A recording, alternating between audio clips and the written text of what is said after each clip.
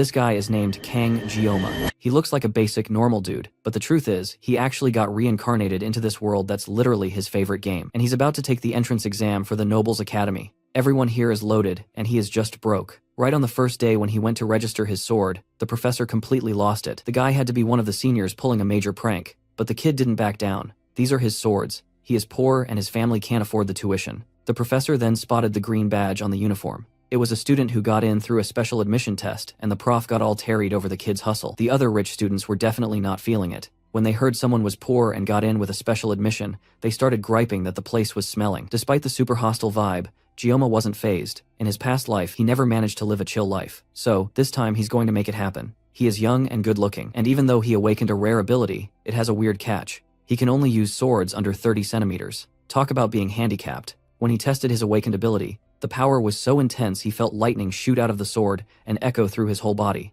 The pain of activating it is too much. If it's like this every time, he's never want using it again. But maybe it's just the first time, like with girls. But testing his ability again, the pain was exactly the same. Near where he was, people were gathering for the ceremony that would set the students' ranks. All the young talents were there, and sitting right at the top was one of the 7 legendary heroes, Siegfried von Nibelung. He is a disciple of Yu Kim, the Academy's founder hero. All the students know and look up to this guy, but the bored old man wasn't pleased. Not even the arrival of another of the 7 heroes cheered him up. This girl, whose curves were more legendary than her title as the Sage of the 7 Heroes, greeted the old man. The girl's name is Media, and Siegfried mocks the girl for being 70 years old and dressing like a youngster. Media didn't take it as an offense. Actually, she took it as a compliment. She also said that if Siegfried accepted her blessing, he would look 10 years younger. The old man refuses. The elderly have to accept their nature. Media has a young essence, and that's why she looks that way. Despite the old man's insults, the girl accepted the invite to watch the Academy's first day. She used to hate these people, but accepted it anyway. The reason is, she is curious to see Siegfried's granddaughter. All the gathered students looked like a sea of colors with their dyed hair. Jioma was the only one with black hair, and the jokes about him not being a noble didn't stop. People forgot all about him when a girl showed up. Her blue hair and attractive aura made the guys turn totally red. Siegfried's granddaughter, the Sword Emperor. The girl is named Abel von Nibelung, and she's the main heroine of this game. The exam was about to kick off. One of the ancient heroes created a place in the Academy called the Subspace. In this place, everyone can be injured and eliminated, but when they return to reality, nothing happens to their bodies. That's why any method of combat is allowed, even the lethal ones. Siegfried and Media say it's an academy tradition. The students who survive the longest get the best rank. The 2 old people were interested in the special student, but the other students were now focused on the student with very special attributes. Jioma could have been one of the guys to join the herd chasing after Abel, but he knows the real deal about this girl and her miraculous blessing. While everyone follows their pheromones, he heads the opposite way. He's even reading a book on how to have a peaceful life in this world. He also remembers that to fight here, he will have to use that darned ability. When it was announced that everyone would be sent to the subspace, all of them were hyped except Jioma. But when it happened, he was determined. After 7 minutes, several students were sent back, leaving everyone shaken by how painful the eliminations were. Media watched closely and noted that Abel took first place. Most people felt this was expected given her famous family. She was very excited to see the performance of Siegfried's granddaughter, but Siegfried himself did not see it the same way. He pointed out that she hadn't broken the Academy record, which he had held for a long time. Just as the old man was about to leave, a heavy, overwhelming feeling hit him like a sharp pain in the stomach. Everyone in the arena felt it. The students looked up at the sky with fear. When Media asked Siegfried if he knew what was happening, even the great hero had no idea. Suddenly, the sky itself began to break. It was an unbelievable sight. 2 people then fell from the sky and crashed into the ground. The arena became deathly silent as Media ordered medical teams to rush to the fallen students. The story then shifts back to a few minutes earlier. While the students were supposed to be fighting one another, it was actually a pair of brothers, beating everyone else up. Because of these 2, the match felt decided from the start. It wasn't a fair fight, it was a death match. Jioma knew exactly who was behind the violence. The evil twins, Mao Jun and Shun Mao. They were 2 brothers with a natural talent for being brutal. For 30 minutes, they had been toying with the weaker students and enjoying the act of hurting them. Jioma looked so weak that the twins didn't even notice him at first. Eventually, all their victims were gone, leaving the brothers bored and looking for a new target. They spotted a single girl shivering in the back and pointed at her. It was clear they had terrible intentions, and Jioma decided he could no longer stay quiet. As Shun Mao walked toward the terrified girl and made a creepy comment about her being his taste, Jioma reached his breaking point. Jioma yelled from the back, catching the twins' attention. He had stepped in without thinking, and now the 2 boys who had ignored him before were staring him down. They saw his special admission name tag and laughed, calling him worthless. They decided to kill him quickly so they could go back to the girl. Facing them both head-on, Jioma wondered what to do. His painless blessing only lasted for 30 seconds, which wasn't nearly enough time to beat them. He realized he had only one choice left, and the answer was in his bag of sashimi knives. However, he knew that as soon as he held a blade, his blessing would activate, and that unimaginable pain would return. He had wanted a safe, quiet life, but not even half a day had passed before he was in danger. When he reached into his bag and pulled out a knife, causing both brothers burst out laughing. Shun Mao decides not to waste any more time and launches forward to take Jioma out. This isn't a situation where Jioma can be picky, but he has a desperate plan. Use his painless blessing for 30 seconds to cancel out the pain from the sword god blessing. All he has to do is hold on. He activates his painless blessing right before drawing the sashimi knife, and once again, the blessing of the sword god flares to life just as Shun Mao descends on him with a wicked smile. There's only one way for Jioma to survive this. If he can't cut through this situation, he will die. But can a sashimi knife really cut through a person? He remembers asking his old master, an ex-gangster, why gangsters in movies always use them. His master told him it was just movie nonsense. He said, "You can't slash a person like a piece of fish, not even if a god comes down, but the blessing is clear. If he wills it, then he can cut it." Trusting the blessing over his master, Jioma thrusts his knife towards the large man jumping at him, and in an instant, Shun Mao is sliced clean in half. The other students and the remaining brother, Mao Jun, stare in absolute shock. The quiet, gloomy kid just did the impossible with a simple kitchen knife. Shun Mao's body falls to the ground in 2 pieces. His brother screams. He desperately forces his brain to remember that this is subspace, that Shun Mao isn't really dead, but that doesn't change what he just saw. Mao Jin tells himself that his brother must have been careless. Now, as the remaining twin, he has to pick up the slack. He looks at his brother's fallen body and takes the power gauntlet for himself. With the gauntlet equipped on both hands, its true power awakens. Mao Jun's defense is boosted. His jumping power increases by 200% and his fists hit like a truck. He's confident that not even an S-rank weapon can pierce his defense now. But Jioma isn't even paying attention to him. He's just focused on the countdown, tracking the seconds he has left before his blessing ends. Mao Jun sees an opening and rushes in for a sucker punch while Jioma is distracted, and then in a single instant, it's all over. Mao Jun is on the ground, covered in his own blood and barely alive while Jioma finishes his countdown. The moment it hits 0, the painless blessing ends and the full agony of the sword god blessing slams into him at once. He screams, still clutching the knife, and finally collapses. Sometime later, Jioma wakes up in a white room, probably some kind of clinic. Before he can even get up, 2 people walk in. He's never met them, but he knows exactly who they are. 2 of the legendary 7-star heroes, the strongest of humanity, Siegfried, and the Academy's director, Medea Poison. He can't help but wonder why 2 of the most powerful people in the world are here to see him. Medea asks for his name, but Siegfried gets straight to the point, his hand resting anxiously on his sword. He demands to know what on earth Jioma did. He explains that during the fight, they both felt a powerful sensation that was clearly caused by him. The hostility is so thick, you could cut it with a knife. Realizing he's being targeted by the strongest man alive, Jioma makes a smart move. He first apologizes, saying that his actions went too far, and tells them he's ready to accept any punishment. As the 2 stare each other down, Medea is forced to step in before a fight breaks out. She tells Siegfried to stop scaring the kid, and then reveals something shocking. While Jioma was unconscious, Siegfried actually cleaned his clogged meridians. Jioma can't believe the swordmaster would do that for him. But now that he checks, his body definitely feels a lot lighter. Medea then explains that they reviewed the video and concluded he was just defending a female student in trouble. She can't help but drool a little, calling Jioma the handsome prince she's been dreaming of, forcing Siegfried to pull her back. The main point, she says, is that she won't give him any grief over his actions. Better yet, the twins had a terrible reputation anyway, and after what Jioma did, they've both decided to withdraw from the school. That's a huge relief for him, but that isn't all. The real reason they came to see him was to congratulate him for being the top scorer in the whole school. And just like that, Jioma's dream of a peaceful and safe life has officially become impossible. Later, back in Medea's office, the 2 heroes regroup. She's complaining about something she's never seen in her 2 decades as head of the academy. A student earned the top spot among all the new candidates and then rejected the offer to join the highest class in the school, the star class. They tried to ask him to reconsider, but Jioma still doesn't want it. Media asks Siegfried if he's upset that Gamma took the top rank instead of his granddaughter. After all, he saw the video and his potential, but Siegfried doesn't agree. He sees this as nothing more than an immature child challenging the system. He says the subspace has the will of the founding hero. If the subspace recognizes Jioma as number 1, then the academy itself has chosen him as the top pupil, and that won't change. Siegfried also has his own personal thoughts. He sees Jioma as someone completely strange. If his skills were outstanding, or if his physical abilities were great, or even if he had a little bit of experience, it would make sense. But Siegfried could tell that he had none of that. And yet, as he saw in the video replay, there was a great essence of skill in how Jioma moved. It represented the ultimate form of swordsmanship, something he has been pursuing his whole life. When he was unblocking Jioma's acupoints, he sensed how feeble his body was, that he had not yet received any physical training. But it also appeared that something was stored inside him that even the strongest human cannot comprehend.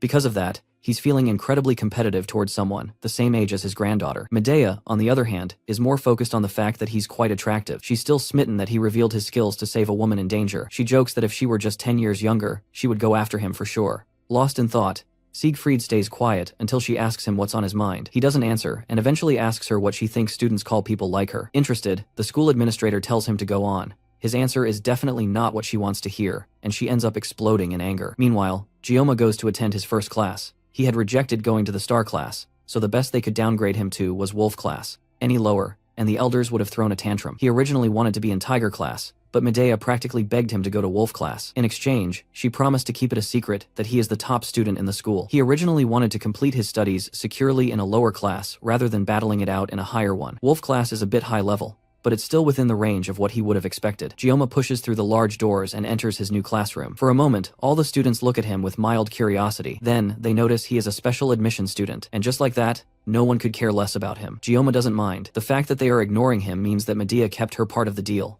Now all he has to do is live the tranquil life he has always dreamed of. He settles down at his desk as a familiar student walks towards him nervously. She shakily thanks him for helping her previously, but Gioma has no idea who this is. She clarifies that she's the girl he saved during the test. Gioma brushes her off and tells her that she doesn't need to thank him. After all, he says, anyone else in that situation would have done the same thing. It may look like he saved her, but he feels he actually did it to save himself. Accepting her gratitude would make him feel like a hypocrite.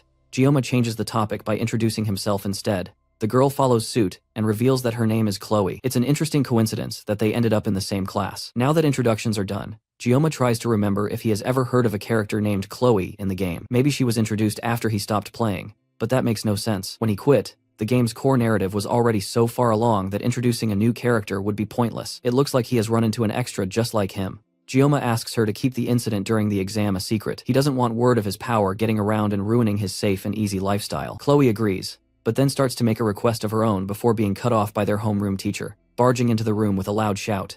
Gioma tells her to go back to her seat so they can talk later. The teacher, who introduces himself as Lee Wanbin, congratulates the new faces of Wolf class. Since it's their first day, he wants to begin with some basic physical exercise: 100 push-ups, 100 sit-ups, and 100 squats, as well as 10 laps around the training area. Basically, it's a Saitama split. For the genius nobles who have received vigorous training their whole lives, this is a piece of cake. For Gioma, though, this is a training regimen that will most certainly make him go bald. He nervously walks up to the teacher after everyone else has left and says he's not feeling strong enough for the training. Surprisingly, not only does the teacher know his name, but he also seems to think incredibly highly of Gioma. It looks like Medea didn't completely keep her impression of him under wraps. Lee Wanbin also knows Gioma is allowed to take classes from any level he wants. He denies the opportunity to go to the star class and instead tells the teacher he just wants to go to the toilet for now. And that's how Gioma is forced to join the tedious exercise with the rest of his classmates. They all run past him with ease while he barely lags behind, already feeling like he's about to pass out. Chloe runs up beside him and notices that he doesn't look so great. She surprisingly tells him that she's on her 9th lap already, gives him a little bit of encouragement, and then zooms off to complete her last one. By the end of the day, Gioma returns to his dorm room and chugs several bottles of water. He's been at the academy for just a week and has already faced unexpected problems. After the intense training, he ran to the cafeteria only to find out the meals weren't free. When he saw the price for one spicy pork rice, he froze in shock.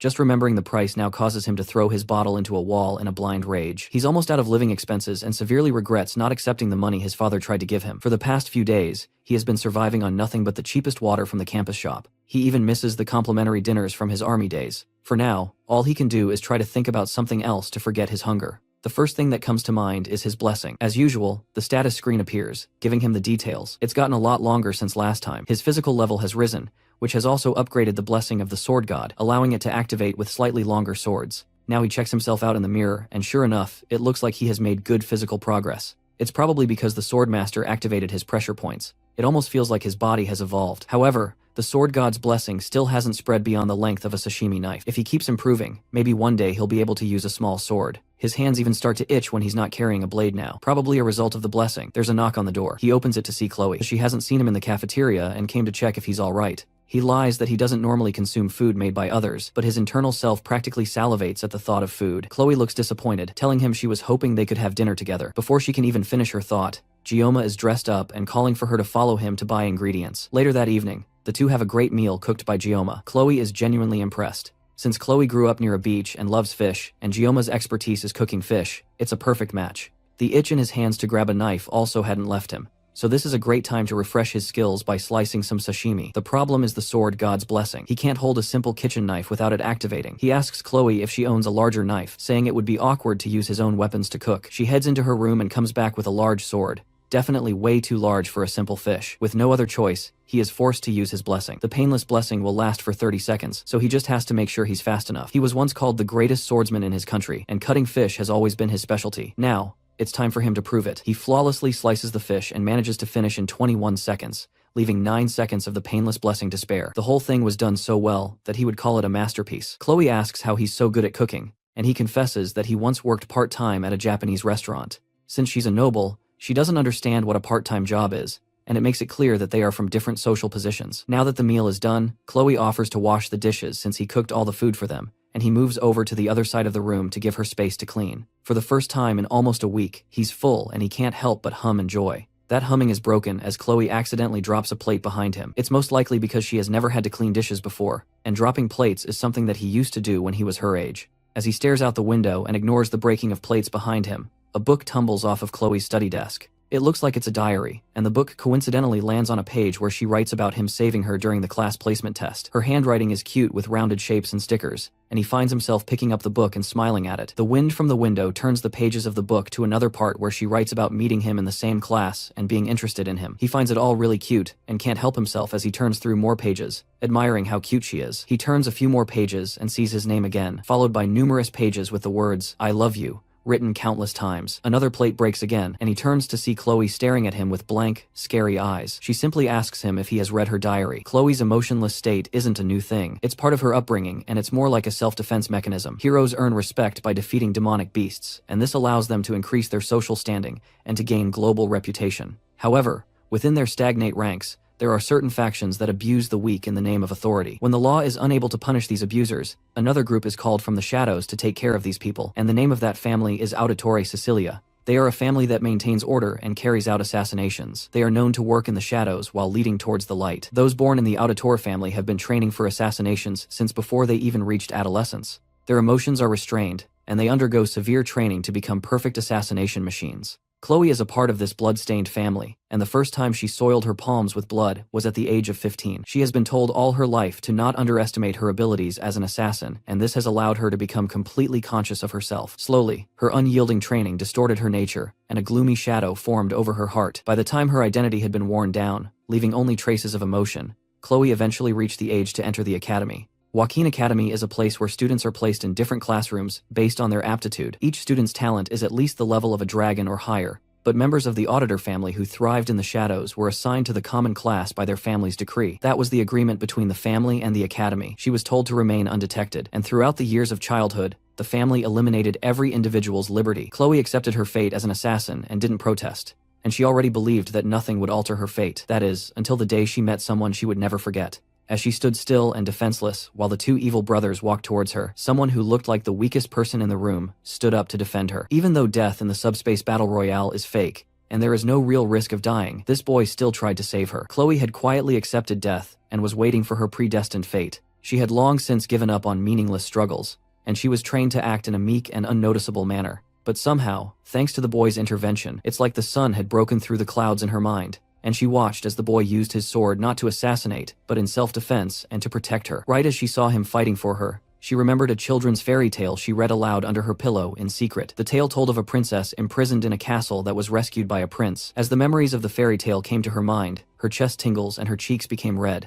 This unidentifiable feeling in her was most certainly love. Now Gioma has committed the ultimate sin by looking into the private thoughts of this girl. As she stares him down, he tries to, but he knows deep down that he is screwed. He tries to figure out exactly how he got into this situation. Was it when he took the pure sentiments of a teenage girl, or maybe the moment he foolishly followed her because she offered to feed him? No matter how he found himself staring at death itself in the form of a teenage girl, his first priority should be getting out of here. He changes the topic, commenting on how lovely the moon is before casually trying to find a way to leave the room without getting his head chopped off. She doesn't let him finish his sentence and asks him again if he saw her diary. He tries to play it off, pretending that he only saw her reference book and compliments the amount of effort she put into studying. But none of that flattery will save his life right now. He can't even believe that she saw him reading it in the first place, since she was busy washing dishes while he was peeking through it. And she has even abandoned the formal speech she was using to talk to him before. It's almost like she has become an entirely different person out of nowhere. He promises that he didn't see it, but she pesters him until finally he admits that he saw it. As soon as he says that, Chloe decides that his life must end, and she pulls out the same sword that she offered him before to cut the fish. Gioma looks around and weighs his options. They are currently on the 4th floor, so jumping out of the window isn't an option. The only way out for him is through the front door, but Chloe definitely won't let him just walk out of here, at least not with his limbs attached. She really is coming towards him with the sword, and it looks like his time is running out. He tries to figure out why she's suddenly acting this way, and he can only think of one possibility. Her unmoving pupils and her dark red eyes can only mean one thing. He's dealing with a textbook yandere, but if he takes into account her sudden shift in attitude from an adorable little strawberry to a fierce killer, it gets even worse. She's a yandere with a dual personality. Managing her yandere characteristics alone will definitely be difficult, but adding a dual personality disorder to it makes things even worse. It looks like her change in personality was triggered by him opening her diary. This might be harmful, but he's sure that she'll pursue him until the day he passes away if he doesn't do something to snap her out of it. He has to find a way to secure his future by taking the initiative today, else things are only going to get worse for him. The only way he's making it out of here alive is if he gets a weapon, but he only has 9 seconds remaining after using 21 seconds to slice the fish. His sashimi knife is still in his room, but he can use the kitchen knife from earlier. There's no way he's going to be able to reach that without his arms getting severed though. He looks around again and notices a box cutter on her study desk. There's nothing else he can use, but there's no way this little thing is enough to activate the blessing of the sword god. Chloe finally rushes him with a sword, and it looks like there's only one way to find out. He grabs the box cutter, and then unloads the blade. Numerous status screens pop up in front of him. Being resourceful in a situation like this increases his mental resilience, and he temporarily gains an intimidation buff. The system then makes necessary adjustments before activating the blessing. Chloe rushes at him with her sword right as Gioma pulls back with the box cutter. Before she can cut him down, he tells her that her hair is a little long. Thanks to the intimidation buff, Chloe freezes for a moment right as Gamma unleashes the blade. Everything goes dark and fuzzy, and by the time Chloe wakes up later in the evening, her room is dark, tidy, and empty. Her thoughts immediately go to Gioma, and she wonders where he went off to. She calls out to him a few times, but the silence confirms that she is alone in her room. The last thing she remembers is sneaking looks at him while he was looking out of her window, but everything is fuzzy after that. She suddenly feels the need to look for her katana, but she sees it leaning against her study desk. She sometimes loses consciousness whenever she holds her katana, but it looks like she managed to hold herself together this time. At least that's what she thinks anyway. Back when she was younger and still honing her skills, she would lose consciousness when holding her blade, and by the time she would come to her place would be covered in blood, and her elders would dismiss her whenever she would ask what she did while passed out. They would always remind her not to deny her talent as an assassin. Still, the fact that she can't remember what she did with Gioma makes her feel embarrassed, and she buries her head in her bed in shame. But that shame quickly turns to something else entirely, as she starts thinking about Gioma. Then she notices the box cutter laying on the floor, and also that her hair looks shorter. Inside her trash bin, she also sees some of her hair neatly cleaned up. That's when she realizes that he must have helped her cut her hair, and she opens up her journal to write about her love for him a little more. Gioma, on the other hand, isn't nearly as lovesick as Chloe is at the moment. In fact, right now, he can barely believe that he's even alive. Behind an inconspicuous wall at the far side of the college, he throws up the food that he was just praising Chloe for feeding him. He barely managed to go past the first 5 seconds after the 9 seconds of his painless blessing ended.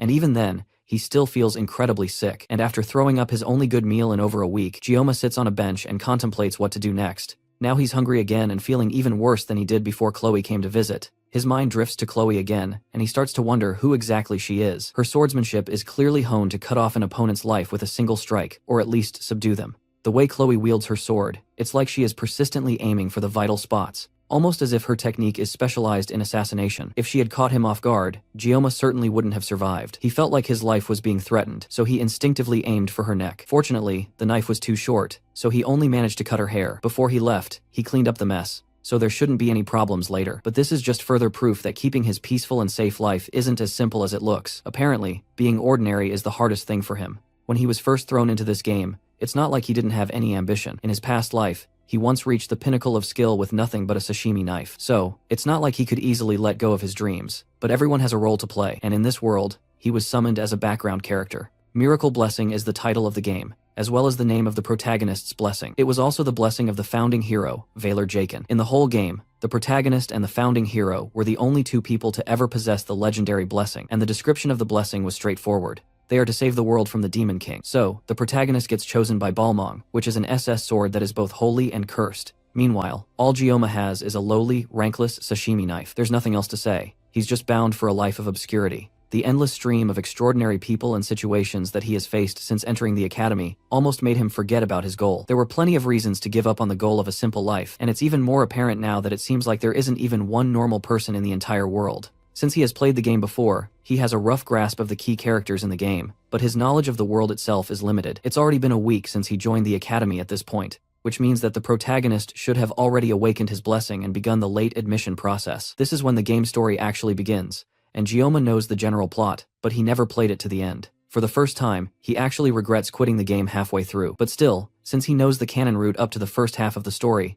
that already gives him a big advantage. All he has to do is stick to the canon route no matter what. If he starts meddling in everything, then he'll end up losing the only advantage that he has. From his memory, he knows that the storyline takes a sudden dark turn around the second semester of the third year, which is when the demons realize that the hero has awakened, and they launch an attack on the academy led by a legion commander. As the fight escalates, the demons and the humans spiral into an all-out war, and from there, the game story turns into a typical fantasy novel. Back when he was playing it, he just wanted to emulate the carefree, simple, youthful life that he never experienced as a teenager. So, he deleted the game without a second thought. The problem is that now he's part of the world that is destined for war, and there's a very real possibility that he might die. He still has 3 years before then, though, and he needs to stop running from reality so he can focus on what's possible. He won't let himself die, and he will focus on growing stronger so he can survive. Besides, cliché games like this one always have happy endings where the protagonist manages to save the world. All he needs is enough strength to protect himself, so he can't let himself be some helpless weakling that gets killed off. He just needs to train enough to protect himself while keeping as low a profile as possible. To do that, he will have to minimize his use of the blessing of the sword god, because just the few times he has had to rely on it has put immense strain on his body. It's a powerful ability, but it comes with way too many drawbacks for his liking. Thinking about the blessing once again activates a status window that gives him information about it. Weirdly enough though, there are new entries to the information that he didn't notice before. The 3 new entries are a body, mind, and armament grade, and the numbers beside them seem to be levels. They all reflect how much he has grown, and each one will lessen the strain of his blessing on his body. There's also one more called synchronization, but he has no idea what it means, and its description is just some question marks. He tries tapping on it, but access to it is denied, because he has not met the relevant conditions. That's another puzzle to add to this mysterious blessing, but it's not important right now. His main priority at the moment should be improving his body and finding a new weapon. He can't depend on the 30 seconds of the painless blessing forever. So, he also needs to learn to wield a sword that doesn't meet the condition of the blessing. Luckily, there's a monster hunting training for the midterms that's happening in a month. The reward for the training is the long sword more same. It's a B-tier weapon that should serve him until graduation. It's also too big for his blessing to activate, meaning that it's the perfect weapon for him. There's a lot to figure out, but it already feels like he's making good progress. While lost in thought, a voice calls out to him suddenly. He looks up, and staring back down at him is someone he never expected to see or talk to. It's Abel von Nibelung, the granddaughter of the Sword Emperor, and the one person that he really shouldn't be interacting with if he wants to avoid changing the game story. She tells him that he's on her seat, but he's too stunned to get up for a moment, forcing her to yell at him before he finally gets the message and slides away to give her space. He still can't get over just how pretty Abel is, and he caught himself staring without even noticing. As he tries to leave, she tells him that he doesn't have to go. He can just shuffle over a bit instead. It's weird that she'd call a public bench her seat, but he lets it go since he doesn't really want to get involved with her. He still can't help staring at her, and just as he would expect from the heroine of the game, she really is gorgeous. Suddenly, she starts talking, and that startles Gioma back to the present. This is definitely way too odd, since the Abel that he knows is usually standoffish and doesn't talk to people. Even the handsome protagonist of the game couldn't get her to warm up to him. She continues talking, asking him if he also uses a blade as his weapon, and he sheepishly answers her before asking how she knows. She tells him that her grandpa once told her that swordsmen have a different look in their eyes. Then she shows him her sword and asks if he wants to hold it. He's still feeling a bit odd about the whole thing, so he declines the offer, but that just makes her pout in annoyance. It looks like he hurt her feelings, but he just can't get used to her talking to him. Then she asks him if he knows her. Gioma is surprised at first, but that's an odd question for her to ask. There's no one in the school who doesn't know who she is. He answers her in a blank way, saying that he sort of knows her, but then she tells him that she doesn't know him. She considers that a bit unfair, the fact that he knows her, but she has no clue who he is. Gioma doesn't agree since they have only just met, so it's not important if they know each other's names, but she tells him that he could be a spy sent by the Demon King who's sneaking into the academy, dressed as a student. It's quite suspicious that he's out here alone this late at night. Gioma then throws the question back at her and asks her why she's out so late at night. It's obvious though from her clothes and weapon that she just finished training and working out. She tells him that she did breathing exercises and then points at him as she talks, unintentionally, giving Gioma a full view of the scars on her hands. She hurriedly hides her hands, but Gioma has already seen them. They are signs of her hard work, and Abel agrees with that since it's obvious that she, of all people, would be working hard. People don't understand what it means to belong to the Nibelung bloodline. They are expected to always be at their best and to be flawless. One slip up, and they could become a target. Abel then reveals that she is not the top student of the year, and this is the first time that she has ever lost to someone in her life. But somehow, even though she should be upset, she feels strangely liberated. She can't help wondering who exactly beat her and became the top scorer though. She would love to meet them so she can tear them apart.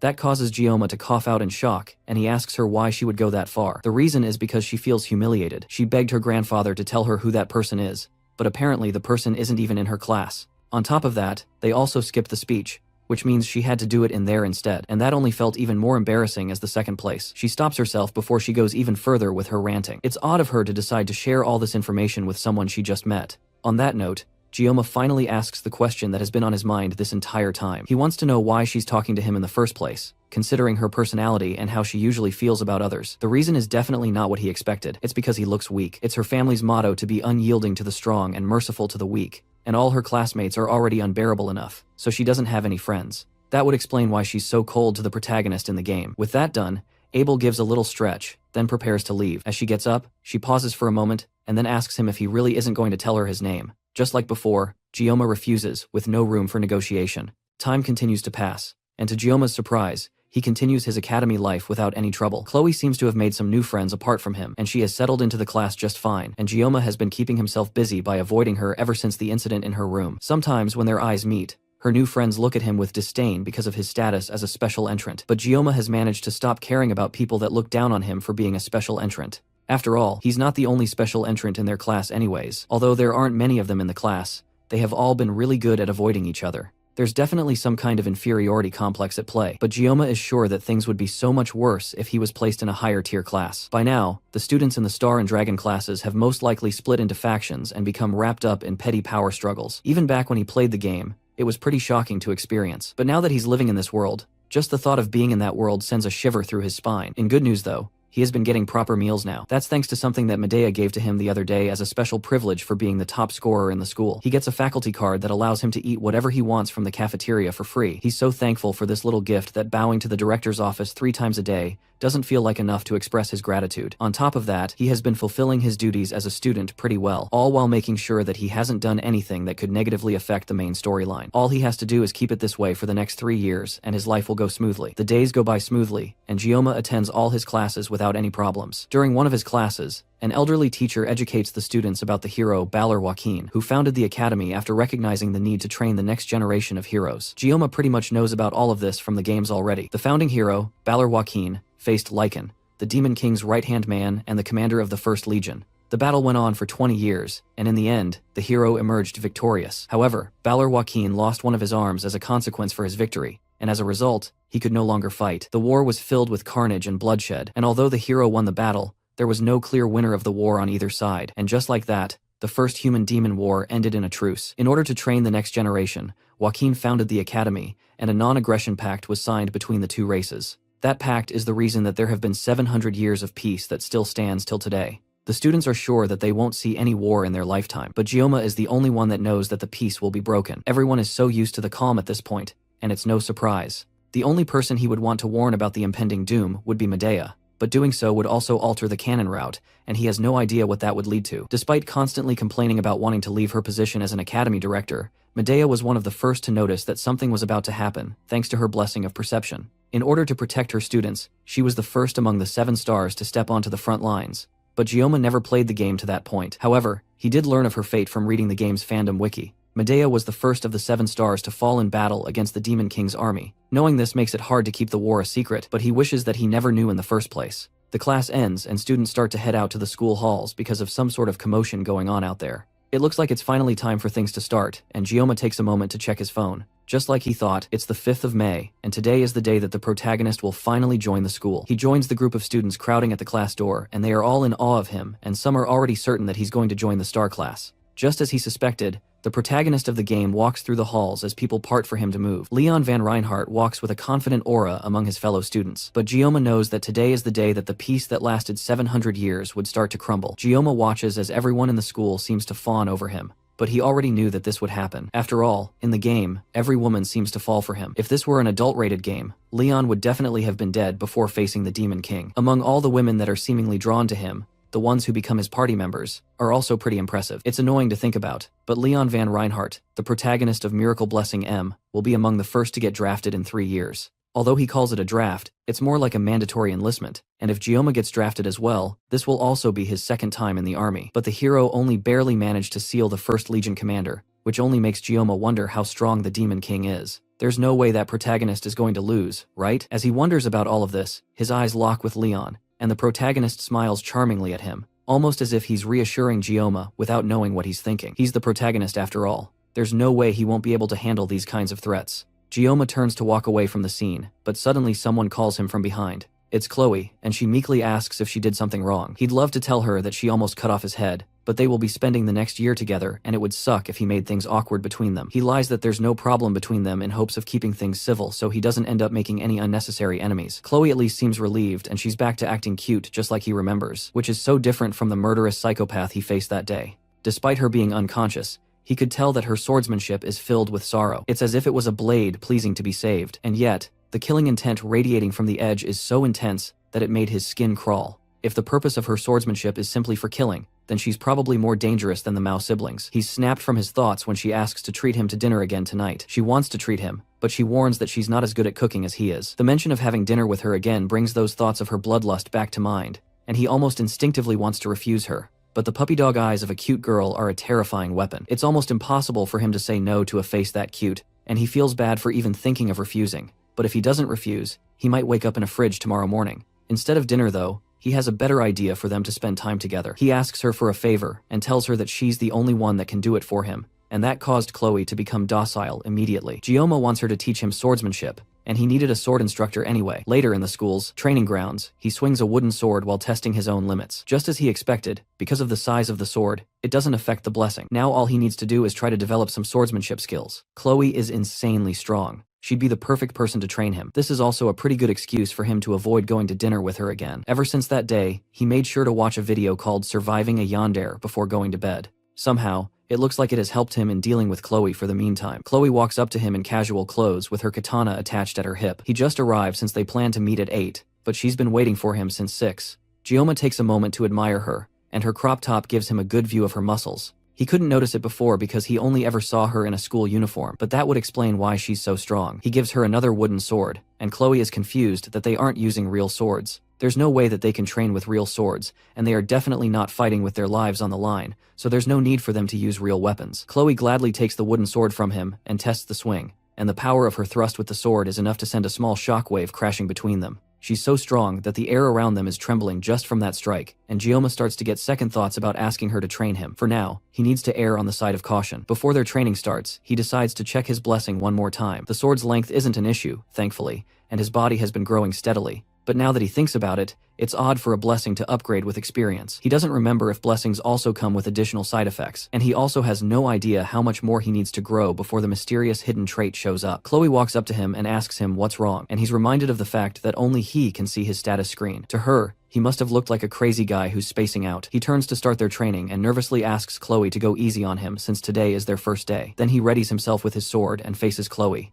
In his past life, he learned everything through hands-on experience. He firmly believes that to master something, you can't just give a piece of yourself. You have to be ready to sacrifice your entire being. The reason he adapted so quickly in the academy is because of the training that he received in his class. He learned from a young age how to read when he's growing and when he's stagnant. And even now, he can tell that things aren't perfect in both his stance and his grip on his sword. However, even with all of that, the final stroke of the sword must always strike the opponent. He opens his eyes to begin the duel and sees Chloe already rushing towards him at full force. He barely has time to dodge her first strike, as Chloe switches her stance and launches another attack, which he is barely able to parry. Somehow, as the fight continues, she seems to keep getting faster, and Gioma is barely able to keep up with her pace. And on top of all of that, she might even be holding back since he told her to go easy on him. Her sword clashes with his again, and this time, the wood begins to crack from the force. Her relentless onslaught of attacks doesn't slow down though, and she continues to strike while he barely manages to parry and dodge. With how much force she's using, if he gets hit by even one of her attacks,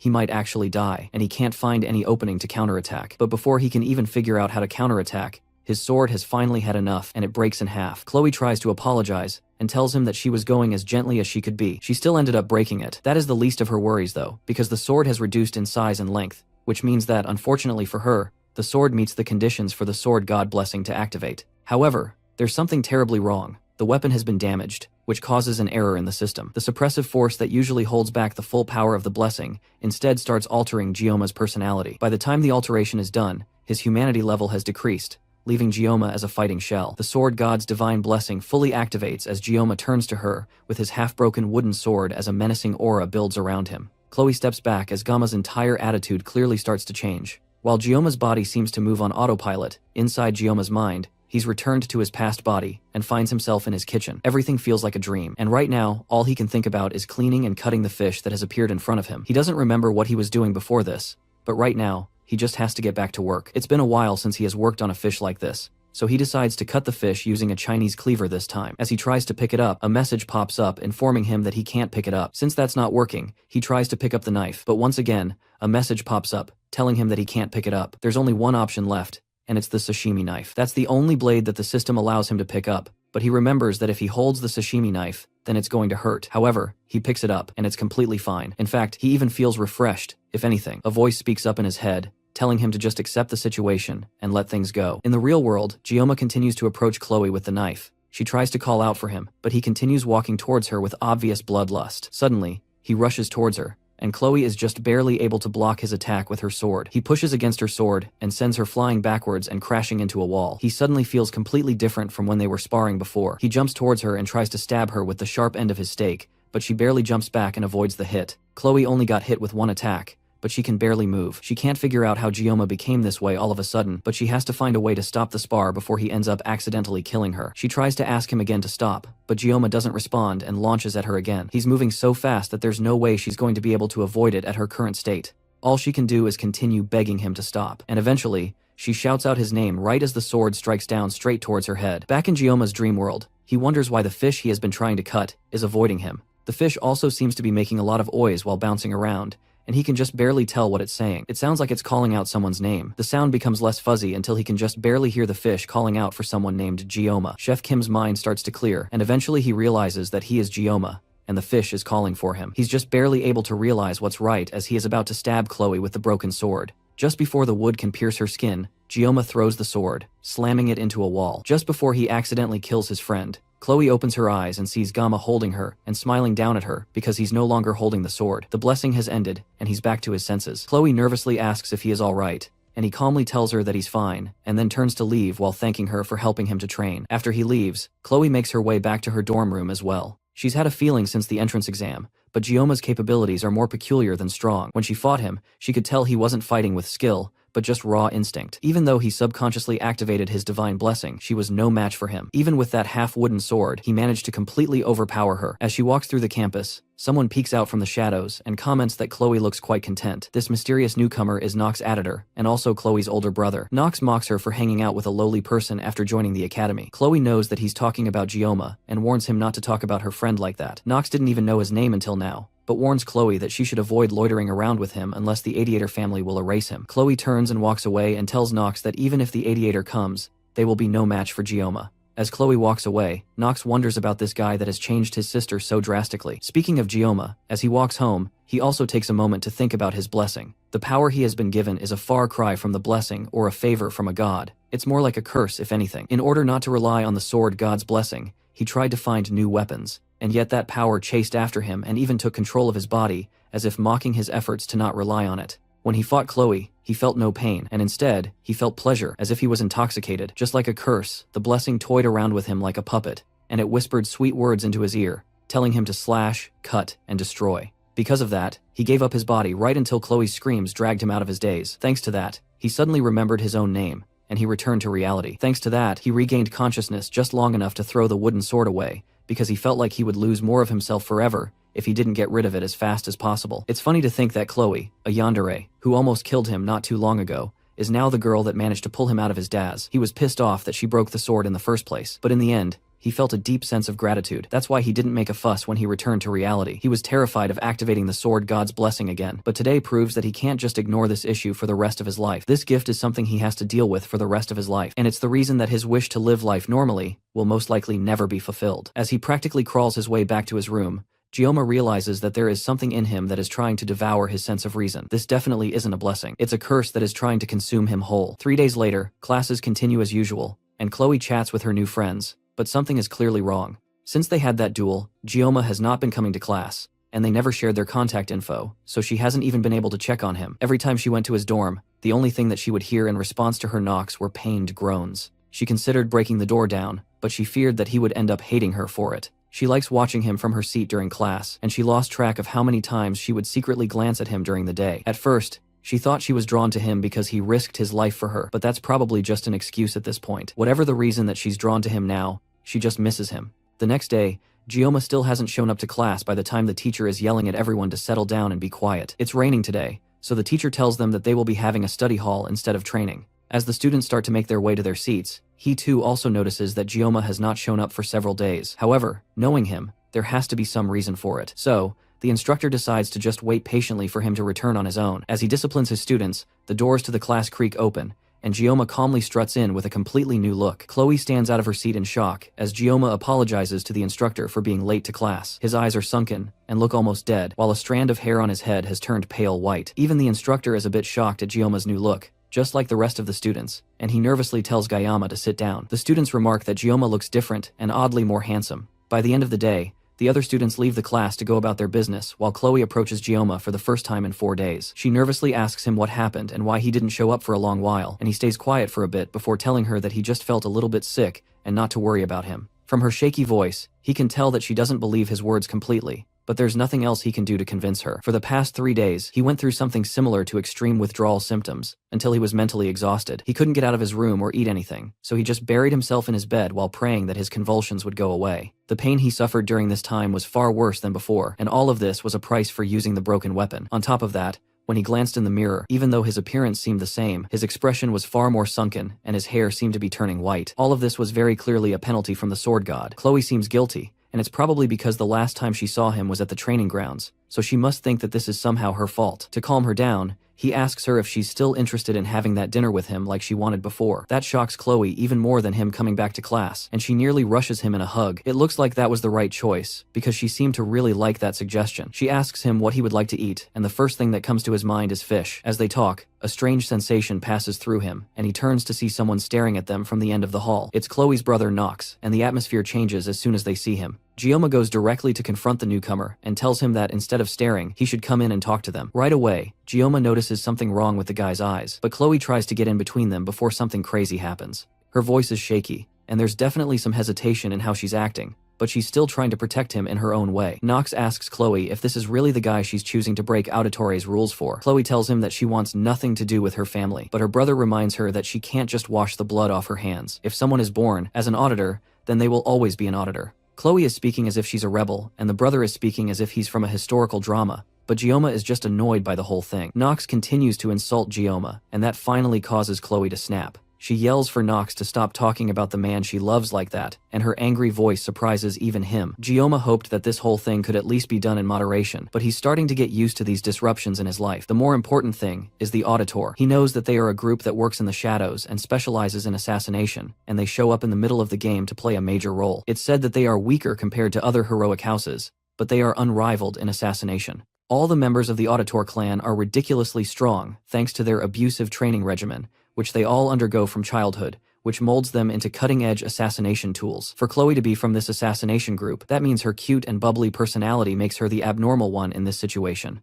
Unlike her brother, Knox has an expression that shows that he's used to killing, and although Gioma has nothing against that, it looks like Chloe wants to lead a normal life instead. Just like his blessing of the sword god, the environment of the Auditor is something that Chloe had no say in being a part of. She's destined to live a life as an emotionless murderer, and that's almost unfortunate to think about. Gioma doesn't think he's a hero, and he has no intention of ever becoming one. But even if he can't save the world, he can at least try to save the life of one girl. He steps between Chloe and her brother and confronts Knox directly. In the end, he tried escaping the sword god's blessing, but he couldn't. So instead, he'll take a step forward and embrace this curse. After all, the name Gioma means sword demon. With that, he walks past the two assassin siblings and tells Knox to follow him. Meanwhile, Lee Wonbin sits in his office with thoughts of his student running through his mind. When Gioma came to class that morning, it was very obvious that something had happened to him. His expression was void of emotion, and he looked deeply troubled. As he's thinking to himself, one of his fellow instructors walks into the room cheerfully, while also remarking on the man's baldness. Before they can keep talking, Lee Wonbin gets a call from the administrators, and they want his permission to allow a student of his to use the subspace. Lee Wonbin desperately asks to know which of his cadets requested to use the subspace all of a sudden, and they confirm that it is Kang Gioma who requested it, hoping to face Knox Auditory. The stage is set for Gioma and Knox's fight, and our MC waits patiently in the room with 15 minutes left before the fight starts. He thought the process to get access to the subspace would be complicated, but it went by pretty quickly. It's definitely thanks to Medea, who at least wanted him to be safe while fighting a professional assassin. At least since he won't be fighting in reality, that means that he doesn't have to worry about physical injuries, but there's still a pretty good chance that he could suffer mental ones. However, none of that matters as long as he can win. He can hear all the noise in the arena from the waiting room, and it looks like the fight between the two students managed to draw some unintended buzz. It's almost ironic that he was trying his best not to stick out before, but right now, that all feels pointless. Beside him, Chloe is practically drowning in grief and guilt. She's probably blaming herself for this whole situation, and Gioma tries to assure her that it really isn't her fault, and she even lent him some gear, so everything will turn out alright in the end. She tells him that Nox is really strong, and he's a genius with unmatched talent in the entire history of the Auditor family. When it comes to the dark arts, there's no one that's up to his level, and at the age of 14, he was already dubbed the pinnacle of the dark arts. That's a pretty cringy name, but it does show how strong he is. Gioma stares down at the rose-colored blade in his hand, as he remembers the decisions that led him up to this point. His old teacher always used to tell him that he is destined to wield a blade for his whole life. He never expected that he would still be running around with a sashimi knife even in his next reincarnation. An announcement comes over the speaker informing the students that the subspace battle is about to begin. He gets up to leave the locker room, but not before reassuring Chloe one more time that he is going to win. He steps out into the arena and is immediately bombarded by the excited cheering of his fellow students. Gioma feels like he's one of those gladiators from the Roman Empire, with how intense the atmosphere has become. Over in the distance, he can also see that the entire star class is attending as well, including the main cast of characters from the game. Nox walks into the AS well and immediately calls his attention. It looks like the assassin is insulted that Gioma would dare come to challenge him with a girly kitchen knife. This guy's killing intent is no good, and it would be best that Gioma tries his best to avoid provoking him. So, naturally, Gioma taunts him even more by telling him that a true master never blames their equipment. Nox pulls out his blade, an S-rank sword called the Two Hungrian Blades. On top of the powerful equipment, he also has one of the best auras in the game, the Blessing of the Crow. However, Gioma has also come prepared with dual discount-grade kitchen knives. Truly, this will be a fight for the ages. The subspace barrier is deployed, and before it is even fully active, the two students leap at each other. Gioma activates the Painless Blessing as he uncovers the two knives, which activates the Sword God's Blessing. The people in the stands watch in awe as they can barely see anything going on in the arena. This was supposed to be an easy match where a special admission student would get demolished by an accomplished assassin, but with how fast the two of them are going, the students can't even keep track of what's going on. The students from Star Class are also surprised by how interesting this fight has suddenly gotten, especially Abel, who can't believe that the person she labeled as weak has such fighting prowess. Their swords continue to clash, and Gioma is effortlessly dodging all of Nox's attacks. The assassin gets frustrated and launches another attack that's so fast it creates 3 after images of him. Somehow though, despite the attacks hitting Gioma head-on, he still manages to come out of it unscathed. The students watching are praising Nox's strength and speed, and they see this battle as Gioma running away from every attack. But Abel knows the truth that no one else can see. Only those who can clearly see the match will understand what's happening. Somehow, Gioma is perfectly dodging every single one of Nox's attacks, almost like he's not even trying to fight. Meanwhile, Nox is getting even more agitated since he even used his Blessing of the Crow, thinking that it would be enough to annihilate him. But Gioma somehow managed to everything like it was nothing. Now that Nox has seen for himself how skilled Gioma is, he decides to be more cautious and aim for a powerful strike that can slice through a wide area in just one go. Gioma suddenly drops the sashimi knife that he brought with him and holds the rosy blade that was given to him by Chloe. Just looking at the confidence in his stance makes Nox even angrier, and he doesn't think a nobody like Gioma should have the nerve to act like a big shot. As Gioma charges his attack, Nox also activates a powerful attack aimed to our MC with a single strike. Before he can even move though, Gioma goes on the offensive, and in a flash, the match is decided. Gioma wanted to live a comfortable life, and to achieve that, he stuck to the rules and tried not to stand out as much as possible. Now, he has given his body up to the Sword God with the sole aim of cutting Nox up so cleanly that he wouldn't even be able to see if he was cut at all. The whole crowd falls deadly silent as Nox's arm, still holding one of his blades, flies through the air and falls limply to the ground. This is the beginning of Kang Gioma's origin, and it's the moment he says goodbye to his peaceful future. Gioma turns around and finishes the job, slicing Nox cleanly into pieces and officially ending the battle. The subspace barrier gets turned off, and the crowd is still in stunned silence, and Nox tries to catch his breath with his arms on the floor. Gioma puts his blade back in its hilt as the announcer declares him the winner of the match. Gioma isn't shocked that the crowd can't even bring themselves to cheer. He showed incredible power out of nowhere, all with a knife that was made for gutting fish. Despite the strength that he has, he still feels that cutting a person is just way too unpleasant. The only consolation they have is that both the Mao brothers and Nox were in the subspace when they fought, so he wasn't really killing people. Nox still tries to catch his breath on the ground, and Gioma can't help but admire the man. He's just as strong as Chloe described, and he has an incredible battle sense that has been honed through experience. However, anyone would be able to sense his intentions through his killing intent. The announcer repeats that Kang Gioma won the duel, and it looks like this is enough to snap everyone out of their days, and the arena is filled with cheering and shock that a first-year special admission student took down a sophomore. Gioma's peaceful, unassuming life is officially over, but this is the path he chose. Now that things have come to this, he just has to endure it with sheer will and grit. Even by the next day, people are still talking about the duel between the first and second year. In the star class, Abel stares out the window as she thinks about the student that has completely filled her mind recently. Because of the duel, his name follows her everywhere she goes now, and it's almost as if he's the only one everyone is talking about. When she saw it, she couldn't believe it either. But at that moment, he had such incredible swordsmanship, while only using 2 kitchen knives. Watching his mastery of the blade has made her feel almost hopelessly naive for thinking that she was skilled at using a sword. In fact, he was so good that she's sure that he was the top student her grandfather was keeping as a secret from her. That makes her even more frustrated since she talked to him as if he was weak when he was actually stronger than her. Her loud annoyance is enough to wake up her seat partner, Rachel. She apologizes to her friend, but Rachel can immediately tell that something is seriously bothering Abel. The blue-haired girl tries to play it off by saying that she's frustrated because she hasn't been able to work out recently, but Rachel can immediately see through all of that. She tries some guesses to see what might be bothering Abel, and hits the nail on the head when she mentions that it might be boy trouble. Rachel breaks out in uninhibited laughter at the thought that Lady Abel would be interested in romance. All the while, Abel tries to convince her friend that it really isn't what she thinks it is. Rachel ignores her and shifts her focus to figuring out what man has gotten her dear friend so flustered. She runs through the list of options, starting with Leon, the class star with a handsome face. But Abel is so deadpan at the mention of that idea that it's obviously not him.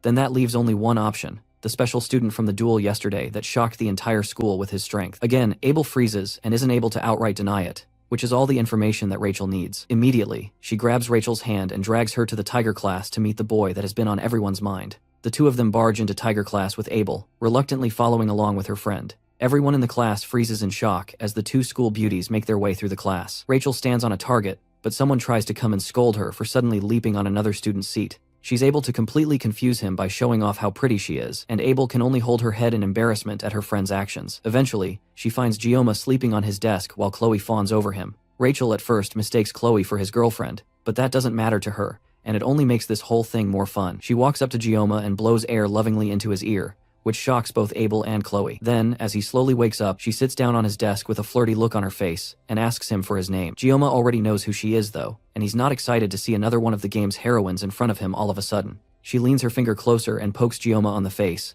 complimenting his looks, while he just stares at her, shocked. He has no idea what's going on, but his intuition is screaming at him that this entire situation is dangerous. Suddenly, the hand that Rachel was about to use to poke Gioma is grabbed by a very angry-looking Chloe. Chloe demands to know what Rachel thinks she's doing, but her anger and murderous intent only amuse Rachel. It looks like Gioma's danger instincts were warning him about Chloe. Her personality has completely flipped as she spawns a box cutter from the Yonder pocket dimension. If a knife fight breaks out in the classroom, it could spark some serious problems for him down the line. This is a combination he has never seen in the game before, and he can only wonder why this is happening all of a sudden. Abel comes in and tries to drag her friend out of the situation, especially since this isn't even their classroom. But Rachel won't budge. She claims that she's only here to say hello, and then, as if to pour salt in the wound, she places a hand on Chloe's head and tells her that she's not supposed to interrupt when adults are talking. That only makes Chloe even more angry, and she opens up the box cutter and prepares to strike. Gioma and Abel watch in shock as Chloe tries to stab Rachel, but her hand is easily grabbed by the much stronger girl.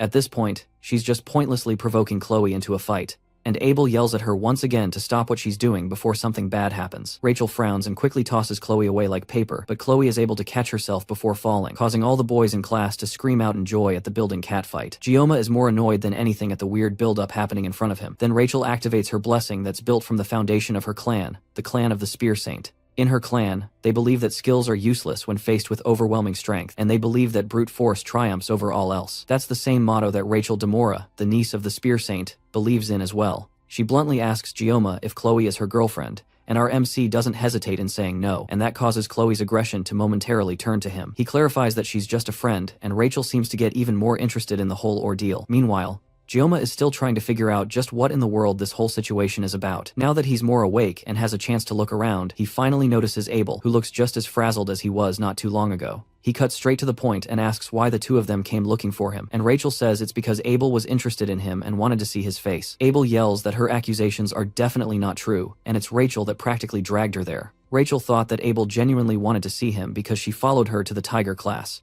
As the entire class's attention turns to her, she tries to shyly explain that there was a misunderstanding, but now Gioma just wants them to leave. He tells that to them bluntly, And that shocks the two girls, and Rachel can barely hold back her laughter. That makes her even more interested in Gioma, and she likes interesting guys. She tries inviting him over to her dorm room after class to do some ungodly things together, and that's the last straw for Chloe. She yells for Rachel to get away from her Gioma right this moment, and Rachel tries to mock her again, but Abel has had enough. Even she can barely hold back her anger at Rachel's flirting. Sensing that things might be getting too far, Rachel finally backs off, but not before telling Gioma that she'll see him later, which he quickly refuses and tells her not to come back. The two girls finally leave the class, and Gioma immediately goes back to sleep, while Chloe rushes to check up on him. No one notices Abel pausing for a moment to stare longingly at Gioma before walking away. Abel and Rachel continue their walk back to their class, and Rachel can't get over just how impressed she was by Gioma's attitude. It's one thing to be cold, but from his hollow eyes, Rachel could faintly tell that there was an underlying subtle feeling that she could get her throat cut if she continued poking him like that. She was just curious about him, but he went far beyond her expectations and actually gave her chills. From the little she could see, she can already tell that he's easily a step above all the style with no substance students that are all over the star class. Her clan pulls no punches when it comes to getting betrothed to the most outstanding warriors, and in a way, he just might be a precious resource that she wouldn't want to let go of. Rachel turns around suddenly and apologizes to Abel. Abel, on the other hand, feels like she should apologize to the students of Tiger class for the scene she made, but that's not what Rachel meant. She's apologizing about Kang Gioma because going forward, she's not going to yield now that she's interested in him. Elsewhere in the school's clinic, Nox pulls himself angrily through the halls with only the thought of killing Gamma in his mind. He has lived his entire life without knowing defeat, constantly being called the auditor genius. Now someone has come and defeated him with nothing but kitchen knives. Just the thought of Gioma's face pisses him off to an outstanding degree. If he has to, he will call the power of his entire clan just to cut off Gioma's head, and then once he kills RMC, he will get Chloe back. Chloe has the potential to become similar, if not greater than him, and he won't let some random special admissions nobody take her away from him. All he has to do is call on the power of his clan to strike, and then they will show him. At least that's what should have happened. But the same Gioma that he has been relentlessly plotting to kill sits calmly in his clinic room, eating an apple. Before then though, while the class was in session, Gioma watched Chloe worriedly. The two girls have left, but Chloe is very clearly still upset, even though she was the one who pulled the blade out first. As she's having her psychotic thoughts, Gioma goes over to her in hopes of calming her down. Even though he can probably talk her out of whatever mental break she's about to have, he still wished she'd at least put the box cutter down when talking to him. He asks her about how Nox is doing, and she sadly tells him that her brother is in the academy's medical ward. That's odd though, since people can't actually get injured in the subspace, so he shouldn't have any need for medical attention. The last Chloe heard, he was admitted into the ward despite having no injuries. But it should be fine, and there shouldn't be any reason for Gioma to worry. Gioma can't help but think about it though. Even though he was sliced up in the subspace, Nox isn't the kind of person that would be weak enough to be traumatized from that. To make sure that nothing else happens, he has to check in on Nox. And to do that, he asks Chloe to tell him where Nox's room is. To sweeten the deal, he even pats her head, which is another tip he got from the How to Handle Yandere type series. That's how we got to where we are today. As Gioma stares down Nox, who is still surprised to see our MC in his room, Gioma comments on the room and how the auditors must be loaded with cash for them to get a hospital room this fancy for just one person. Before Nox can ask Gioma how he got into this room in the first place, our MC picks up a skinning knife from the bedside counter, and Nox momentarily goes on guard, wondering if Gioma wants to finish what he started. However, instead, Gioma simply picks up another apple and cleanly peels the skin off before placing it right back on the table. Then, Gioma gets up and walks right past Nox, advising him to take fruits and vegetables for his health. That pisses Nox off even more, and the assassin reveals a knife hidden under his sleeve, ready to stab Gioma while he's least expecting it. But,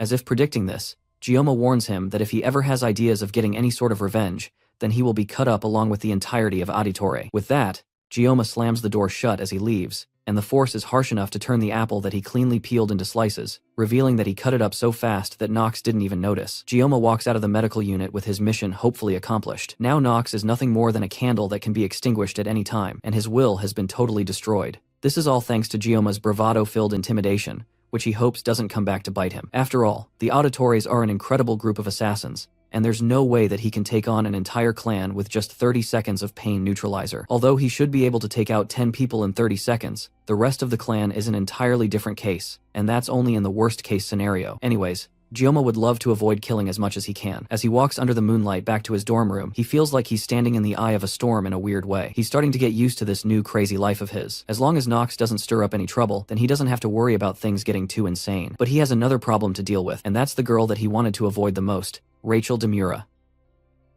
In the original game, Rachel was the one who approached the main character first and eventually grew close to the main heroine, Abel. But now that she had chosen to approach him instead, it clearly meant the timeline had changed in a major way. On top of that, he also had to prepare for the midterms, and this time he actually needed to take things seriously if he wanted to earn the reward. The test required a group of 5 students who would work together to subdue a demonic monster. These 5 students would be selected regardless of their class, as the whole purpose of the test was to emphasize teamwork. While individual strength was important, trusting and relying on teammates mattered even more on the battlefield. In a situation like this, the smartest move for a weaker student was to find strong teammates and hope to be carried through. Still, it wasn't like the monsters themselves were a huge threat. The ones assigned for this test were D-rank demonic monster mermen. Gioma remembered how disgustingly ugly they looked in the game, which meant facing them in real life would be even worse. If they were mermaids, at least they would have been somewhat pleasant to look at, but mermen were simply revolting. On the other hand, mermaids were classified as demonic humans and served as the main force of the demon army, making them far more powerful. Compared to demonic humans, demonic monsters were basically nothing more than guard dogs or pets. Thankfully, only mermen were expected to appear on the island, so the students wouldn't have to deal with demonic humans. It had already been a month since Gioma arrived at the academy, and this was the first night he had felt even a little at peace. 700 years had passed since humans and demons agreed to a truce. Still, just like human history itself, that peace had never been completely free of conflict, with both major and minor disputes occurring over time. One notable example was half a century ago, when Vasmon, the commander of the 6th Legion, declared he would revive the commander of the 1st Legion. That single decision led to a week-long battle that drenched an entire city in blood. In the end, humanity came out victorious, giving rise to the 7 heroes. However, 3 of those heroes were lost, and after that, neither side wanted to push the conflict any further. Since then, peace had continued. Even so,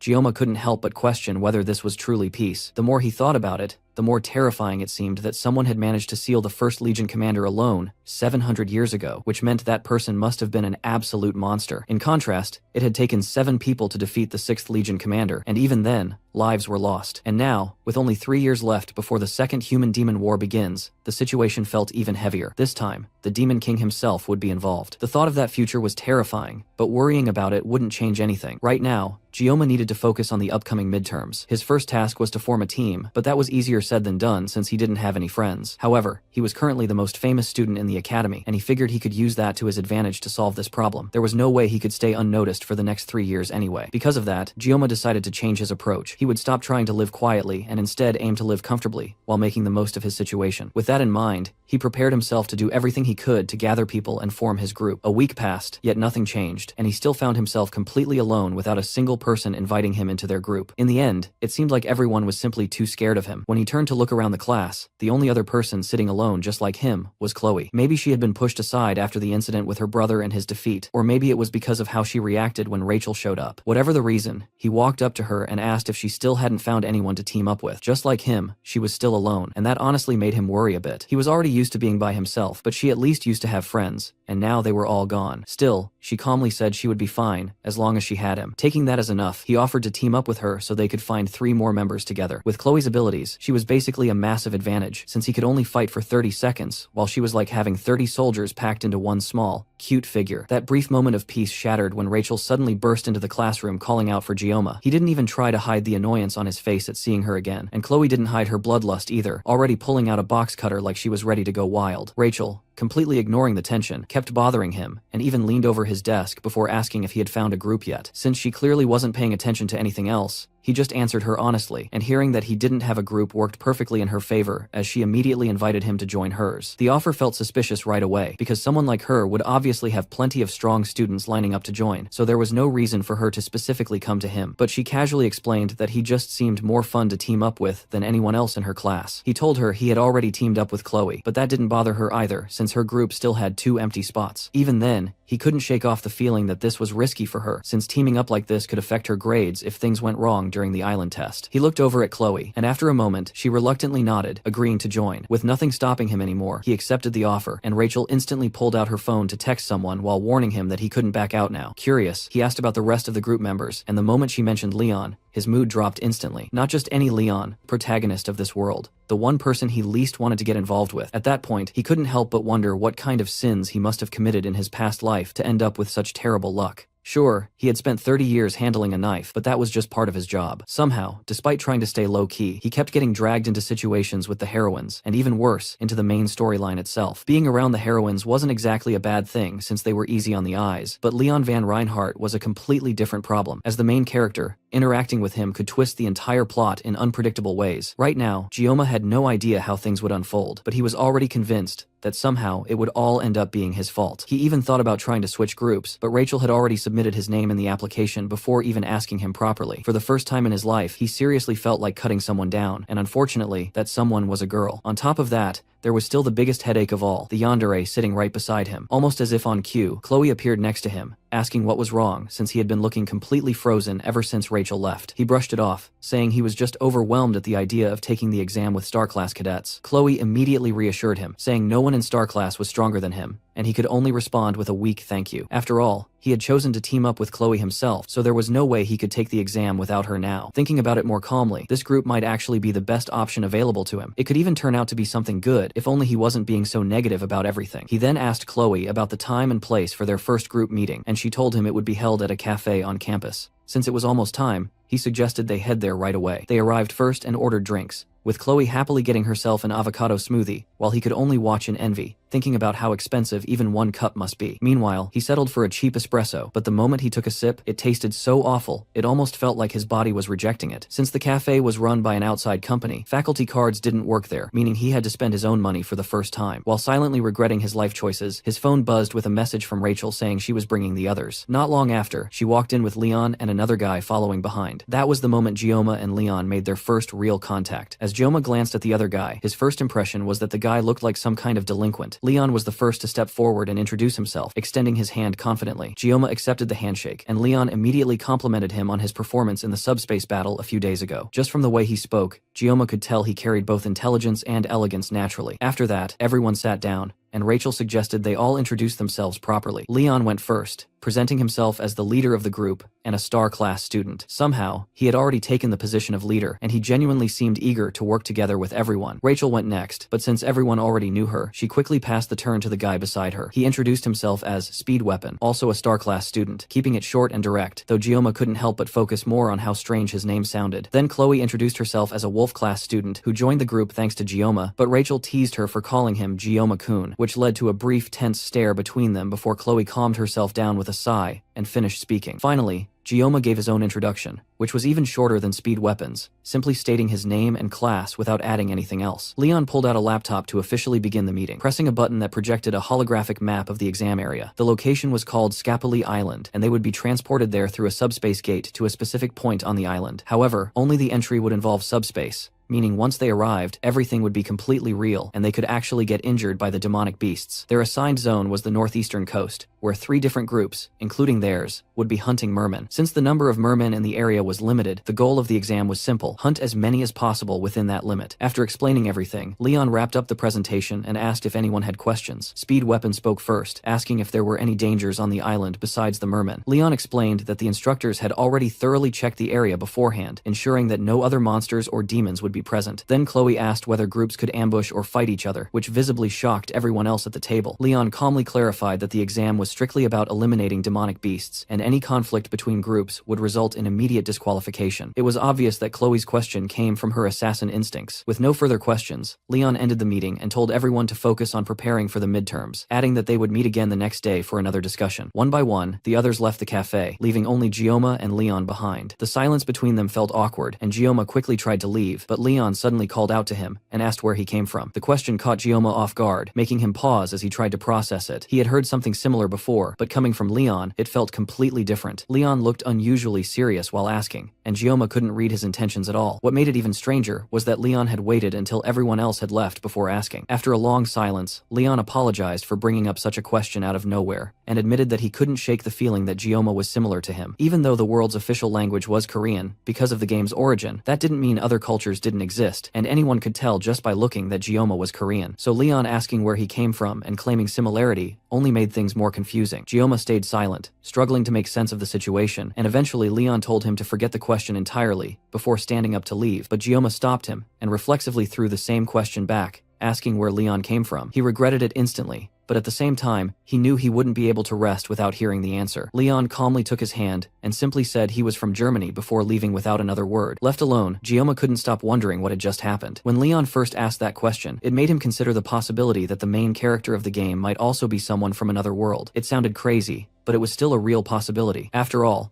There was no rule saying only one person could be transported into the game, and taking over the main character's role was far more likely than ending up as a side character. His gaze drifted toward the knife on the table, and an idea struck him. Whenever the blessing of the sword god activated, his senses became unusually sharp. Maybe triggering it would give him some kind of answer. He picked up the knife, removed its cover, and just as he hoped, a message formed in his mind, confirming that Leon truly belonged to this world. The voice he heard felt similar to the one he experienced when fighting Chloe while activating the blessing. However, just thinking too deeply about it caused a migraine that even bypassed his painless blessing. Still, one thing was certain. The Leon he had just met was exactly the same Leon from the game, something no actor could replicate so perfectly. Even so, Leon's sudden question about his origin and the claim that they were similar kept bothering him. To look for answers, he checked a wiki page, but there was no information about Leon in this world at all. Everything was starting to feel off, and Gioma decided that this would be the last time he involved himself with Leon. If something like this happened again, he would just go to Medea for help, ignoring whatever attempts she made to drag him along. At the same time, he found it surprising how calm he had remained despite everything happening around him. Maybe his blessings were influencing him more than he realized. He opened his status screen, and as usual, things seemed to be progressing steadily. His mental fortitude and armament remained unchanged, but his physical fortitude had increased thanks to his training. His armament would likely improve as well once he obtained Murasame from the midterm exam. The only thing he couldn't figure out was his assimilation rate. It had increased significantly and seemed close to unlocking something new, possibly connected to everything he had done so far. Not knowing what it was still annoyed him, especially since there was no one he could ask about it. However, at the bottom of the status screen, something new caught his attention. His blessing of painlessness had extended by 10 seconds, meaning he could now use it for a total of 40 seconds. After all the effort he had put in, it finally felt like his hard work was paying off. As the days passed and the group continued meeting to plan their strategy for the exam, Gioma kept training, steadily sharpening his abilities. At last, the day of the exam arrived, and all the groups gathered in front of the subspace gate. The moment Gioma looked at it, he could tell this one felt completely different from the training ground subspace. Soon, the rest of his team showed up as well, and they all seemed just as excited as he was. During their earlier meetings, they had already assigned roles to each member. Rachel would take the front as the main damage dealer, while Leon stayed in the center as the leader to coordinate everyone. Speed Weapon would position himself behind Leon as support. Chloe would fight alongside Rachel as a secondary damage dealer, and Gioma would cover the rear, forming a well-balanced team. Taking a moment, Gioma looked over their equipment and couldn't help but feel impressed by how powerful everything was. Rachel was carrying an S-rank weapon known as the Vermilion Phoenix Halberd. Leon, even without bowman, still wielded a strong sword. Then there was Speed Weapon, whose gear turned out to be a recorder, which made Gioma wonder if the support role also included providing background music. Rachel quickly clarified that the recorder was actually one of the rare S-rank armaments capable of healing. Even Gioma knew how absurdly difficult it was to obtain healing-type S-rank equipment, making it incredibly valuable. Curious, he stepped closer to examine it, catching Speed Weapon slightly off guard. Their conversation was interrupted when an announcement came through the speakers, declaring the start of the first-year midterms. Soon after, the Wolf class instructor, Lee Wanbin, approached the students. Since everyone already understood the rules, he kept things short, reminding them not to hesitate to retreat if things became dangerous, as risking their lives for extra credit wasn't worth it. If anyone got injured or wanted to surrender, they could simply call for the assigned instructor. With that, he encouraged them to do their best and not let nerves get the better of them. Noticing Chloe looking uneasy, Gioma asked what was bothering her. She admitted that she was worried about the possibility of mermaids appearing on the island. Gioma reassured her once again that the instructors had already confirmed the area was clear, but even so, she couldn't shake her anxiety. Growing up in Sicily, she had often heard stories about mermaids causing massive destruction. Although humans now had a truce with demonic beings, making such encounters rare outside of dungeons, the fact that these rumors still persisted made her uneasy, especially since the exact conditions for mermaid appearances were still unclear. Seeing her like that, Gioma gently placed a hand on her head to calm her down. Just as the instructors called for the cadets to step through the gate, she gave a small smile and chose to trust him. Sometime later, Chloe vaguely heard Gioma's voice calling out to her through a hazy state of mind. It seemed like she had lost focus for a moment, but when she opened her eyes,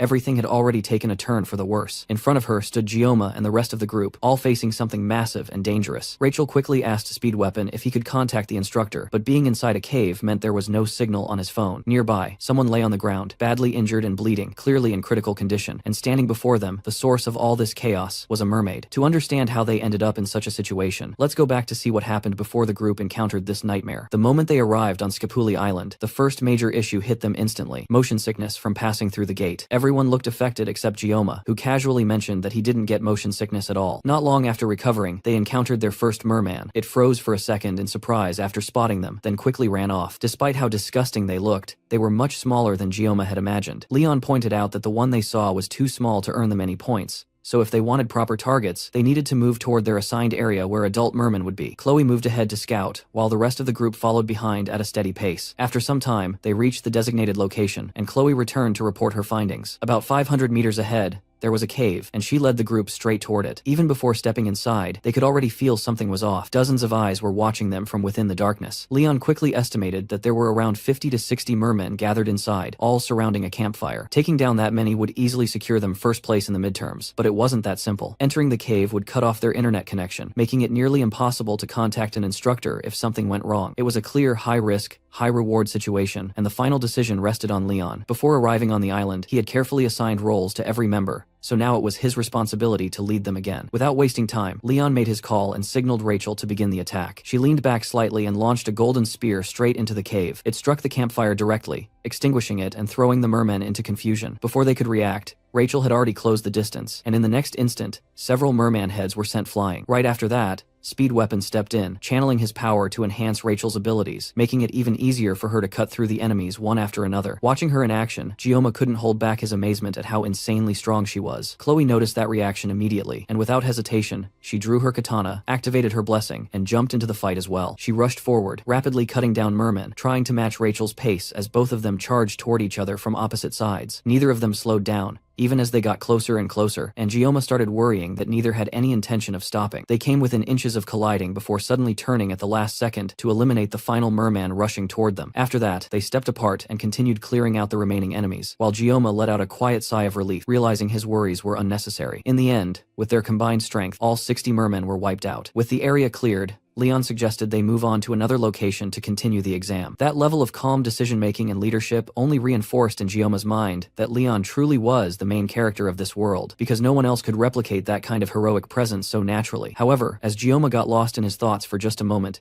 everything suddenly flipped. When he looked back, he saw Leon collapse to the ground, having taken a fatal blow to the stomach. Shock spread across the group as something powerful rose from the pile of dead mermen behind Gioma. It was a demonoid mermaid, exactly the kind of monster Chloe had been worried about from the beginning. Gioma had already felt that things were going too smoothly, and now that uneasy feeling had proven right. The situation instantly turned critical, leaving them with a harsh choice: run or fight. But escaping while carrying an injured Leon might not even be possible. Rachel immediately told Speed Weapon to contact the instructors and report the appearance of the mermaid, but just as Gioma feared, the cave completely blocked their connection, leaving them unable to reach anyone. Panic began to spread among the group, and strangely, Gioma was the only one who remained calm. With Leon out of action, someone had to take control, and Gioma stepped forward to fill that role. He quickly started giving orders, telling Rachel to keep the mermaid occupied no matter what. Then he instructed Speed Weapon to pour as much healing as possible into Leon. Finally, he called out to Chloe, who seemed momentarily frozen, and ordered her to evacuate the other cadets and inform the instructors about what had happened. It took her a second to process everything, but she eventually snapped out of it and moved to carry out his command. With everyone assigned their roles, Gioma stepped forward to face the mermaid himself, shocking the others. He told Rachel and Speed Weapon to handle the remaining mermen, leaving the mermaid to him. After all, dealing with fish like that had always been his specialty. Demons possess a distinct power that is comparable to the blessings used by humans, and that power is called magic. It is strong enough to defeat the protagonist in a single strike, clearly showing the overwhelming difference in strength between demons and humans. Even though Gioma has the blessing of the sword god, that alone does not guarantee that he will survive this fight. In the original game, defeating a demon that uses magic without forming a party was simply impossible, and yet, right now, he is about to face a boss alone that would normally require a full raid team. In simple terms, Gioma is completely screwed, but there is no way for him to back out at this point. Chloe will need about 10 minutes to find help and return, but Gioma only has 40 seconds to take down this oversized fish before he ends up in a worse situation than the main character. At the same time, Rachel continues struggling to keep the mermen away, while Speed Weapon concentrates all of his power on healing Leon. The wound on Leon is deep, yet it is still recovering regardless. Even with such a difficult situation unfolding, Speed Weapon cannot stop focusing on Gioma. Just the sight of the mermaid makes his bones tremble, and yet Gioma is willingly choosing to fight it alone. The demon makes the first move, firing the exact same laser attack that had taken Leon down earlier. Gioma dodges the attack and immediately rushes forward with his knife, closing the distance between them. The mermaid appears to mainly rely on long-range attacks that carry water-based magic properties. Gioma does not know much about magic itself, but what he does know is that this demon still has flesh and bones like any other creature. To win, all he needs to do is get close and cut it down. He leaps toward the demon and swings his blade, but the mermaid dodges the strike and immediately redirects its movement toward Speed Weapon. Before it can reach him, Gioma circles around and manages to slice off one of the creature's fins, making it scream out in pain. However, the cut is far too shallow. Gioma immediately attempts another strike, but the demon quickly avoids it and dissolves into water. Since the mermaid targeted Speed Weapon, it becomes clear that it is deliberately aiming for those who are already injured. At this point, Leon has recovered to some extent, and Speed Weapon calls out to Gioma, showing that he is still conscious. Gioma briefly checks on him before charging back to confront the mermaid again. From Speed Weapon's perspective, Gioma looks incredibly cool. During one of their earlier meetings, Speed Weapon had mentioned how much he admired heroes who would sacrifice themselves for others. Ever since he joined the academy, he had not seen anyone who truly lived up to that image. That is why he joined Rachel's group in hopes of finding such a hero in Leon. He had even openly told Gioma that he did not see him as a hero at all. And yet now, in this chaotic and dangerous situation, the one stepping forward and risking his life is Gioma himself. The mermaid continues its assault, launching fish-shaped magical attacks that Gioma skillfully dodges. However, this time, instead of simply passing by him, the attacks turn around and begin chasing him. The demon is able to control these projectiles, forcing Gioma to keep moving as they pursue him around the cave. While Gioma is occupied with evading them, the mermaid once again attempts to attack Speed Weapon. Gioma arrives just in time and strikes the demon before it can release the attack, but once again, the cut is too shallow. It becomes obvious that small wounds will not be enough to defeat it. If he wants to kill the demon for good, he will need to drive his blade in as deeply as possible. The mermaid fires another blast toward Gioma, but this time he dodges in such a way that the attack crashes through the ceiling of the cave and shoots up into the sky. The force of the attack is so immense that cadets around the mountain can see it, and they also hear a loud roar echoing afterward. On top of that, rain begins to fall. An instructor with another group suggests that they quickly move the injured before the rain starts to affect them further. Back inside the cave, the mermen begin retreating, giving the cadets a brief moment to catch their breath. The mermaid has been crushed under the debris caused by the cave breaking apart, but Gioma is certain that it is not dead. Just as he expects, the demon mermaid bursts through the pile of rocks and rushes toward the students once again. Up until now, Gioma has not been able to fight properly because he has been constantly mindful of the injured Leon. Now that the mermen have retreated, he tells Rachel to take care of both Speed Weapon and Leon for him. Even at this point, Speed Weapon still cannot believe that Gioma is choosing to fight a demon alone. Earlier, he thought Gioma was simply reckless, but now it feels like he is witnessing the rise of something far greater. Meanwhile, Gioma feels relieved that he can finally focus completely now that he no longer has to worry about his teammates. He only has 10 seconds left on his painless blessing, and he needs to make up for the time he has already lost if he wants to survive. For a brief moment, Gioma and the mermaid lock eyes, and then both of them rush forward at the same time, heading straight into their final clash. Elsewhere, Chloe dashes through the forest as fast as she can, looking for anyone to help her. She's tired, but she knows she can't stop running unless everyone she left behind will be in danger. Her body hurts incredibly bad, but the more she feels like stopping, the more she thinks about Gioma and the fact that he's in the cave fighting that monster on his own for their sake. Gioma really is the strongest person she has ever met in her life. He clearly doesn't like fighting and tries to avoid drawing his blade whenever possible. The only time he stands to fight is when there is really no other choice. Since Gioma made the best decision fighting that mermaid, she knows she has to do her best to get help, but she can't help feeling that if she was just a little stronger, then maybe she would have been able to help him somehow. Behind her, a loud blast tears the side of the cave apart, and she knows that it's the sound of Gioma and the mermaid fighting. In her worry, she trips off a vine and almost falls, but manages to catch herself on the ground and keeps running. She can't stop or fall until she has found someone to help. As she continues to run, she senses something ahead of her. She can't send it clearly since her head is in a mess, but her first thought is that they must be mermen. She draws her sword to defend herself and unleashes a blow towards the closest one to her, but surprisingly, the merman blocks with their sword. That's because it isn't a merman, it's Abel. As soon as she realizes that she has finally found another person,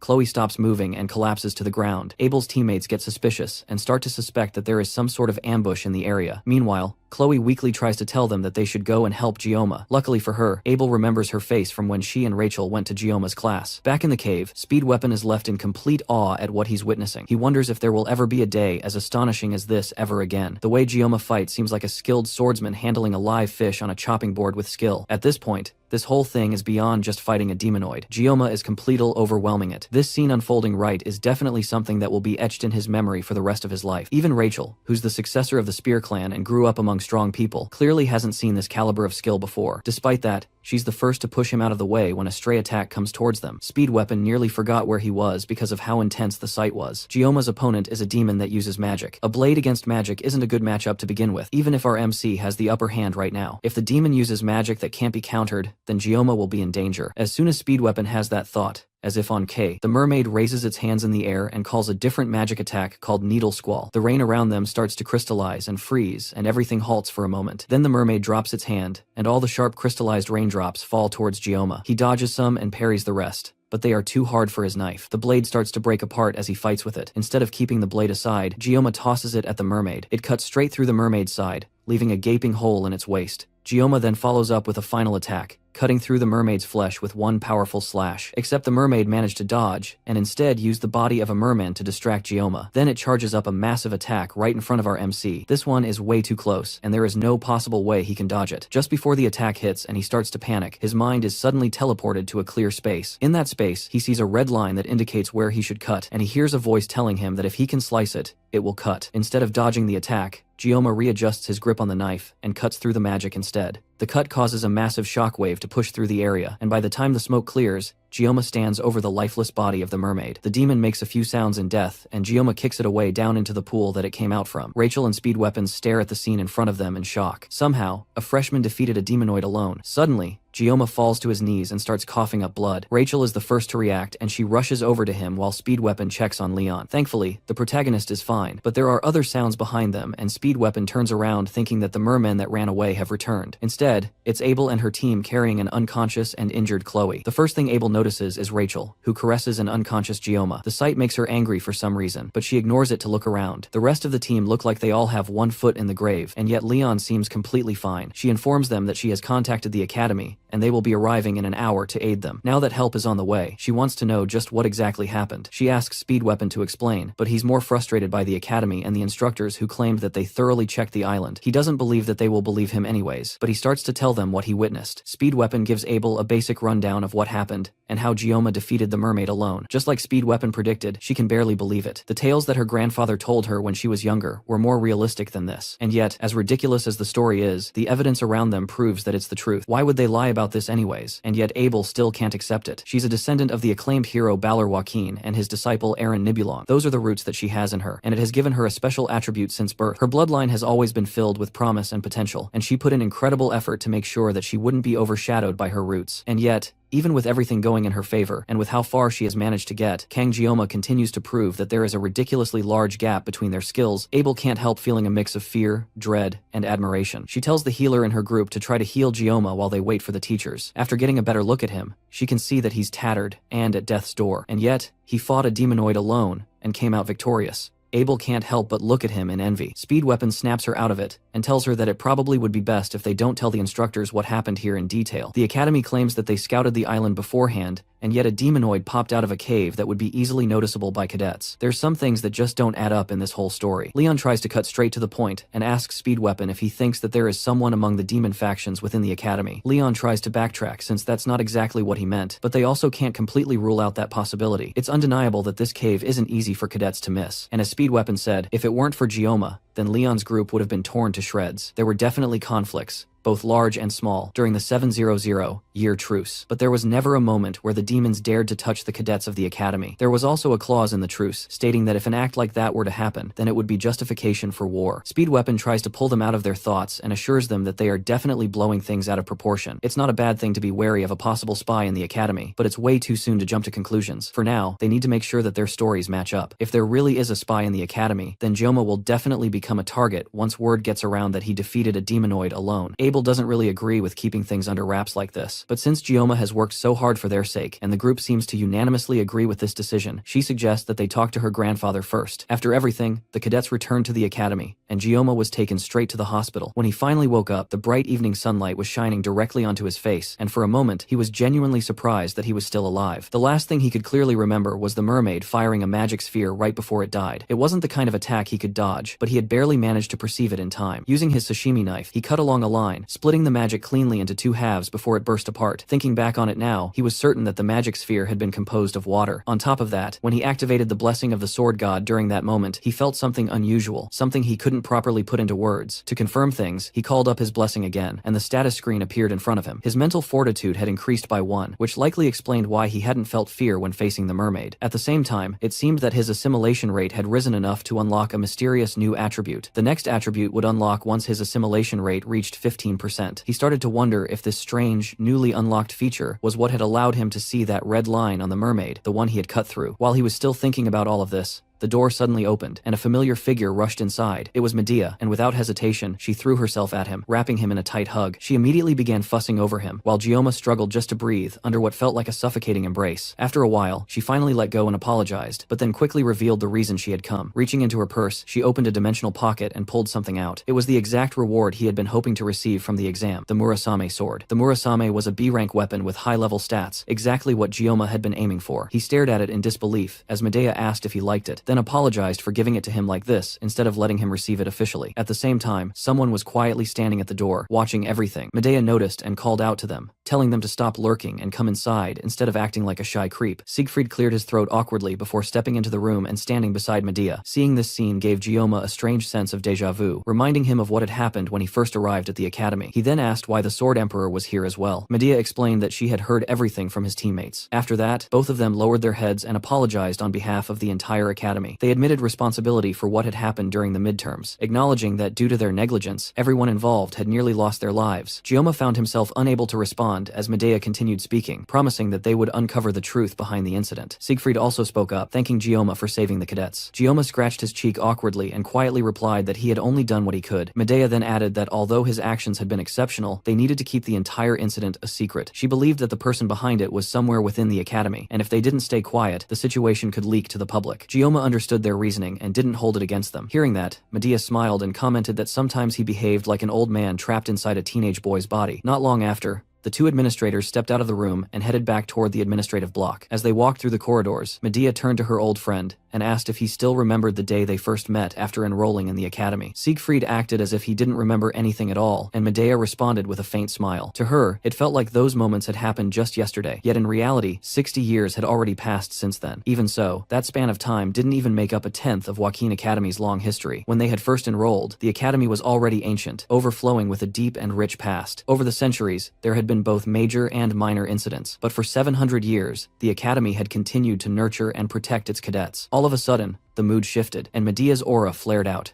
causing the nearby windows to crack and shatter. Before the midterms began, she had received reports confirming that multiple preliminary surveys of the island had been completed. Although it was rare, Scopoli Island was known as a place where mermaids had been sighted before. Because of that, she had taken every possible precaution to ensure that nothing would happen to her precious students. And yet, despite all that preparation, something this disastrous had still occurred under her supervision. Siegfried gently placed a hand on her shoulder to calm her down, and she quickly regained control, showing an apologetic expression. Then, almost instantly, her mood flipped as she slipped into an excited fangirl-like state while thinking about Gioma. The fact that he had managed to defeat a mermaid all by himself amazed her, and she eagerly asked Siegfried what he thought about it. Siegfried, however, had witnessed countless examples of natural talent throughout his life. He had seen many individuals praised as the chosen ones of their generation, only for them to eventually lose their way. In families of heroes that were obsessed with honor and glory, the word genius was thrown around far too easily. Even the smallest hint of potential was enough for a child to be labeled a genius simply because of their lineage. Because of that, Siegfried had forbidden the use of that word, even when it came to describing his own granddaughter, Abel. But when it came to Gioma, whose ability seemed almost beyond comprehension, Siegfried found himself reconsidering that stance. Perhaps the term genius could truly apply to him. If Gioma continued to gain experience and grow, Siegfried couldn't help but wonder just how far he might go. There was even a possibility that Kang Gioma could reach heights that Siegfried himself had only ever dreamed of. Without directly answering Medea's question, Siegfried simply walked past her, though not before advising her to remain at the academy for the time being. Medea smiled and followed after him, and the two continued their casual conversation as they made their way further down the hall. Later on, Gioma was finally discharged from the hospital, and he returned to attending his classes like normal. Just as the headmaster had instructed, the fact that he had taken down a demonoid on Scopuli Island had been completely kept secret. Because of that, Gioma couldn't help but feel that his classmates were able to act so carefree, only because he had been the one to stop the mermaid. After being discharged, the very first thing he did was head to the Academy's forge in order to reshape and enhance Murasame. At the moment, the sword felt no different from a simple metal rod to him, especially considering the blessing of the sword god, which made reforging it absolutely necessary. For that purpose, he went to meet the blacksmith, Volander, and now all he could do was hope that the enhancement process would be successful. While he was still thinking about everything that had happened recently, he suddenly heard Chloe calling his name. When he turned around, he saw her approaching him on crutches, with one of her legs wrapped in a cast. Thanks to the emergency treatment provided by Speed Weapon, the doctor had said she would be able to walk without crutches within a week. Even with her injuries, she looked much better than before. Gioma understood that even though he had been the one to take down the mermaid alone, it was actually because of everyone's combined efforts that they had all managed to survive that situation. Chloe's rescue call Rachel's work in clearing out the mermen, and Speed Weapon's healing and blessings had all played important roles in that battle. The only one who hadn't contributed much was Leon, and Gioma couldn't help but wonder whether someone with that kind of fighting spirit would really be able to defeat the Demon King. Maybe it was just because Leon had been the first to get injured. Their conversation was suddenly interrupted when their instructor rushed into the classroom and ordered everyone to take their seats and pay attention to a few announcements before the training assembly. Once all the students had settled down, the instructor informed them that there would be a co-instructor joining them. At first, the students were annoyed by this unexpected change, but that reaction immediately disappeared when they saw who it was. Siegfried calmly walked into the classroom, leaving the entire class stunned, while Li Wanbin bowed to him respectfully. Even Gioma couldn't hide his shock at seeing the strongest human personally stepping in to teach their class. Meanwhile, elsewhere, an old man is thrown against a wall before being grabbed by the scruff of his neck and held up the wall. A pink-haired woman slaps the old man across the face, sending him flying to the ground. He apologizes to the woman named Instructor Kim while he struggles to control her breathing. This woman, that is mercilessly beating up this man, is the 5th Demon Corps commander, and she is not pleased at all. She asks him why he didn't cooperate with her when he had the chance, and the man tries to apologize, but that only gets him another smack to the face. It's clear that the purple-haired instructor is tired of apologies. The goal of this whole scheme was to bring Leon back from the exams half-dead. He may be a hero candidate, but there's no way he could take out a mermaid alone. But now, because of the old man's incompetence, Leon is now comfortable at the academy. Instructor Kim gives the elder another kick to the face, but immediately regrets it when she sees that she got blood on her shoes. She still can't believe that a full demonoid was taken down by a bunch of first years. But looking at the new students that joined the academy this year, she can't say that she is surprised. The elder speaks up and clarifies that taking on the mermaid was done by just one cadet. Instructor Kim first thinks he's talking about Leon, but he clarifies that it's the academy's top student, Kang Gioma. The Demon Corps commander recognizes the name of the special admissions student, and that tells her everything she needs to know. It looks like there's new prey for her to hunt now. Wolf class once again goes on their daily training, with the exception of Chloe, who is still in a cast and crutches. Gioma can't help being jealous of her getting to rest, and he's forced to run for his life with his fellow students. And to make it worse, there's now an older man breathing down his neck after every lap, and he's surprisingly fast and nimble for his age. Siegfried runs up close to Gioma and urges him to run faster, even thinking that he might still be hurt from the midterms. It's weird for the Sword Emperor himself to be running around with first-year students, much less with a special admissions student. Siegfried is a man that will later inherit the title of Sword Saint and become one of the greatest forces of humanity. Not only that, but during the Second Demon War, he will also become Leon's swordsmanship master, and he's a character whose importance rapidly increases in the latter half of the story. So why is someone who's this important training with Wolf class? The main story has clearly started to go off track, and now it's pretty much falling apart. Come to think of it, Leon never ended up receiving the Sword Saint title, and that ended up being a pretty big issue in his past life. But Leon can inherit the Sword Saint family, because he's not part of the Nibelung bloodline, so it doesn't matter. That doesn't make this situation any less uncomfortable for Gioma though, especially considering the jealous glares his classmates keep shooting him. With how close Siegfried is to Gioma, it almost looks like they are running together. Siegfried also takes moments to try and educate Gioma, telling him that the foundation of any warrior comes from their physical strength and endurance. No matter how talented or outstanding someone is, it's completely worthless if their body cannot support it. Once he gets Gioma motivated, he runs ahead, expecting his student to keep up with him. After their running laps are done, it's time for field training. For this training, personal weapons are strictly prohibited. Instead, the students will have to use one of the weapons provided by the school and learn to master it. Siegfried dumps a variety of weapons on the ground. The rest of the students are surprised by this sudden condition that their teacher has given them. One of them asks why it wouldn't be better to just use the weapons passed down by their families. That's because the basics are more important than anything else. The more a person relies on high-grade weapons, the more they will start to neglect their training. And it's easy to mistake the power of a weapon for one's own strength. At the end of the day, a master can never blame their equipment. Those words resonate with Gioma specifically, and he nods his head in agreement. With no more room for idle chit-chat, the Sword Emperor tells the student to pick up the weapons and master the basics with them. Cadets who can handle ordinary weapons skillfully also have a high probability of receiving a high score in the class, which will affect their promotion evaluation at the end of the year. That additional bit of information gets the rest of the students excited, and they rush to pick up any weapon they can find. Gioma naturally goes towards the sashimi knife laying unnoticed on the floor. As soon as he picks it up, he notices Siegfried's eyes watching him. The students gather together again after picking up their weapons, and Siegfried tells them that they will spend the day getting accustomed to their new weapons by performing one-on-one training between the cadets without a subspace. To make sure that the students don't go overboard with their training, Siegfried suggests that he gives a demonstration of proper sparring. Li Wanbin prepares himself to spar against the Sword Emperor, but him shivering in fear makes it obvious that he's not prepared for this. In his whole life, this has to be the biggest crisis he has ever faced. However, Siegfried has a different idea in mind. He calls for Gioma to come forward for the spar. Siegfried is also holding one of the novice weapons from the pile of old tools, but in his hands, the piece of junk looks especially sharp. The other students are still jealous and confused by the fact that the Sword Emperor himself is calling Gioma out personally. Gioma comes out, and before they start, He asks Gioma if his bones have healed. Once he gets a positive answer, he tells Gioma to pick up his sword. This is just a sparring match, but Gioma thinks that this is way too much. If he crosses swords with the Sword Emperor, it's clear that this won't end easily. If this gets out of hand, at least one of them will lose a hand. And if they are unlucky, then even a head will roll. Despite those thoughts though, maybe because of the influence of divine power, his instincts are craving for a fight. Gioma tries to de-escalate the situation and says that he's nothing compared to the Sword Emperor. So, Siegfried should lower his sword. The rest of his classmates mock him behind his back, making fun of the fact that he's chickening out of a fight. Siegfried also isn't impressed and calls Gioma out for continuing to hide his power and his pride as a swordsman. There's no reason for Gioma to have such extraordinary talent while living as a cowardly person. Pride is a word that Gioma had engraved in his heart ever since he claimed the title of the greatest swordsman in the country. Those characteristics are also the reason why he never put down his sword. The provocation from the Sword Emperor is supposed to test him, and if he falls for the prohibition in this situation, then he will definitely end up regretting it for a long time. Still, he can't ignore his pride as a swordsman and his urge to fight. Li Wanbin notices Gioma's change in demeanor and rushes to stop what's about to happen, but Siegfried stops him. It seems like Gioma has already made up his mind. Gioma pulls out the sashimi knife from its cover and prepares for a fight. The two of them stare each other down for a moment, and even at 70, Siegfried can recognize vividly the enlightenment he gained through the sword. When he was younger, he had memories of a one-armed wandering knight teaching him the way of the sword. The swordsmanship that the knight showed him was undoubtedly at the level of a certain realm, and now, the boy that he has been keeping an eye on since the allocation test, Kang Gioma, might be the person that will lead him to that realm. Gioma takes the initiative and charges as Siegfried, but the swordmaster is ready and greets him with a slash of his sword. Gioma is quick enough to dodge and then turn around for another strike, causing Siegfried to deflect with his sword, and the two clash again. The boldness of Gioma to charge in head-on without avoiding the strike is almost inspiring to Siegfried. As the two of them continue to fight, Siegfried notices that even Gioma's physical capabilities have increased a lot. He can even push the Sword Emperor back so effortlessly. However, his sword isn't light either, and Siegfried is determined not to take this match lightly. Meanwhile, the other students watch the two of them fight, but they can't tell what's going on. From what they can tell, Gioma just got lucky during the matchup in the last subspace sparring with Nox. And yet, even the Sword Emperor seems to care a lot about Gioma, who is just a special admission student. They at least hope that the Sword Emperor will give him a proper lesson that will leave him crying. And yet, after several minutes of watching, the two of them are just standing there, staring at each other. Li Wanbin knows what's really happening though. They aren't just standing still. They have reached a level that the Wolf class instructor doubted was even possible. Before the spar, he warned Siegfried that if the headmaster found out about this, then things might get out of hand. On top of that, the other cadets could also be affected, but Siegfried assured him that he has no intentions of crossing real swords with Gioma. The older man already knows that our MC has the power to cross into a special place. The place is called the Mental Realm. To enter this place and withstand a battle with Siegfried, Gioma must be on an entirely different level than they even gave him credit for. A duel in the Mental Realm is an intense battle of wits, and Siegfried can tell just from the short time they have crossed swords that Gioma is growing at an impressive rate. If that's the case, the Sword Emperor might have to take things to another level as well. He activates a powerful blessing called the Sword Spirit Protection, and even outside the Mental Realm, the students can feel the intense pressure coming from the two of them. The blue light coming from Siegfried's sword is definitely some sort of aura. It looks like the battle was so intense that the two of them broke out of the Mental Realm and returned to reality. Things are starting to get out of hand, and if Li Wanbin doesn't do something to stop this, then there will definitely be bloodshed. Before he can stop them though, Gioma and Siegfried take off and launch at each other, but a loud cry stops them both in their tracks. Medea arrives before they can cross swords again. An appearance causes the ground beneath her to break apart with her anger. The fight ends, and Siegfried is taken back to Medea's office for a proper scolding. He apologizes, but the headmaster is clearly not taking any weak words from him. She yells at him for going way too crazy and trying to pick a fight with a student after she went through so much trouble to get him a spot as an instructor in the school. In that moment, Siegfried lost his self-control and exerted his aura to the fullest. He would probably have gotten an even greater scolding, but as soon as Medea arrived in situation, he turned around to her and apologized. In over 50 years that they have known each other, Medea has never heard him say sorry, and yet he said that today, not just once, but twice. That's the only reason she's calmly trying to listen to him right now. She directly asks him why he would unleash the Sword Spirit's blessing on a student. If Medea hadn't arrived when she didn't, things would have gotten deadly. Siegfried tells her that if he hadn't released the blessing, then he wouldn't have been able to gain the upper hand against Gioma. That stops Medea in her tracks. For someone with as much pride as Siegfried to admit that, things must be truly incomprehensible. She knows about the innate talent of Kang Jama, but she also knows better than anyone just how strong Siegfried truly is. Then he reveals that Gioma has already reached the Mental Realm. Siegfried, for comparison, only managed to master it at the age of nearly 30. The fact that a 17-year-old has done it is more than Medea can believe. Siegfried doesn't know either, but there's no denying what he experienced. All this new information is way too much for Medea to understand, but she remembered what she saw after she stopped the fight and went to check on Gioma. The moment she ran up to him, any semblance of dignity as an educator or one of the 7 stars vanished. In that moment, the only emotion she felt towards Gioma was fear. A fear similar to the feeling she had when she met the 6th Division commander, Vasmon. She can't figure out why she would have such such an eerie feeling towards one of her own students, but it does give more credibility to the crazy thing Siegfried is telling her. She then asks Siegfried directly if he lost, and the normally calm and quiet man becomes irate in a second. He yells that even if Gioma's talent is innate, there's no way that it would compare to his. And on top of that, he even says that he wasn't fully armed at the time, which is the reason why things went the way they did. Medea calls him out for breaking his own rule of blaming his equipment. And can equipment really be an excuse when facing off against a student? The way he's overreacting just makes him look ridiculous. Her words make him so angry that he tries to activate the sword spirit's blessing right there, but a firm slap from Medea pulls him out of it. Elsewhere, Gioma wakes up from a dream in which he relived his fight with Siegfried. Everything in that memory had ended well, but the Sword Emperor himself was quite hot-headed, and if Medea hadn't stepped in at the right time, the situation could have turned seriously dangerous. At the same time, the mental realm itself was an incredibly strange phenomenon to experience. It was something that could only be accessed when a person achieved complete mastery and understanding of their weapon. The mental realm functioned as an active space that could be entered only when certain conditions were fulfilled, and only peak-level masters who had devoted their entire lives to honing a single weapon were capable of reaching it. Because of that, even in the world of Miracle's Blessing, fewer than 10 heroes could freely access the mental realm. Even Leon, the protagonist who possessed all the qualities of a hero, needed 3 full years of private training just to step into it for the first time, and that was around the point where Gioma had originally stopped playing the game. And yet, Gioma had managed to enter it almost instantly. He considered that it might be because of his sashimi knife. Including his past life, he had been using that knife for over 20 years. On top of that, every time he activated the sword God's Blessing, he would enter a state of concentration that went beyond normal perception. The connection between his current life and his past life began to intertwine, allowing him to break through difficult situations. Based on everything he had experienced so far, avoiding problems only made things worse. Instead of being passively carried along by events, it would be better for him to face what he could handle and solve things step by step. Now that he had gained the ability to control the mental realm freely, he figured he could attempt combat training without relying entirely on the sword God's Blessing. With that thought, he got out of bed and slowly drew out his sashimi knife. After focusing for a moment, he re-entered the mental realm. But in the very next instant, the entire realm shattered, and a massive hand reached out from the void toward him. It extended downward, and a single finger touched his shoulder, instantly pulling him out of the trance, while at the same time filling the hand holding the knife with a powerful aura. However, whatever force that was,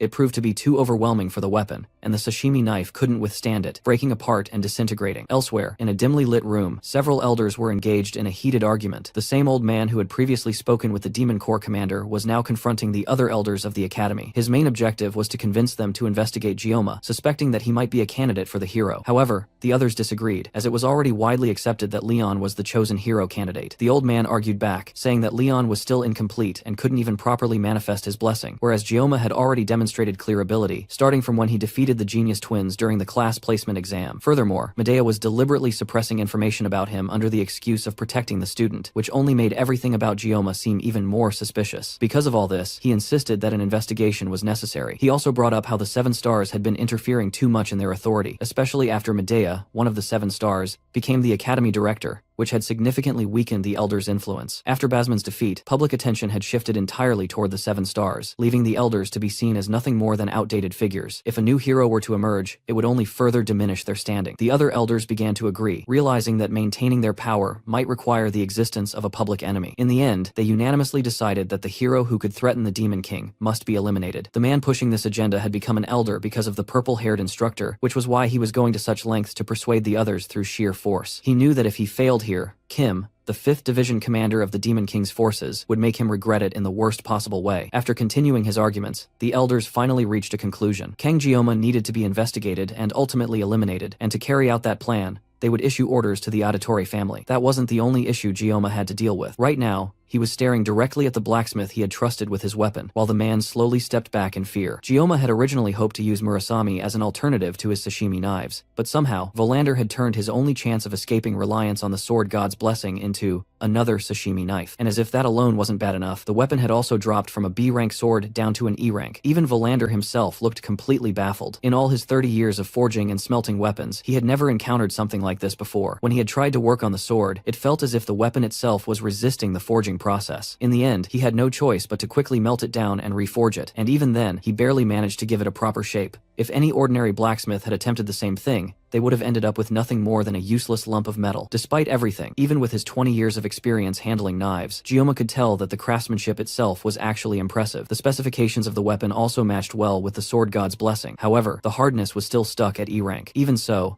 the knife still had the potential to become a good weapon. If it was reinforced properly, it could definitely turn into something useful. All Gioma needed to do was bring the required reinforcement materials, and Valander would upgrade the weapon without charging any additional fees. Still, Gioma wasn't satisfied. With visible frustration, he demanded to know what would happen if the weapon broke again. Valander nervously reassured him that even though it was currently E rank, it had the growth potential of an A rank weapon and could eventually become even stronger. There was also a special material known as Never Fail, which could guarantee that Murasame would become stronger, but that material could only be obtained from demonic beasts ranked A or higher. The problem was that A rank demonic beasts were on the same level as E rank demonoids, meaning that going after such material would be no different from asking Gioma to fight something like the mermaid again. Risking his life just to reinforce a weapon was absurd, especially when even low-rank demons could drop usable reinforcement materials. Gioma then demanded a promise, and Valander swore on his honor as a blacksmith, but that wasn't the end of it. Gioma also insisted that Valander refund at least half the cost of the leftover scrap metal, which was worth around 10 million won. Valander refused, arguing that he had followed Gioma's exact instructions when crafting the weapon, and had already agreed not to charge anything for the enhancement process. Gioma countered that his B-rank sword had effectively been reduced to scrap, and considering the market value, his demand was completely reasonable. Valander tried to push back, but the sharp glint of the blade and the deadly look in Gioma's eyes immediately shut him down. Realizing he had no way out of this situation, Valander attempted to negotiate the refund down to 500, but Gioma raised it to 1,000 instead. Even that amount was far too much for Valander, but Gioma refused to budge any further. At this point, it was clear that Gioma was fully prepared to extract value in other ways if needed. Faced with the choice between losing money or something far worse, Valander finally gave in and agreed to the price. Gioma heads to a lone bench on campus to take another look at his blessing. After obtaining a new weapon, his armament has increased, and additional options have become available. The biggest reason that he hesitated to use the Sword God's Blessing is because of the excruciating pain, but his new stats have reduced the pain by 1 level. It can be further leveled up, which means that leveling up his pain reduction should be his biggest priority. He tested it earlier, and although the pain is still unbearable, it went from feeling like he was about to die to feeling like he can barely breathe. Still, if just 1 level reduces the pain this much, then constant leveling means that he might one day be able to use the Sword God's Blessing without pain. It seems like armament increases when he obtains new weapons or enhances them. Now that the midterms are over, weapon enhancement should be his top priority to increase his levels. If he keeps growing at this rate, then he might finally be able to understand this power, or maybe he'll even figure out who threw him into this world. As he's eating lunch on the bench, someone sneaks up on him, causing him to startle out of his thoughts. It's Chloe, and it looks like her healing is going along smoothly. She even took off her cast, and Gioma asks her if her body is alright now. She still needs crutches to move around, but she already feels stronger than before. As they are talking, Gioma notices a crumb of rice on her face and reaches over to clean it up. The brief contact is enough to cause her to fall over from pure joy. But from the ground, she notices the Murasame on the bench that Gioma was sitting on. This is the first weapon she has seen him with that isn't just some kind of kitchen utensil. So, it's a pretty big deal. He's still bothered by the fact that it's E rank, and although he got some money back from the blacksmith, he still needs to gather enough materials to enhance the weapon before it can become usable. There's no real reason for Gioma to get stronger. Ever since he cut down the mermaid, he has been able to handle mid-tier magical beasts. The main reason he wants to enhance the weapon is to reduce the pain. Chloe mistakes his thoughtful expression as him being disappointed by her mentioning that the weapon is E rank. She immediately decides, through perfectly reasonable yandere logic, that the blacksmith that made Gioma sad must die. Gioma snaps her out of it, but also notices that someone or something is watching them from close by. He walks over to a nearby tree and kicks it hard, causing an unexpected guest to fall down from it. It's Nox Editor, Chloe's brother, and he doesn't seem very happy that he was found. Chloe is prickly about him suddenly appearing, but Gioma can't smell any blood on him, and he doesn't seem to be armed either. However, he was following them, so there must be something that he wants. But Nox quickly clarifies that he isn't there for the usual murderous reasons. He came to warn Gioma that the Academy elders have requested for the Aditor family to get rid of him. Chloe confronts Nox and asks if that's why Nox came over, but he doesn't respond. Instead, he tells her that since she has been away from home for a long time, she has lost her edge. Chloe doesn't listen, and instead tells Gioma to get behind her so she can protect him. The two guys watch the slightly disabled girl desperately swipe at Nox from far away before Nox continues his warning. Nox doesn't care what Gioma has been up to recently, but the elders are oddly fixated on him. It's not just him either, but the whole Auditore family has a sense of unease, so they have temporarily postponed the request. They made the request in secret, and even bypassed the Academy head. However, since it's a direct order from the elders, it's hard to ignore. If the pressure continues, the family will have no choice but to investigate our MC. Regardless of the reason, since Chloe is a member of the Auditor, Nox felt like she needed to know this as well. That explains his motives clearly. He came under the pretext of family principles, but in the end, he was just worried about Chloe. With nothing else left to say, Nox turns to leave, but Gioma stops him for a moment. He wants to ask Nox about what he said last time about Chloe becoming weak while being with Gioma, but the red-haired older student turns around and continues to walk away. Even he can tell that Chloe is happiest left by Gioma's side, and he decides to leave it like that. Even Chloe has never seen her brother act like this before. Before he leaves, he just tells Gioma to make sure that Chloe doesn't get hurt anymore. Gioma doesn't immediately understand, which only angers Nox more. Then Nox takes the opportunity to ask Gioma directly how he became so strong. Gioma seems surprised that he is considered strong. For someone to be strong in his opinion, then he should have the ability to withstand any threats at all times. Like the Sword Emperor, someone like Gioma who can only maintain that level of strength for less than a minute a day isn't a level where he can boast about his strength or even talk about it. Nox used Chloe as an excuse to reveal family secrets to him, an outsider, so there's no way Gioma can trust him to keep his mouth shut, so he decides to pick something to satisfy Nox. He tells the redhead that he lacks desperation. No matter how much of a skilled Nox is, there's a vibe that comes from someone who has real-world experience. If he stays cooped up in the academy, then he will reach his growth limit, so he has to go out first and gain real-world experience. If he continues working hard,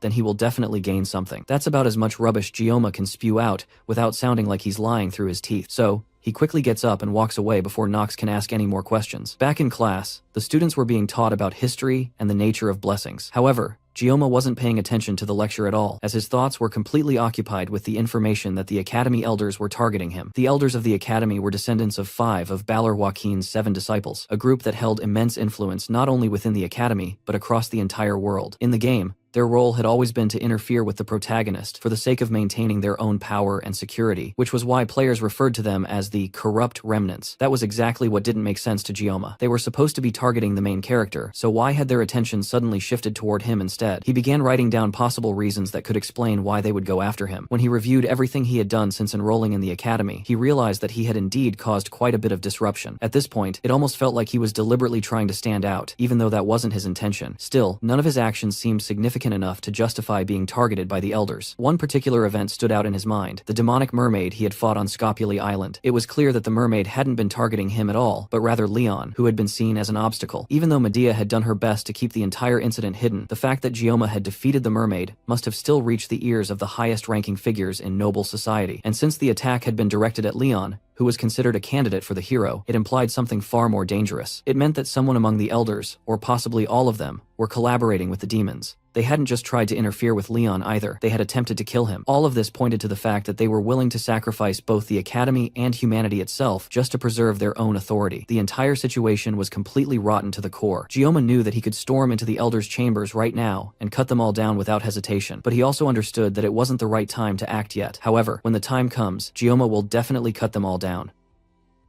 With this new information in hand, Gioma's decision to head into a dungeon to obtain weapon enhancement materials became completely solid. The first thing he needed to do was form a party, since taking on something like this alone would be far too difficult. Chloe would definitely be willing to help him, but he still needed more members. Instead of someone like Rachel, who relied purely on brute strength, he wanted someone more strategic. The first person who came to mind was Speed Weapon. As soon as class ended, he went straight to the Dragon class to find him. The moment he arrived, he was immediately confronted by a brute who clearly had an issue with Gioma being a special student. From the way he carried himself, Gioma could instantly tell this guy was just a third-rate extra, the exact type of person who would be annoying to deal with. Not wanting to waste time, Gioma simply walked past him, giving a warning for the wannabe bully not to bother him unless he wanted his jaw sliced open. That only provoked the brute further, and he pulled back his fist, ready to throw a punch. From Gioma's perspective, the attack was painfully slow. However, before he could even react, someone else stepped in and landed a punch straight into the brute's jaw, knocking him back. The sudden commotion drew the attention of nearby students, while Speed Weapon casually shook his hand, wincing slightly from hitting such a hard jaw. Gioma had heard of strength-based mages before, but seeing a strength-based healer was definitely something new. Speed Weapon then smiled and asked if Gioma had come looking for him. Gioma suggested they talk outside, and once they were alone, he explained everything he needed. In short, he wanted to form a party as soon as possible, and needed help gathering members. If they worked together, any rewards from clearing the dungeon would be shared among the team, but in return, Gioma wanted to keep the materials dropped by the magical beasts. The main reason he needed help was because, in his own class, if he tried to recruit people, no one except Chloe would join him. But if Speed Weapon helped, the process would become much easier. Speed Weapon commented that if not for the Academy's rules, Gioma should easily be able to clear 5 or 6 dungeons by himself. That might have been true if Gioma could handle the effects of his blessing without relying on his magical painkiller, but in reality, he admitted that he couldn't even clear a single dungeon alone. Speed Weapon didn't believe that at all, and assumed Gioma was just being modest. The conversation briefly shifted into casual chatter, with Speed Weapon mentioning that Gioma looked much better now after everything that happened during the midterms. After a bit of small talk, Speed Weapon agreed to join him, seeing no reason to refuse, and feeling that working with Gioma would be an interesting experience. The dungeon Gioma had in mind was a C-rank dungeon known as the Buffalo Dungeon, located in Cheolwan. With Gioma, Chloe, and Speedweapon,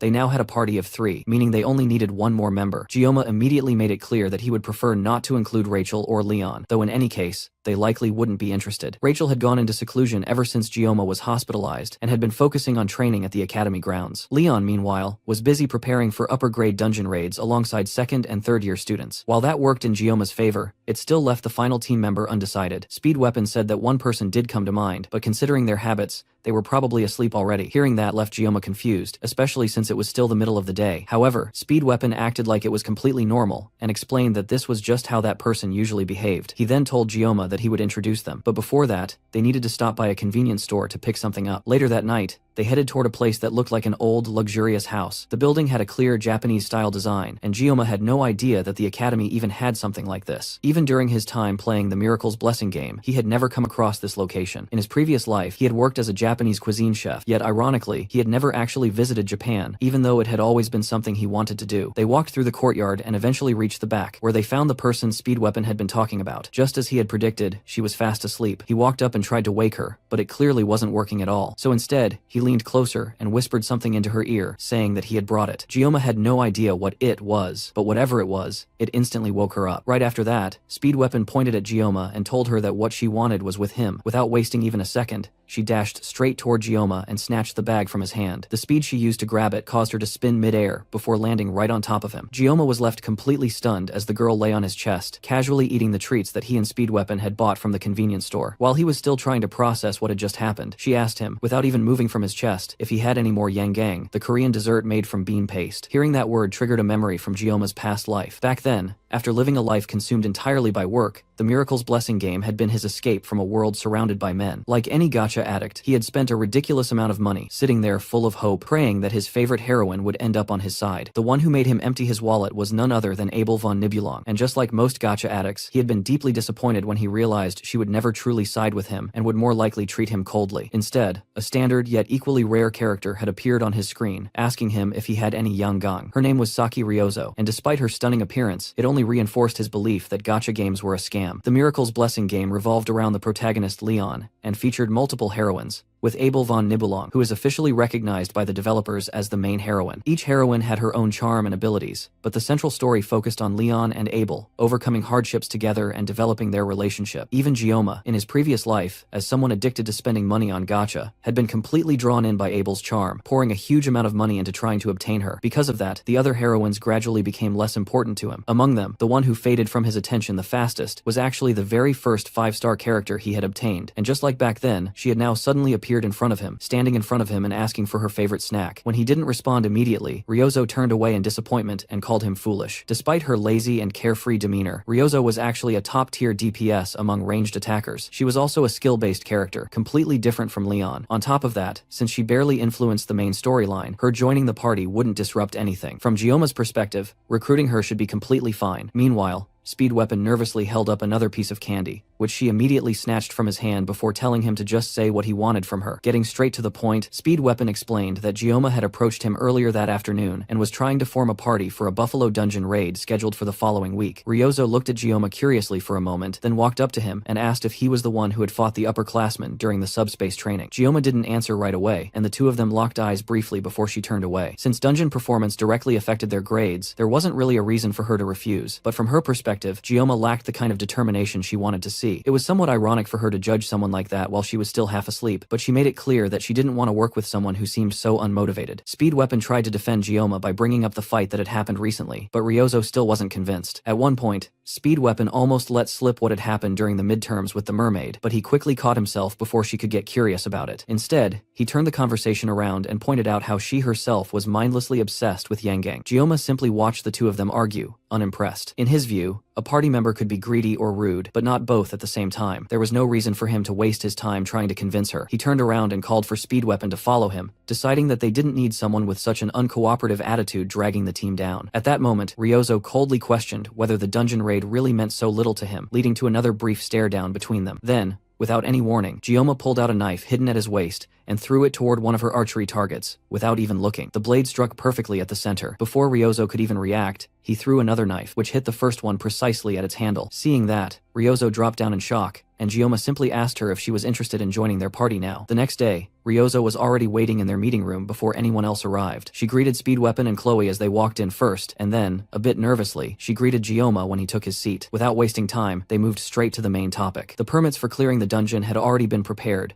so now it was time to discuss their approach. Speed Weapon stepped forward and began explaining the dungeon details. The Buffalo Dungeon contained C-rank demonoid buffaloes, commonly referred to as water buffaloes. These creatures were known for charging from a distance before engaging in close combat. However, they had a clear weakness against ranged attacks. Overall, it was considered a straightforward dungeon to clear, but the Academy enforced one strict rule for any students attempting it: they must never open the stone gate located at the center. There were rumors that the gate had some kind of seal placed on it, though that remained unconfirmed. The Academy's permit also explicitly required that the gate remain closed, giving them no reason to disobey. Gioma agreed that they should never open it, though the nervous tone in his voice hinted that he knew more than he was letting on. Ryozo immediately picked up on that and asked if he knew what was behind the gate. He lied, saying he didn't know and that they shouldn't touch it. In reality, he was fully aware that a hidden boss was sealed behind that door and that it could only be opened under specific conditions. For now, the system itself kept it locked. Setting aside the risks of accidentally opening it, the potential efficiency was unmatched. He shifted his attention to Ryozo, who was happily eating another piece of yangang. She clearly loved that snack, and when questioned, she casually justified it by saying that the brain needed sugar. As the conversation continued, Gioma sensed something ominous in the atmosphere. That feeling was separate from Chloe, who looked ready to kill any girl that even glanced in Gioma's direction. But Gioma knew that whatever he was sensing would definitely show itself when the time came. Later that same day, they set off toward Gamyol-do Chair 1, where the dungeon was located. When Gioma had been discharged from the army, he had sworn never to return to that city, yet now he was willingly leading a group back there. Their bus came to a stop at a checkpoint, where the driver had to inform the armed guards that they were students from Joaquin Academy. It became clear that civilian access to the dungeon zone was restricted. Back in the meeting room, Gioma had already felt like the Academy elders were watching him, and now he couldn't shake the feeling that something bad might come out of this trip. Speed Weapon snapped him out of his thoughts by offering him some eggs. Gioma refused, and Speed Weapon jokingly asked if he was getting nervous over a mere C-rank dungeon. He then offered some to Ryozo, but she immediately declined. She continued staring out the window, not really paying attention to the group, though for a brief moment, Gioma felt her gaze shift toward him. Between the elders and his teammates, it felt like everyone had their eyes on him. Eventually, the bus arrived at a place where ancient demons had once nested, though now it had been reduced to a simple farming dungeon. Speed Weapon noticed the amount of luggage Gioma had brought and asked about it, only to find out that it was filled entirely with kitchen knives. As they approached the dungeon, Chloe stepped forward to take point as usual, and the group confidently moved ahead. Just like at the border, the guards stationed at the dungeon entrance verified that they were from Joaquin Academy and had them sign a visitor log. One of the guards seemed particularly interested as he watched Gioma write his name. Before the man could say anything, Speed Weapon called Gioma over, and the large mechanical door opened to let them inside. As the door shut behind them, Gioma glanced back one last time and noticed the guard still watching from outside. Inside, the dungeon walls were covered with small signatures and drawings left behind by previous students, giving the place an oddly tourist-like atmosphere rather than that of a dangerous dungeon. Suddenly, he felt someone tug on his arm. Turning around, he saw Ryozo looking exhausted and out of breath. She asked if he had something sweet to help her feel better, and Gioma reached into his pocket to give her a piece of candy. However, candy wasn't what she wanted, and she specifically asked if he had any yangang. Gioma, clearly not interested in babysitting her, told her to bring her own next time, but she insisted she was saving hers for later. Before their conversation could continue, Chloe spotted monsters charging toward them from about 200 meters away. Speed Weapon immediately turned to confirm that everyone would stick to the plan. He prepared to buff the attackers, while Ryozo and Chloe readied their weapons. Gioma noticed that Ryozo was wielding an S-grade weapon known as the Crimson Bow. With a weapon like that, clearing the dungeon should have been easy for them. The real question, however, was whether he could trust Ryozo to perform properly, especially when she casually took another bite of her favorite snack just moments before the monsters reached them. The monsters came charging straight through the dungeon cave, and Chloe didn't hesitate for even a second as she rushed toward them with dual crossbows in her hands. She leaped into the air and fired 2 shots mid-jump, landing both directly into the eyes of 2 buffaloes. Those 2 immediately fell back, but the rest didn't stop and kept rushing forward, passing right by their fallen allies as they continued their charge toward Chloe. Without slowing down, she reached behind her and pulled out a sword,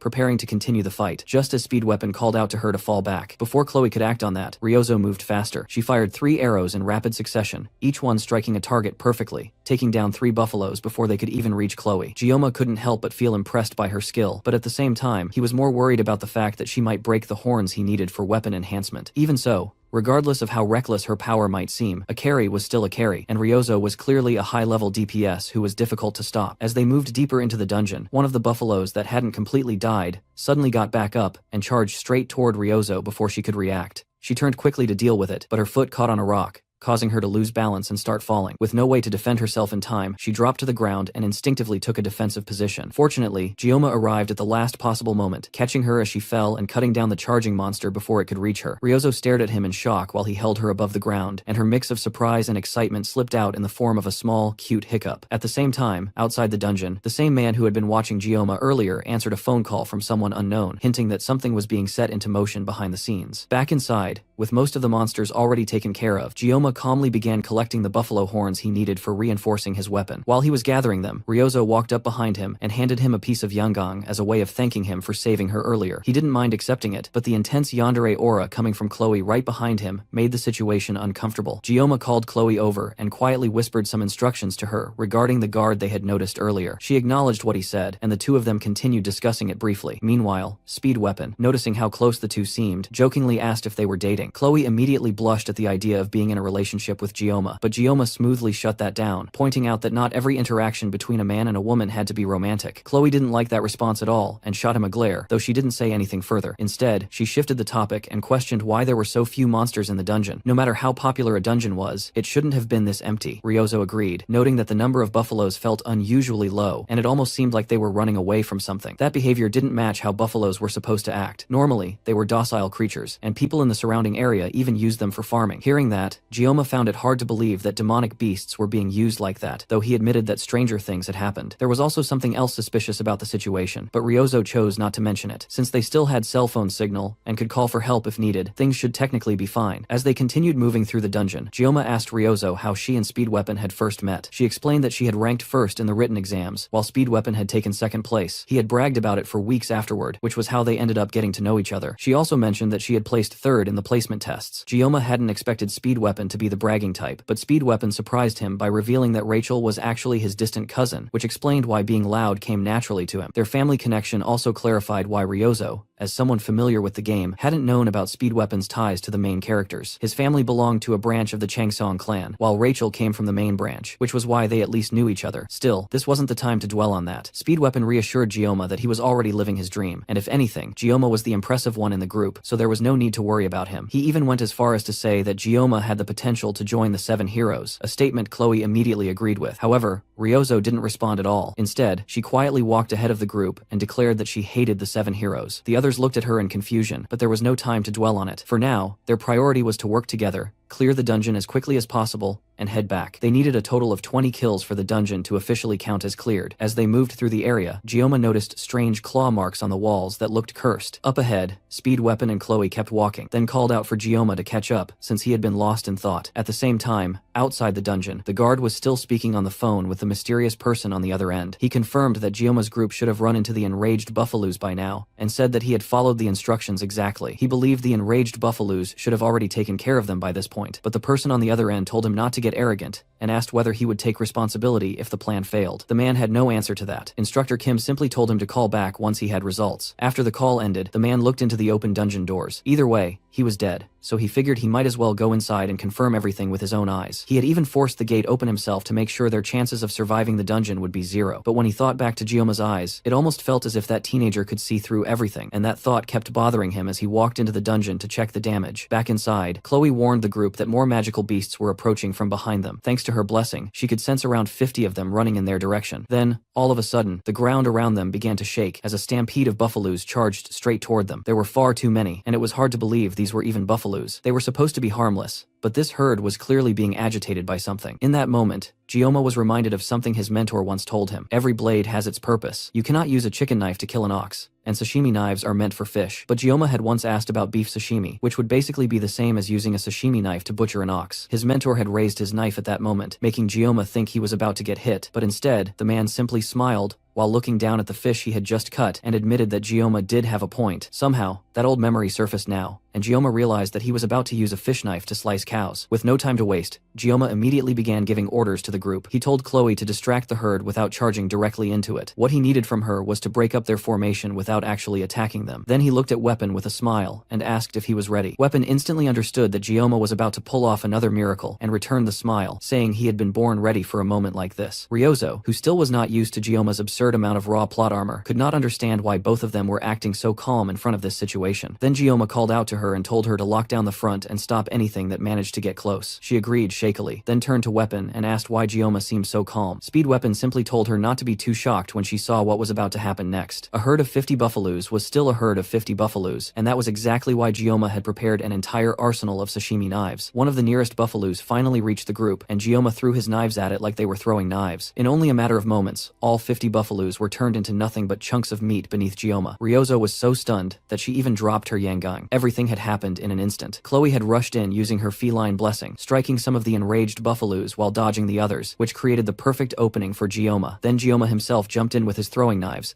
slicing through dozens of them without stopping. But then the roar of one of the buffaloes made him stagger and freeze for a moment. The remaining buffaloes took that chance and piled onto him. At one point, Ryozo actually began to worry, thinking Gioma might be getting overwhelmed under the sheer number of beasts on top of him. But in the very next instant, the mass of buffaloes covering him exploded away in flying slices of flesh, and when it was over, the only ones left standing were Gioma and his team. After putting on that unbelievable display of skill, Gioma simply sheathed his knife and began gathering all the horns into his bag to use later. Thanks to his painless blessing lasting 40 seconds now, cutting down the buffaloes had been easy work. As Chloe walked over to congratulate him on another job well done, Gioma remembered that he would not have been able to pull this off without the help of his party. While they talked casually, Ryozo kept staring at Gioma in complete shock. Speed Weapon told her that she should not be this surprised since he had already warned her about Gioma's skill, though even he admitted that he still could not fully believe what he had just seen. As they looked at Gioma and Chloe standing over the pile of corpses, both Weapon and Ryozo found themselves wondering what kind of monster Gioma really was. After that, the group resumed moving toward the dungeon entrance. The clear condition for the dungeon had only been 20 buffaloes, yet Gioma had practically soloed enough to clear it twice over. Even then, Gioma still tried to claim that he had not done anything during the midterms. Speed Weapon almost brought up his fight with the mermaid to counter that, but then immediately remembered that people were not supposed to know about that incident. Since Ryozo was right there with them, he quickly changed the subject, and the group kept heading toward the exit. But as they walked, Chloe noticed that the area had become strangely quiet. Soon, they arrived in front of something that looked like a pillar, and Gioma recognized it as the one gate they were absolutely not supposed to open. The group stared at it for a moment,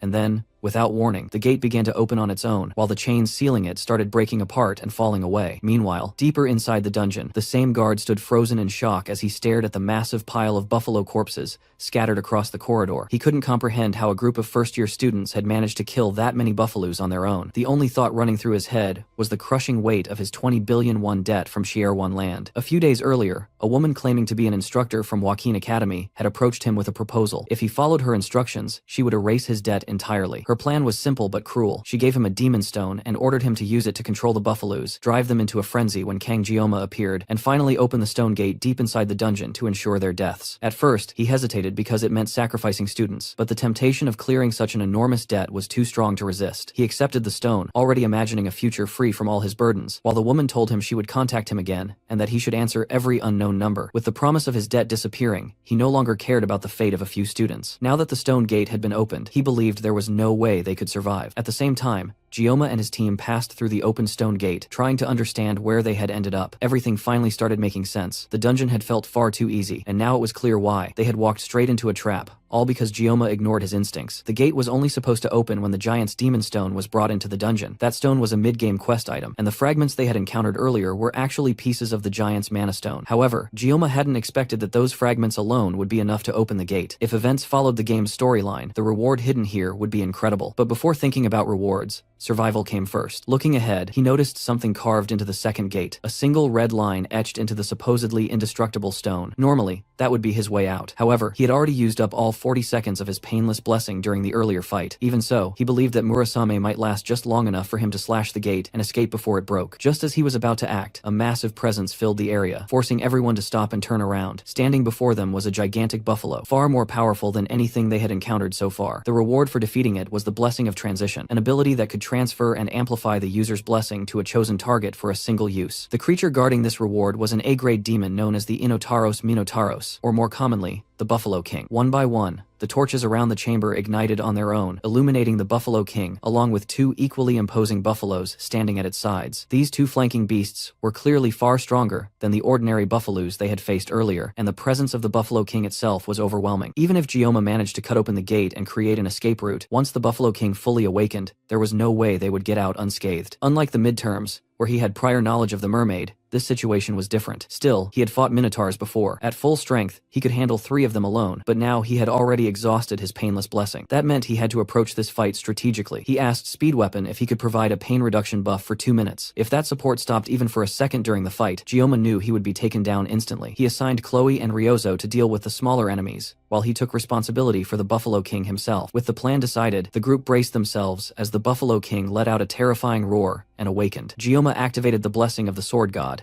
and instantly, an overwhelming surge of pain coursed through his body, making him cough up blood. Even so, with Speed Weapon's buff supporting him, he could still move. The Buffalo King charged forward, and Gioma moved to meet it, dodging its first attack and circling to the side before it could recover. The pain from the blessing remained intense, forcing him to constantly spit out blood, but he was still strong enough to continue fighting. He parried another strike and moved behind the beast, attempting to bring it down, but the Buffalo King responded with a powerful kick that sent him flying backward. He managed to steady himself before hitting the ground, spitting out more blood as the pain surged through him. Unlike before, when the painless blessing dulled everything, he was now experiencing the full force of the Sword God's power. Strangely, instead of weakening him, it gave him a sense of freedom. He charged in again, evading a massive swing from the Buffalo King's axe and moving at a speed that the others could barely follow. The battle intensified as he continued dodging every attack thrown at him. Growing frustrated, the Buffalo King raised its axe high and brought it down in a devastating strike aimed directly at him. When the dust settled, Gioma was standing calmly on top of the axe, completely unharmed. Ryozo could hardly believe what she was seeing. A human moving and fighting at that level felt unreal. However, she couldn't focus entirely on Gioma, as she was still engaged in combat with one of the Buffalo Guards. She understood the fundamentals of fighting, control over muscles, proper stance, and the use of kinetic energy to disrupt an opponent's balance with minimal effort. But understanding those concepts and executing them in real combat were entirely different matters. Even as her thoughts were occupied with Gioma's movements, she fired an arrow straight into the buffalo's eye, provoking it into a furious charge. In moments like this, even when facing death, Gioma maintained absolute focus. His presence reminded her of Siegfried, the Sword Emperor. She pulled back her bow, took aim at the charging beast, and released a single powerful shot that blew its head apart. Turning her attention back to Gioma, she recalled a rumor she had recently heard about a special admission student whose strength was so great that even Siegfried had acknowledged him by using his aura. Meanwhile, Gioma's aura wasn't far behind in intensity, and the pressure of it pushed the Buffalo King into a frenzy as it tried to knock him off its axe with a punch. But instead of getting hit, Gioma cleanly dodged the attack and immediately countered, slicing open the very arm the monster used to strike him. At the same time, Chloe managed to finish off the buffalo she had been fighting and wiped the blood off her face. She was still inexperienced when it came to dealing with demonoids, but she understood one important rule: the more human-like a demon appeared, the more dangerous it was. While this could vary slightly, a demon that behaved that closely to a human was undeniably powerful. That meant the one Gioma was currently facing was on a completely different level. The Buffalo King let out a roar while clutching its injured arm, then grabbed its axe with its remaining arm and began preparing what looked like a magic attack. That alone was strange, since demonoids weren't supposed to be capable of using magic. But upon closer observation, it became clear that it wasn't casting magic in the usual sense. Instead, it was burning its own life force to generate mana. The surge of power it released made it difficult for anyone to even approach it. Even so, as Speed Weapon continued blowing into his flute with everything he had, he still believed that Kang Gioma would somehow pull off something impossible again. The Buffalo King raised its axe, now completely fused with its remaining arm, and brought it down toward Gioma, who was already weakened and still coughing up blood. Gioma lifted Murasame and managed to block the initial strike, but the impact caused a massive amount of energy to spill out around him. He had intended to cut through the attack itself, but the density of the energy was far too overwhelming. At the same time, dodging wasn't an option either, because his teammates were directly behind him and would be hit instead. The Buffalo King kept pushing forward, and Gioma slowly began to get forced backward. It started to look like he was about to be overwhelmed. Then suddenly, an arrow shot forward and pierced straight into the monster's eye. Gioma turned his head and saw Ryozo, visibly annoyed, telling him to stop spacing out and finish the fight already. Gioma closed his eyes for a brief moment, and when he opened them again, something within him had changed. A new kind of power surged through him. Slowly, the axe began to split apart under his blade, and Murasame started glowing with a blue light. That light looked strikingly similar to the sword aura Siegfried had used during their sparring match. Little by little, Gioma pushed through the attack, and in the end, he completely sliced through the Buffalo King in a single, clean strike. Even after everything they had already witnessed, his teammates were still stunned by just how powerful he was. The once terrifying monster collapsed to the ground, split into 2 massive chunks of flesh. Gioma tilted his head upward toward the ceiling of the dungeon, as his nerves finally settled, realizing that he had actually managed to cut it down. Ryozo stared at him in silence for a moment, finally understanding why Speed Weapon had so much faith in him. At the same time, Gioma's assimilation rate rose from 9.3 to 12.7. Speed Weapon dropped to the ground, his lips swollen and bruised from continuously playing the flute. At this point, Gioma kept breaking every bit of common sense he knew. The blue light from his sword had been bright enough to illuminate the entire cave. At such a young age, he was already manifesting an aura, something that made it hard to even believe he was human. Ryozo walked over and told him to breathe, snapping him back to reality. She then admitted that she now understood why Speed Weapon had warned her not to be surprised by Gioma, and also why he kept following him around. After that, she asked Speed Weapon whether academy rules would prevent Gioma from transferring to their class. While that might be true, it didn't stop someone from approaching things differently. With a smile, Ryozo realized that she now felt like following Gioma as well. Gioma struggled to catch his breath as the adrenaline drained from his body. Even with Speed Weapon's support, the strain on his body couldn't be avoided. Still, the fact that he had managed to fight without relying on the painless blessing showed clear progress. Suddenly, Chloe rushed into him, colliding with him as she broke down in tears and anxiously asked if he was okay. He tried to calm her, since her weight pressing against him was making his already serious injuries worse. She quickly stepped back, blushing, while Gioma silently questioned his own life choices. At that moment, a status window appeared in front of him, informing him that he had obtained a new blessing. Originally,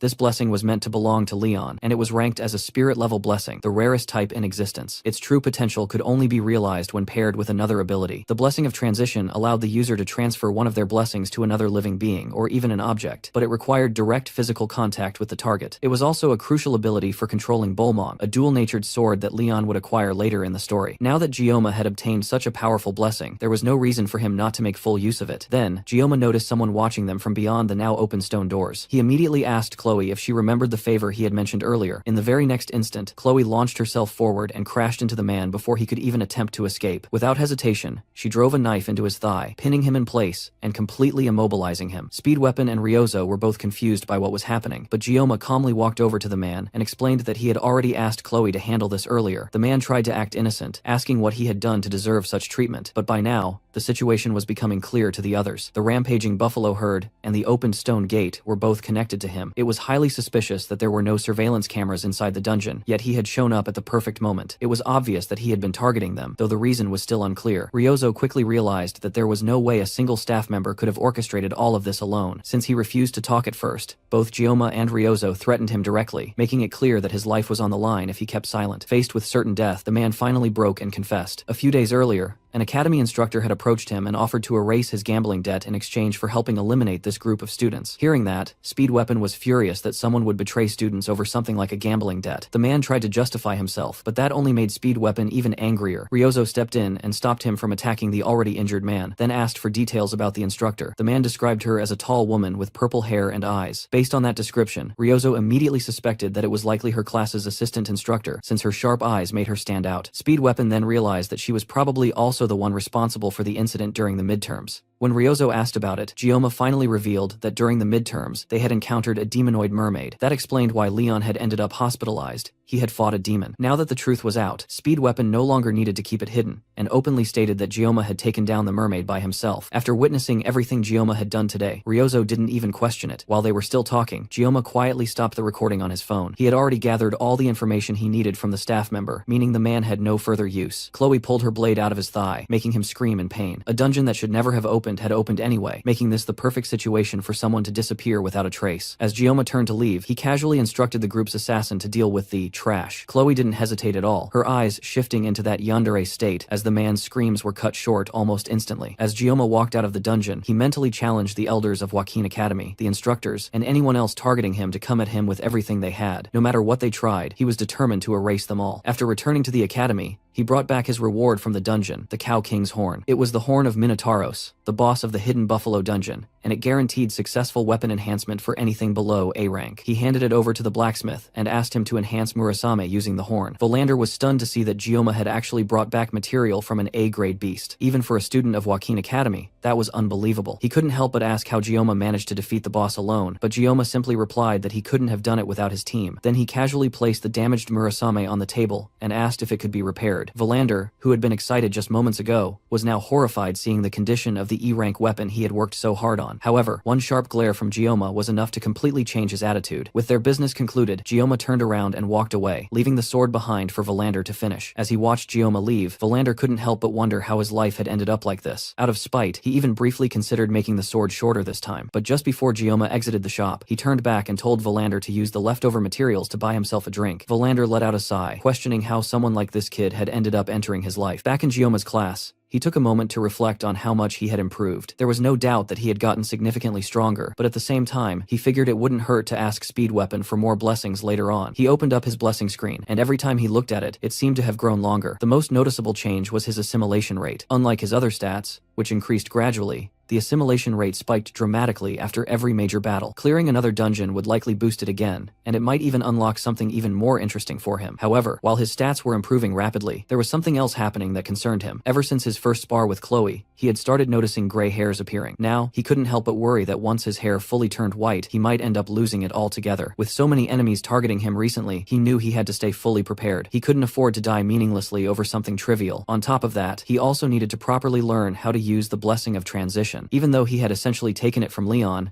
the protagonist would likely end up overflowing with buffs anyway, so it didn't matter as much. There was still a lot for him to do, but for now, he needed to focus on recovering. As he looked down at his desk, he noticed a gift, a piece of yokin, an extremely sweet candy that was almost too sweet to even eat. It was clearly from Ryozo. Seeing it made him recall the fact that, for the first time, he had led his own team to successfully clear a dungeon. At this point, being targeted for assassination had practically become a normal part of his life. Still, having people he could call friends didn't feel so bad. Speed Weapon and Chloe weren't major figures in the main story, and he wasn't even sure whether Chloe truly considered him a friend. After the dungeon incident, Chloe had ended up in the hospital with a fever, and Gioma thought about visiting her when he got the chance. Before he could sink deeper into his thoughts, the Wolf class instructors entered the room and told everyone to settle down. At that moment, his phone vibrated in his pocket. He checked it and saw a message from an unknown number asking what he was doing. He had no idea who it was and wondered if the message had been sent by mistake. Then another message came through, telling him to look in front of him. He raised his head and saw Ryozo walking into the classroom with a confident smile, waving her phone at him, the same wallpaper matching the profile picture of the unknown contact. The instructor then made an announcement, stating that from that day onward, Saki Ryozo would be assigned to their class. After finishing the announcements, they instructed everyone to change into their gear and report to the training grounds within 30 minutes. The entire class was in disbelief that Ryozo had been transferred, especially after hearing that she had personally requested the reassignment. As she walked through the classroom, several students tried to approach her, but she ignored all of them completely. Gioma watched as she walked confidently through the room, wondering if she was actually heading toward him. Among all the new recruits that year, she was considered part of the so-called miracle generation, ranking among the top 4 students alongside Gioma, Rachel, and Abel. She had also ranked first in academics, while her combat ability was nearly just as impressive, making her a perfect balance of intelligence and strength. On top of that, she was the daughter of Kojima Saki, one of the 7 heroes, famously known as the Absolute Bow. Kojima Saki also held the position of Prime Minister of Japan, which essentially made Ryozo the equivalent of a princess. And since Japan remained a global superpower in this world, it was only natural that the rest of the class reacted as if a celebrity had just walked in. Everyone was losing their minds, except for Gioma, who was desperately hoping she wouldn't come over to him. But as she smiled in his direction, he deliberately avoided eye contact. That didn't stop her. Ryozo casually jumped onto his desk, landing gracefully right in front of him, and held out her phone, clearly signaling for him to save her number immediately. At that moment, Gioma couldn't help but realize that his bad feelings were never wrong. Back in Shiorwan, near the dungeon gates, a group of investigators was questioning witnesses about a missing person who had disappeared inside the Buffalo dungeon. According to the last statement the man gave before entering, he had been concerned about the cadets and decided to go in to check on them himself. Aside from looking slightly unwell, there hadn't been anything particularly suspicious about the guard before he entered. The detectives eventually dismissed the guard they were questioning so they could continue inspecting the site. As evening turned into night, they stepped outside for a smoke break. Deaths inside dungeons weren't uncommon, but even in the worst cases, there was always a body left behind. This time, however, there was no trace of the missing man at all. Instead, the dungeon was filled with nothing but piles of flesh and blood stacked among the corpses of buffaloes. It was hard to believe that something like this had been done by mere students, especially since the cadets had returned safely, while the staff member who entered afterward had completely vanished without leaving even a body. Something clearly didn't add up, yet the detectives couldn't figure out what was wrong. They briefly considered the possibility that he might be inside the stone gate, but dismissed it since the gate had supposedly never been opened before, and even if they wanted to investigate further, they couldn't simply march into the academy and interrogate the cadets directly. The place was full of nobles, and higher authorities would never approve such a move. One of the detectives stepped away to relieve himself, leaving the other leaning against a cargo crate, still trying to piece everything together. Suddenly, his partner collapsed beside him, and from the shadows, a pair of long, slender legs approached. The detective immediately recognized the presence of magic, meaning a demon was nearby. But to his surprise, the figure that stepped forward was human. Before he could even process it, the woman cleanly sliced off his head, leaving his body to fall lifeless to the ground. In his final moment, he realized the truth. She was a human who had formed a pact with a demon, a demi-demon, half human and half demon. In other words, a villain. Meanwhile, back at the academy, Ryozo was happily enjoying her snacks while relaxing in her new seat beside Gioma. She asked him why he hadn't eaten the treat she had given him earlier, but Gioma ignored the question and instead pointed out that Chloe usually sat in that spot. Ryozo didn't care in the slightest, saying that it didn't matter who normally sat there since it was simply first come, first served. Gioma tried to use the opportunity to ask why she had transferred to their class, but before he could get an answer, the teacher announced that there were only 5 minutes left before assembly. The rest of the students began heading out of the classroom, but Ryozo stayed where she was, placing an eye mask over her head as she prepared to sleep. Gioma asked if she planned on attending morning training, but she declined, saying she would rather meditate. In reality, she had no intention of doing anything productive, and simply planned to nap in class. Before he left, she told him not to call her Saki anymore, and insisted that he use her first name, Ryozo. In her culture, close friends addressed each other by their first names. Gioma pointed out that Speed Weapon still called her Saki, but she brushed it off and told him to go ahead and enjoy training before settling into sleep. Elsewhere, in the star class, Rachel stretched lazily, commenting on how noisy her class felt that day. She tried to start a conversation with Abel, mentioning that Ryozo had recently transferred out of their class. It was unusual, considering Ryozo was known for sleeping through class and not putting in much effort. Abel didn't seem interested at first, but Rachel kept pushing, sensing that it might actually be bothering her. Transfers only happened when there were available spots, and their class had apparently been short one student that year. It was also impressive that Ryozo had even figured that out, given how she spent most of her time sleeping in the archery hall. Abel questioned why Ryozo's transfer should matter to her at all, and Rachel explained that Ryozo had recently teamed up with Gioma to clear the Buffalo Dungeon. Hearing that, Abel began to understand what Rachel was implying, and her cheeks flushed slightly as Rachel teased her about having a crush on Gioma. Abel denied it immediately, but Rachel pointed out that every time Gioma's name came up, her reaction was noticeably different. There was clearly something there. Abel shook her head and insisted that she had only spoken to Gioma a few times, and that there was absolutely nothing between them. She also asked Rachel to stop spreading such strange rumors. Rachel interpreted that as meaning nothing was happening right now, but that didn't rule out something happening in the future. Then her tone shifted completely, and she told Abel that while she might be able to fool others, lying to herself wasn't a good look. That statement caused Abel to freeze, and Rachel simply told her to think about it. This reminded Abel of a recent conversation she had with her grandfather. He had told her that he would be joining the academy as an instructor. At first, she hated the idea, thinking he was only doing it to keep an eye on her, which she didn't want since she already attracted too much attention. However, Siegfried clarified that he was joining to monitor the first-year students, especially after what had happened during the midterms. He reassured her that they wouldn't run into each other often. Even though Siegfried tried to appear calm, there was a sharp intensity in his eyes that he couldn't hide. The swordmaster, who had always seemed detached, was now actively involving himself. Abel couldn't help but think that the only person capable of causing such a change in him was Kang Gioma, a prodigy who ignored status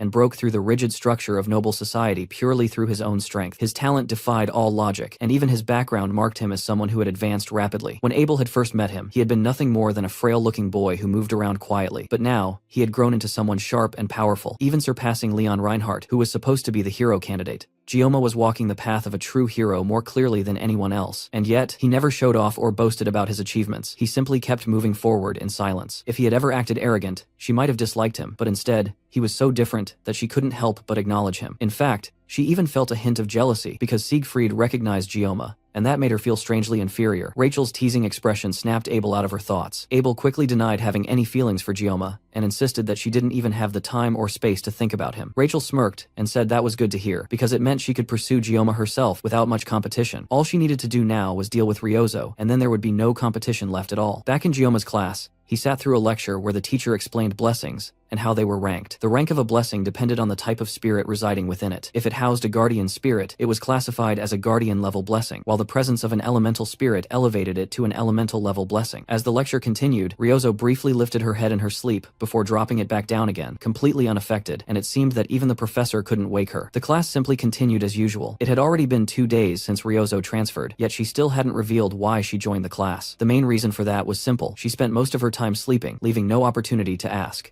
And if she was just going to sleep all day, there was no reason for her to specifically sit in the corner right next to him. Fortunately, Chloe was still hospitalized, or the situation could have become messy. Still, Ryozo had covered for him after the dungeon incident, allowing everything to be resolved without much trouble. She was clearly on another level, even surpassing Speed Weapon. The teacher continued the explanation, stating that blessings were divided into 4 categories. The lowest was the personal blessing, followed by guardian level, then true blessings, and finally, heroic blessings at the very top. Most cadets in the academy possessed personal spirit blessings, which were considered the weakest. However, under certain circumstances, a personal blessing could still outperform a guardian level one. Elemental level blessings were extremely rare, and Gioma happened to possess one, the blessing of transition. Above all of these were heroic blessings, which were regarded as legendary. Since the beginning of blessing manifestation, only one individual had ever awakened such a blessing, the hero of origins, Valor Joaquin. In modern times, however, there were rumors of one more person, and Gioma knew that the one being referred to possessed the blessing of miracle. As the class ended, the teacher mentioned that they would continue the topic next time. However, Gioma raised one last question. He asked about a phrase he always faintly heard whenever he activated the blessing of the sword god. May the blessing of the gods be with you. The question made the teacher pause, and even Ryozo stirred slightly from her sleep. The teacher admitted that he didn't understand what Gioma was referring to, but he pointed out a flaw in the statement. There were no gods left in the world anymore, which meant that such a blessing couldn't exist. After the teacher left the room, Ryozo let out a small chuckle, teasing Gioma about his embarrassing question. When he asked if she was finally done sleeping, she simply turned away and went back to sleep again. Gioma didn't blame her, and decided he might as well take a nap too. As his consciousness began to fade, a message suddenly appeared in front of him. He woke up to find a large notification informing him that the GM had requested a conversation. In the next instant, Gioma found himself in a strange, abstract space filled with floating scraps, with the message hovering before him. The notification then changed into a prompt, asking whether he accepted the meeting request with the GM. It updated again, stating that the GM was interfering with the world line using code. The term world line was unfamiliar to Gioma, and none of this made sense to him. Suddenly, everything went quiet, and another message appeared, stating that the dimensional gap was too large and that his current level was insufficient. It also mentioned that he had not yet met the requirements for his newly unlocked mysterious trait. Even so, the system asked whether he still wished to proceed. Gioma hesitated, looking around as he tried to understand what was happening. This didn't feel like a dream at all, and there was a chance that he might finally learn the truth behind the blessing of the sword god, and why he had ended up in this world. With that in mind, he accepted the request to meet the GM. The world around him immediately began to distort, as if the very code of reality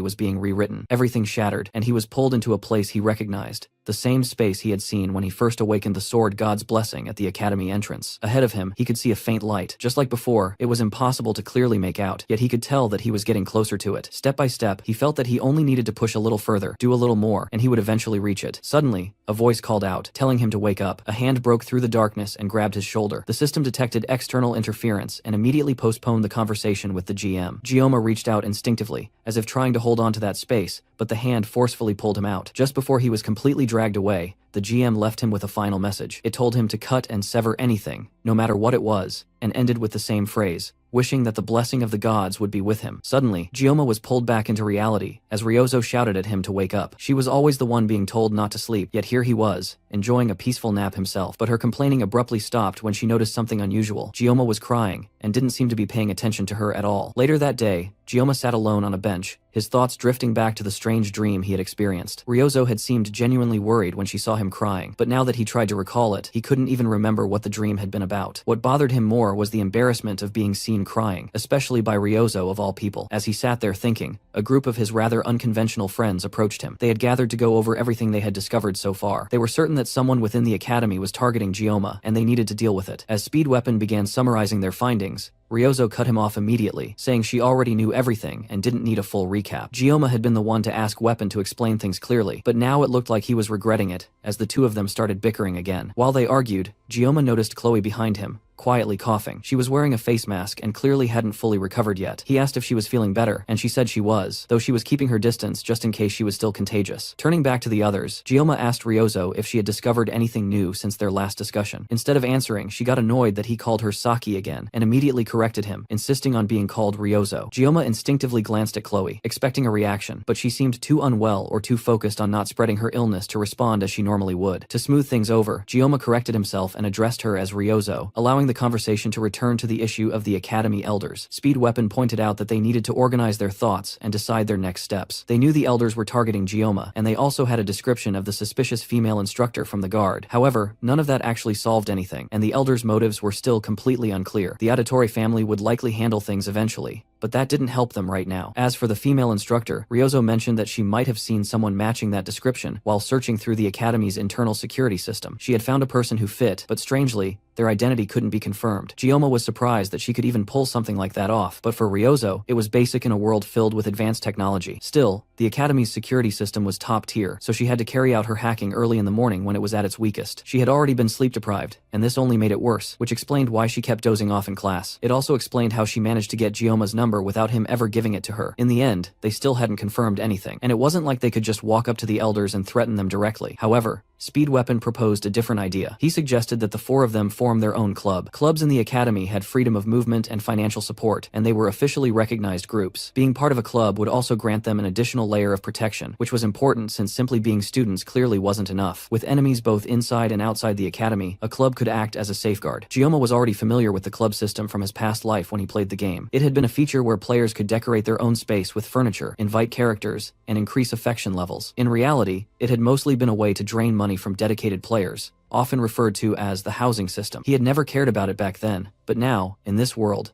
it could actually be useful. There were requirements for forming a club though. They needed at least 5 members and had to submit a proposal to the administrative office. Right now, they were 1 member short. As he thought about it, Gyoma realized how strange it was that these people trusted and supported him despite barely knowing him. As people grew older, relationships usually became more calculated, yet these 3 stood by him without hesitation. He genuinely felt grateful for that. Their next step was to decide on a club name. Chloe suggested Assassin's Oath, but the rest of the group found it a bit too edgy. Ryozo proposed picking something random since no one would care anyway, but Speed Weapon quickly shut that idea down. After a moment of silence, Gyoma suggested the name Travel Club. It would give them a reasonable excuse to clear dungeons and travel outside the academy without drawing unnecessary suspicion. The others agreed, and just like that, the Travel Club was formed. Now, they needed a club advisor, and they had to sort everything out before the exams coming up next week. Without an advisor, they couldn't officially establish the club. That was the hardest part, since the advisor had to be at least a professor. Chloe suggested asking the Blessing Studies professor since he was kind and popular, but he was always busy, making it unlikely that he would accept. Out of over 500 staff members, only about 30 were professors, and when limited to those teaching first years,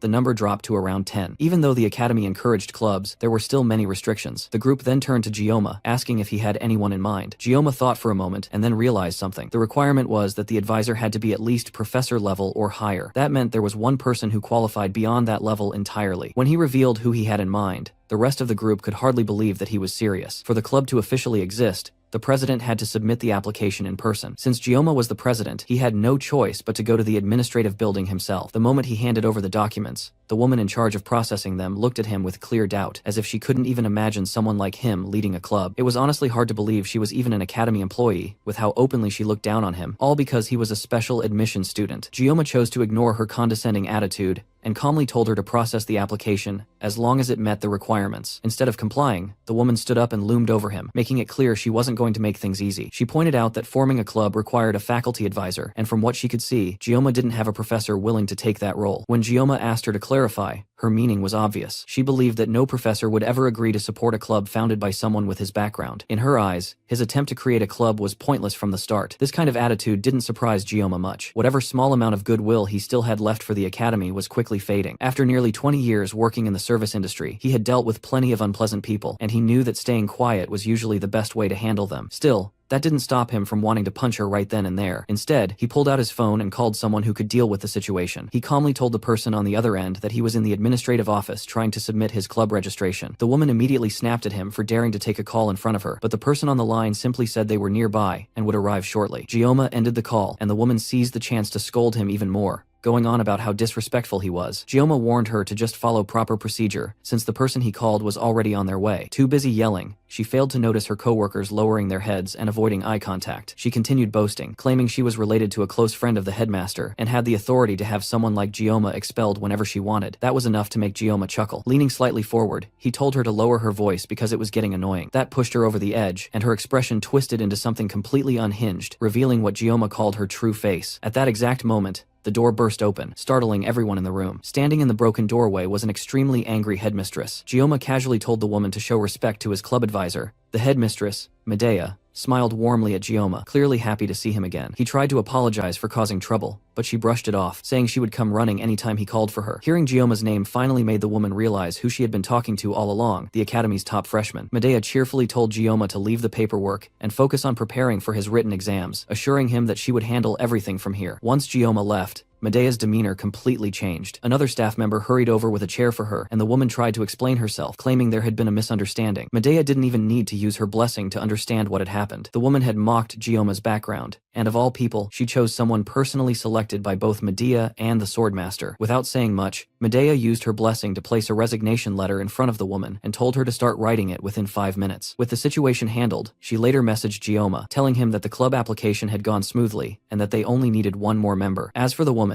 Gioma assumed she had been fired, but he didn't feel even a bit of sympathy for her. Medea also told him to visit her office after class. After that, Gioma went to see the person who had become both his enemy and ally, the blacksmith Valander. He had come to collect his equipment, and Valander told him to wait for a moment. This time, the blacksmith actually looked like a proper craftsman at work, though Gioma wasn't sure how Valander felt about him anymore. As someone who had played the game before, Gioma had always had mixed feelings about him, but after everything that had happened, the negative side had definitely grown stronger. Even so, he couldn't help but feel a bit sorry for him. In the game, Valander was one of the main NPCs responsible for almost every aspect of equipment upgrades. Like most characters in games like this, he was someone players either loved or hated. He had a reputation for draining players' money because of how luck-based his enhancements were. Gioma himself had been a light spender in his previous life, so he couldn't fully relate, but he knew that heavy spenders would go to extreme lengths, praying for luck and hoping Valander would finally favor them. In reality though, most players just cursed him whenever their upgrades failed. Even Gioma had done the same when his Murasame had been downgraded from a B rank to an E rank. Valander snapped Gioma out of his thoughts and asked what he was thinking about. Then, with clear pride, he presented the newly upgraded weapon, confidently claiming that this time, his craftsmanship had reached perfection. The sword looked completely different now, polished, refined, and almost gleaming with a fresh presence. On top of that, it even came with additional special options, which immediately pleased Gioma. The Murasame now carried the effect known as Scattered Rain, and seeing the sword in its new state made Gioma instinctively praise Valander like a god for the insane luck that had finally come his way. Thanks to this enhancement, Gioma's painless blessing had also improved, extending its duration from 40 seconds to 50 seconds. Before, he had already felt that 40 seconds wouldn't be enough for future dungeon runs, so gaining an extra 10 seconds made a significant difference. Considering that he planned to combine it with the Blessing of Transition later on, the benefits would only increase as his armament level rose. Overall, this was undeniably a huge advantage for him. Despite all the complaints he had in the past,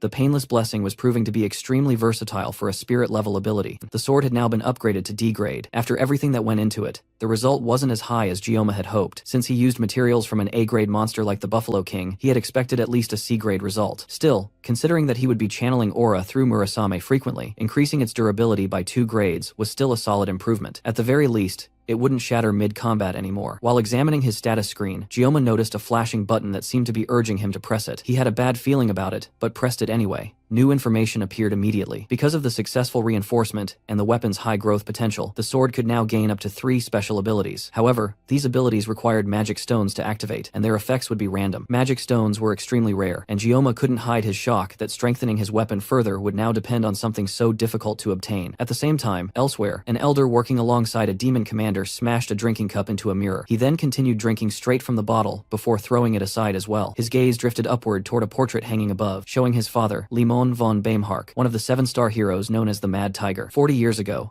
Limon had died in battle during the campaign against the 6th Legion commander, Vasmon. Society had celebrated him as a noble hero, but in reality, his death had triggered chaos within the family. Afterward, numerous relatives attempted to assassinate his son in their greed to take control of the Baimhark family. To survive, he had to harden himself completely, abandoning any sense of softness. Instead of being eliminated, he manipulated those same relatives into destroying each other. In the end, he managed to restore his family's crumbling foundation. By the age of 30, he had risen to become an elder of Joaquin Academy, dedicating himself to guiding humanity while maintaining the dominance of the ruling class. For him, demons served as the perfect justification for that power, giving humanity a constant enemy to rally against. However, there were always unpredictable variables that threatened to disrupt everything. One of those variables was Leon von Reinhardt, a hero candidate born with the potential to defeat the Demon King. Even so, Given the overwhelming difference in power between humans and demons, the chances of Leon actually succeeding were almost non-existent. The existence of figures like Lyson, the First Legion commander, who had once been sealed by the legendary hero Valor Joaquin, had already set the standard for how powerful true legends were. Then, one day, a woman approached him with an offer to personally deal with the so-called hero candidate. She appeared to be nothing more than an instructor, and at first, he questioned how someone so far beneath him could dare to speak so casually. But the moment their eyes met, he understood the truth. She was the one holding power in that exchange. She was a human who had willingly abandoned her own kind to form a contract with a Legion commander, making her a half-human, half-demon, a villain. Things had already been complicated enough with Leon alone, but now an additional problem had emerged in the form of a low-born special admission student, Kang Jioma, who was disrupting everything even further. Even the Auditore family seemed hesitant to act, claiming they lacked sufficient justification. Frustrated, the elder, Claude von Baimhart, finally gave an order, telling his subordinate to summon the Undertakers.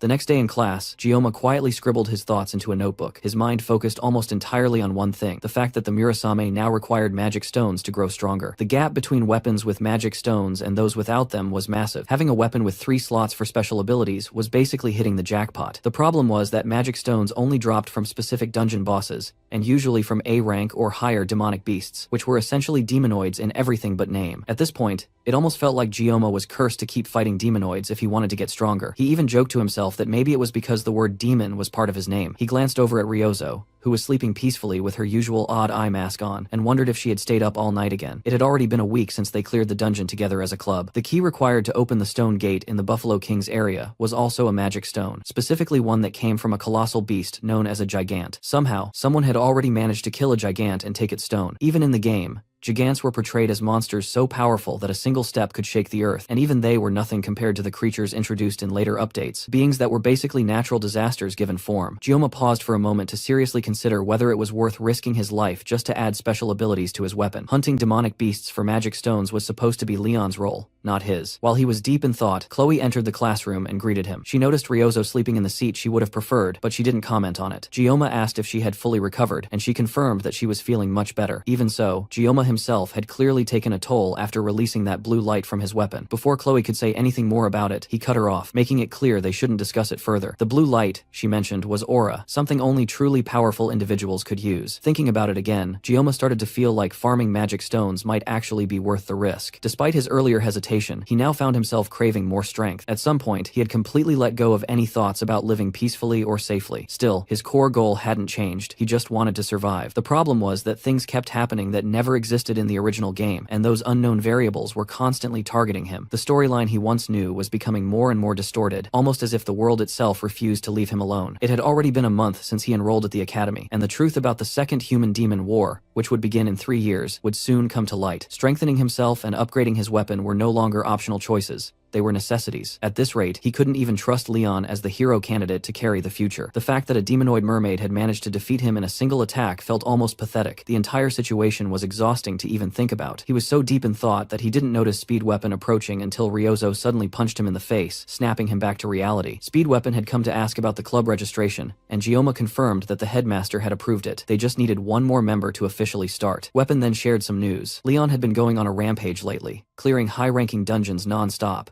It seemed like Leon was finally starting to act like a proper protagonist, making Jioma reconsider his earlier doubts. There were even rumors that Leon had cleared an A-rank dungeon just the previous day with a small party, while Jioma's group had barely managed to get through a C-rank dungeon. Speed Weapon also pointed out that Ryozo seemed unusually well-informed about Leon, making it pretty obvious that she had feelings for him. Instead of answering directly, Ryozo briefly glanced at Jioma before turning away and stating that she was no longer interested in Leon. Leon's growth was undeniable, and at this pace, he would likely obtain Balmung during the upcoming Survival Island training. Thinking about it more logically, Jioma realized that surviving this long with nothing but a sashimi knife was already something close to a miracle. It was possible that his very existence had been diverting attention and danger away from Leon. Even if that was true, Jioma had no intention of just accepting it. If his survival depended on it, he would cut down anything that stood in his way. He had no desire to act like a flawless hero, and he wasn't the protagonist of this world. Under his breath, he muttered that he would slice through anything that blocked his path. Ryozo overheard him and casually asked if he was into anime, since that line sounded exactly like something out of a game or a show. Elsewhere, a group of dangerous-looking individuals walked through the academy halls, following a maid who led them deeper inside. One of them muttered in disbelief, wondering how their group had ended up receiving a request from the elders of Joaquin Academy. At this rate, Great. If jobs like this kept coming, they might as well become a fully recognized assassination organization. Their boss, a woman with short silver hair, immediately shut him up, warning him to keep quiet unless he wanted his teeth knocked out. Another thug leaned over and whispered that since he was new, he didn't understand yet, their boss hated elites more than anything. But even with that, the payout for this job was simply too good to turn down. As their chatter continued, the boss repeated herself, this time more firmly, ordering everyone to stay silent. Eventually,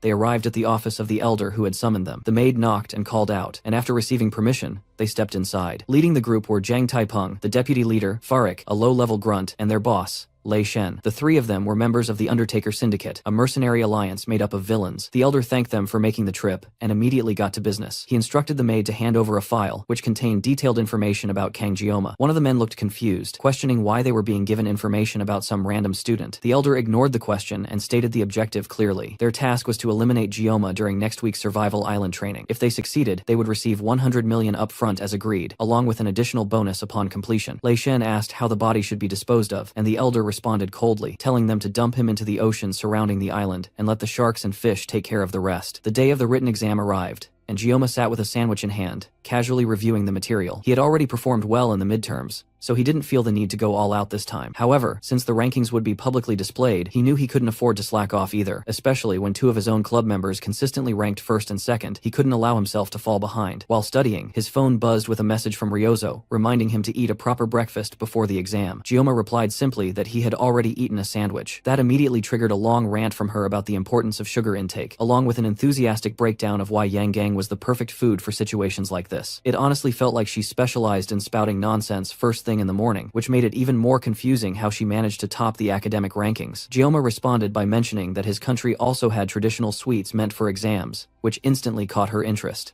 But before she could go deeper into it, he abruptly ended the conversation by telling her to just eat shit. She began spamming his phone with messages asking what he meant, but Jioma had already set his phone to silent and ignored everything. He had no intention of dealing with her nonsense any further, and instead focused on preparing for the exam, determined not to lose to the Yang Gang fanatic. That determination didn't last long though, because the reality was that Jioma wasn't exactly brilliant academically. While Ryozo and Speedweapon argued over correct answers after the exam, Chloe approached him and asked how he did. He casually said he had guessed most of the answers, though in truth, he had barely managed by relying on knowledge from the game. Still, he figured he must have done better than Chloe, at least. He then asked her if she had heard anything from Nox or received any updates. She explained that her brother had called the previous evening, but she had missed it because she had been asleep. The call had come around 7 p.m., and since she had stayed up all night studying, she ended up sleeping through it. Knowing Chloe, Jioma suspected she might have ignored it intentionally. Since the contact information of the Auditor family was classified, the only way Jioma could get information was through Chloe, unless Nox reached out directly. There was clearly some awkward tension between the siblings, and Jioma couldn't help but feel that siblings should normally have a better relationship than that. Meanwhile, Speedweapon loudly complained about how he had studied for days without sleeping, only to still lose to Ryozo in exam rankings again. As he spiraled into frustration, Ryozo casually walked over and sat closer to Jioma. Curious about what he and Chloe were discussing, she bluntly asked if the two of them were dating. While Chloe immediately started drifting into her own imagination, Jioma quickly shut that idea down, clarifying that it wasn't anything like that. Ryozo leaned in even closer and questioned why he kept ignoring her messages if he didn't even have a girlfriend. Jioma defended himself, saying it only happened once and that he wasn't constantly ghosting her. Before the conversation could continue, Chloe interrupted, clearly irritated after hearing that Jioma and Ryozo had been texting. Jioma turned toward her as she called his name in an eerily calm tone, only to find her staring at them with a full yandere expression. With an unsettling calmness, she questioned him about why he had been messaging Ryozo at all. Chloe's sudden outburst completely shocked Jioma. Just a moment ago, she hadn't reacted at all when he and Ryozo were sitting right next to each other, yet now she was losing control over something as simple as a text. Even Speedweapon couldn't understand why her attitude had flipped so abruptly, while Ryozo, instead of being concerned, actually found the situation entertaining. She teased Jioma, asking him why Chloe was acting like that, but Jioma immediately warned her to step back before she made things worse for all of them. Ryozo ignored him completely and kept pressing him, repeatedly asking why Chloe was suddenly behaving like that, even though it was obvious she already understood the reason. It was clear that she knew exactly what was going on with Chloe, but she chose to keep provoking the situation for her own amusement, completely unaware of how dangerous Chloe's yandere side was about to become. Chloe had clearly reached her limit watching the two of them interact so casually. She stopped holding back and confronted the issue directly. Jioma had never even given her his phone number, and yet he was already texting freely with Ryozo. Jioma tried to explain that Chloe's number was confidential, but she refused to listen. Her focus was entirely on the fact that Jioma had once promised that he would be her one and only prince. At the same time, Ryozo clung tightly to Gioma's arm, full of curiosity about what was happening, while Gioma struggled to explain things under the heavy waves of killing intent coming from Chloe. He bluntly told Ryozo that Chloe was a yandere, but Ryozo pretended not to know what that meant. Speed Weapon immediately stepped in, grabbing Ryozo by the face and pulling her away from Gioma, since he clearly understood how serious the situation actually was. Chloe then pulled out her legendary box cutter, fully entering her yandere state and preparing to cut down everything in front of her. This time was clearly different from before, and Gioma had no idea how to handle it. He realized that he had been slacking on researching yandere behavior on NeoTube, and now he was completely unprepared to deal with her. Chloe slowly stepped toward him, declaring that from now on, she would make sure he would only ever look at her. Without giving him even a moment to react, she suddenly rushed forward and slashed at him with the box cutter. At that point, even Ryozo understood that the situation had become seriously dangerous. Chloe continued attacking him with repeated slashes while ranting about how Gioma always made her sad. She accused him of constantly spending time with other girls and flirting with them instead of staying by her side. One of her swings missed Gioma entirely and instead went straight toward Ryozo, who was standing behind him. Gioma reacted instantly, knocking Chloe's hand aside before the blade could reach Ryozo. Immediately after that, he forced Chloe down onto a table and pinned her there, standing on top of her to stop her from struggling. Speed Weapon and Ryozo both stared in shock as Gioma tried to calm her down, with Ryozo looking especially irritated at what she was seeing. While holding Chloe down, Gioma tried to get her to talk to him. She kept trying to push him away, but her strength was already fading with him restraining her. Even then, she refused to listen. She pointed out that all this time, he never even wanted to stay in touch, yet now he suddenly wanted to talk. Gioma leaned in closer and told her that he wanted to talk to her face to face instead of through something like a phone. That seemed to calm her slightly. As he leaned in even further, determined to settle everything right there, he thanked her for always thinking about him. That was enough to completely overwhelm Chloe. She entered a full yandere overload state, and even Speed Weapon started blushing at how intense Gioma's riz was. Once Chloe was fully immobilized, Gioma stood back up and reminded her of their time in the Buffalo Dungeon, how he had relied on her and how they had fought together. They had shared many experiences already, so there was no need for her to get this upset so easily. With Chloe finally calmed down, Gioma took the opportunity to step away, relieved that he had somehow managed to handle the situation. Speed Weapon asked him if he was okay, but Ryozo stayed completely silent, clearly disappointed by everything that had just happened. The conversation shifted, and Gioma suggested that they clean up and head out. Ryozo left the room shortly after. Later, as Ryozo and Speed Weapon walked back toward their dorms, both of them had Gioma on their minds. From what they had seen so far, it was obvious that whenever the topic of Gioma came up, Chloe would give off a murderous aura. It didn't take much to understand that Chloe had very strong feelings for him. However, those feelings were clearly twisted into something far more dangerous than normal affection. What surprised them even more was Gioma himself. Behind his calm words and gentle actions, he always kept his sashimi knife ready. He tried to resolve situations through persuasion first, but it was obvious that he was prepared to switch to violence at any moment if necessary. He understood how to use the threat of violence when needed. At a glance,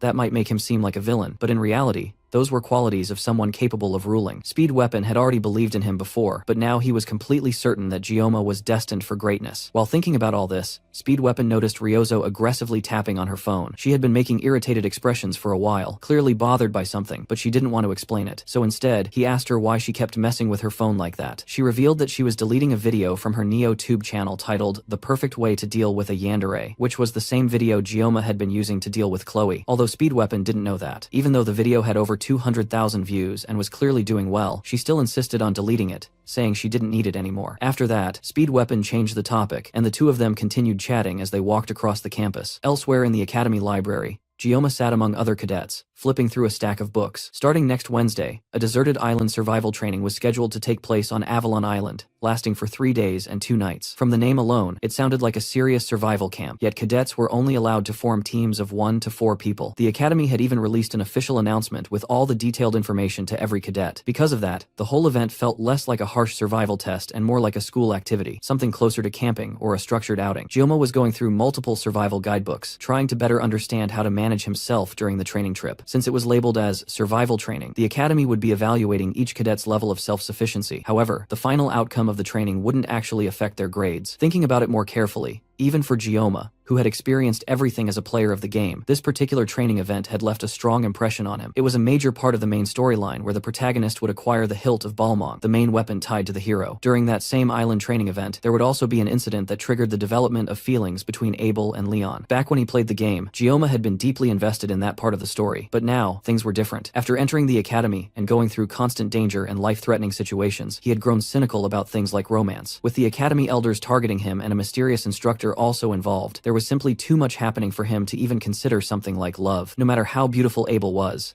This wasn't the kind of situation where he could afford to develop feelings. Love could wait for another life. In this life, as a swordsman, what truly interested him was the holy demon sword, Balmong. Maybe it was because of his nature as a swordsman, but he couldn't stop himself from wanting that weapon. As someone who used to play the game, he already knew where Balmong was located and what kind of power it held. However, collecting the scattered pieces of Balmong was a crucial part of the story's progression. Even if he knew the locations of all those pieces, he still wouldn't be able to obtain them. The condition for acquiring Balmong, a weapon that chooses its own master, required the manifestation of the Blessing of Miracle. That essentially meant the weapon was designed exclusively for the protagonist. Compared to that, Gioma, who still relied on a sashimi knife, was nowhere near worthy. Instead of wasting time longing for something impossible, it made more sense for him to focus on what he actually needed to survive those 3 days on the island. Because of what had happened on Skopje Island earlier, the academy director had made a special request for the Sword Emperor to join as a guest instructor for the Wolf class. The strongest hero in the world would now be guiding a group of first-year students on what was essentially a camping trip. The main storyline had already changed quite a bit, but at least this development meant Gioma could pursue his goals with a bit more safety than before. Gioma moved toward another shelf to grab more books, hoping to find something useful. He hadn't come to the library just to read basic survival tips that he could easily look up online. He was searching for something very specific related to Avalon Island. He picked up a book that covered the island's history and began reading through it. Avalon Island was located in the far western sea, known as a mystical place where the terrain constantly shifted. At the very center of the island was an ancient body of water called the Queen's Lake, and certain tribes referred to it as the Land of Beginnings. At present, the island remained completely uninhabited. All of this information was already familiar to Gioma, which meant he would likely need to go through a large portion of the library to find exactly what he was looking for. As he continued searching through the books, a voice suddenly called out to him, and a firm hand gently rested on his shoulder. It was Leon. The blonde protagonist greeted Gioma with a faint smile. Behind them, a group of girls reacted with excitement at the mere sight of Leon, but Gioma's attention was fixed on the book Leon was holding. It was an introductory book on magic, suggesting that Leon was trying to improve after what happened during the midterms. Even so, something felt off. The protagonist shouldn't have been sitting in the library studying magic at this particular moment. Gioma found himself growing suspicious of the situation. Leon asked what kind of books Gioma had been reading. Gioma explained that he was simply trying to learn more about Avalon Island for the upcoming training. Leon commented that Gioma seemed surprisingly diligent, and Gioma couldn't deny that. Between physical training,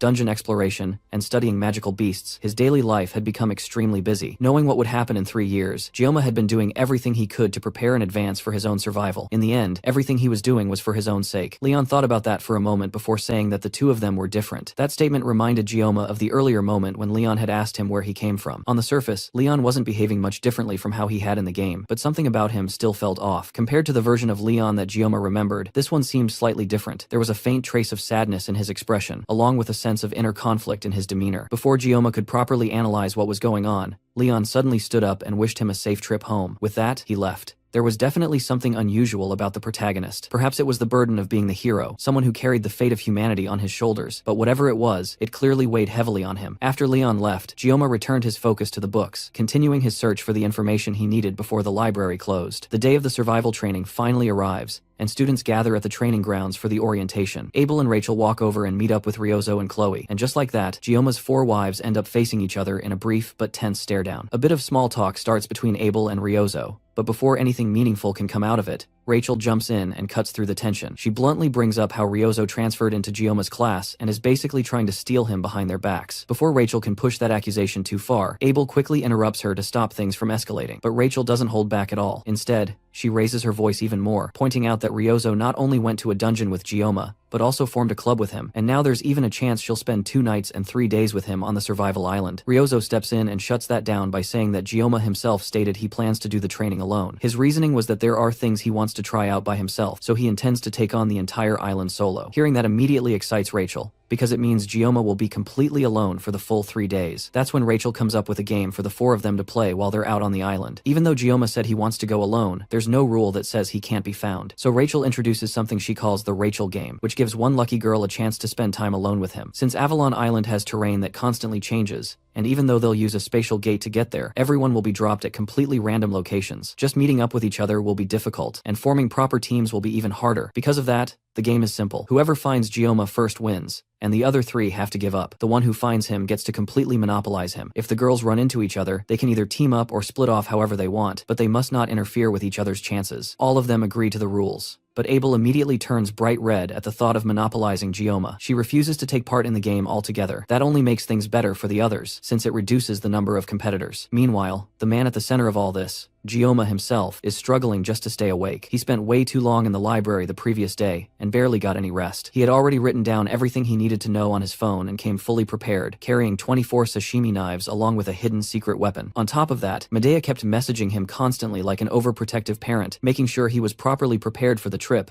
and even reminding him to bring some extra pairs of underwear. At this point, she felt more like a grandmother than a school director. Before heading out, Gioma takes a moment to scan the training grounds, carefully observing the teachers present. He's specifically looking for a tall female instructor with purple hair and purple eyes. He doesn't know her exact intentions, but if she's targeting him, then this deserted island training would be the perfect opportunity for her to make a move. The constantly shifting terrain of the island would also make it easy to clean up any evidence afterward. Of course, that logic applies to Gioma as well. Still, he isn't comfortable with the idea of using a knife against a person, but at the same time, he can't just sit around and let himself get killed either. The real problem is identifying the correct person, because for some reason, there are way too many women with purple hair and eyes around, as if everyone had been dipped in food coloring at birth. His thoughts get interrupted when Siegfried and Abel walk past him across the training grounds. The Sword Emperor reminds Gioma to keep working hard and aim for good results, but also tells him not to forget to rest properly and enjoy the training. After a bit of casual conversation, the two continue on their way. However, Abel lingers for a moment longer than expected, staring at Gioma before finally leaving with a small huff. Gioma doesn't think much of it, and even lets out a small laugh, recalling from the game's storyline that she'll soon end up getting a boyfriend anyway. As he watches her walk away, he completely fails to notice Ryozo sneaking up behind him, with what she believes is a mischievous expression. That plan falls apart instantly when Gioma suddenly turns around and flicks her hard on the forehead. She yelps in pain and jumps back, completely caught off guard by the sudden hit. All she had come for was to wish him luck for the training, but now she's too annoyed to even look at him. Gioma, on the other hand, genuinely doesn't understand Ryozo at all. Lately, he hasn't even been able to sleep properly because she keeps sticking around him all the time, and if he tries to ignore her, she just gets more restless and starts pacing around like crazy. He has no clue what exactly about him caught her attention so strongly. Even so,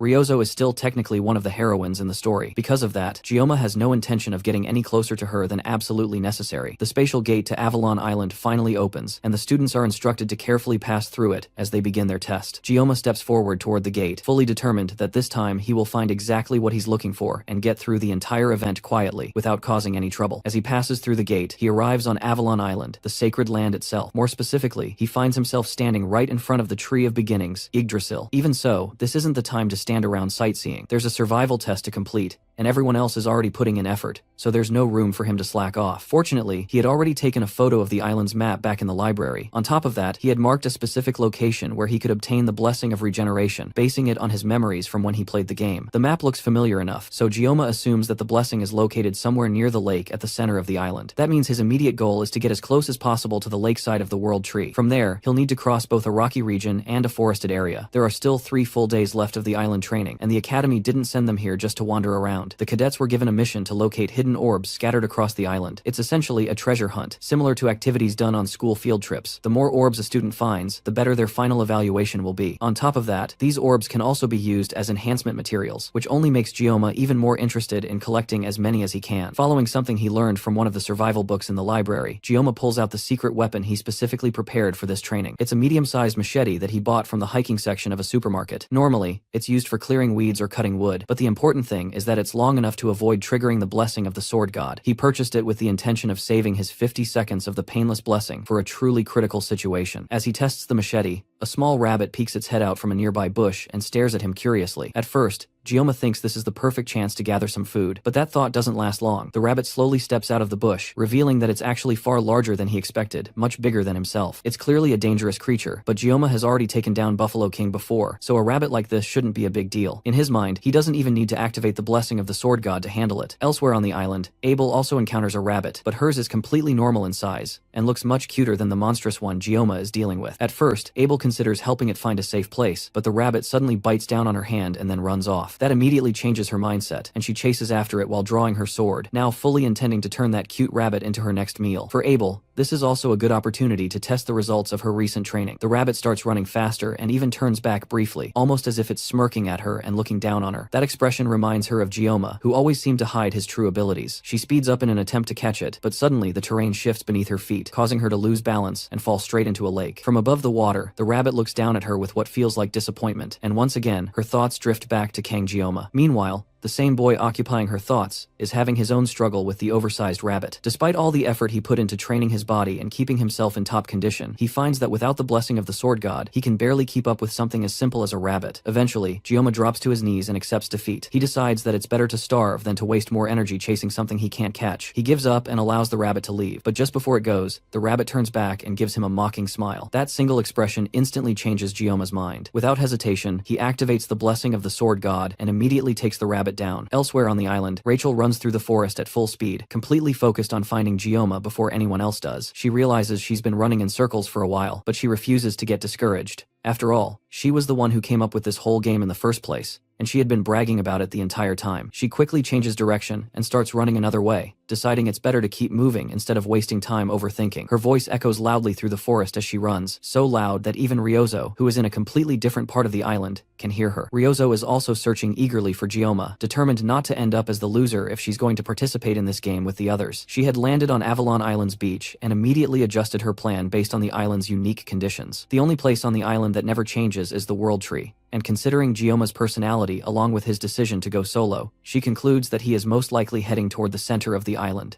Even though searching for him will be difficult, she refuses to let anyone else reach him first. At the same time, Chloe is also running through the forest, desperately trying to find Gioma. She's so focused on searching for him that she barely pays attention to the monsters and animals attempting to attack her along the way. As one of the best scouts among the first-year students, she is confident that she can find him first on this island, and once she does, he will only have eyes for her. She suddenly notices someone in the distance, and speeds up even more, hoping that it's Gioma. Meanwhile, Gioma is sitting beside a small campfire, calmly roasting the rabbit he hunted earlier. He had spent the entire day skinning the monster and preparing it, so now food is no longer a concern for him. Suddenly, he hears something moving through the forest and immediately becomes alert, shifting his attention toward the sound. It doesn't sound like a wild animal, which makes him wonder if it could be someone targeting him. Given that there are people within the academy who want him dead, he knows he can't afford to let his guard down. Thankfully, he has been saving his blessing for a moment like this. As Chloe rushes through the trees toward the figure she spotted earlier, she quickly realizes that it isn't Gioma, but Rachel instead. The two of them immediately start arguing, both frustrated that they keep running into each other instead of finding him. At the same time, Gioma almost ends up cutting someone in half before stopping himself at the last moment as Abel suddenly falls right in front of him. The two freeze and stare at each other in silence, and the only thing that breaks the moment is the loud growl of Abel's stomach. Even though she had refused to participate in the game, she somehow ended up being the first one to find Gioma. She looks around his makeshift campsite and quickly realizes that Gioma is doing more than just surviving. He's actually thriving. He has a warm-looking fur coat and plenty of prepared jerky to keep himself fed. Even in a survival test like this, she feels like she's losing to him again no matter what she does. The thought embarrasses her, and after falling into the lake earlier, she is also freezing cold. Gioma quietly approaches her from behind and places the fur coat over her shoulders to help her warm up. The only reason she found him in the first place was because she couldn't resist the smell of the food he was cooking, but the warmth of the coat is enough to calm her down. On top of that, she had twisted her ankle earlier while chasing the rabbit. As soon as Gioma notices the injury, he immediately starts treating it, carefully bandaging her ankle and taking care of her wounds to prevent infection. After finishing, he asks her why she's wandering around alone. The thought of the Rachel game flashes through her mind,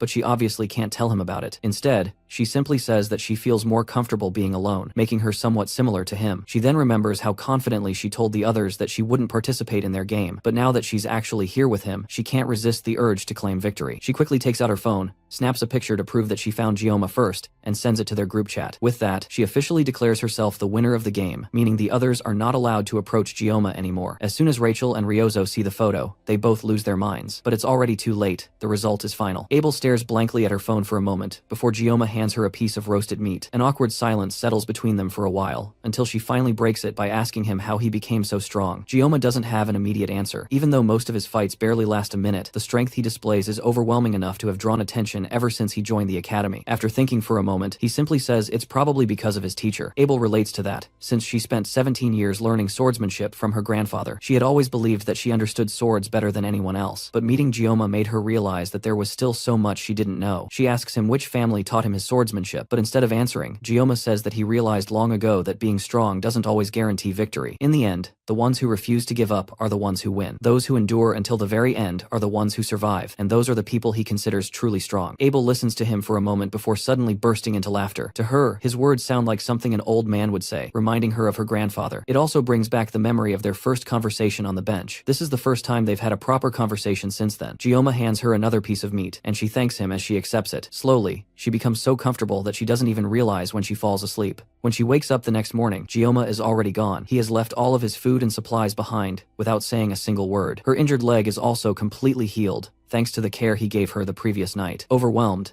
Abel starts to cry as she realizes that this is the first time in her life that someone has taken care of her like this. No matter what she went through before, she always faced everything alone. Even when she overcame major challenges, she did it by herself. That was simply the responsibility of someone carrying the Nibelung family name. But now, Kang Jioma helped her without expecting anything in return. For a long time, she had felt envious of people who could show kindness without wanting something back, and now, he had done exactly that for her. With renewed determination, she picks up her sword and prepares to move forward. Sitting around and crying won't change anything, so she has to keep going. Wearing the coat Jioma gave her, she proudly sets off to continue her survival training. Meanwhile, Jioma pushes forward through the forest while his thoughts drift back to Abel, acknowledging that she is really pretty yet feeling that she doesn't like him very much, though he isn't particularly concerned since he already understands that her personality has always been proud and aloof, and the only reason he helped her earlier was because of their random encounter rather than any feelings, as she simply looked so pitiful that he couldn't bring himself to treat her coldly. And while this interaction might slightly affect the main storyline, things should still remain mostly fine,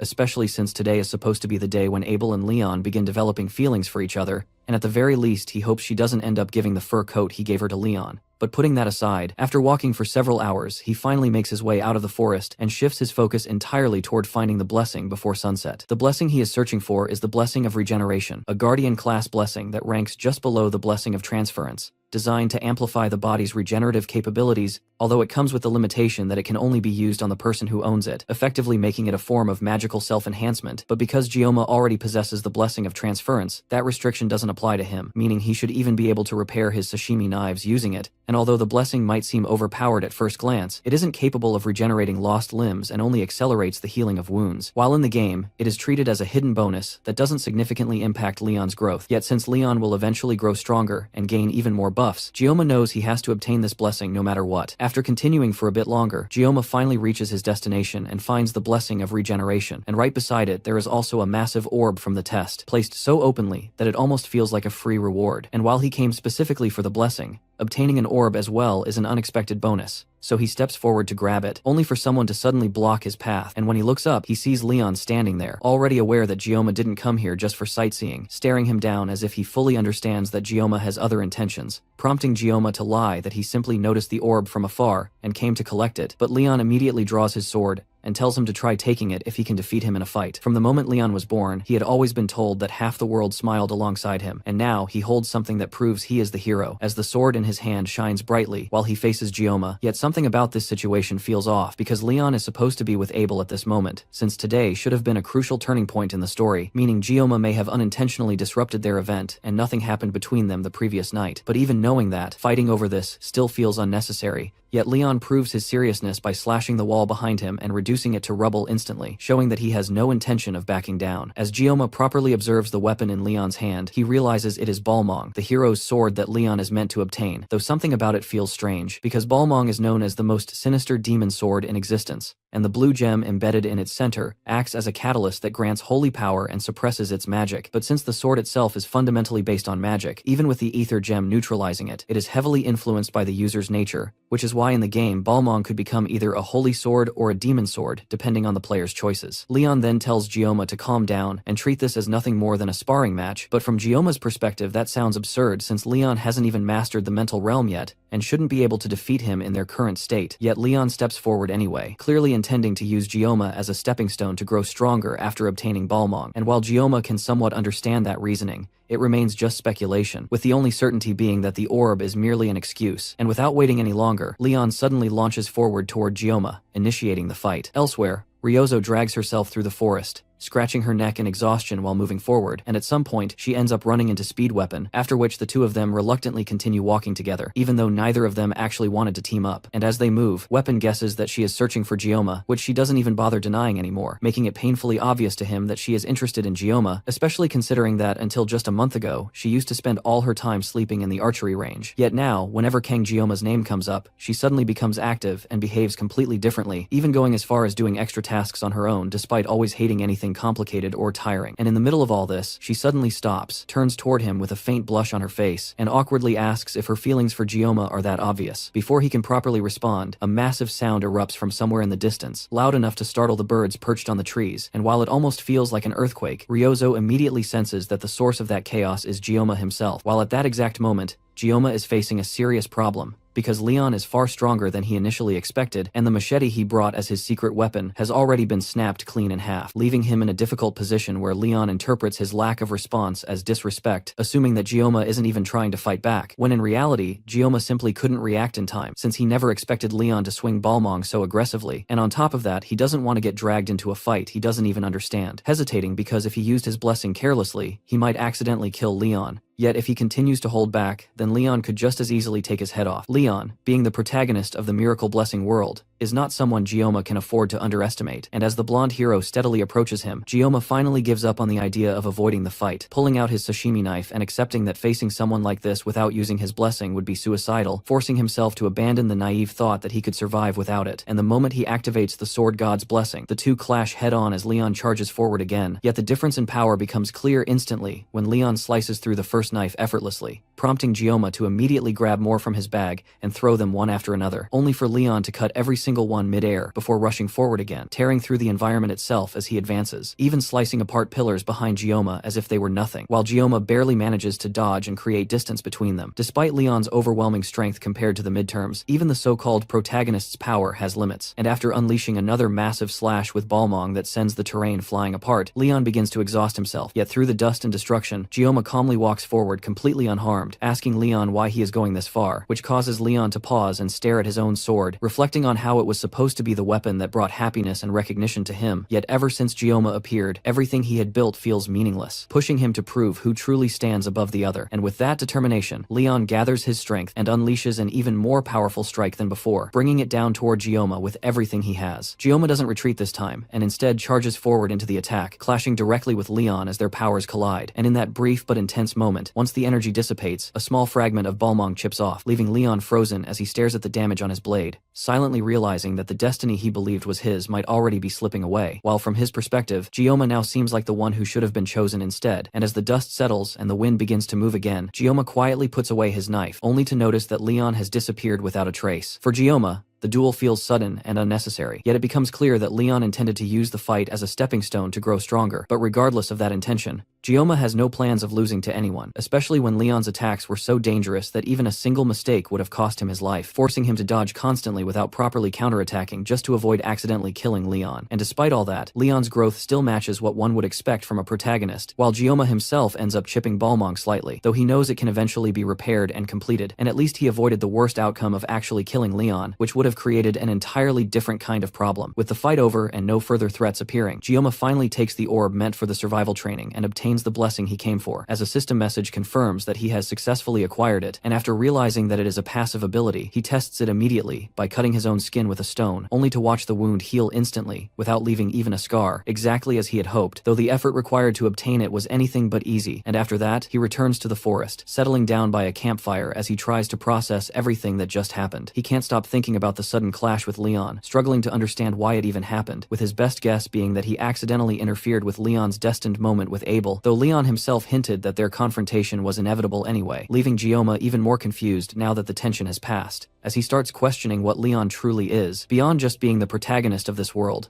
And even deeper than that, he wonders about the mysterious existence that brought him into this world in the first place, realizing that he currently has no way to uncover those answers, leaving him with no choice but to keep moving forward based on what he believes is right. In his past life, Gioma always had a fiery personality, often clashing with difficult customers and never backing down, no matter how tough the situation became, and although he has been holding that side of himself back recently, he realizes that he has never been someone who could ignore injustice. And while he initially tried to avoid interfering with the original storyline, survival has now become his top priority. Yet despite acting only to protect himself and gain strength, he still ended up fighting Leon and becoming a target for assassination, pushing him closer to a reality where he might one day have to kill an actual human instead of a monster, something he still desperately wants to avoid, though he can feel the weight of that possibility pressing down on him. As he sits there lost in thought, Ryozo suddenly appears behind him in his mind, mockingly telling him to stop overthinking and just act naturally instead of talking to himself, causing him to turn around instinctively, only to find that no one is there, making it clear that it was just his imagination. Yet he knows that if she were actually with him, that is exactly what she would have said. And in that quiet moment, as he reflects on the people around him, he realizes that he is thinking about his friends, a word that feels oddly cheesy to him, yet at the same time brings him a sense of comfort he didn't expect. As the night deepens, Gioma eventually drifts off to sleep. Suddenly, the leaves in the bushes around him crunch faintly as a group of dangerous-looking figures quietly surround him, each of them holding sharp weapons, and their leader, Lei Shen gives a small nod that immediately signals the start of the attack, prompting two of the grunts to throw their shurikens straight toward Gioma, who wakes up on instinct and dodges at the last second, though he still ends up taking a few minor cuts along his arms. Gioma quickly turns toward the group and recognizes them as the Undertaker Syndicate, locking eyes with their leader, Lei Shen, whom he remembers clearly from the story, a character who originally was the daughter of a noble family, but got betrayed and thrown out by her own relatives, eventually becoming a contract killer, her hatred building over time until she turned into a villain, and later became the first half-demon that Leon would face. Someone whose story was destined to end in tragedy. But even knowing all of that, Gioma feels no sympathy at all for someone who willingly gave up her humanity and chose to become a killer. The assassins slowly approach him, while Gioma carefully keeps his distance, watching them without making any sudden moves, and the men immediately sense that something about him is off, because even in a situation where he is surrounded by experienced fighters, Gioma's expression doesn't show fear at all, instead looking like he is ready to cut every single one of them down, which makes the atmosphere tense. And then Lei Shen is the first to speak, calmly asking him which organization he belongs to. Gioma doesn't respond, mostly because he genuinely has no idea what kind of answer they expect from him, and he finds it strange that hitmen would even ask him something like that, though it becomes clear that they don't see him as a normal cadet, probably because of how skilled he appears. While the other men talk among themselves, mentioning that this is the first time Lei Shen has shown interest in someone they are about to kill, since although they knew he was the target, they never thought he would actually be able to fight back. Gioma still doesn't react to their provocations and simply watches them, but then he pieces something together, realizing that if a group like this has been sent after him, then the one behind it must at least be an elder from the academy, and when he says that out loud, it shocks all of them, because they didn't expect him to be analyzing the situation like that, and as he continues speaking, calling them nothing more than butchers who kill for money, the group becomes visibly irritated, their anger rising with every word. Without hesitation, Gioma walks straight up to Lei Shen, stepping right into her personal space and looking down at her in a way that clearly mocks her, and one of the grunts can't tolerate that level of disrespect anymore, immediately rushing forward to attack. But in that exact moment, Gioma activates the blessing of the sword god and cuts him down instantly, so fast that the man doesn't even realize what happened, his head sliding cleanly off his neck while he is still in motion, dying before he can even process that he has been struck, marking the first time Gioma has killed a human outside of the academy's subspace. As the group starts to panic and tries to understand what just happened, Gioma's assimilation rate suddenly begins to skyrocket, jumping rapidly from 12 all the way to 88, and in that instant, his consciousness shifts into something strange, where in another reality, Chef Kim checks his phone and notices that it is already past midnight, deciding that he should quickly find what he is looking for and call it a day, though what he is searching for is his humanity, something he cannot seem to find anywhere, and as he opens the fridge, he sees rows of juice boxes arranged in a peculiar way that spell out the words, Blessing of the Sword God. As he stares at those oddly arranged boxes, he transitions back into Kang Gioma, yet he still cannot find what he is looking for, and then he notices that the boxes seem to form a message, telling him to cut everything down, no matter what it is, and the moment he reads that message, a bright red light bursts out from the fridge, completely engulfing him and pulling him back into reality. Back in the present, his left eye begins to darken, and a manic intensity spreads across his face, making it obvious that something inside him has shifted, and even then, the remaining goons fail to understand what kind of situation they are in, rushing toward him together in an attempt to overwhelm him, but Gioma doesn't hesitate at all, and charges forward to meet them, cutting down 3 of them in a single clean strike, their bodies falling apart instantly. 2 more assassins rush at him with their swords drawn, but Gioma easily jumps over their attacks, twisting his body midair before slicing them across the back, killing them without any effort, while the rest of the group tries to encourage each other not to get taken down by a single brat, charging him all at once in desperation, as Lei Shen watches from behind, silently observing as blood, guts, and severed body parts scatter across the ground. As she watches her entire group get slaughtered so easily, she begins to question whether the person they are facing is really just a cadet,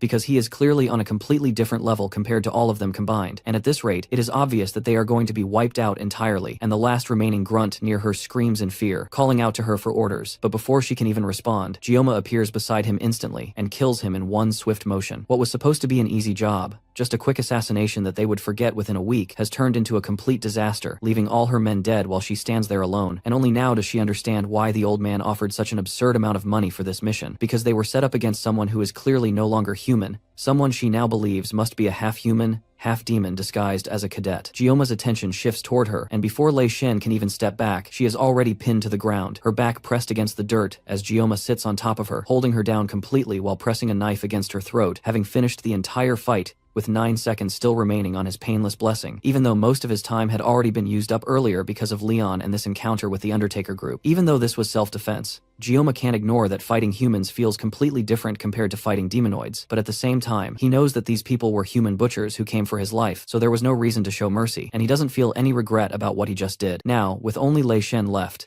and her will to fight completely broken, he ties her hands to a tree to keep her immobilized, and then begins his interrogation, asking her directly who sent her. But even in this situation, she remains professional and refuses to give him any information, not letting his intimidation affect her. Gioma, however, has no intention of backing down, because this is his chance to finally find out who has been targeting him all this time, and he crouches down in front of her, asking bluntly if she is stupid, pointing out that all her subordinates have already been turned into fertilizer for the forest, and that she will be next if she keeps resisting. At that point, Lei Shen can't hold back anymore and grits her teeth in anger, convinced that Gioma is a demon, though now she also understands why the elder placed a hit on him, and she reveals that before accepting the mission, she tried to investigate him, only to find that all of his personal records had been erased, including any trace of his relatives and even his parents. That statement causes Gioma to freeze for a moment, completely thrown off, and everything else she says after that barely registers, because when he tries to recall his own family, he suddenly realizes that he cannot even remember what they look like, not a single detail coming to mind, and in desperation, he demands that she explain what she means, pulling out his sashimi knife as his tone changes entirely. Originally, his plan was simply to learn the identity of the person who hired them, and then let her go. But now that she has revealed something so disturbing, he no longer has the luxury of holding back, and he tells her plainly that if she refuses to cooperate, then he will start cutting her apart, piece by piece,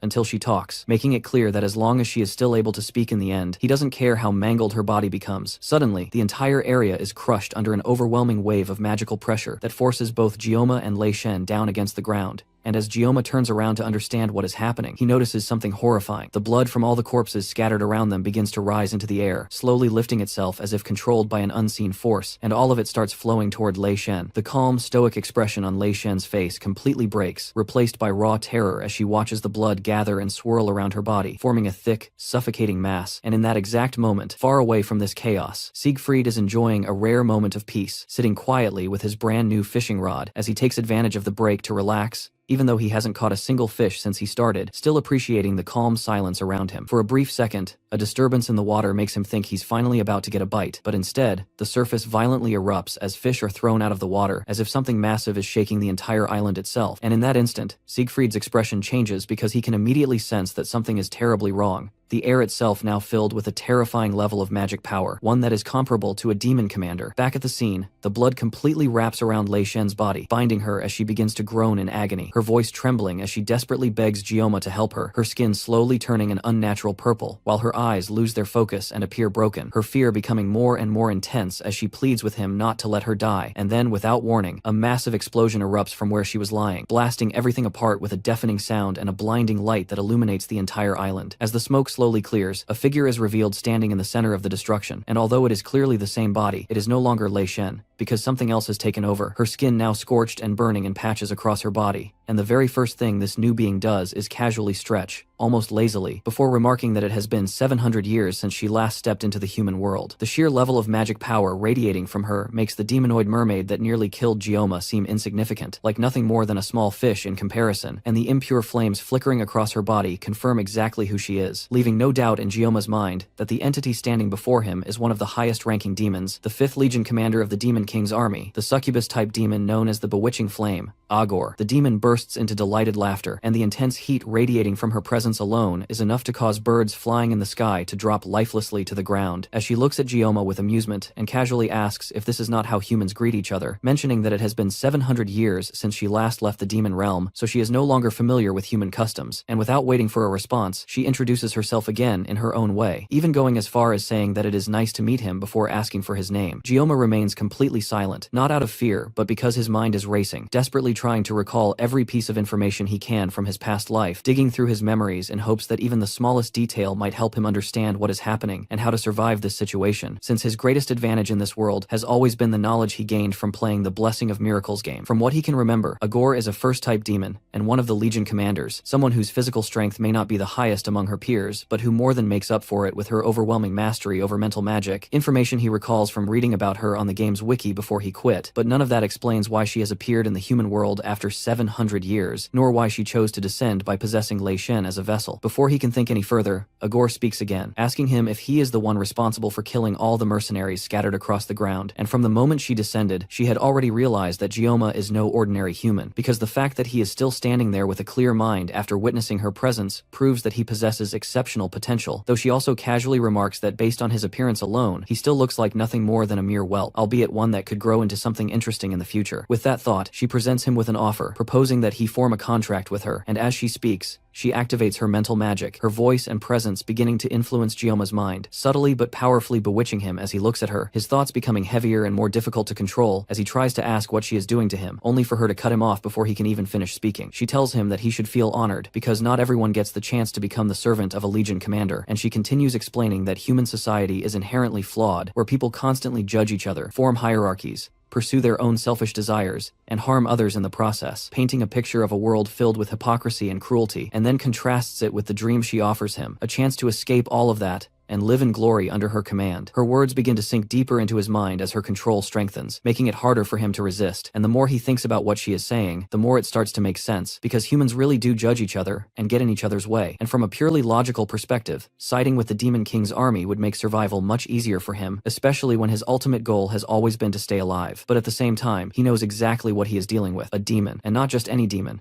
but Agor herself, the succubus commander, and because of that, he forces himself to resist, pushing back against her influence and struggling to regain control over his own thoughts, barely managing to break through her mental manipulation. Agor immediately notices that he has shaken off her high-level magic, which surprises her, making her wonder if the reason he managed to resist is because she is currently using a borrowed vessel, and she starts to complain about Lei Shen, mentioning that she only made a contract with her because of her constant whining, but now she regrets that decision, clearly dissatisfied with her current host. As she continues to ramble, Gioma suddenly starts laughing, unable to hold back his amusement at what he sees as her ridiculous and nonsensical behavior, and the laughter creates a brief silence as Agor stares at him, trying to process what he just did, completely unprepared for such a reaction. Without saying another word, Gioma pulls out his sashimi knife, and instead of giving her a direct verbal answer to her offer of becoming her servant, he swings his blade through the empty air with a single clean motion, and bluntly tells her to fuck off. Agor smirks at his complete lack of manners, clearly amused, and as that expression settles on her face, flames begin gathering around them, spreading through the air as if responding to her will. Gioma doesn't hesitate even for a second, and cuts straight through the flames she casually sends his way, while Agor, completely unbothered by the exchange, lets out a bored yawn as he works to dodge and counter her attacks, almost like she isn't taking him seriously at all. But even then, Gioma isn't fighting at his full potential yet, and the moment he accelerates, he moves fast enough to actually close the distance and attempt to cut her down, forcing Agor to dodge and leap backward while breaking into manic laughter, clearly entertained rather than threatened. The longer the fight continues, the more intrigued she becomes, and despite initially offering to make him her slave only half as a joke, she now genuinely starts to want him, curious about just how far his abilities can really go. Deciding to push things further, she releases more of her power all at once, unleashing multiple fireballs toward him in rapid succession, yet Gioma slices through every single one of them without slowing down, carving a path straight through the wall of flames as he charges directly at her. His skills only grow sharper and more dazzling as the fight progresses, and instead of overwhelming him,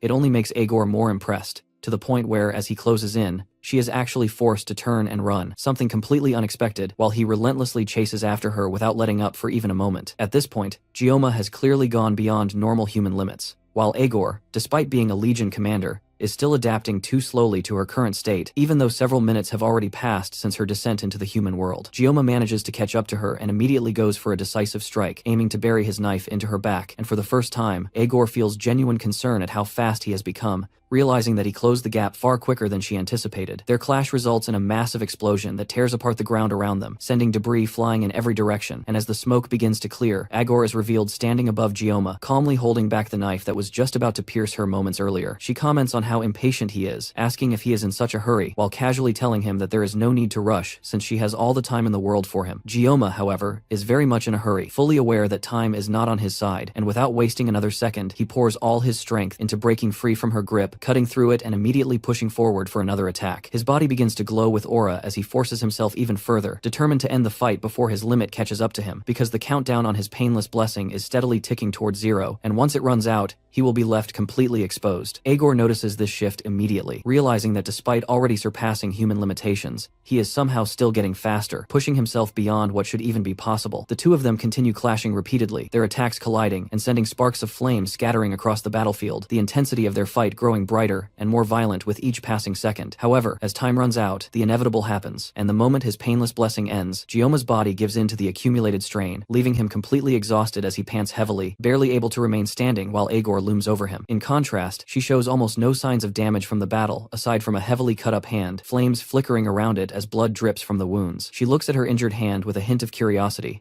almost as if the sight is unfamiliar to her, noting how strange it feels to see her own red blood flowing, as if she has become human herself, and then without any effort, she activates her flames and completely heals her arm, restoring it instantly as if the injuries never existed. With her body fully recovered, she walks toward Gioma, who can barely stand upright anymore, and tells him that it would be a waste to leave someone like him as just a human. She can feel the burning determination inside him, a fire that seems to consume his entire being, and that intensity captivates her interest. Even though he lacks manners, she finds his fiery resolve appealing, and considering his age, she even believes that he might have more potential than the other boy who was prophesied to become the vessel of the past hero. Agor laughs softly as Gioma continues to glare at her with defiance despite his condition, and now that she has mostly adjusted to her borrowed body, she begins to view him differently, wondering if he might actually be the one capable of fulfilling the desires of the demons. To confirm that thought, she decides to give him one final test, wanting to see whether he truly possesses the qualities she is searching for. Agor begins gathering even more flames around Gioma, the heat intensifying rapidly as she slowly rises into the air, her presence becoming heavier and more oppressive, and while floating above him, she casually declares that if he can survive her next attack, then he passes her test. The flames around her compress and condense into a blazing sphere in her hand, glowing brighter and burning hotter than anything she has used so far, looking almost like a miniature sun formed purely out of destructive magic. Gioma's eyes begin to glaze over as he watches her charge the attack, his body completely drained, with no strength left to even react properly, and Agor, noticing his condition, coldly tells him that he must at least endure this much, before casually tossing the blazing sphere straight toward him. At that exact moment, a figure rushes in from the side with incredible speed,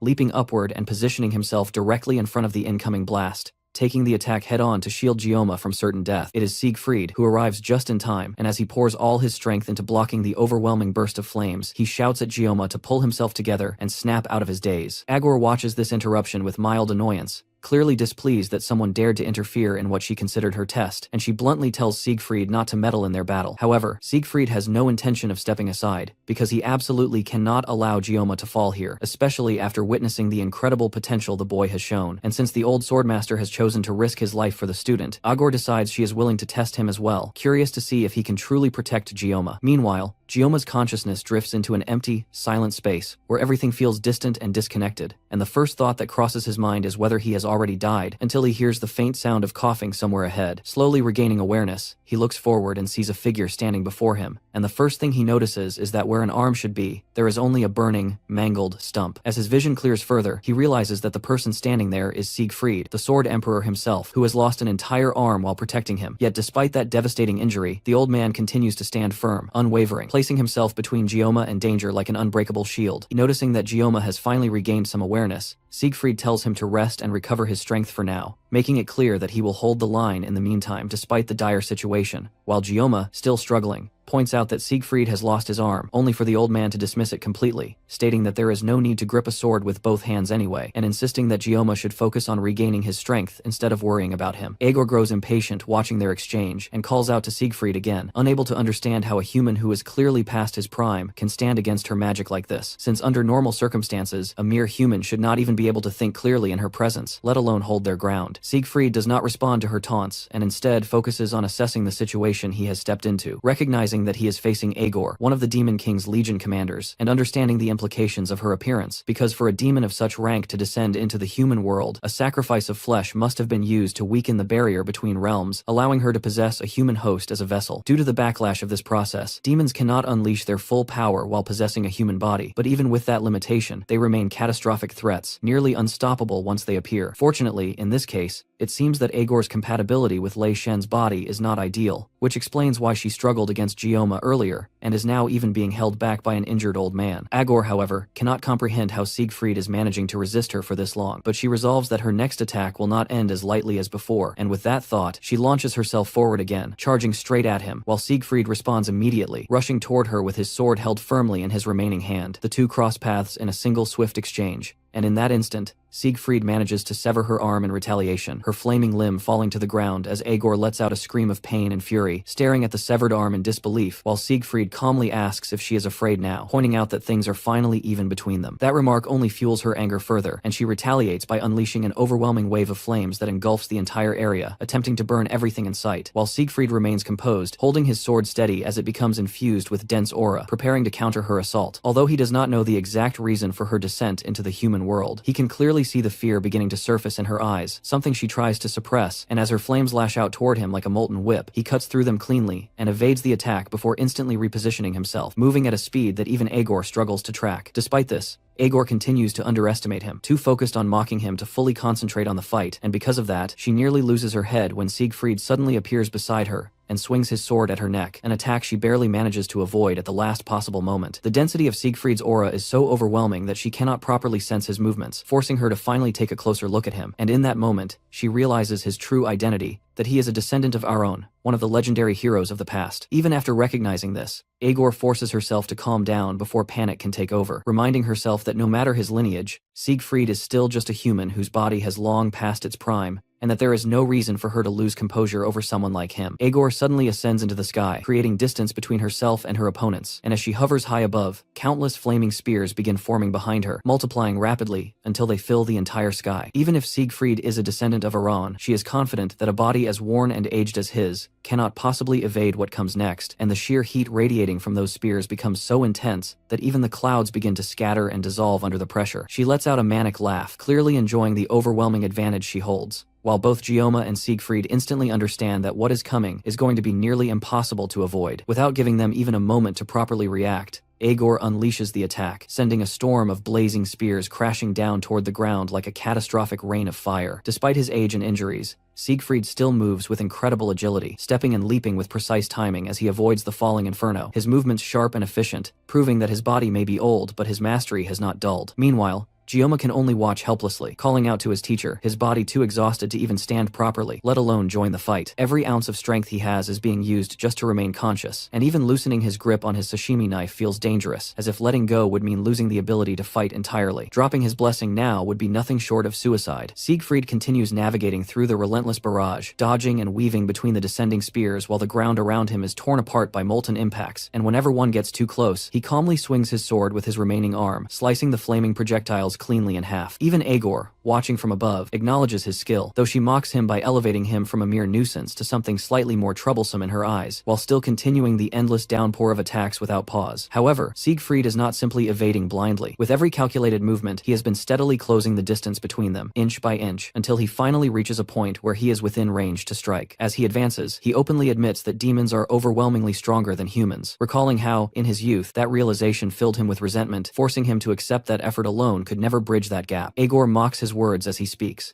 dismissing them outwardly. Yet inwardly, she cannot ignore the sheer refinement and experience behind his swordsmanship, something that continues to pressure her despite her superiority. As he draws closer, she studies him carefully, searching for an opening, and finally notices it. The left side of his body, where his arm is missing, is completely exposed, leaving him vulnerable. A smirk forms on her face as she prepares to exploit that weakness, telling him to keep talking as if indulging his final moments. Siegfried leaps into the air, raising his sword high above his head for what is clearly meant to be a decisive strike, and as he closes in, he declares that humans have the ability to grow and evolve even in the most hopeless circumstances, and that very trait is what demons fear the most, which is why they continuously attempt to invade the human world. Just as he reaches striking distance, Aegor suddenly bursts into laughter, and with a swift gesture of her hand, a spear of fire erupts from the ground beneath him, piercing straight through his foot mid-leap, instantly disrupting his momentum and leaving him suspended and vulnerable. She does not hesitate for even a moment, closing the gap instantly. She places her hand directly against his chest, clearly done listening to his words, and releases a concentrated blast of fire from her palm that tears through his body, piercing his stomach completely. The attack detonates a moment later, engulfing him entirely in an explosion of blazing flames. As the fire dissipates, Aegor casually turns away, already bored with what she sees as a concluded fight, while behind her, Siegfried collapses to his knees, coughing violently as blood spills from his mouth. His condition is devastating, his body engulfed in flames, one arm completely gone, and a massive hole torn through his abdomen, leaving him barely alive. Now completely overpowered, he no longer has the strength to stand, and Aegor walks back toward him, placing her foot on his head and pressing him into the ground, asserting total dominance. In his current state, he cannot even muster the strength to respond, his voice gone along with his ability to resist. Aegor looks down at him with clear disdain, remarking on how predictable humans are, whether centuries ago or now, always clinging to the same heroic ideals and stubborn speeches. The once mighty sword emperor, now crushed beneath her, cannot even argue back as she tears into him with cold, dismissive words. Gioma calls out to his teacher once again, but he is still barely able to move, completely powerless to do anything that could save him. Aegor, who had almost forgotten about him, shifts her attention back toward him after hearing his cry. For the first time since they met, she calls him by his name and walks toward him,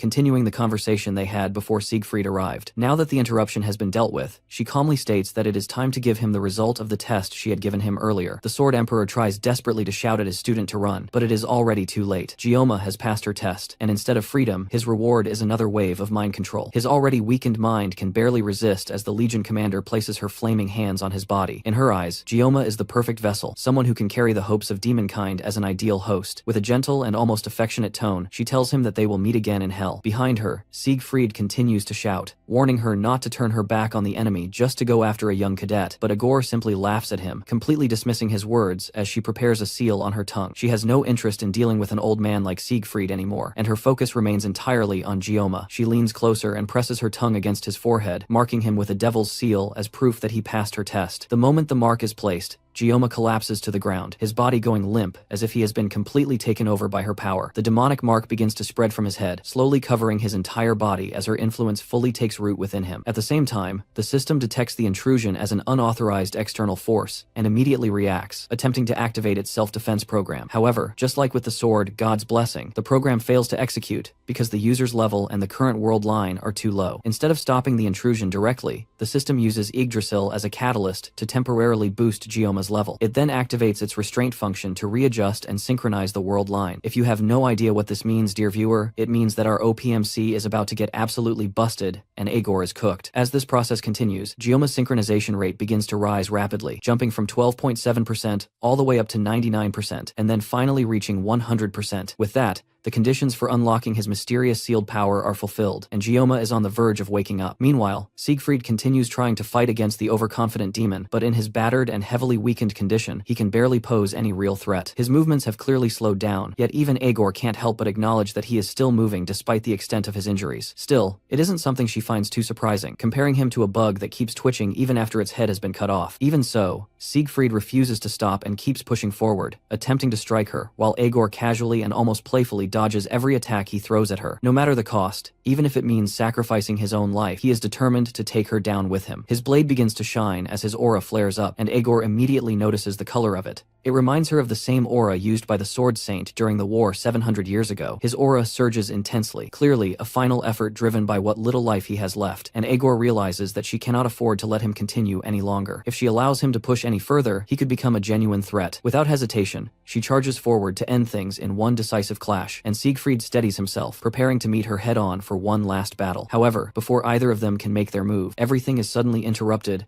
as a powerful blast of magic descends from above, crashing down onto Igor and shaking her violently. The impact rattles her completely, forcing her to turn sharply as a snarl spreads across her face while she searches for the source of the attack. The moment her eyes land on the figure approaching, her expression shifts instantly, her eyes widening in shock. For a brief moment, she thinks she is looking at Gioma, but she immediately realizes that this cannot be the same boy. An ancient and deeply unpleasant chill runs through her entire body as she stares at the glowing figure moving toward them, a presence she hasn't felt in over 700 years. At that moment, the system forcefully amplifies and manifests the levels of all of Gioma's blessings, including the blessing of painlessness and the blessing of regeneration. Then, through the blessing of transference, it uses those abilities to suppress and stabilize the pain and damage affecting the world line itself. A low growl escapes Igor as she fixes her gaze on the being that dared to interfere with her plans, her voice tightening as she calls out to the figure in the sky above them, Joaquin. Gioma then descends from the sky toward them, but the blessing of the sword god is now temporarily disabled. In its place, the system makes an announcement, declaring that the gods themselves should bear witness as he now wields the blessing of pseudo-invocation. Elsewhere on the island, Abel walks through the dense forest with her sword resting against her back, moving steadily as the final day of the training exercise begins. Yet with each step, a strange sense of unease settles over her, something clearly feeling off. It is already close to 7:00 inches the morning, and at another part of the island, Ryozo checks her phone, her face filled with disbelief as she notices something unusual. Speed Weapon wakes up behind her and questions why she is already up and walking around when it is supposedly not even dawn yet, but she immediately corrects him, telling him that dawn had already passed long ago. Despite that, the sky remains completely dark, as if it were still the middle of the night, with no sign of sunrise at all. Regardless of this unnatural situation, it is already time for the cadets to start heading back to the academy, as everyone is supposed to regroup at the return point, including Chloe and Rachel, who are still asleep, both dreaming about Kang Gioma. Other cadets across the island also begin waking up,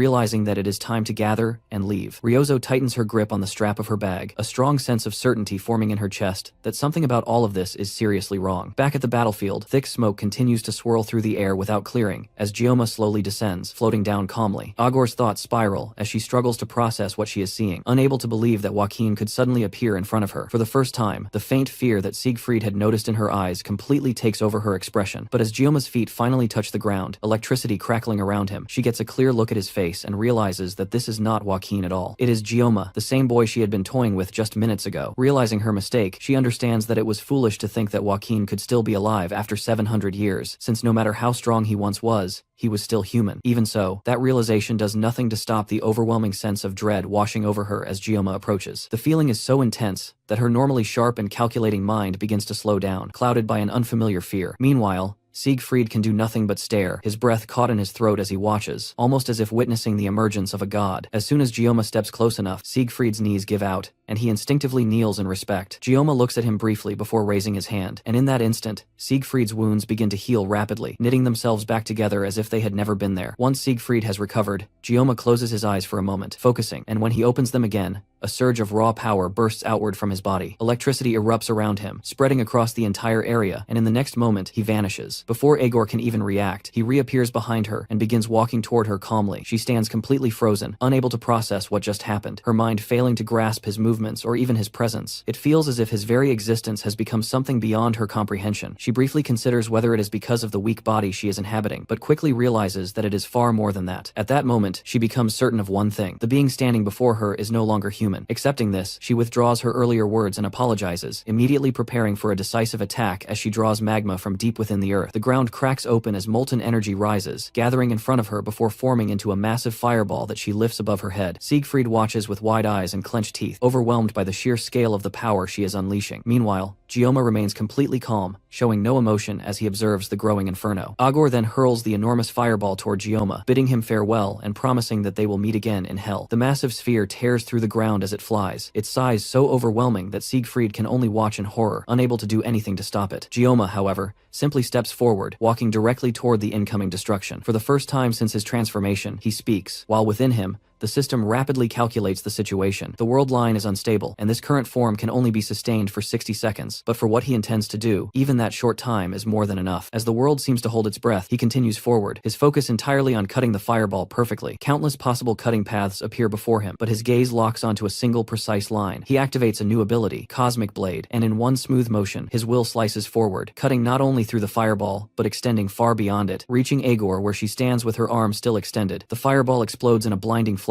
that engulfs everything in white light, and when it fades, Agor's body collapses, cleanly split into two by a flawless cut. She falls to the ground with no strength left, her blood spreading like molten magma as her mana core, the source of her existence, has been completely severed. As she lies there dying, she looks up toward the sky, and across the island, other cadets instinctively look upward as well, shocked by what they see. The unnatural darkness covering the sky has been sliced open by a perfect cut, allowing the morning sunlight to finally break through. None of them understand what just happened, and instead, they simply assume that the sunrise on this island is strangely abnormal. Back on the battlefield, Gioma's transformation begins to fade away, the overwhelming power leaving his body as suddenly as it came, and without that strength sustaining him, he collapses to the ground unconscious. Seeing this as her final opportunity, the Legion commander drags herself forward, refusing to accept such a miserable end. More than anything, she now realizes that Kang Gioma will grow into a disaster for all of demonkind, and with the last remnants of her strength, she begins preparing one final spell to finish him off. Before she can complete it, her movement is abruptly halted as a sword pierces straight through her head from behind, the blade bursting out through her mouth. Siegfried stands above her, his expression cold and unyielding as he reminds her that he had already warned her never to turn her back on an enemy. He channels his aura into the blade, and her final screams of resistance are silenced as her body begins to decay, breaking apart until nothing remains. As the last traces of her existence disappear, Siegfried finally speaks into the empty battlefield, declaring that his name is not Aaron's descendant, but Siegfried von Nibelung. After that, he turns his attention to the unconscious Gioma and carefully checks his condition. His breathing is stable, and there are no fatal injuries, meaning his life is not in immediate danger. However, as Siegfried looks at him, a question lingers in his mind about what Gioma truly is. He recalls how his own body reacted earlier, how he had instinctively knelt without thinking, as if compelled by something beyond his control. It was not a conscious decision, but a deep instinct ingrained within him as a swordsman. Since ancient times, humanity has believed that there exists an incomprehensible will within all things. Phenomena like storms, comets, and lightning appearing out of nowhere, forces that surpass human understanding. These overwhelming powers have always been feared, yet at the same time, revered. Over time, people began giving them names, calling such existences calamities or even gods. And with that, we've reached the end of this recap and the first season of this manhwa. Honestly, I don't even know what score to give this manhwa. Gyoma's journey has been incredible, full of ups and downs, and that fight was just epic. But now, I want to hear from you. What did you think? Let me know your rating from 0 to 10 inches, the comments below, and tell me what your favorite part was. Thanks for watching, and I'll see you in the next one.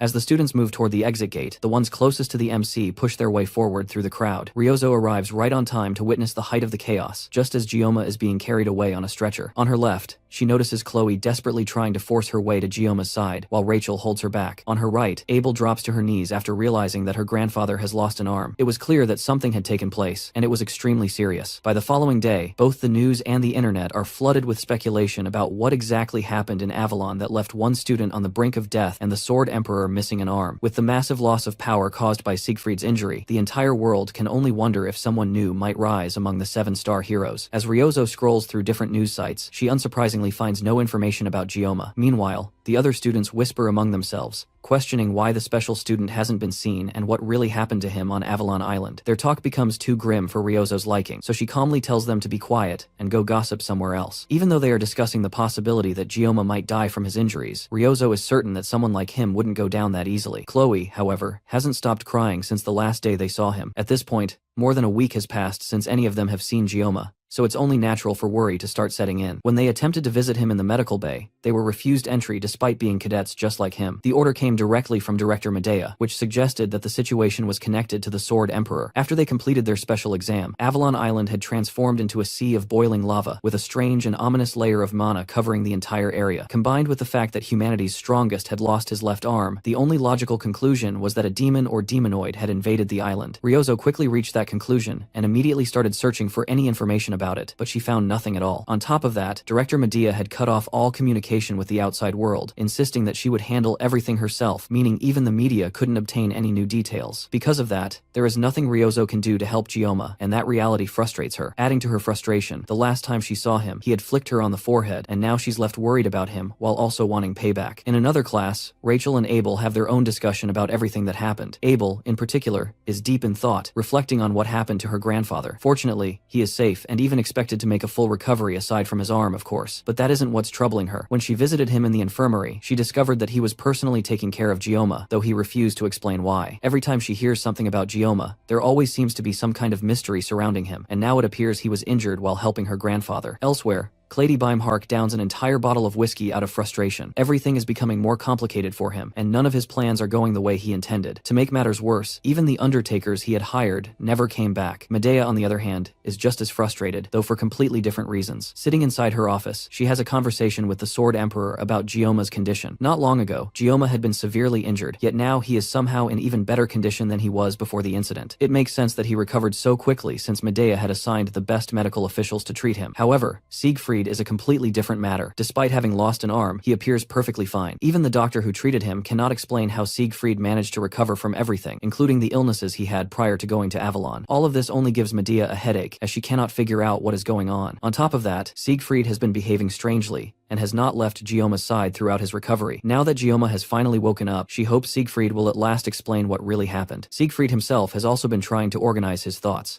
since a lot truly happened on Avalon Island. Now that things have somewhat settled down, he finally begins explaining. He tells her about Agor appearing on the island, and then quickly reveals that Agor was eliminated. Medea immediately jumps from her seat in shock, because that makes no sense to her. There is no way Siegfried could have defeated Agor alone, leaving only one possible conclusion: the one who defeated Agor was Gyoma. Siegfried promises that he will explain everything in detail once everyone is together, but for now, they deserve a bit of rest. Outside in the school courtyard, Speed Weapon tries to lift the mood of his clubmates by creating new posters to recruit members. The club had always depended on Gyoma to keep things running, but with him absent, they now have to handle things themselves. Unfortunately, the poster turns out to be incredibly ugly, and Chloe immediately tears it apart. As Chloe and Speed Weapon start arguing, Ryozo absent-mindedly touches the empty space beside her, missing Gioma. Even the yangang she once enjoyed no longer tastes as sweet as before. While she sits there feeling down, the atmosphere suddenly shifts as Chloe and Speedweapon excitedly run towards someone who has just arrived. Turning her head, Ryozo sees Gioma standing there with them. She quickly stands up, rushes over to him, and flicks his forehead the moment she gets close enough, then smiles as she welcomes him back. At another moment, Gioma stands in front of the school, gazing over the entire courtyard. The ground around him begins to tremble, and powerful winds threaten to push him backward. Soon after, several knives, identical to his own, shoot out from within the school, flying straight toward him. Gioma reacts instantly, parrying and blocking every knife aimed at him. By the time he finishes deflecting the barrage, space itself seems to tear apart. Above him,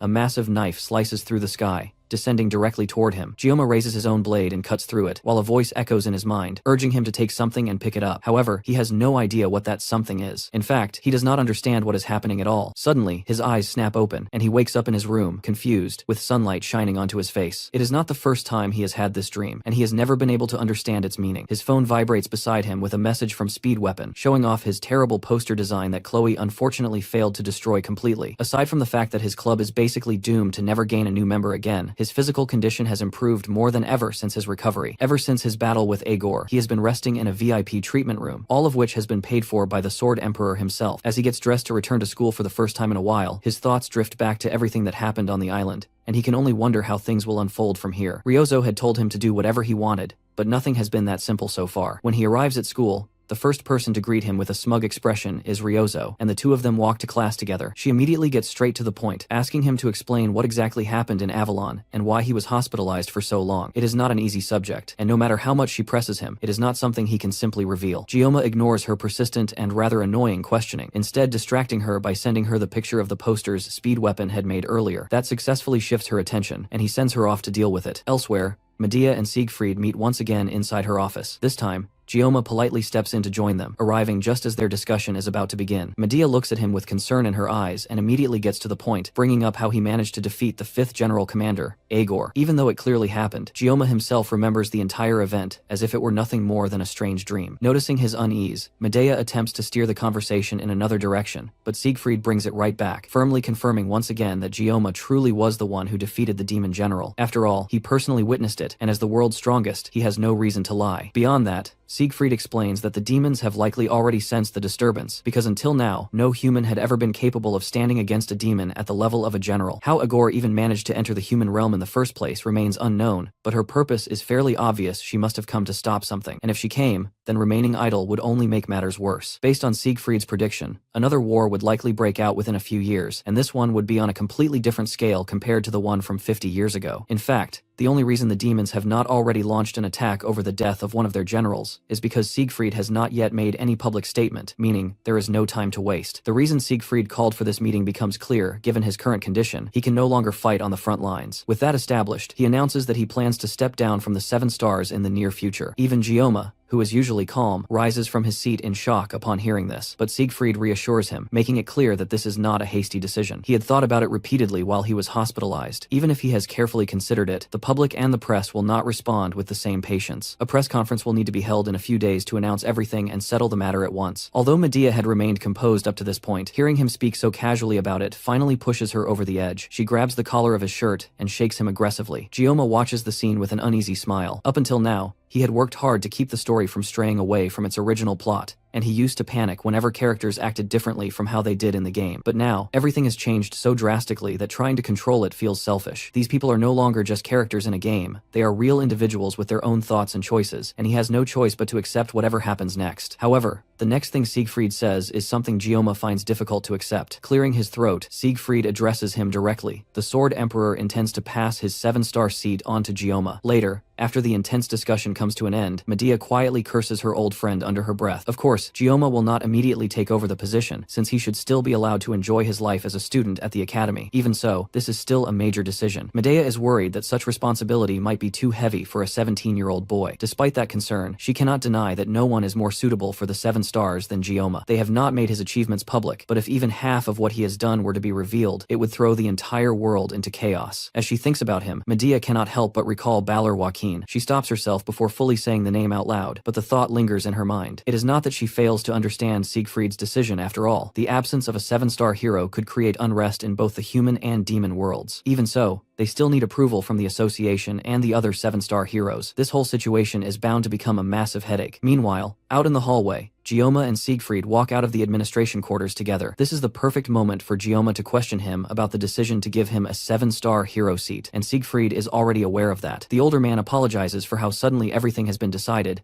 and begins by asking whether Gioma knows why there are only 4 seats filled among the 7-star heroes. The obvious answer would be that it is out of respect for the fallen allies, but that is not the full truth. The real reason those seats remain empty is because no one has ever been worthy enough to take them. Demons are far stronger than humans, and even in the game Blessing of Miracle, demons possessed overwhelming stats that made fighting them extremely difficult. Because of that, it only made sense for the heroes to accept individuals who were truly strong enough. If even one 7-star hero were to fall to a demon, humanity itself would face destruction. However, in the present day, the meaning behind the 7-star heroes has weakened, and greedy individuals now use the title as a tool for political influence. One name that immediately comes to Gioma's mind is the Prime Minister of Japan, Saki Kojima, known as the Absolute Bow. In the game, she never personally appeared and was only mentioned, and Ryozo had only once spoken about her family, saying that she hated the 7-star heroes. Although everything Siegfried says makes sense, it still does not explain why he specifically chose Gioma for the position. The answer is simple. Gioma is significantly stronger than Siegfried himself. At that point, Siegfried brings up a question of his own that needs to be answered immediately. He asks Gioma whether his power has some kind of time limit. That question causes Gioma to freeze, wondering how the Sword Emperor could have possibly discovered his secret. Siegfried quickly reassures him, explaining that it was only a guess. He had noticed during the test and again on Avalon Island that Gioma would collapse after about a minute. Since Siegfried has already grasped the general idea, Gioma decides to reveal more on his own. He explains the intense pain he experiences when using his Sword God Blessing, and how he counteracts it using his Painless Blessing. However, for his own safety, he avoids going into too much detail. While he does trust the Sword Emperor, there is no reason to recklessly expose all of his weaknesses. Instead, he treats this as an opportunity to gain advice from someone more experienced. Thankfully, Siegfried promises that he will not share Gioma's unique method of combining 2 blessings to complement each other. Gioma's talent is undeniable, but constantly fighting under a time limit is not sustainable. It is important for him to learn how to properly control and use his power, and for that, he will need a skilled mentor. Coincidentally, Siegfried himself is looking for a talented disciple. This leads to yet another decision from Siegfried. After retiring, he intends to take Gioma as his disciple. Before finally leaving, he hands Gioma a tie that Abel had asked him to deliver. With that, he departs, wishing Gioma a peaceful life at the academy. Gioma, however, is left completely overwhelmed by all the sudden revelations. He decides that he will eventually find a way to convince Siegfried to reconsider all of this. For now, he returns to his dorm for the night, and as he falls asleep, he once again finds himself trapped in the same dream. Just like before, he is fighting off waves of knives while the world around him collapses, and just like last time, the dream reaches its peak when a massive knife appears in the sky. However, this time, instead of rejecting it by cutting it down, he follows Siegfried's advice to make the power his own. He drops his own knife and chooses to accept the power descending toward him. The giant blade pierces straight through his chest, causing him to double over in pain as a strange energy fills his body. That power circulates through him briefly before leaving and forming into a figure behind him. A voice greets him, and when Gioma turns around, he sees a mysterious being made entirely of energy. At first, he assumes it might be the GM. The entity casually waves its hand, recreating the kitchen from Gioma's previous life, a place that should feel familiar to him. Then it clarifies that it is not actually the GM. It does not directly explain what it is, only vaguely stating that it is something not too different from the GM. Setting aside the cryptic explanation, the being tells Gioma that explaining everything would take too long, so it will keep things simple. It says that it is known by many names, ranging from a calamity to nature itself, but is most commonly referred to as the Sword God. There is no time for further explanation, but it reveals that the reason it can appear now is because its restraints were recently loosened. This happened during the island test when Gioma reached what seemed to be a higher form. However, it is still not fully released, meaning the form standing before him is incomplete. The fact that they can even communicate like this is already a miracle, but their time soon runs out as the space around them begins to shatter. As Gioma starts falling, the Sword God turns away and wishes him luck, telling him not to mess things up this time. With that, Gioma suddenly wakes up in his room, his hand still raised toward the sky. His status screen appears beside him, showing that his synchronization rate has increased. Without wasting a moment, he grabs a pen and a notebook to write down everything he can remember. However, after waking up so abruptly, his memories are already beginning to fade. Right now, the most important thing is to continue gathering clues. His biggest concern at the moment is the sudden spike in his synchronization rate. While he is trying to organize his thoughts, his phone starts ringing on the bed. The moment he answers the call, a loud shout blasts into his ears from the other end. It turns out that Speed Weapon's poster has actually worked after all. The next day, Gioma heads to the cafe where his club usually holds its meetings,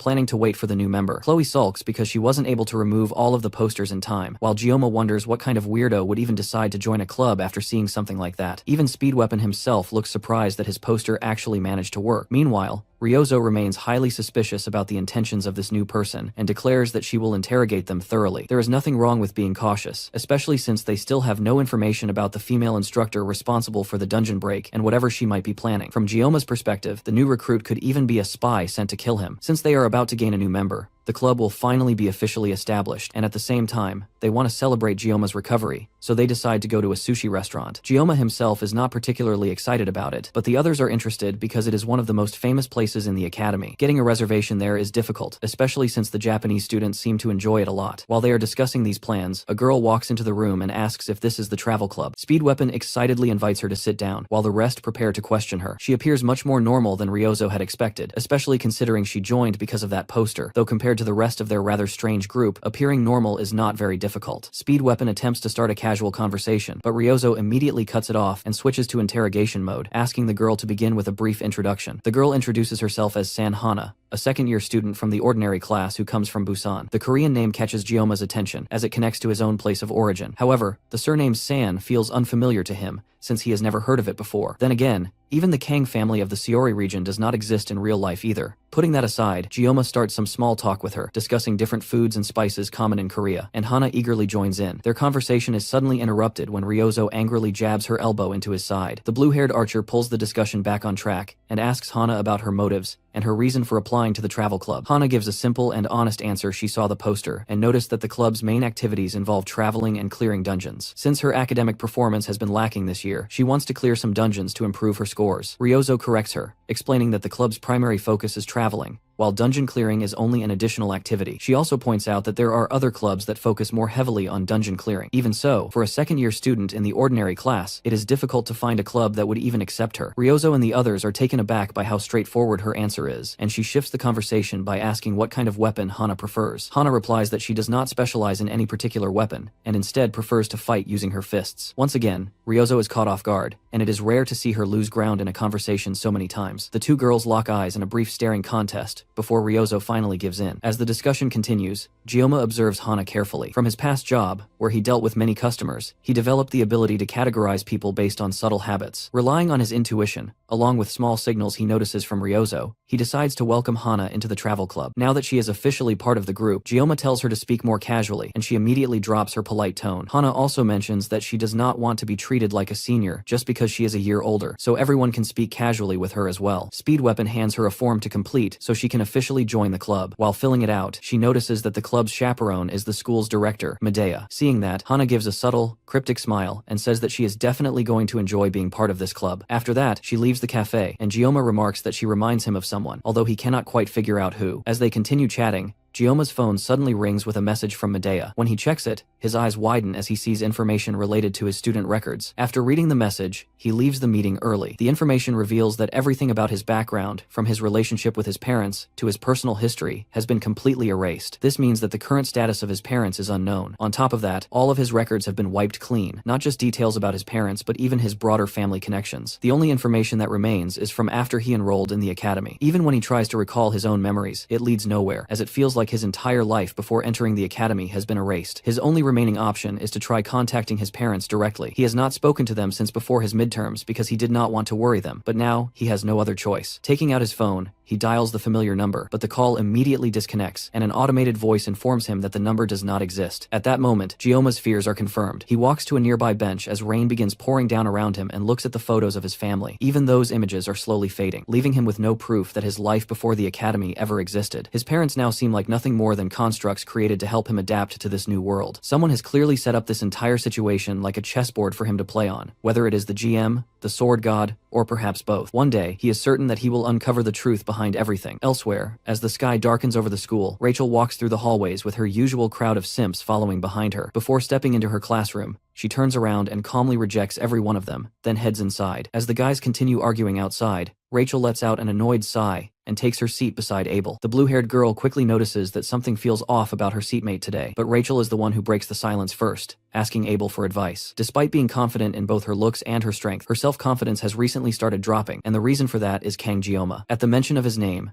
Abel blushes immediately, and Rachel notices it right away. It does not take much to realize that something must have happened between them on Avalon Island. Abel nervously tries to brush it off as nothing, explaining that she was injured that day and Jioma stayed with her, taking care of her until morning. However, the clear blush on her face makes it obvious that she has developed feelings for him. Rachel decides not to push that topic further and instead shifts to something more interesting. She reminds Abel that she once claimed she had absolutely no interest in Jioma, but that is no longer true. The moment Rachel realizes this, she leans right into Abel's space. Feelings can change at any time, and human emotions are no exception, so something like this was bound to happen eventually. Returning to the main point, Rachel reveals that Jioma has created a club, but it is so exclusive that when she tried to join, she was outright rejected. Apparently, Jioma made it clear that he would not accept anyone from the star class, because it would be troublesome. However, just the previous day, when she went to her favorite cafe for a drink, she saw Jioma happily talking with someone who seemed to be a new member of his club. She had never seen him wear such a cheerful expression before. It looked like they were conducting interviews, but the fact that she was rejected while he seemed so happy talking to another girl made her feel insecure. Strangely though, Abel reacts even more strongly to that news than Rachel herself. The next day, Jioma heads to the place where he planned to meet his friends to celebrate. It is a Korean sushi restaurant, and his friends are already waiting inside. Sanhana could not make it, saying that she does not like raw fish, so she chose not to attend. That seems a bit odd, considering she is from Busan, but regardless, their plans continue without her. They enter the restaurant and request a table for 4, and the person who greets them at the entrance turns out to be an unexpectedly familiar face. Chloe freezes on the spot and ends up bumping into Jioma as she locks eyes with her brother. Jioma immediately becomes serious and asks Nox what he is doing there, but it appears that he is simply working a part-time job, as if he has forgotten the real reason he is there. The Auditor family is a globally influential and wealthy clan, so there is no real reason for him to take on part-time work, especially while hiding his identity. The only conclusion Jioma can come to is that Nox might be on some kind of assassination assignment nearby. Their tense stare is interrupted when the restaurant owner comes out and yells at Nox for standing around doing nothing. The group decides not to interfere further and heads inside, leaving the redhead to continue working. They take their seats and begin looking through the menu to decide what to order, while Chloe remains uneasy because of her brother's presence. Their relationship is still strained, which makes it even more unfortunate since she had been looking forward to this gathering the most. Ryozo nudges Jioma to get his attention and asks what he wants to order. As she speaks, Jioma cannot help but notice the difference in their backgrounds. Soon, their food arrives, and while everyone else is impressed and immediately starts eating, Jioma hesitates, carefully examining the dishes. As he criticizes the chef's poor knife skills, a rough voice suddenly calls out in broken Korean, demanding to know what he just said. Jioma, who is used to sudden confrontations, calmly repeats his criticism, which only angers the man further. The chef then challenges him to come to the kitchen and demonstrate proper knife skills himself. Jioma remains composed, though he wonders how the man managed to hear him so clearly. Regardless, he is not the type to back down from a challenge involving food, so he stands up and accepts. The chef laughs at his confidence and raises the stakes, saying that if Jioma can prepare a better dish, he will let him eat for free. Confident that Jioma is out of his depth, the blonde chef underestimates him, but Jioma escalates the challenge further by requesting to work with red snapper, one of the most expensive fish to handle. The chef tries to stop him, but Nox intervenes and holds the man back, stating that if there is anyone who can be trusted with a blade, it is definitely Kang Jioma. Jioma walks into the kitchen, almost as if he has returned home, removes his jacket, picks up a knife, and begins working. In no time, he produces perfectly sliced sushi, leaving the chef sitting on the floor in complete defeat. In his 12 years of wielding a blade, the chef has never seen such skill in preparing sushi. Completely overwhelmed, he even asks Jioma to accept him as a disciple. Jioma quickly tells him to stand up, even as the man insists on calling the 17-year-old his master from now on. Although Jioma does not want a disciple, he still offers the man some advice on improving his technique. After finally standing up, the chef listens as Jioma explains how to better handle a blade and gain more experience before attempting such work again. Even from this brief guidance, the chef can tell that Jioma is a true master. With the challenge settled and advice given, the chef honors his promise and allows Jioma and his friends to eat for free. He goes even further, declaring that everyone in the restaurant can eat for free that day. Jioma then continues working tirelessly in the kitchen, skillfully preparing fish with a smile on his face. From their table, his friends watch him, wondering if they have ever seen him look like that before. Seeing how hard he is working, Speed Weapon suggests that they go help him, and Ryozo agrees, calling for Chloe to join them. Just as Chloe is about to get up, her brother appears beside her and offers to teach her how to work in the kitchen. By the end of the day, Jioma stands outside as the gathering finally comes to an end. It was originally meant to be a simple club celebration, but he ended up getting carried away and could not resist showing off a little. Even so, 50 seconds was enough time for him to prepare 3 fish. After spending so long cutting down demonic beasts, returning to slicing fish like he used to feels strangely refreshing for him. Soon after, Nox steps out of the restaurant, mentioning that Chloe told him to go speak with Jioma. It turns out Nox has been working this part-time job job because the last time they met, Gioma told him that he needed to get a real job to understand life better. It seems Nox took that advice far more seriously than Gioma ever expected. Even though he refuses to openly admit that he is following Gioma's words, Nox cannot deny that he has learned something from the experience. The two begin talking about working in a restaurant, and Gioma offers him some practical advice on handling different situations. The longer their conversation goes on, the more Nox begins to feel that the two of them do not seem like they are the same age at all. After finishing the casual talk, Nox shifts to a more serious topic. He informs Gioma that the Auditore family has completed an investigation into his background and found nothing suspicious. Because of that, they have redirected their attention toward the Council of Elders, since it was them who made such a strange request in the first place. To deal with this, they are planning to form a large-scale investigation team, one that could potentially set records to uncover the truth within the Academy, and Nox himself will be taking part in it. The Auditore family targeting the Council of Elders will definitely create a lot of disturbance, but Gioma considers that outside of his concern. Even so, he expresses his gratitude to Nox for sharing this information as a way to protect him. The two shake hands, and Nox prepares to leave, but Gioma stops him briefly. He asks Nox if he knows anything about Sanhana, the second-year student who recently joined their club. Nox does recognize her, but only as someone who always sits alone and spends her time reading. The only unusual thing about her is that she consistently remains exactly in the middle of the class rankings. Whether it is theoretical knowledge or actual combat ability, her performance is always perfectly average, which is surprisingly difficult to maintain, even on purpose. Gioma takes a moment to think about this information, but their conversation is suddenly interrupted when the sushi chef rushes out of the restaurant looking for Nox. The moment he sees Nox standing with Gioma, his tone softens immediately, and he quickly approaches to present Gioma with a gift. It is the sushi knife he has been using for many years. Gioma initially refuses to accept it, but the chef insists, saying that after witnessing a true master, there is no point in him clinging to his tools when he has not yet mastered his own skills. In the end, Gioma reluctantly accepts the knife and examines it closely. At first glance, it looks extremely expensive, and seems to be crafted more like a weapon than an ordinary kitchen knife. He spends some time staring at it, thinking about what he should name it. Then, a memory of his family and his past life surfaces in his mind, and he decides to name the blade Everfrost as a tribute to his past. Elsewhere on the school grounds, a group of suspicious-looking individuals moves together toward a dark alley, where a masked man is already waiting for them. He greets them calmly, and thanks them for taking the time to gather. Then, he reveals himself as the professor. One of the people present is clearly unimpressed by the dramatic entrance and impatiently demands that the masked man quickly explain what he wants, since they are all busy. The professor simply laughs in response, which only angers the man further, prompting him to demand what is so amusing. To the professor, the man is nothing more than someone intoxicated by newly gained power. Hearing that, the man loses control, activates his ability, transforms into a massive beast, and charges at the masked figure with the intent to kill him and anyone else present. However, he has completely misjudged the strength of this mysterious individual. With nothing more than a casual wave of his hand, the professor reduces the raging beast to a few floating limbs in less than a second. Everyone present is left stunned by the display of power, and the professor calmly states that this was merely an introduction. With that demonstration out of the way, he suggests moving on to more important matters. Among the group, Instructor Kim immediately recognizes that this man is the second general, Kuran. As soon as that thought crosses her mind, the masked man calls her forward and asks her to explain the situation. Instructor Kim, who was a disciple of Agor, reveals that her master was not killed by the swordmaster, but instead died at the hands of a single student named Leon van Reinhardt, who is destined to become the next hero. The following morning, Gioma reflects on everything he has learned so far. Now that the Council of Elders made the mistake of trying to use the Auditore family as hunting dogs, he has effectively gained the Assassin clan as allies. This situation mirrors part of the game's storyline, where groups that attempted to weaken Leon eventually disappeared. That means Gioma is now in a similar position, gaining powerful allies who could fight alongside him in the future. Thanks to the Auditore family, he should soon uncover the truth behind everything that is happening. The only thing he has not yet fully figured out is the identity of the mysterious female instructor. From what he learned through Agor, she is someone deceitful who obtained her contract through constant whining. Villains can easily alter their appearance, so taking her description too literally could be misleading. However, certain traits like eye color and gender cannot be changed. Even so, having purple hair and eyes is not uncommon in this world, and there are limits to how much information he can gather using the sensing ability of his sword God Blessing. On top of that, his lack of knowledge about magic makes it even harder for him to understand certain aspects of the situation. He realizes that now is not the time to keep working from the shadows. He needs to act directly and boldly. To do that, he must begin by learning new things, and that leads him to consider visiting Professor Damien. While he is still thinking things through, his club members suddenly burst into the cafe, with Ryozo and Speedweapon arguing loudly about something. The source of their argument is the upcoming anniversary of the day Balor Joaquin sealed Lycan. This occasion is significant because several important figures are scheduled to visit the school for the event. Among them is one of the strongest assassins, Altair Auditore, along with the next successor of the Iron King family, Mao Lan. And finally, there is the Pride of America and a candidate expected to become one of the 7-star heroes, All Mute. Speedweapon suggests that they should get some work done to keep the principal satisfied, but Ryozo immediately sees through him, knowing that he just wants an excuse to enjoy the festival. As the two continue arguing, Chloe turns shyly and tries to ask Gioma if he has any plans for that day. However, before she can even finish speaking, Speed Weapon suddenly shouts that they should set up a tasting booth. Chloe clearly does not appreciate being interrupted, and she stands up, ready to cut Speed Weapon down for what feels like the 5th time this week. Gioma quickly steps in to save him by agreeing to the tasting booth idea, which shocks everyone in the group. Ryozo, in particular, immediately confronts him, getting right in his face and demanding to know why he would agree to something like that, even questioning if he just wants to show off in front of important figures. In reality, Gioma simply wants to use this opportunity to enjoy the festival, since they might not have many chances like this in the future. That statement instantly alerts Ryozo, making her realize that Gioma might know something about what is coming ahead. Without realizing it, he had been thinking about the second human-demon war that would happen in 3 years.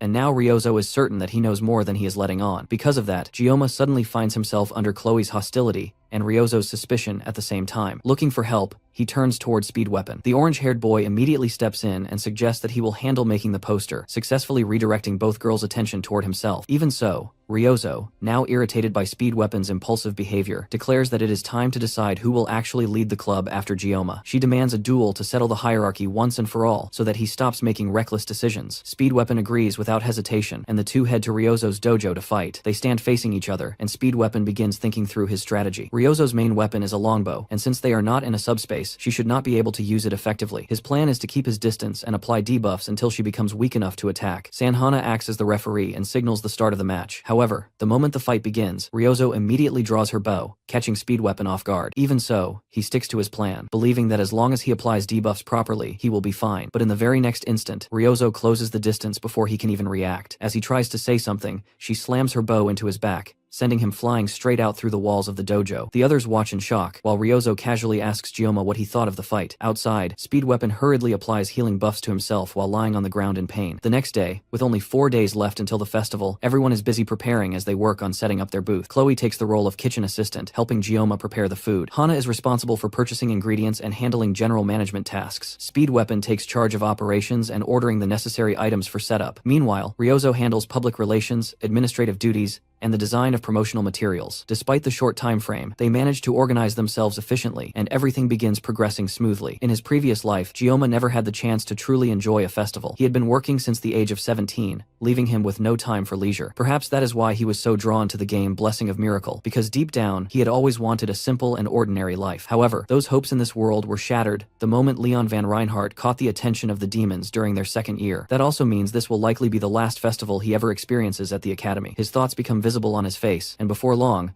Hana approaches him and asks why he looks so down. For a moment, Gioma wonders if she can somehow read his mind, but he decides not to mention it. Instead, he tells Ryozo that he will step out for a while to take care of some matters. Gioma then heads over to the office of Professor Damien and finds him calmly brewing some Russian black tea. Gioma declines the offer to try it and immediately gets to the point, asking about the phrase he always sees whenever he draws his weapon, "May the blessing of God be with you." The topic is something that troubled the professor enough that he personally traveled abroad to research. During his journey, he went all the way to Russia, where he discovered a book containing information about that very phrase. According to the book, blessings are divided into 4 tiers: dead spirits, guardian spirits, elemental spirits, and soul spirits. Each category is determined by the type of spirit that grants the blessing. However, when it comes to gods, it is already known in the current era that no gods exist anymore. That said, this only applies to the present age. In ancient times, during what is referred to as the Mythic Age, there were countless gods. These gods were not like the spirits known today. Instead, they were closer to pure concepts, existing beyond the limits of mortal beings. Even so, not even these entities were able to escape death. Among all of them, only one god managed to bring that entire era to an end, the god of the sword. The phrase, "May the blessing of God be with you," was originally used by humans of that age as a prayer directed toward the sword god, seeking power. After hearing all of this, Gioma leaves Professor Damien's office with just as many questions as answers, though he is still grateful that the professor went to such lengths to help him. As he walks away, he notices a strange feeling of suffocation that has been bothering him since earlier. The reason becomes clear: it is because he did not bring his sashimi knife with him, which has effectively become his ultimate sensory tool. He has grown so accustomed to having the blade with him that being without it now makes him feel restricted. As the days pass and the festival approaches, the group continues preparing for their kimchi stall. They spend their time practicing cooking, setting up their booth, and arranging outfits for the event. By the time the festival finally arrives, everything is fully prepared and ready to open. Over the roughly 20 years that Gioma spent living with a knife in his hand, he revived numerous struggling restaurants. Each time, he refused any form of payment and instead sought out places that were on the verge of collapse, doing it purely for his own satisfaction. In a way, This became his own form of romance. Perhaps his sudden desire to participate in a festival is simply a late manifestation of a youthful phase he never experienced. Now, with only 10 minutes remaining before they open their stall for the first time, his club members arrive to begin their shifts. Knowing that this might be the last festival they will experience together, Gioma makes up his mind to enjoy it to the fullest. Elsewhere, Rachel and Abel walk through the festival while wearing disguises and taking pictures together. The atmosphere around them feels surprisingly festive, and the main reason for that is most likely because so many important figures have shown up for the event. Abel mentions that her grandfather was supposed to be one of those people attending, but since he has already retired and does not enjoy these kinds of gatherings anyway, he decided not to come. As they continue walking through the fair, Rachel notices a flyer lying on the ground that advertises kimchi hot pot. Meanwhile, the heroes begin appearing on stage one by one, which causes excitement to rise among both the crowd and the students watching. Eventually, All Mute makes her way through the crowd, and the moment people even catch a glimpse of her, they go wild. Among those reacting is Speed Weapon, who immediately starts shouting in excitement as soon as he sees his hero step onto the stage. While doing that, however, he ends up squeezing and crumpling the flyers that Ryozo told him to hang up earlier. Ryozo quickly notices this and comes over to scold him right away. She grabs him by the tip of his ear and starts dragging him back toward their booth, but along the way, he suddenly trips over someone's boot. Both of them look up at the same time and see Rachel and Abel standing right in front of them. Meanwhile, back at the travel club's booth, customers are slowly starting to come in, but business is still moving at a slow pace. Inside the kitchen, Chloe is handling the vegetables with skill, cutting them cleanly, while Gioma focuses entirely on cooking. He only showed her a small portion of his technique, but even from that, she has already become very good with a knife. As the amount of work begins to increase, Gioma starts wondering where Ryozo and Speed Weapon went, and not long after,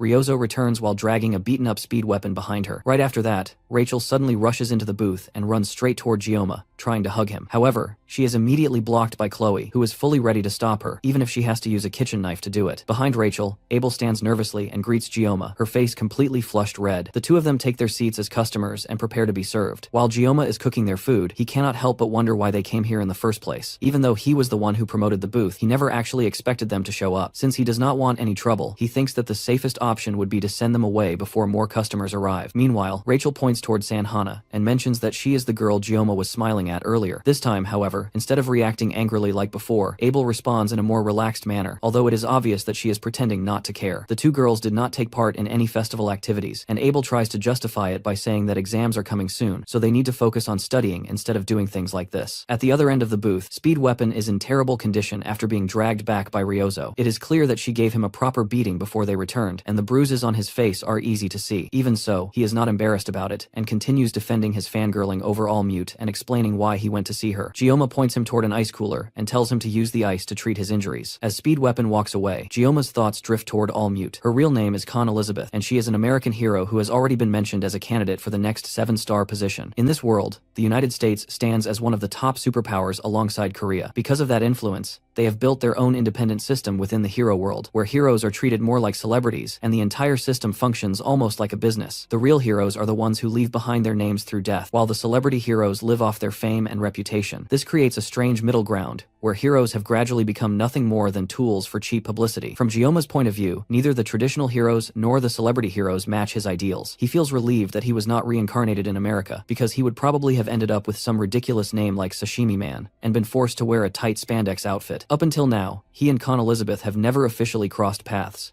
Even after the Sword Emperor named him as his successor, he already plans to refuse that position, but until then, it would be better for him to avoid All Mute entirely. The safest way to do that is to stay quietly at his booth and continue making kimchi stew for the next 3 days. After all, someone of her level of attention would never come to a small stall like his just to eat stew. Meanwhile, Ryozo confronts Abel over her earlier comments about working at the booth during the festival. She does not like how careless and biased Abel sounded. Abel, however, defends herself, explaining that it is not about the activity itself, but that she feels embarrassed because of the maid outfits. As their argument continues to escalate, an unexpected visitor suddenly walks into the booth. Everyone turns their attention toward the purple-haired woman as she walks straight toward the kitchen area without even bothering to take a seat like a normal customer. She heads directly up to Gioma and looks him over, identifying him as the one who defeated her brothers. Gioma immediately recognizes her as the sister of the infamous Mao twins he fought during his admission exam. She is known as Mao Lan, the iron-legged warrior. With a simple snap of her fingers, she signals one of her followers to bring over a chair and a footstool for her to sit comfortably. As she settles in, Gioma notices notices the S-rank weapon on her feet, Storm Greaves. The fact that she arrived wearing full battle gear makes it clear that she came prepared for a confrontation. Chloe immediately steps forward to defend Gioma, but he raises his hand to stop her and silently signals both Ryozo and Sanhana not to interfere. Surprisingly, Mao Lan does not seem interested in revisiting past conflicts. Instead, she explains that she came to personally see what kind of person Kang Gioma really is. While she admits that her brothers have terrible personalities, she also acknowledges that they are still quite skilled. However, ever since their encounter with Gioma, they have developed seizures whenever his name is mentioned. She clarifies that she is not here for revenge. In her view, Gioma actually did her a favor. Her brothers were reckless and impulsive, constantly tarnishing the Mao family's reputation. By dealing with them, Gioma effectively removed that problem, clearing obstacles from her own path. Mao Lan makes it clear that she is aiming for a position among the 7-star heroes, and her influence and popularity are strong enough to rival even Khan Elizabeth. However, she lacks the same level of ability as All Mute, and is also burdened by the negative image associated with her brothers, making it less certain that she will achieve that goal. Since that seems to be the extent of what she wanted to say, Gioma sees no reason to continue entertaining her, and turns back to his work. But just before leaving, Mao Lan throws out a remark criticizing his cooking, clearly intending to provoke him. That comment immediately catches his attention. Gioma abandons his attempt to keep a low profile, and follows after her, unable to ignore the insult directed at his cooking. Word spreads quickly throughout the festival that Mao Lan has been challenged to a subspace spar by an unknown cadet. As Leon Van Reinhardt walks through the festival grounds, he overhears people talking about it, and quickly realizes that this unknown cadet is none other than Kang Gioma. His hands tremble slightly when he hears the name, but instead of going to watch the fight, he simply continues on his way. At the stadium, the seats are completely filled with familiar faces, including Abel and Rachel, along with the renowned All Mute herself. Meanwhile, Mao Lan still appears confident in her victory as she looks over at Gioma. After all, facing someone as famous and powerful as her could easily leave him in the same condition as her brothers. Gioma ignores her taunts and immediately gets to the point. She deliberately provoked him into this situation so she could fight him and justify her brother's defeat. Mao Lan does not deny it. As the subspace is deployed, Gioma calmly tells her that she will never become a 7-star hero. The moment the fight begins, the two clash, creating an explosion of smoke. When the smoke clears, Mao Lan's body is left searching through the haze for Gioma, while her head has already been sent flying before she even realizes what has happened. Back at the booth, Sanhana seems to be the only one genuinely concerned about Gioma, while Speed Weapon is more focused on the growing number of customers arriving. Hana simply smiles at their confidence, but does not say anything further. Back in the stadium, the audience notices that Mao Lan has staggered, even though neither of them appears to have physically moved. Those in the crowd who can sense power beyond normal levels immediately understand what happened. Gioma used the realm of the mind against his opponent. This is a technique that only fighters at the 7-star level can freely control, yet Gioma already shows the talent to use it. Mao Lan is instantly reminded of her old acquaintance, All Mute, and the overwhelming gap in talent she once felt during their academy days. Gioma must have used that mental realm to show her what would happen if they truly fought. By demonstrating the difference in their abilities without physically attacking her, he preserved her dignity, while also avoiding potential international complications. Kang Gioma is clearly no ordinary academy student. There had been occasional rumors among the higher-ups, but now it is confirmed he truly is the successor chosen by the Sword Emperor. A flood of emotions, envy, jealousy, fear, and awe fills Mao Lan's mind as memories from her school days resurface. However, she refuses to accept defeat so easily. As soon as she regains her composure, she charges forward, delivering a wide, sweeping kick aimed at Gioma's face. Gioma steps back and smoothly ducks under her follow-up kick with remarkable speed. The shockwave from her attack is powerful enough to affect even those outside the subspace, and Gioma briefly glances at the damage it caused. That brief moment gives Mao Lan the opening she needs to leap above him, raising her leg high to deliver a final decisive strike. Gioma narrowly avoids it as the impact sends rocks flying into the air. Before he can recover, Mao Lan kicks those falling rocks toward him with precise timing. Gioma slices through them effortlessly with his knife, filling the air with dust and debris. However, a single red thread cuts through the cloud, aimed directly at his chest. He raises his blade just in time to block it, though the impact nearly destroys his knife. Even so, he quickly restores it, and immediately shifts to offense, moving at speeds that Mao Lan can no longer track. In an instant, despite her attempts to predict his movements, Gioma effortlessly slices off her arm, leaving her confused about what just happened. She screams in pain and turns toward him, only to see figures of equal strength standing alongside him. Gioma assumes a fighting stance as Mao Lan prepares to make one final attempt, but before she can even move, he dashes past her, and her head is sent flying once again. The entire stadium watches in stunned silence as the winner of the subspace duel is declared Kang Gioma. Back at the booth, the cheers from the stadium are loud enough for Ryozo to hear. She does not need to be present to understand what happened, and she claps her hands to gather everyone's attention, announcing that Gioma will be returning soon. Meanwhile, Abel and Rachel leave the training hall, appearing far less surprised than the rest of the crowd by Gioma's victory. In the end, they never even got to taste his stew, but Abel says that she already feels satisfied. After witnessing a fight like that, she feels like she does not need anything more. Meanwhile, Mao Lan slowly makes her way out of the arena. Physically, she is completely fine, but the situation is going to become a massive issue for her on a global scale. She has just publicly lost to a 17-year-old. Even so, she is not someone who will be crushed by a single defeat. Kang Jioma possesses overwhelming potential, and he is only going to grow stronger as time goes on. When that happens, she is certain that she will still gain recognition for having fought him before he reached his peak. With the level of strength Jioma has already shown, it is only a matter of time before even All Mute is forced to bow before him. Mao Lan has witnessed many geniuses throughout her life, including Khan Elizabeth during her training days, and even the 7-star heroes after graduating. However, Jioma is moving along a path that cannot be reached through effort alone. The only way she can describe him is as a monster. News spreads across the internet at an incredible speed. Very quickly, everyone hears about the newcomer who defeated one of the continent's rising stars. No matter how many times people watch the footage, they cannot get over how impressive it is. Before long, the video surpasses 20 million views, and crowds begin gathering outside Jioma's booth. The situation becomes so overwhelming that the travel club is forced to hand out numbers just to manage serving people fairly. Meanwhile, Ryozo struggles to hold back intrusive journalists who are trying to push their way in to interview Jioma. Behind him, people are taking photos and uploading them online, tagging him as the Sashimi Sword Saint. By now, countless articles and videos have been released discussing his battle. Jioma had expected attention, but what he did not expect was to be given a new title. The title of Sword Saint is not something that can be obtained in the game Blessing of Miracle. Only the Sword Emperor eventually receives it, and since he has stepped down, the title should have disappeared. Yet somehow, it is now being attached to Jioma,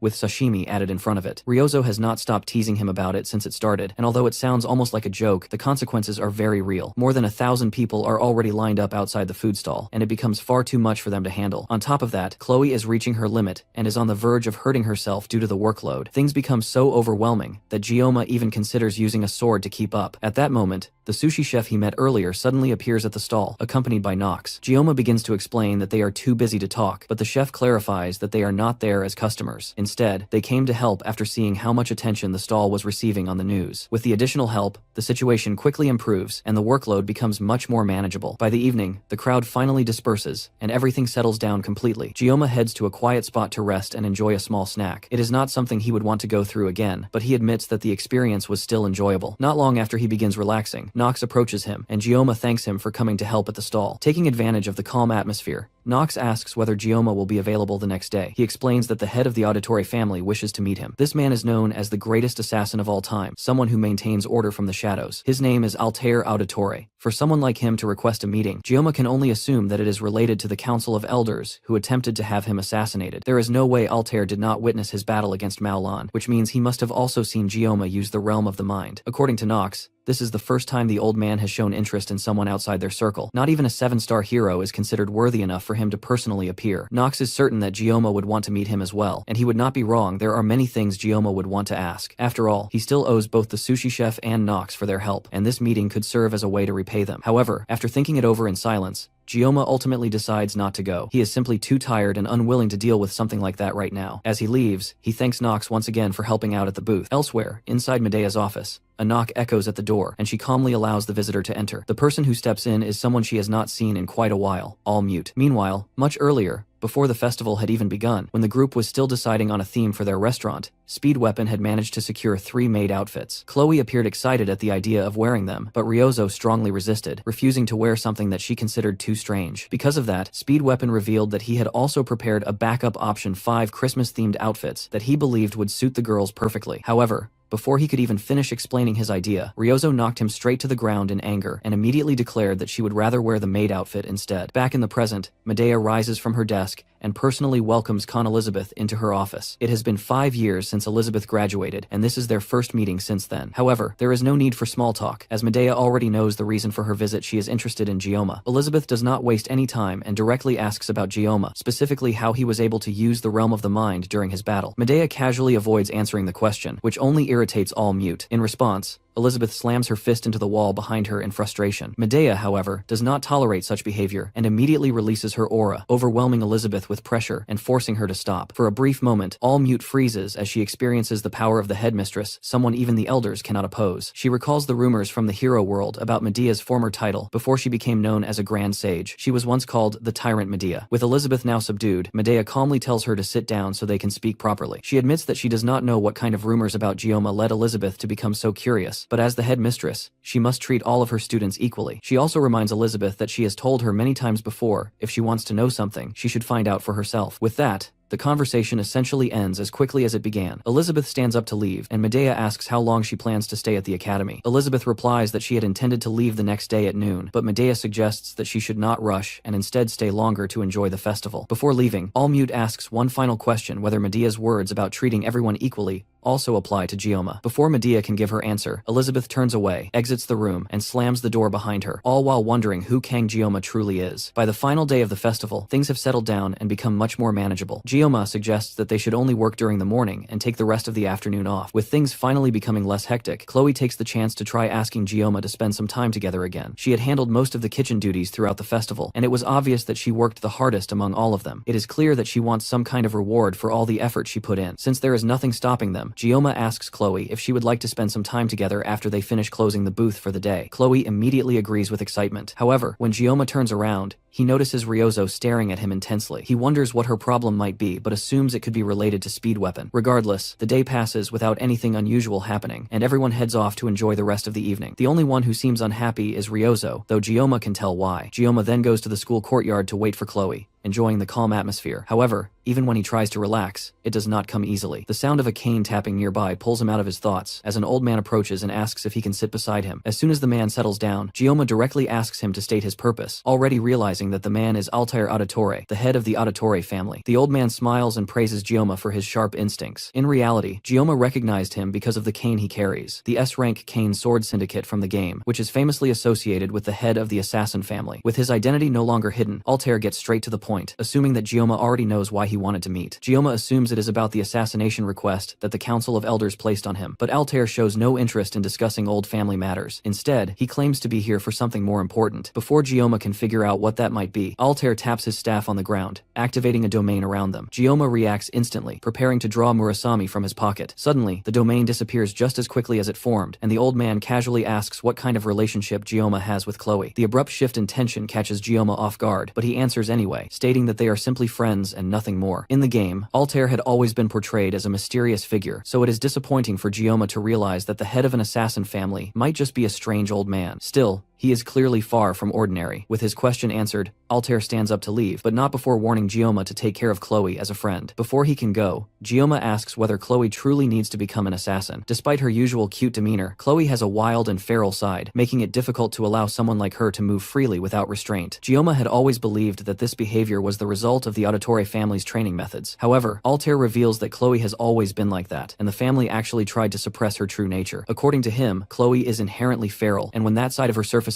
she can harm anyone around her. Gioma refuses to accept that explanation and tells Altair to stop pretending. He then pulls out Murasami, and in that moment, all the seemingly ordinary people nearby reveal themselves as assassins, aiming directly at him. Despite being surrounded, Gioma does not back down and prepares to face them all, until Altair orders everyone to stand down. Gioma has exceeded the old man's expectations, but at the same time, Altair has fallen below Gioma's expectations. The old man leaves, and Gioma is left wondering why he chose to behave in such a disturbing way toward the end of their conversation. Gioma's thoughts are suddenly interrupted when Chloe comes running up to him to meet for their date. He smiles at her, and in that moment, he makes up his mind that no matter what anyone else says, he will never lose faith in Chloe. Meanwhile, Altair Auditore lets out a low cackle as he walks across the academy grounds. His mind is filled with thoughts about Gioma's skill and potential. The boy is no longer just interesting, he is genuinely intimidating, even to someone as experienced as him. Altair eventually reaches an alley where Nox is waiting. There, he admits that meeting Gioma made the trip worthwhile, and that he is satisfied with how things went. He even reveals that it has been a long time since he has felt real fear towards someone. Hearing that, Nox is visibly shaken, as it is hard to imagine someone like Altair experiencing fear at all. Even so, Altair mentions that he would like to meet Gioma again someday. At the same time, Gioma continues his date with Chloe, deliberately avoiding any mention of his meeting with the Auditore Patriarch, so they can focus on simply enjoying their time together. According to the festival schedule, a parade will take place in the evening, followed by fireworks after sunset. Until then,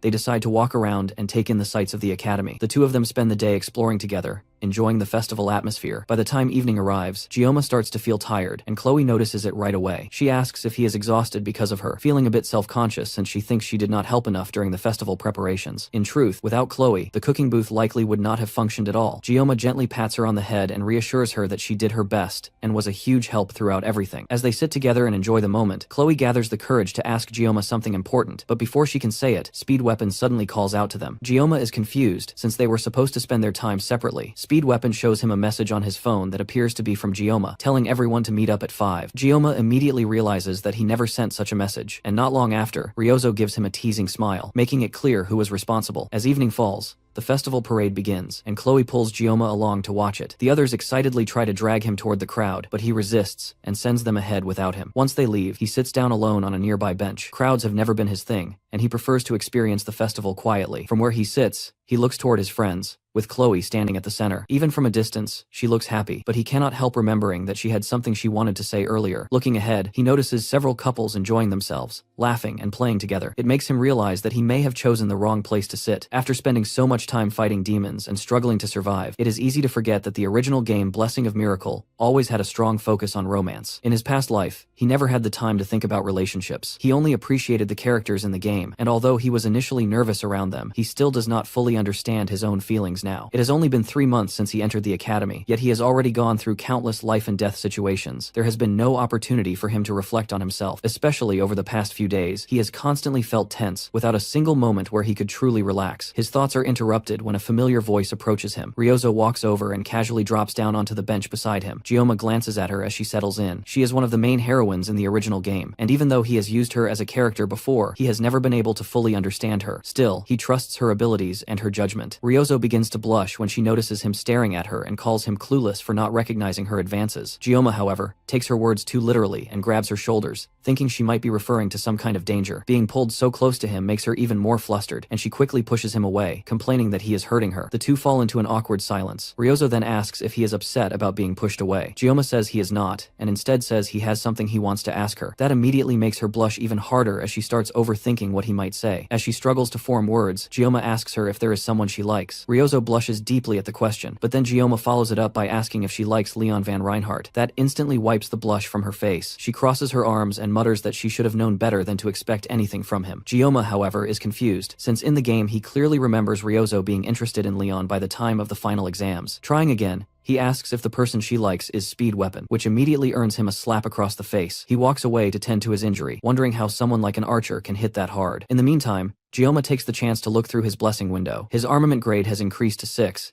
and that is most likely because of the Everfrost blade that he recently received. But aside from that, his synchronization rate has also gone up, and that is probably because of his battle with Maolan. He still does not know whether this synchronization is something that benefits him or something that could harm him, but he is certain that it has something to do with the blessing of the sword god that he currently possesses. As the festival slowly comes to an end, even though the world is filled with monsters and magic, it does not look that different from Earth during moments like these. Gioma does not miss his past life either, since the only person he had there was his master. Even though he had been abandoned, he still learned how to use a knife for a period of time. Back then, he did not understand why he was being taught those skills, but now he realizes that learning different abilities allows a person to adapt to unexpected situations, so he is able to understand it a bit better. While he is thinking about everything that has happened in his life so far, he suddenly senses someone standing behind him. There is no mana coming from that person at all, which immediately makes him think that the individual must be some kind of villain. He pulls out his sword and activates the sword god's blessing. Then, by using the ground beneath him as a medium, he scans the entire area to detect any intruders, and he is able to locate the person instantly. Before they have any chance to escape, Gioma makes his move and rushes toward them. The person lets out a startled cry as Gioma closes the distance at high speed and drives his blade straight into their chest. The woman collapses onto the ground and screams in pain. She turns toward him in fear and hurriedly says that she only wanted to talk to him and did not intend to do anything dangerous. From the way she looks, Gioma immediately recognizes that she is the same villain who has been targeting him ever since the Water Buffalo dungeon. He forces her to kneel in front of him so that he can question her. She reveals that her real name is Choi Seol-ah, and the reason she had been using the name Instructor Kim was so she could easily infiltrate the academy. She explains that there are others like her inside the academy who are working under different demon generals, but they constantly change their appearances, so even she does not know exactly how many there are. Without even being asked much, she ends up revealing everything she knows. She also mentions that some of the villains are already aware that Gioma was the one who killed Agor, since some of them have already left. Gioma then questions her about why she framed Leon van Reinhardt for Agor's death. She says that she does not know the reason. Gioma pulls out his knife to intimidate her, and she immediately begins slamming her head against the ground, trying to prove that she is not lying. She explains that there is a professor among them who is responsible for making all the plans, and someone of her low rank would never be told what those plans actually are. Inside her own thoughts, Seol-ah regrets ever coming to negotiate with Gioma. At this point, if she returns to the villains, she is guaranteed to be killed. Gioma can tell that she is telling the truth, but that still does not mean he intends to let her go easily. He asks her if she wants to live, and she immediately begs for her life. To ensure that she is not killed, he gives her 2 conditions. First, She must tell him everything she knows about this professor. She explains that the professor is a subordinate of Quran, but that is all the information she has. That is not a name Gioma expected to hear, but it does make sense, because while Lycan is sealed, Quran would naturally be the one in charge. That also means that this professor is most likely somewhere inside the academy. The other villains do not know who the professor is, which is why he is viewed as the worst among them, since he pretends to be nothing more than a normal professor within the academy. Seol appears to still be useful to Gioma, but it is clear that she has lost her position after Agor's death. Gioma can sense that she only has a very small amount of mana left,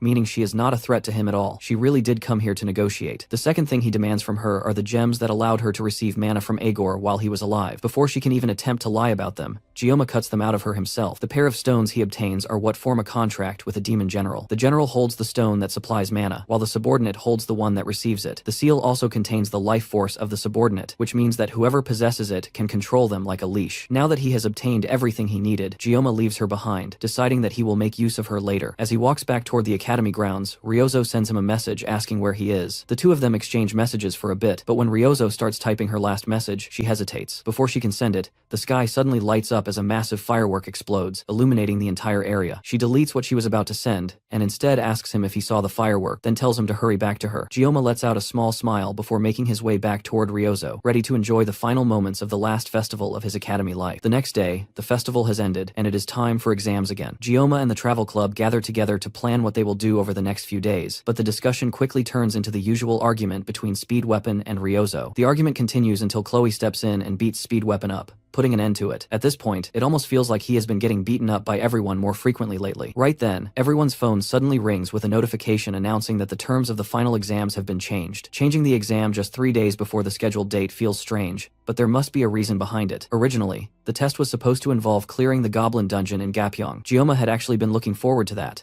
mainly because of the materials he could obtain there. Now, however, it becomes clear to him that the story has started to deviate. Given everything that has happened so far, this change is not surprising. But it also means that Gioma has lost one of his biggest advantages, the knowledge of the future that came from being a player. Because of that, he realizes that he will need to act much more cautiously from now on. Ryozo notices the worried expression on his face, and immediately steps in front of him to check what is wrong. Gioma brushes it off, and instead continues discussing the changes to the exam. Ryozo speculates that the sudden change is likely because a demonoid appeared during their previous external exam, which led to the Sword Emperor being injured in Avalon. With so many dangerous incidents occurring during outside exams, it would make sense for the academy to move the next test inside for safety reasons. Hearing her explanation helps Gioma calm down, and his thoughts begin to settle. Once that is dealt with, he asks Ryozo for a favor regarding the faculty list she hacked earlier. Although she deleted the data afterward to avoid being tracked, she still has a printed copy. Gioma asks her to hack into the academy network again. Then he explains the information he has about villains infiltrating the academy. The reason he wants another updated list is because villains constantly change their appearances. If they can compare a new list with the old one side by side, they should be able to identify inconsistencies and detect potential threats. That kind of information would definitely be useful for them later. Fortunately, the rest of the club agrees with him immediately, so he does not need to explain further for now. The Academy's faculty data is automatically updated every month, and a large portion of data is removed during each update. For someone living in the world of Blessing of Miracle, this would seem strange, but Gioma understands the real reason. It mirrors how the game performs optimization updates to reduce storage size. Ironically, this makes it easier to identify irregularities and track down suspicious individuals. Even though many things have already changed, Gioma realizes that his knowledge as a former player still holds value. For now, all they need to do is wait for Ryozo to gather the new information. However, Gioma also realizes that he has been relying on Ryozo for many things recently. Despite everything she does for him, he has nothing to offer her in return. He wonders what he could possibly give to someone who is the daughter of Japan's permanent prime minister. He decides to ask her if there is anything she wants, but Ryozo refuses to say what kind of favor she will ask for in return. The following day, Ryozo returns with a large stack of documents for them to review. She has printed out detailed faculty records, including any suspicious movements, though she has not analyzed them yet. The information is incredibly thorough. It even includes how many times each faculty member went to the bathroom. While this level of detail clearly invades privacy, they need to examine everything carefully if they want to uncover important clues. Besides, once they are finished, they plan to destroy all the data so that nothing can be traced back to them. It helps that Chloe is an assassin, and Ryozo is willing to do whatever it takes to achieve her goals,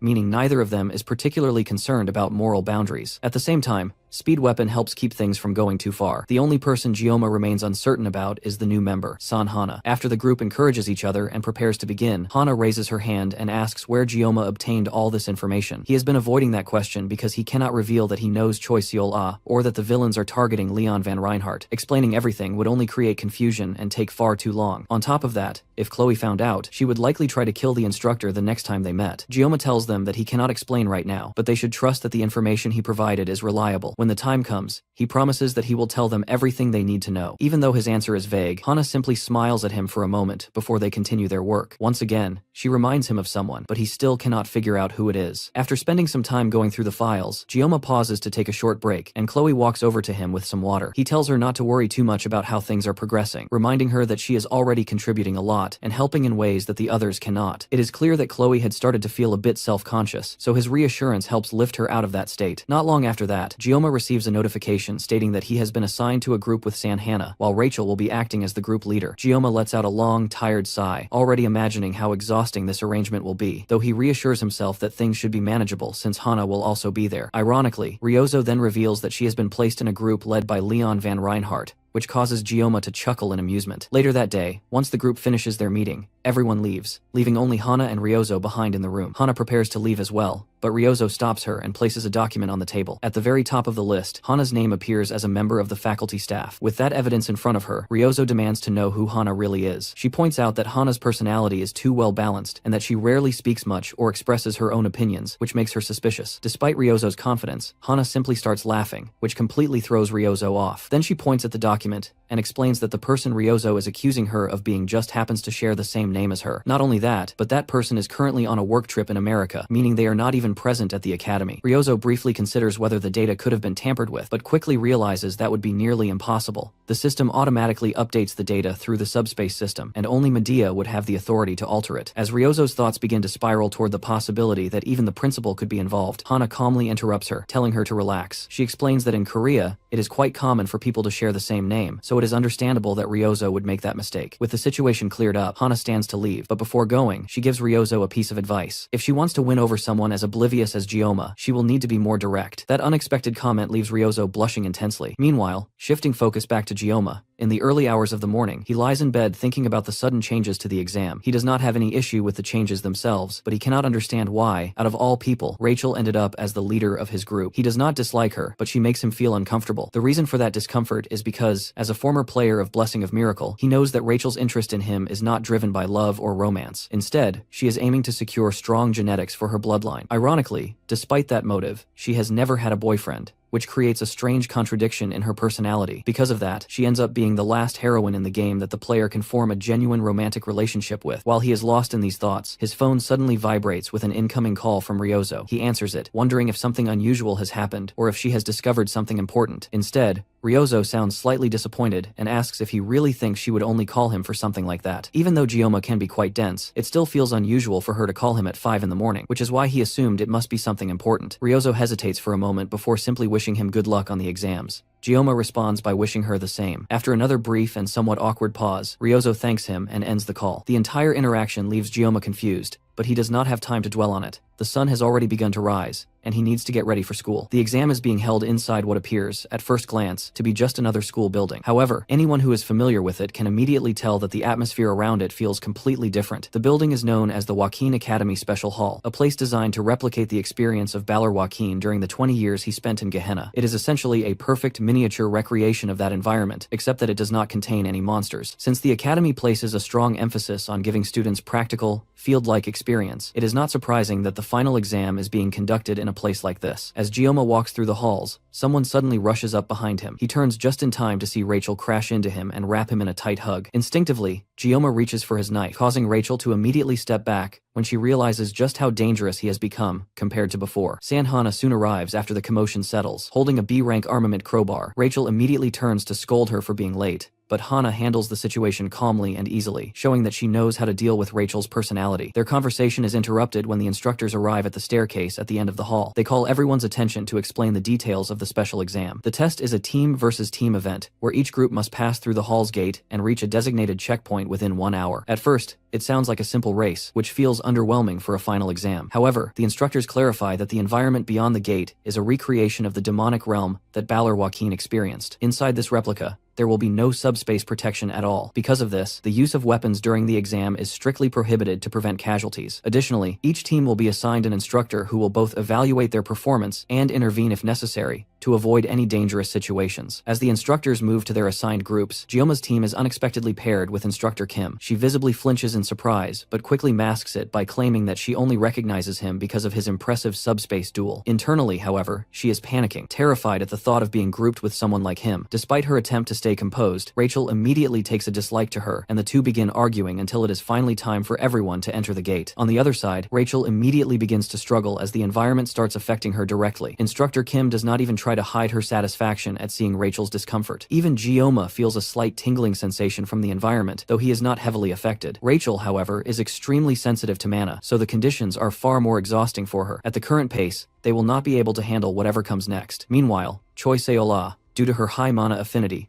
appears completely comfortable in this environment. Gioma briefly considers whether she might be planning something, but as long as he holds her seal of subordination, there is very little she can do against him. Behind him, Hana also appears to be struggling, likely because she does not have a strong affinity for mana either. It has only been 25 minutes since they entered, and they still have 35 minutes remaining. Given how much they are struggling, failure is becoming a real possibility. If Gioma had his knife, he would at least be able to sense the flow of mana around him. However, without it, he needs to find another method. His attention turns toward Choi Seol, realizing that she can act as a substitute for detecting mana. Once he gives her the instruction, she immediately begins searching for mana like a trained tracker. He had not even meant it seriously when he thought of her as a mana-sniffing dog, but watching her now makes the comparison hard to ignore. Meanwhile, Rachel manages to steady herself and pushes forward with determination, moving ahead as if she is on a mission. It becomes clear that each of them is adapting in their own way. Hana also seems to recover slightly as they continue. As Rachel and Hana move ahead, Choi Seol leans closer to Gioma and informs him that she can sense a concentrated source of mana toward the northwest. At this rate, they should reach the first checkpoint in about 10 minutes. Gioma acknowledges her effort, and she responds with a cheerful salute, almost like a loyal subordinate. Even her behavior resembles that of a trained companion, but thanks to her ability, they are able to make steady progress. As they increase their pace and move toward their objective, Gioma briefly wonders how the rest of his friends are managing in their own groups. Over with Ryozo's team, which is being led by Leon van Reinhardt. They have already been walking for 32 minutes,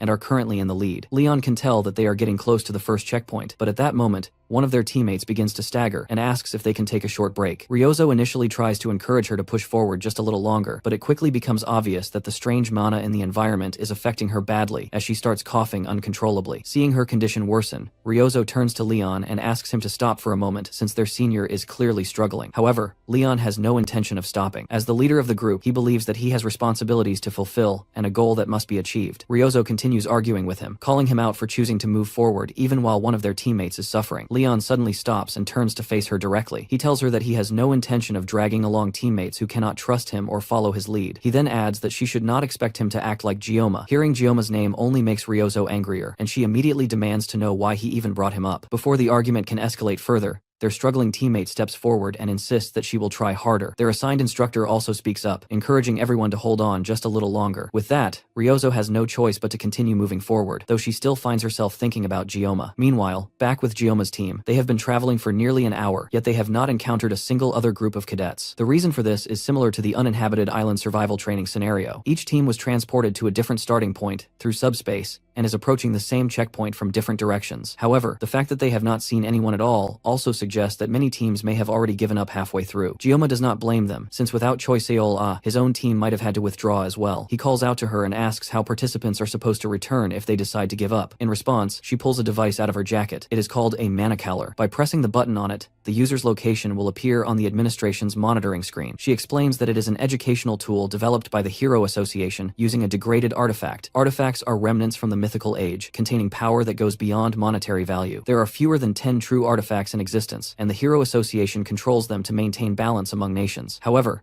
degraded versions of these artifacts are now being distributed to organizations. Hearing this, Gioma cannot help but think that this development does not sound like a good thing. Their discussion is suddenly interrupted when Rachel shouts that she has found the checkpoint. Choi Seola glances back at Gioma with a smug smile, before heading over to congratulate Rachel. Having reached the checkpoint, they have successfully cleared the first stage. To proceed to the second stage, they must pass through a large, ominous door. Even Choi Seol-ah does not know what lies beyond it, but from what she can sense, the mana coming from the other side is so intense that it is distorting the surrounding space. Despite how ominous it appears, the next stage cannot begin until they go through the door. With that in mind, Rachel rushes forward excitedly and pushes the door open, eager to continue. However, instead of entering another room, she steps forward into empty space, nearly falling off a massive cliff. At the last second, Sanhana grabs her by the collar and pulls her back, saving her from falling to her death. Rachel immediately turns around and starts arguing with their instructor for not warning them about the danger ahead. Meanwhile, already inside the second stage, Leon Van Reinhardt's group continues moving forward through the dark and murky artificial Gehenna, where the ground is soaked with dirty water. His teammates begin to wonder if his fearless attitude comes from having experienced something like this before. However, their instructor can clearly tell that Leon is able to sense mana, which explains how confidently he is moving forward. At the same time, back in the first stage, two exhausted students struggle as they barely manage to reach the checkpoint leading into the second stage. Both of them are on the verge of collapsing, and they quickly apologize to their leader, Abel. Abel looks at the door ahead of them while thinking about what to do next. After a moment, she clenches her fist, realizing that pushing them any further would be reckless. She then turns to the instructor and asks them to officially record their forfeit. Outside in the main hall, Speed Weapon leans against a wall, struggling just to stay upright. The exam has been extremely harsh on him, and he even ended up throwing up the pizza he had eaten earlier that morning. Chloe runs over to him, having also failed the exam. Her team simply ran out of time, unlike Speed Weapon's team, which got eliminated after wandering around in circles. Both Gioma and Ryozo are still inside the exam. While neither of them is particularly worried about Gioma, they are genuinely concerned about Ryozo. Speed Weapon, in particular, worries about how she will handle being in a group led by Leon. To shift the mood, he suddenly suggests that he and Chloe should go hunt villains. Even though it is disappointing that they were eliminated so early, at least they can still do something useful for Gioma. Back inside the second stage, Gioma carefully guides his team through a steep and rocky path. Rachel suddenly takes the opportunity to jump onto his back in an ungraceful manner, but she immediately backs off when she senses his hostility. It seems that she has fully adapted to the environment now. Across from them, beyond a wide ravine, they can clearly see what appears to be the next checkpoint. Even though the destination is visible, they cannot afford to act recklessly. Since they have no subspace protection, rushing ahead could be dangerous. Gioma once again turns his attention to Choi Seol-ah, his so-called mana-sniffing dog. He has already relied on her once, so he sees no issue in doing it again. He approaches her and orders her to cross the bridge ahead of them first. Technically, this goes against the rules, but since they are not being actively monitored, it does not matter. Seol-ah tries to object, saying that she cannot interfere because this is an exam, but the rest of the team sides with Gioma. As she continues to resist, Gioma steps closer to her while she lies on the ground. In a firm tone, he orders her once again to cross first, and then promises that if she does it, he will grant her one wish, anything except removing her seal of subordination. That promise gives her enough courage to move forward. She steps onto the bridge and begins crossing. After making it partway, she suddenly freezes and collapses in fear, crying that she cannot continue. At that moment, she looks less like an instructor and more like a frightened child. Even so, thanks to her effort, the rest of them are able to follow safely. Gioma walks up to her and praises her for doing a good job. His words have a deeper emotional impact on her than he expected, and she almost breaks down in tears before regaining her composure and continuing across the bridge. Rachel laughs at her sudden burst of determination and follows behind her, while Hana and Gioma watch from behind. The two of them seem to have unexpectedly good chemistry, though Sanhana quietly thinks to herself that it is because Gioma is a sinful man, a thought that Gioma himself has no understanding of. Elsewhere, beyond the third gate known as the Tower of Ordeal, Leon's group has nearly reached the top. Even Ryozo is starting to feel exhausted at this point, and she begins to wonder what is driving Leon to push forward so relentlessly. After all, they have not encountered any other teams, so first place is practically guaranteed already. Behind her, their senior finally reaches her limit and collapses, completely drained of strength. Once again,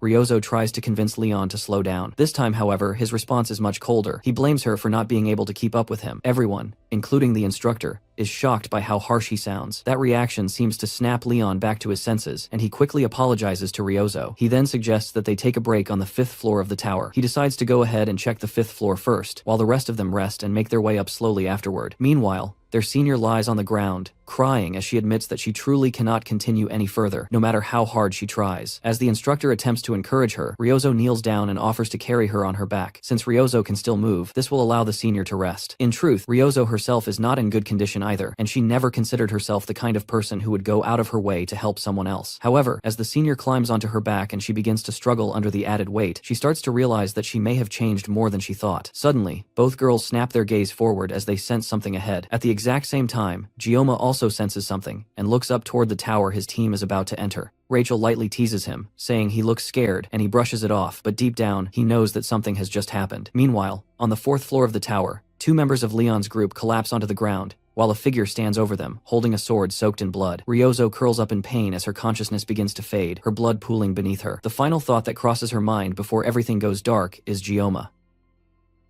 Meanwhile, Gioma's group continued moving deeper inside, while he carefully scanned the surroundings. At some point, he noticed something strange. His senses felt much sharper than before. Up ahead, Choi Seol-ah reminded everyone that she would lead as the guiding instructor, while Sanhana cheered her on from behind. Seeing Gioma falling slightly behind, Rachel looked at him and asked if he could still climb the stairs. He simply nodded while observing the structure around them. The place looked like a separated section of the magic tower itself. His attention soon shifted to the stairs, where he noticed footprints left behind. That immediately told him another group had already passed through here during the exam without anyone realizing it. Rachel kept complaining about how exhausting the endless stairs were, but Gioma suddenly stepped on something sticky. Looking down, he discovered blood. Before anyone could react, a sharp scream echoed from above, making the entire group freeze. Rachel nervously asked what it was, but Gioma had already dashed upstairs like the wind. Choi Seol-ah called out after him, before quickly telling the other two to stay behind. As Gioma rushed upward, intense anxiety filled his mind. At the same time, countless fragmented images flooded Ryozo's thoughts. Slowly opening her eyes, she stared at her blood-covered hands in confusion. Her body trembled from the pain as she noticed the sword lodged in her chest. The blade was poisoned, and she immediately realized her condition was getting worse. When she looked ahead, she saw Leon fighting instructor Paul. At that moment, the truth became clear. Paul really was the undercover traitor they had suspected earlier. Their clash violently shook the area, and one of Leon's attacks completely shattered the wall behind Paul. Watching this, Paul admitted Leon truly deserved his title as a hero candidate. But the moment Paul noticed something strange, Leon suddenly appeared behind him. Before Leon could finish the attack, a hand pierced straight through his abdomen and tore out from his side. It was the blue-haired girl from earlier. She mocked him, saying that even a hero candidate was still just human. She then turned toward Paul and commented that the others still seemed inexperienced at controlling Lord Permersh's power. Paul apologized to Irio, while she calmly examined Leon. Honestly, he did not look worthy enough to become Lord Permersh's vessel. She even wondered if Aegor had really been defeated by someone like him. Paul, however, analyzed the situation differently. Leon had managed to survive this long in the demon realm without proper equipment, which already proved his ability. He speculated that Aegor may simply not have been compatible with the body she possessed. With even the Sword Emperor involved, the story was probably true. Ario still seemed doubtful, but she knew there was no better vessel available. If Lord Permersh successfully adapted to Leon's body, everything would work out perfectly. Paul is sure the results will be satisfactory. After all, Permersh is the one who took them under his wing after Agor's death. Just then, Ario's attention shifts towards Ryozo. Ario then turned toward Ryozo, who was trembling helplessly on the ground, and slowly walked closer. Noticing she was awake, Ario casually greeted her while Ryozo struggled to endure the unbearable pain. At that moment, only one thought filled her mind. She did not want to die like this. As her consciousness faded in and out, memories of her life surfaced. Everything had always felt empty to her. Every day was the same dull cycle, surrounded by a cold family and a meaningless existence, with nothing she truly enjoyed. She never entered the academy because she dreamed of becoming a hero. Deep down, she had only wanted an excuse to die. Ario interrupted her thoughts and calmly asked how her performance had been. She admitted she had been worried about getting exposed, but thanks to the chaos Ryozo created herself, everything became much easier. Ryozo weakly questioned why she would do something like this. Ario laughed before answering honestly. She explained that she had always believed the two of them were alike. Ryozo's tired eyes and lifeless expression reminded her of someone who had already grown exhausted with life itself. While speaking, Ario cruelly twisted the sword lodged in Ryozo's chest, forcing out a painful scream. She confessed that she once intended to introduce Ryozo to Lord Permersh after the mission was over, because she thought Ryozo was one of her own kind. But everything changed earlier when Ryozo tried to protect her, and even wanted to carry her on her back. To Ario, that moment proved Ryozo had become attached to humanity after all. In the end, she was still just another human, and that disappointed her deeply. Ario eventually decided the conversation had gone on long enough. There was no point hearing explanations from someone about to die. She coldly remarked that Ryozo would not feel lonely in death before turning around and walking away. Left behind with ragged breaths and fading strength, Ryozo clung desperately to one thing. For the first time in her life, she wanted to live. Over and over, that thought echoed in her head. She remembered the moments she had spent with Gioma and realized she had finally found a reason to keep living. Even though she believed there were no gods in this world, she still desperately prayed. Through her blurred vision, she suddenly heard approaching footsteps. Unconsciously, she whispered Gioma's name and weakly reached out her hand, begging for help. Moments later, Gioma finally arrived and froze completely at the horrifying sight before him. Ario looked toward Gioma and mockingly called him a guest, just as Choi Seol-ah rushed upstairs while calling his name. But the moment she arrived, she froze at the horrifying scene before her. Leon and Raizo were both covered in blood, barely moving, and the entire area looked like a battlefield. She immediately wondered whether those two were even still alive. Before she could process everything, Ario casually greeted her like an old acquaintance. She offered Choi Seol-ah a contract with Lord Permersh, mentioning that after Agor's death, she had switched sides herself. Ario mocked her further, saying traitors like her always needed a new master to serve, especially now that her mana was nearly exhausted. Hearing that only irritated Choi Seol-ah more. The hypocrisy of being called a traitor by someone like Ario was almost laughable to her. Meanwhile, Ario stepped on Leon's head and warned Gioma to stay out of this matter. She admitted admitted it was impressive that he had defeated Ironleg, but then violently stomped Leon's face deeper into the ground. Even a hero candidate had ended up in this miserable state, so what could an ordinary human like Gioma possibly do? She then shifted her attention back to Choi Seola and made her an offer for old time's sake. If she killed Gioma right there,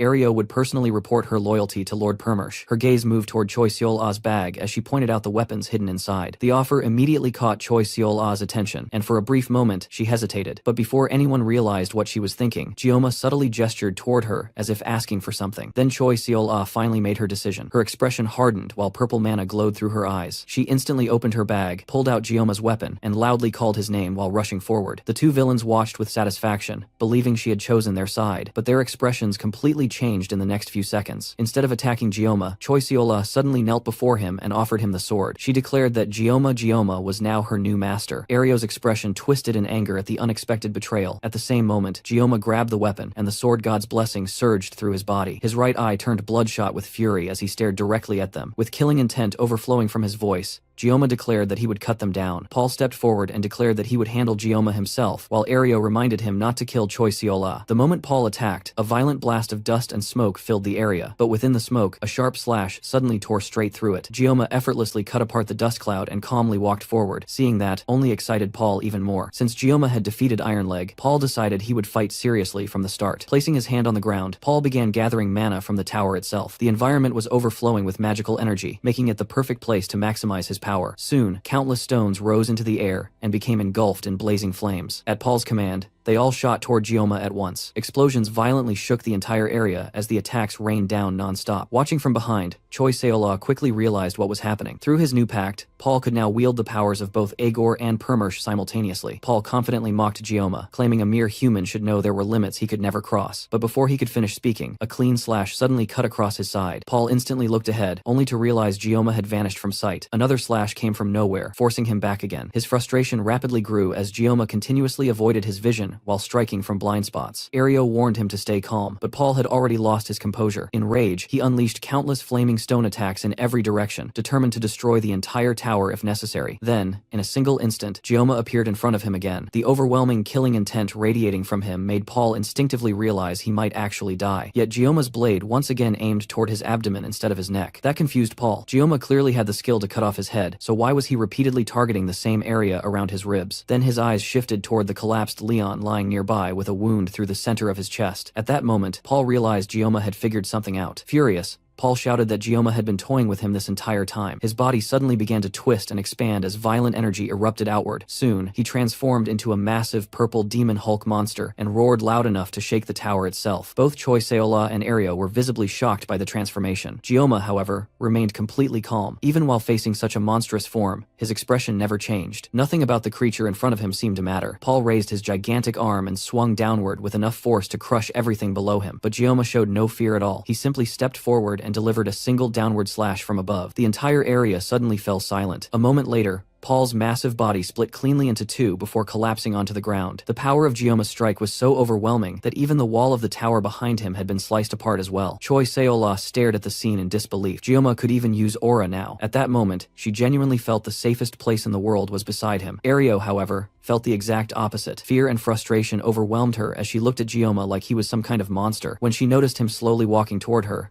panic immediately crept into her voice as she warned him not to come any closer. But Gioma never stopped moving. His eyes had turned a blazing red, and the pressure around him no longer felt human. Ario could sense it clearly. To her, he looked more like a demon than anything else. As she stared at the glowing blade in his hand, her thoughts spiraled into panic. She was going to die if she stayed there. Her mind desperately searched for a way out. If she could somehow survive and offer Leon's corpse to Lord Permersh, maybe that alone would satisfy the ritual. She tried thinking of escape methods. Running was impossible because he was far too fast. Using magic to blind him should have worked, especially in a place overflowing with mana like this tower. But suddenly, she realized she could not sense any mana at all. Confused, Ario quickly understood the reason. The strange sashimi knife in Gioma's hand was rejecting mana itself. In desperation, she grabbed Ryozo by the hair and threatened Gioma. If he took another step forward, she would slit Ryozo's throat without hesitation. But even then, Gioma continued advancing toward her without fear. Ario cursed in frustration, knowing she was running out of options. Then she suddenly noticed something strange. The dagger embedded in Ryozo's chest had disappeared. Before she could react, Ryozo weakly spoke from behind her. She told Ario to let go because it hurt. Then, without hesitation, Ryozo drove the dagger straight into Ario's chest. Ario stared at her in shock and rage, unable to believe she had been tricked. Ryozo smiled faintly and revealed that poison resistance was a natural trait of the Absolute Bow clan. Carrying the blood of her beloved did not make Ario immune to poison after all. In the end, Ryozo admitted she was disappointed in her too. As the poison spread through her body, Ario's strength completely disappeared. Her body collapsed to the ground like a puppet, with its strings cut while she cursed Ryozo's name in disbelief. But Ryozo herself was already at her limit. Her body staggered weakly before collapsing as well. Gyoma immediately rushed forward and caught her before she hit the ground. Not long after, Rachel and Sanhana finally arrived upstairs. The moment they saw Choi Seola, they were about to speak, but she quickly signaled for silence. Meanwhile, Ryozo struggled to endure the pain while resting in Gyoma's arms. Weakly, she complained that his grip hurt before reminding him about the favor he had promised her a few days ago. She quietly asked him to stay with her for a little longer. After saying that, Ryozo's eyes slowly closed, and she leaned on him. A few days later, the scene shifted to a quiet hospital room, where the steady beeping of a monitor echoed beside Ryozo's bed. Her fingers twitched slightly before her eyes slowly opened, still heavy with exhaustion. The moment Speed Weapon noticed she was awake, he immediately called out her name in relief, looking like he was about to collapse himself. Ryozo blinked in confusion, trying to process where she even was, while Speed Weapon let out a long sigh and told her she had been unconscious for over 3 full days. Hearing that instantly shocked her. 3 whole days had vanished just like that. As her memories slowly returned, pieces of the tower incident replayed in her mind, along with the pain, fear, and chaos from before she blacked out. Speed Weapon casually mentioned that she seriously owed the club president her life because, according to Rachel, Gyoma personally treated both her and Leon's injuries with near-perfect first aid. He admitted he never even knew Gyoma had some kind of healing blessing, but even the doctors were shocked by how precise the treatment had been. The second Gyoma's name reached her ears,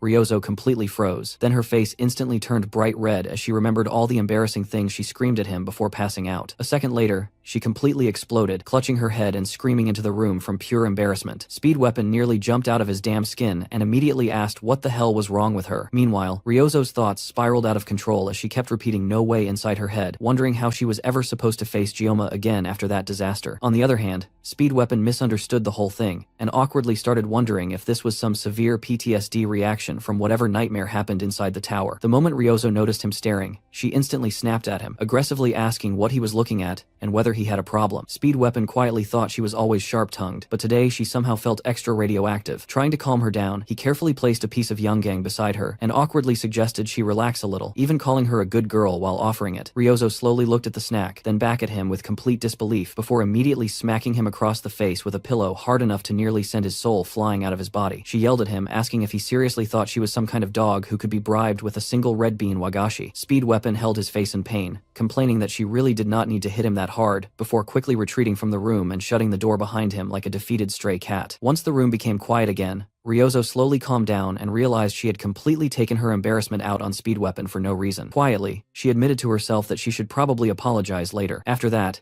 she leaned back against the hospital bed with a long, exhausted sigh and covered her eyes with one arm while softly muttering that she was alive. Fresh air drifted through the slightly opened window, and the peaceful sounds outside made the reality sink in even harder. She whispered the words again under her breath, saying she was alive, and before she noticed it herself, tears quietly slipped from beneath her arm. Then suddenly, almost like someone rediscovering life itself, she grabbed the abandoned Yongang from beside her and bit into it without even unwrapping it properly. Hunger, relief, exhaustion, survival instincts, everything crashed into her at once. She devoured it like a starving animal that had barely crawled back from death, and despite how ridiculous she looked, a small, grateful smile finally appeared on her face. Through tears and half-chewed red bean paste, she quietly muttered that it was delicious. The scene then shifted outside Ryozo's hospital room, where Gyoma quietly walked through the corridor, thinking about how 3 entire days had already passed since the final exams ended. Both Leon and Ryozo had suffered horrifying injuries during the battle, and had practically been standing at death's door afterward. Thankfully, the reckless gamble Gyoma took by activating all of his blessings somehow worked out in the end. Even now, just remembering how close they came to dying still left a heavy feeling in his chest. As Gyoma stopped in front of Ryozo's room, Medea's worried expression suddenly flashed through his mind, along with the guilt he still carried for dragging other people into his battles. That realization kept pressing against him harder and harder lately. Strength alone was not enough anymore. No matter how powerful he became, he still needed something beyond simple power if he truly wanted to protect the people around him. Right then, the door suddenly opened, and Speed Weapon stepped out while muttering to himself about how he had only been trying to be nice. Gyoma looked surprised to see him there, and immediately called out to him. Speed Weapon explained that he was handling watch duty for the day, then jokingly acted touched that Gyoma had personally come to visit him. Gyoma brushed it off casually, saying he had simply been nearby anyway. Speed Weapon then revealed that Ryozo had finally regained consciousness. Physically, she seemed completely fine thanks to Gioma's treatment, but according to him, there was now a completely different problem. Curious, Gioma asked what happened, and Speed Weapon struggled for a moment, trying to describe Ryozo's bizarre behavior. Eventually, he concluded that she had probably developed some severe PTSD after everything that happened inside the tower. Out of nowhere, she had started screaming, thrown a pillow directly at his face, and somehow become even more aggressive than usual. What confused him the most was the fact that she even rejected her favorite snack, which honestly felt more alarming than anything else. Hearing all of that, Gioma quietly thought it sounded less like trauma and more like proof that Ryozo had made a perfect recovery. The conversation soon shifted toward the villain investigation. Gioma asked how the search was progressing, and Speed Weapon explained that Rachel had gone out of her way to help them, allowing the investigation to move forward much faster than expected. He then handed Gioma a list containing the names of several suspicious individuals, most of whom held surprisingly high positions within the academy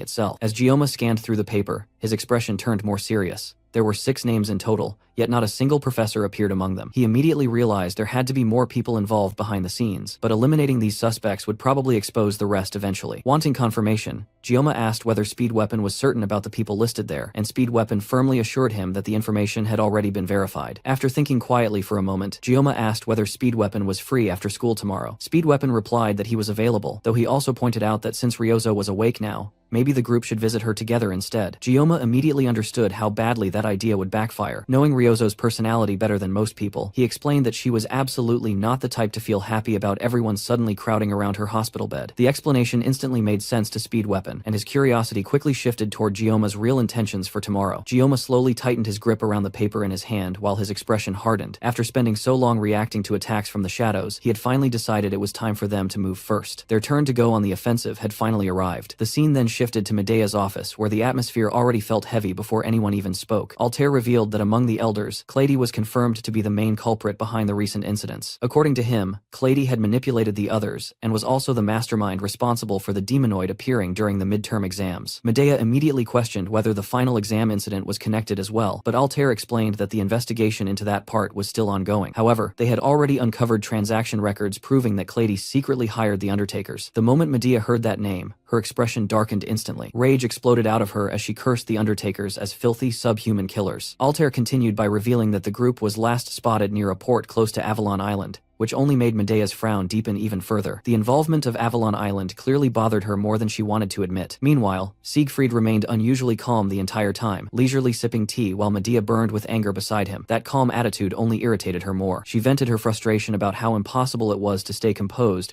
while people inside the academy itself were endangering students, despite all the precautions they had taken. As chairman, the safety of every student was her responsibility, and the fact that someone from the Council of Elders was involved made the situation even worse. Siegfried slowly placed his teacup back onto the saucer, and quietly reminded her that she was not the only one angered by this situation. His own granddaughter was also a student at the academy. Then his gaze shifted toward Altair, and Medea followed it immediately. Without even opening his eyes, Siegfried calmly asked whether they had enough evidence to act. Altair responded without hesitation, explaining that they had spent the past 2 months verifying every piece of information. According to him, there would be no problems even if they eliminated the targets immediately. Hearing that, Medea fixed her eyes on Siegfried, silently waiting for his decision. Slowly, he opened his eyes, golden light glowing from within them as a terrifying aura suddenly burst out of his body. The pressure alone shattered the teacup resting on the table. Even Medea and Altair froze for a second as unease crawled through the room. Siegfried then calmly declared that they would strike tonight. But right as the decision was made, the office door suddenly opened after someone announced an urgent matter. Everyone looked over in surprise and saw Gioma entering alongside Speed Weapon. Medea immediately questioned why Gioma was here, and Gioma explained that besides the final exam incident, there was something important he needed to report. Afterward, Speed Weapon carefully explained everything they had uncovered regarding the final exams and the undercover villains hidden inside the academy. The room stayed completely silent as everyone listened. Once he finished, Medea suddenly smiled and casually mentioned that although she already knew Speed Weapon was part of the travel club, this was actually her first time meeting him personally. Hearing someone as beautiful and intimidating as Medea speak to him so casually instantly made Speed Weapon flustered. Medea then lifted the list of suspects and asked whether the people written there were likely connected to the half-demon faction. Speed Weapon quickly confirmed that every investigation into those individuals had exposed suspicious hiring records and abnormal work histories. Medea immediately activated her blessing to verify the authenticity of the information herself. After checking the list personally, she concluded that those people had definitely not been officially hired by the academy. The moment Gioma heard that confirmation through Medea's blessing of the poet, he knew the information was undeniable. The others listened carefully as Medea's expression suddenly turned serious again. Her attention shifted toward the two students as she questioned how exactly they even managed to access the academy's faculty records in the first place. The atmosphere instantly became awkward. Speedweapon visibly panicked while Medea pressed harder for an explanation. Unsure how to respond,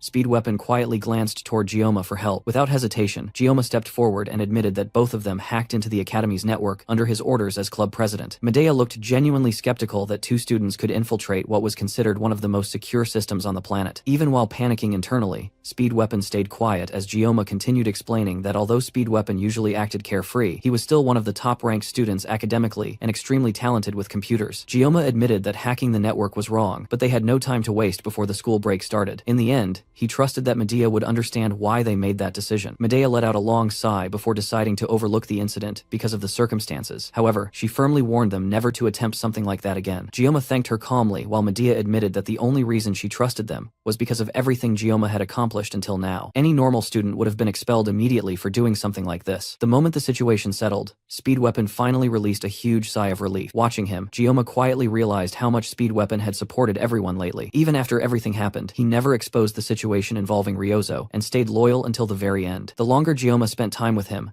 the more he realized what a genuinely good friend Speedweapon really was. Then suddenly, Siegfried broke the silence by revealing something even more alarming. According to him, the villains were still planning to target the elders tonight. Hearing that immediately shocked the students while Medea shot Siegfried an irritated glare, practically telling him to shut up without saying a word. However, Altair pointed out that the students deserved to know the truth at this point. Siegfried then explained that they originally planned to visit Clady's personal quarters tonight. Gioma looked confused, so Siegfried elaborated further. The Council of Elders had been responsible for spreading rumors and targeting Gioma along with his friends, and Clady orchestrated most of it personally. Thanks to information gathered through the auditors, they finally secured enough evidence to confront them directly. Still, Siegfried admitted there was a problem. Despite all the proof, he was currently no longer one of the 7-star heroes, meaning he was still bound by political rules and restrictions. Gioma quickly understood the issue. No matter how justified the attack might be, openly targeting members of the Council of Elders would shake one of the largest power structures in existence. Siegfried then revealed the biggest concern of all. If they moved against the Elders tonight, the hidden villains inside the Academy would immediately flee before they could capture them. Medea agreed that once those people escaped, tracking them down again would become nearly impossible. At the same time, they also could not allow the corrupt Elders to continue operating freely. As Gioma listened to both sides, he quickly realized the only solution was to strike both groups at the same time. After thinking for a moment, he calmly declared that he could gather every single one of them into one place at once. The moment those words left his mouth, everyone in the room stared at him in surprise. Without wasting a second, Gioma immediately contacted Choi Seola. On the other side of the call, she was casually chewing on some disgusting worms before hurriedly answering the phone. Confused, she asked what was going on, and Gioma reminded her that although she previously claimed not to know the names or identities of the others involved, she also mentioned there were still a few exceptions. Choi Seola confirmed that part, but her expression instantly changed once Gioma revealed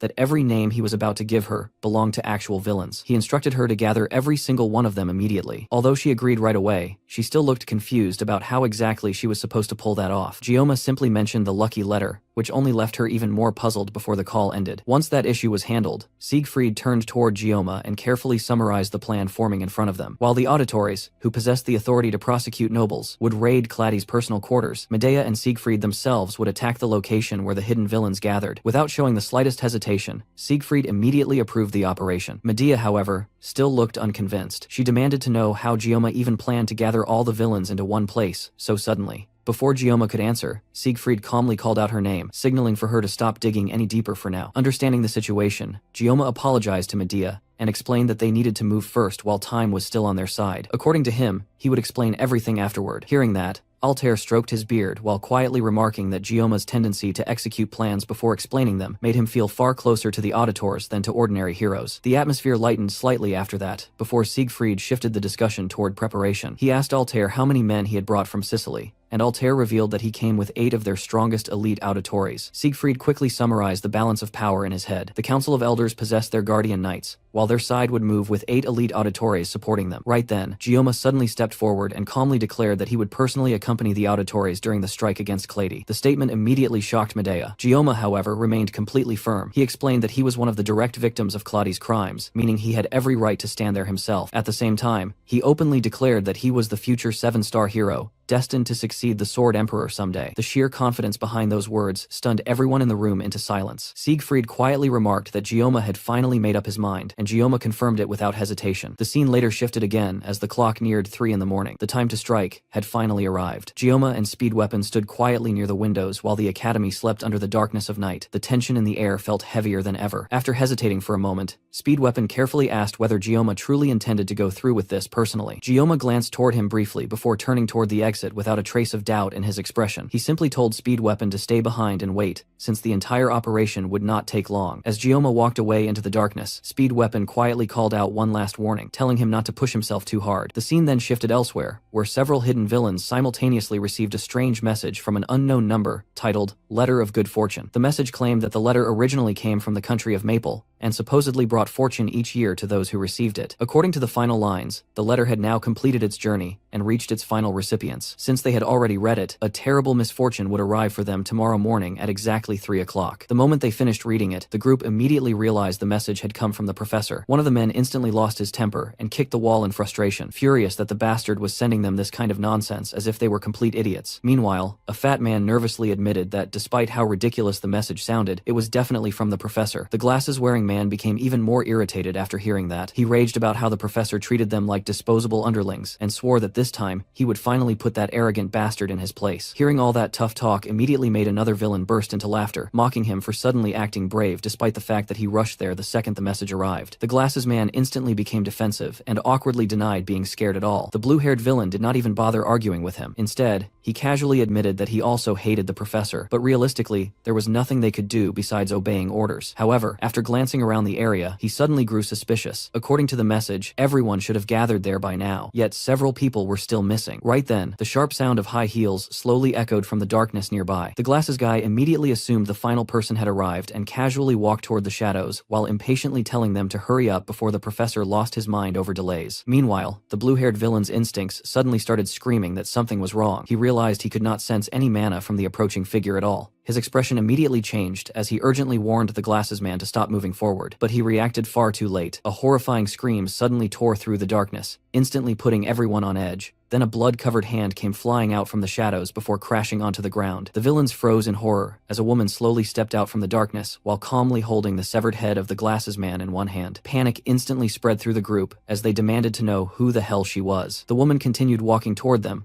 without the slightest trace of fear or hesitation. Her voice remained disturbingly calm as she remarked that while they had been drowning in chaos, she had apparently been the one drowning in peace this entire time. Then she greeted the villains as scum with complete indifference, as if their deaths were already decided. The scene then shifted once again to another location where Gioma and Altair had finally arrived near Claudi's residence. Hidden deep within the woods, the atmosphere felt unnaturally cold and silent. As they moved through the darkness, Altair suddenly remarked that Gioma was an unusually peculiar young man. Gioma looked slightly confused by the statement, so Altair calmly elaborated further. Out of everyone he had ever met, Gioma was the only person he genuinely could not read. No matter how much he observed him, he could never figure out who Gioma truly was or what kind of thoughts hid behind those dark eyes. Considering Altair's profession and experience reading people, that alone said far more than normal. Gioma simply stared at him silently, while Altair continued studying his expression. According to him, Gioma's pitch-black eyes looked completely empty, almost as if his emotions, desires, and even his humanity itself had been carved out and replaced with something colder, sharper, and lifeless, like a blade forged from coal. Then Altair suddenly asked him a strange question about what truly separated humans from monsters.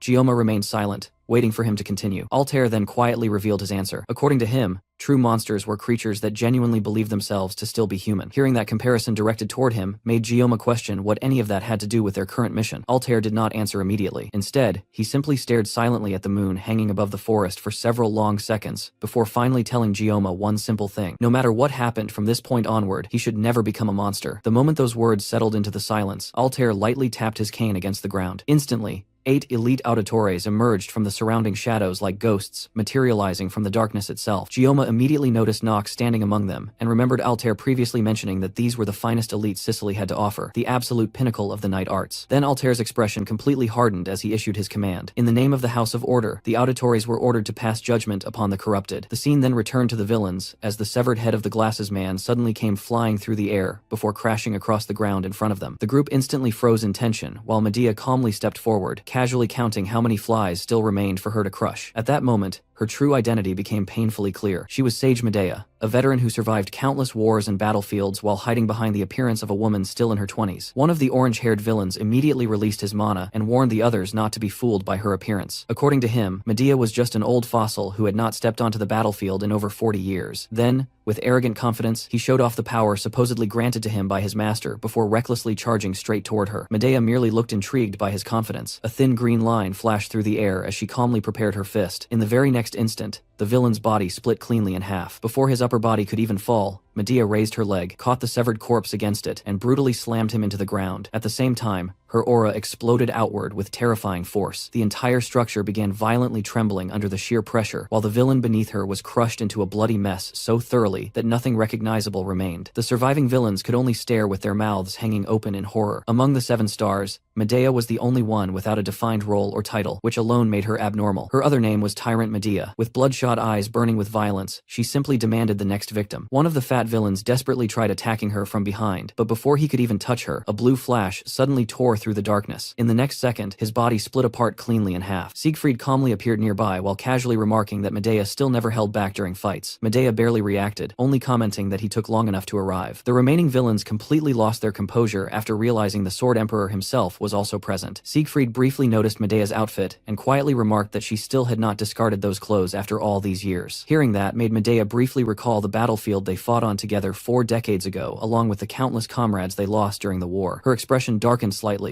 as she admitted she never forgot any of it. Meanwhile, the blue-haired villains snapped at the others, calling them lunatics while demanding they stop panicking and release their mana already. But Medea had already lost all patience. She charged toward them without hesitation, like a tyrant unleashed onto a battlefield once more. The scene then shifted back toward Clady's residence. A knight stationed outside suddenly noticed one of the lamps had gone out. Annoyed, he walked over while grumbling to himself about how quickly the lamps burned out despite being left on throughout the night. He complained about how Lord Clady had endless wealth, yet acted stingy over insignificant expenses, leaving him wondering whether he was employed as a knight or just a damn electrician. The moment he finally fixed the lamp, his head silently separated from his body. Before the corpse even collapsed, the unseen assailant had already vanished back into the darkness. As the severed head rolled across the ground, Gioma calmly walked past it alongside Altair, as if the scene meant absolutely nothing to him. One of the nearby knights finally noticed their approach, and immediately shouted a warning toward the others, most of whom still had no idea what was happening. Altair coldly ordered the auditores to clear the path. Instantly, the assassins positioned themselves on both sides, silently making way for Gioma to advance forward. The knights immediately realized the impossible had happened. The auditores had breached the compound itself. Gioma slowly closed his eyes and continued walking forward without hesitation. The first group of knights charged directly toward him, but before they could even reach striking distance, the auditores instantly reduced them to pieces. Gioma continued walking without slowing down once. Another wave of knights rushed him moments later, only to meet the exact same fate. Bodies were carved apart around him, while Gioma calmly advanced through the slaughter completely unfazed. One desperate knight lunged forward alone and aimed his sword directly at Gioma, but the auditores erased the threat before the blade even came close. At that point, the remaining knights completely broke down in terror. Some started fleeing while screaming for help into the compound. Gioma slowly opened his eyes again, only to find every single knight already dead around him. He had crossed the battlefield without personally facing even the slightest resistance. Watching the massacre unfold so effortlessly, Altair quietly remarked that regardless of how classified the operation was, executing an elder of the council was still no small matter. Gioma then questioned whether Altair truly felt no concern despite the massive risks involved, even with undeniable proof backing them. Altair calmly explained that the House of Order existed to act upon corruption. Now that they possessed undeniable evidence, refusing to move would itself become the greater crime. Besides that, Gioma's presence changed everything. With the future successor of the Seven Stars standing beside them, there was nothing left for them to fear. Right then, Nox suddenly appeared and reported that every unit had already infiltrated Clady's office area. The group finally arrived before a large door hidden deep within the residence. Altair asked whether that room was truly the target location, and Nox immediately confirmed it. Still, Altair quietly noted that the silence inside felt unnatural. Everyone then turned toward Gioma, silently waiting for him to make the next move. After taking a moment to steel himself, Gioma slowly placed his hands against the door. Then, without hesitation, he finally pushed it open. As they entered Clady's office, the entire room felt unnaturally silent, and the atmosphere alone immediately put everyone on edge. Then suddenly, one of the elite auditores stumbled toward Altair in panic while clutching his broken arm. Altair calmly ordered him to settle down and explain what happened. The assassin tried speaking about the others, but before he could finish, his face suddenly twisted and deformed before his upper body exploded apart right in front of them. The horrifying sight instantly instantly shocked everyone in the room. At that exact moment, the lights flickered on, revealing a gruesome scene. 7 of the 8 elite auditores were already dead. Nox immediately shouted in disbelief at the sight of his fallen comrades, but Altair sharply ordered him to suppress his emotions. Even so, Gioma could clearly tell that Altair himself was barely holding back his own rage. Then several figures slowly stepped out from the shadows, while casually applauding the scene in front of them. One of them mockingly praised Altair for still telling his subordinate to hide his emotions even after witnessing such slaughter, sarcastically wondering whether the leader of the auditores was simply incapable of feeling anything at all. The 6 villains standing there looked completely relaxed and smug about the massacre they caused. Nox exploded in fury and screamed at them for murdering his brothers, but the apparent leader casually stepped forward and coldly told him to stop interrupting while adults were speaking. Then, with disgusting mockery, he tossed a severed hand toward Nox and sarcastically suggested he keep it safe since it belonged to family. According to him, he originally considered taking the remains as souvenirs, but carrying them around would have attracted too much attention. Hearing those words finally shattered Altair's restraint. Rage exploded out of him as he screamed at them in fury. The villain leader simply grinned in amusement before casually remarking that there it was, the emotion he had been waiting to see. Then his attention shifted toward Clady, while mockingly asking whether he agreed. Clady slowly stepped forward with complete arrogance, claiming that he would never dare question the judgment of such great villains. He openly admitted that the existence of the auditores disgusted him and sneered at Altair for trying to stand among nobles despite being nothing more than a butcher in his eyes. Hearing that instantly made Altair explode again as he cursed Clady for joining hands with demon-loving vermin despite being an elder himself. Clady immediately snapped back in fury, screaming that a lowly butcher had no right to lecture someone from the Council of Elders. He even vowed that after tonight, he personally intended to wipe out the entire Auditores bloodline himself. Altair retaliated by calling Clady a parasite, feeding off demons, and declared that Clady's own father would feel ashamed of him if he saw what he had become. Those words visibly shook Clady. Before the argument could spiral even further, Gioma quietly called out to Altair, helping him regain a little composure. Clady, however, remained furious and demanded to know how someone as lowly as Altair dared to mention his father at all. The villain leader finally grew irritated by the pointless screaming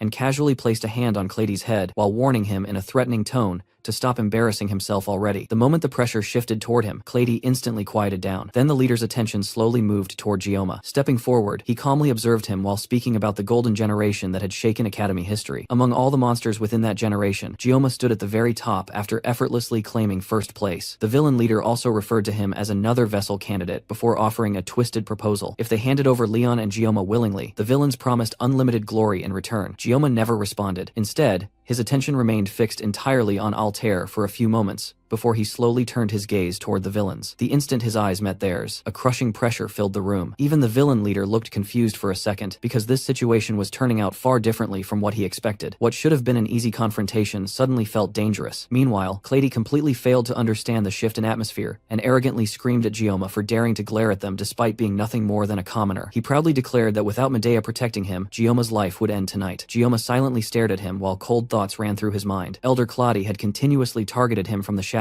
alongside all the undercover villains who failed to uncover his true nature. To Gioma, there would never be a better moment than now to settle every single debt at once. Without hesitation, Gioma slowly unsheathed his sashimi knife. Calmly, he declared that the villains' necks would belong to the auditores, while he himself would deal with the magic. The villains immediately burst into laughter after hearing that. They mocked him for bringing nothing more than a kitchen knife into a battle against magic users, wondering what exactly he planned to cut with such a ridiculous weapon. Then Gioma activated the blessing of the sword god. With absolute confidence, he slowly walked toward them and silently answered their question through his actions alone. The villains immediately attacked first, unleashing a barrage of different magic spells toward Gioma and the auditores. Explosions tore through the office as the entire room became heavily damaged within seconds. Thick smoke rapidly swallowed the surroundings, while the shattered lamps made visibility even worse. Watching his office get destroyed in the middle of the chaos, Clady completely lost his temper and screamed at the villains to stop attacking already, since that amount of firepower should have been enough to kill everyone several times over. However, the leader ignored him entirely and simply ordered the others to finish the job properly. Right then, one of the masked villains spotted figures standing inside the smoke and immediately lunged forward while arrogantly claiming he could already see where they were hiding, and that the fight would be easy from here. The next second, he got sliced apart just as easily as the cake he bragged about. The auditores handled him effortlessly. Seeing that instantly confused the villain leader, because Gioma and the others did not even have a scratch on them. For a moment, he genuinely wondered whether all the magic somehow missed. Furious, he started screaming at his subordinates for being idiots and demanded they aim properly this time. The villains unleashed another barrage immediately, but Nox vanished before the attacks could land and suddenly reappeared directly in front of the sleek-haired villain. The leader panicked and warned the others, causing the fat villain to quickly create a massive boulder before hurling it toward Nox. But before the attack could interfere, Gioma casually sliced straight through the magic with his sashimi knife. The shattered boulder exploded apart instantly, leaving the villain stunned that someone had actually cut through magic itself. The sleek-haired villain froze in disbelief for a split second, and that single moment was enough for Nox to send him straight to hell. At that point, the villain leader finally started feeling uneasy. He instinctively moved behind his own subordinates while desperately yelling at them to keep attacking. Even the fat villain looked confused and questioned why their leader was hiding in the back now. The man awkwardly stuttered out a pathetic excuse about overseeing the battle from a safer position. Meanwhile, the two female villains became strangely excited at the opportunity to spam powerful magic freely without restrictions. Laughing wildly, they unleashed fire and ice attacks together at the same time. Unfortunately for them, both spells collided midair and instantly canceled each other out in a massive burst of steam. The two idiots immediately started arguing with each other for firing simultaneously, like complete morons. The moment the ice girl turned away during the argument,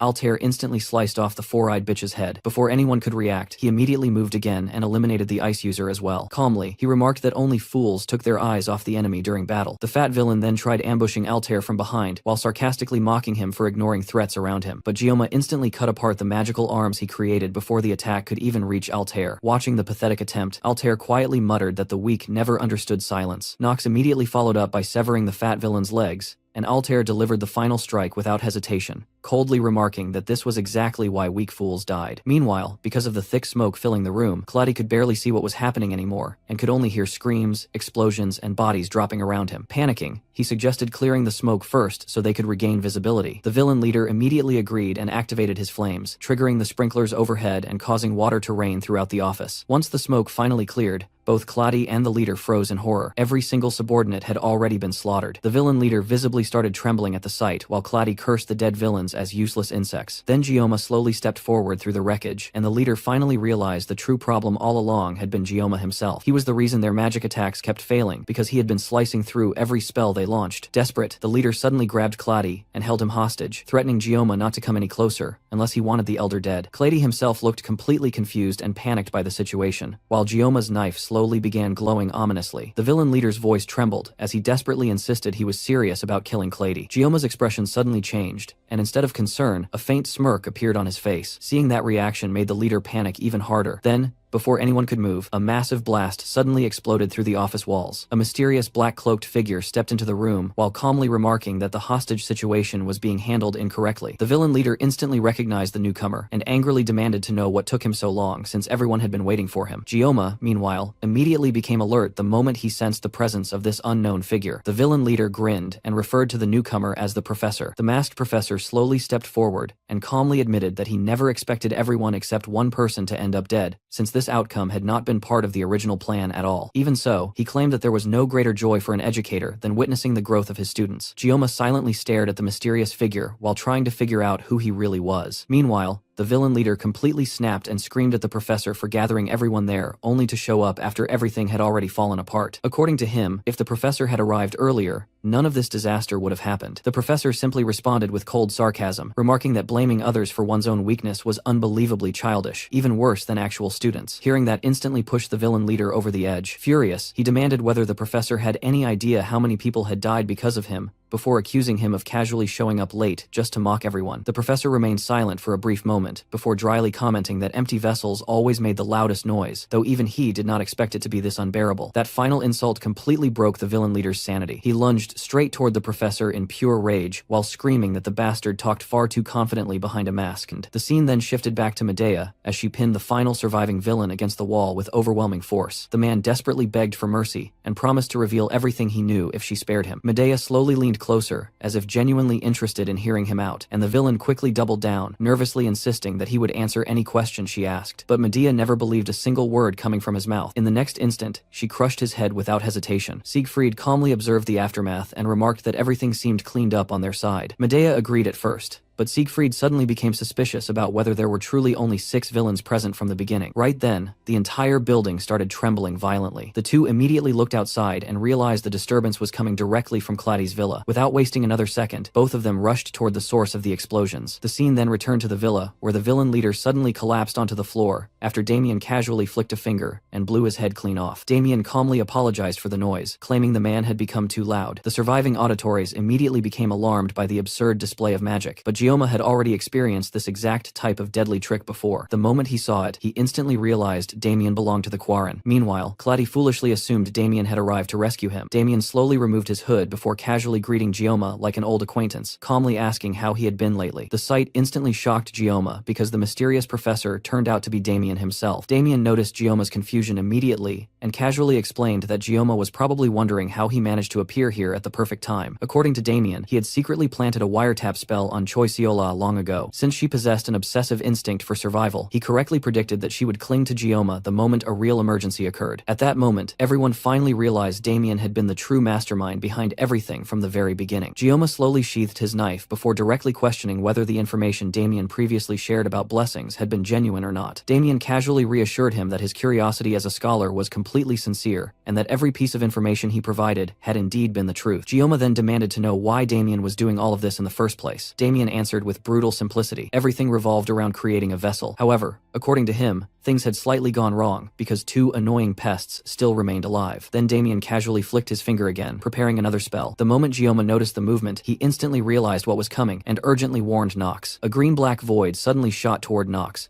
but Nox barely managed to evade it in time. Damien continued flicking his fingers while calmly telling them to stop resisting because he personally disliked unnecessary battles of attrition. Meanwhile, Altair dashed unpredictably through the battlefield while narrowly dodging the invisible attacks since he could not properly predict where the explosions would appear. Damien calmly praised Altair's movements, admitting that the auditories truly lived up to their reputation. At the same time, Gioma lunged directly toward Damien. Damien instantly flicked another spell toward him, but unlike before, Gioma somehow managed to see the pathway of the magic itself. He quickly ducked underneath the invisible attack and avoided it completely. Damien became intrigued by this reaction and casually remarked that even if Gioma lost a few limbs, it would not matter much for using him as a vessel later. Still, Damien admitted he preferred obtaining Gioma in one piece if possible. Then Damien activated several void-like detonations simultaneously. Altair narrowly dodged through the chaos, while frustratedly realizing this type of magic could not simply be cut apart because the explosions activated directly in the air itself. Gioma quickly explained that Damien's spell worked by detonating compressed air at targeted points. Even if they slashed through the spell itself, they would still get caught in the resulting explosion. Hearing that only made Altair mutter how absurdly mysterious magic truly was. Damien also looked genuinely surprised that Gioma understood the mechanics behind the attack so quickly. To Damien, Gioma really was different from everyone else. Damien unleashed another chain of detonations while remarking that Gioma almost seemed capable of seeing everything around him. The villa violently trembled from the non-stop explosions, while Gioma focused intensely on Damien's hand gestures. He finally realized the detonations were being triggered directly through those flicking motions. The problem was that Gioma still could not fully predict where each explosion would occur, and with only 15 seconds left on his blessing of painlessness, he did not have enough time to endlessly dodge forever. Altair suddenly ordered Nox to focus on reading the airflow itself. Nox immediately understood what he meant. Damien openly mocked the idea as ridiculous, but right before another detonation activated, Altair narrowly dodged away from the blast. Moments later, the exact spot Nox previously occupied exploded afterward, allowing him to evade safely as well. Watching the timing carefully, Gioma suddenly realized something important. The detonations were not activating simultaneously. The farther the target point was,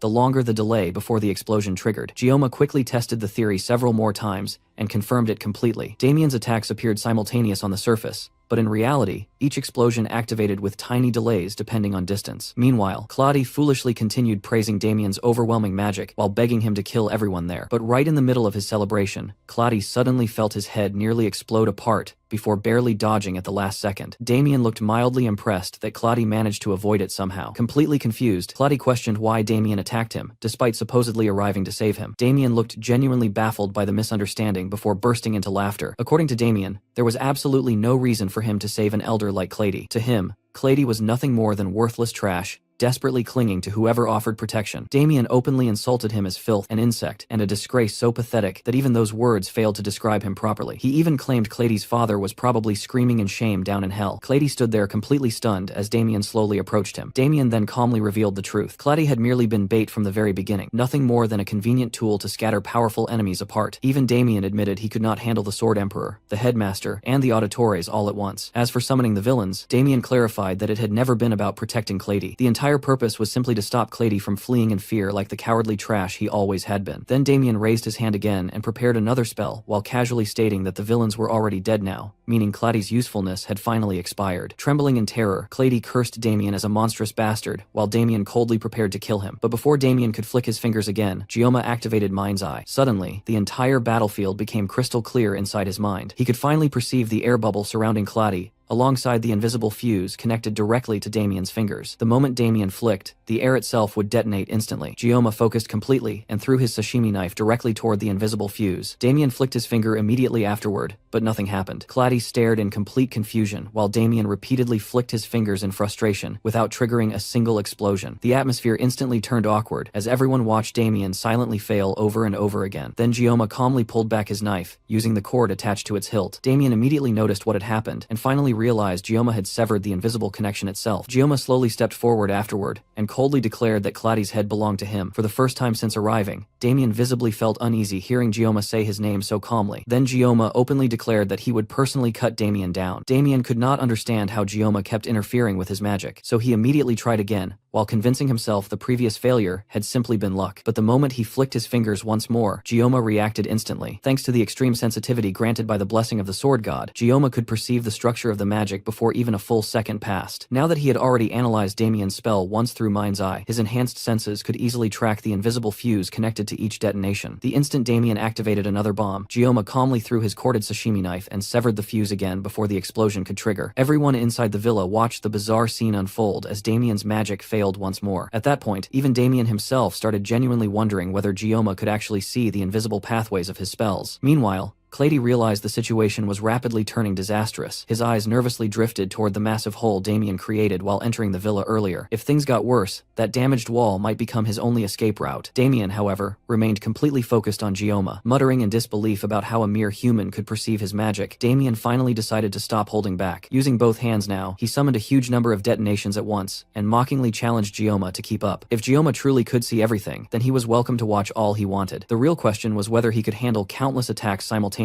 Damien fully intended to blow the entire villa apart in one overwhelming chain reaction, but Gioma simply moved his arm once. With a swift motion of his corded knife, he sliced through every single fuse connecting the bombs before they could activate. Then he casually caught the returning blade in his hand again. Damien stood there speechless, unable to process the absurdity unfolding right in front of him. Desperate, he immediately started summoning even more bombs recklessly, convincing himself that if even a single explosion activated, the rest would chain together automatically. Yet Gioma continued effortlessly cutting every fuse apart with the exact same method. Using nothing more than his corded sashimi knife, he rendered Damien's supposedly overwhelming magic completely useless. Silence slowly settled over the ruined villa as both of them stood facing each other. Then Damien completely lost his composure. Like a madman, he started summoning more and more bombs non-stop, while desperately trying to trigger at least one successful detonation. Meanwhile, Gioma calmly continued cutting through every fuse while cold thoughts ran through his head. The hidden enemy manipulating everything from the shadows, the mastermind who dragged innocent people into danger, the person responsible for all this chaos, had been Damien from the very beginning. As Gioma effortlessly neutralized every attack, Damien's desperation became uglier and uglier. He screamed at the bombs to explode while repeatedly flicking his fingers so violently that blood eventually started dripping from them. Then, finally, after countless attempts, one detonation successfully activated. Damien's face instantly lit up in relief, because he believed the remaining bombs would now chain together and wipe everyone out. But Altair quietly noticed something Damien completely failed to realize. According to Altair, it was already over. Only then did Damien finally understand the horrifying truth. Every single bomb Gioma had cut apart earlier had secretly been redirected and tangled together around Damien himself. Using his corded sashimi knife, Gioma had slowly manipulated the invisible fuses and repositioned the detonations toward their original caster. Then he intentionally allowed one activation to succeed, so the entire chain reaction would explode in one concentrated location. The next moment, a massive explosion erupted from Clady's villa and shook the surrounding area violently. Once the smoke finally cleared, Altair remained standing while Damien lay collapsed on the ground with half his body blown apart. Ironically, the man who lived through explosions was ultimately destroyed by his own bombs. Gioma quietly sheathed his knife afterward and slowly turned his attention toward Clady. Terrified beyond reason, Clady immediately tried using the chaos as an opportunity to escape from the monsters surrounding him. But before he could flee even a few steps,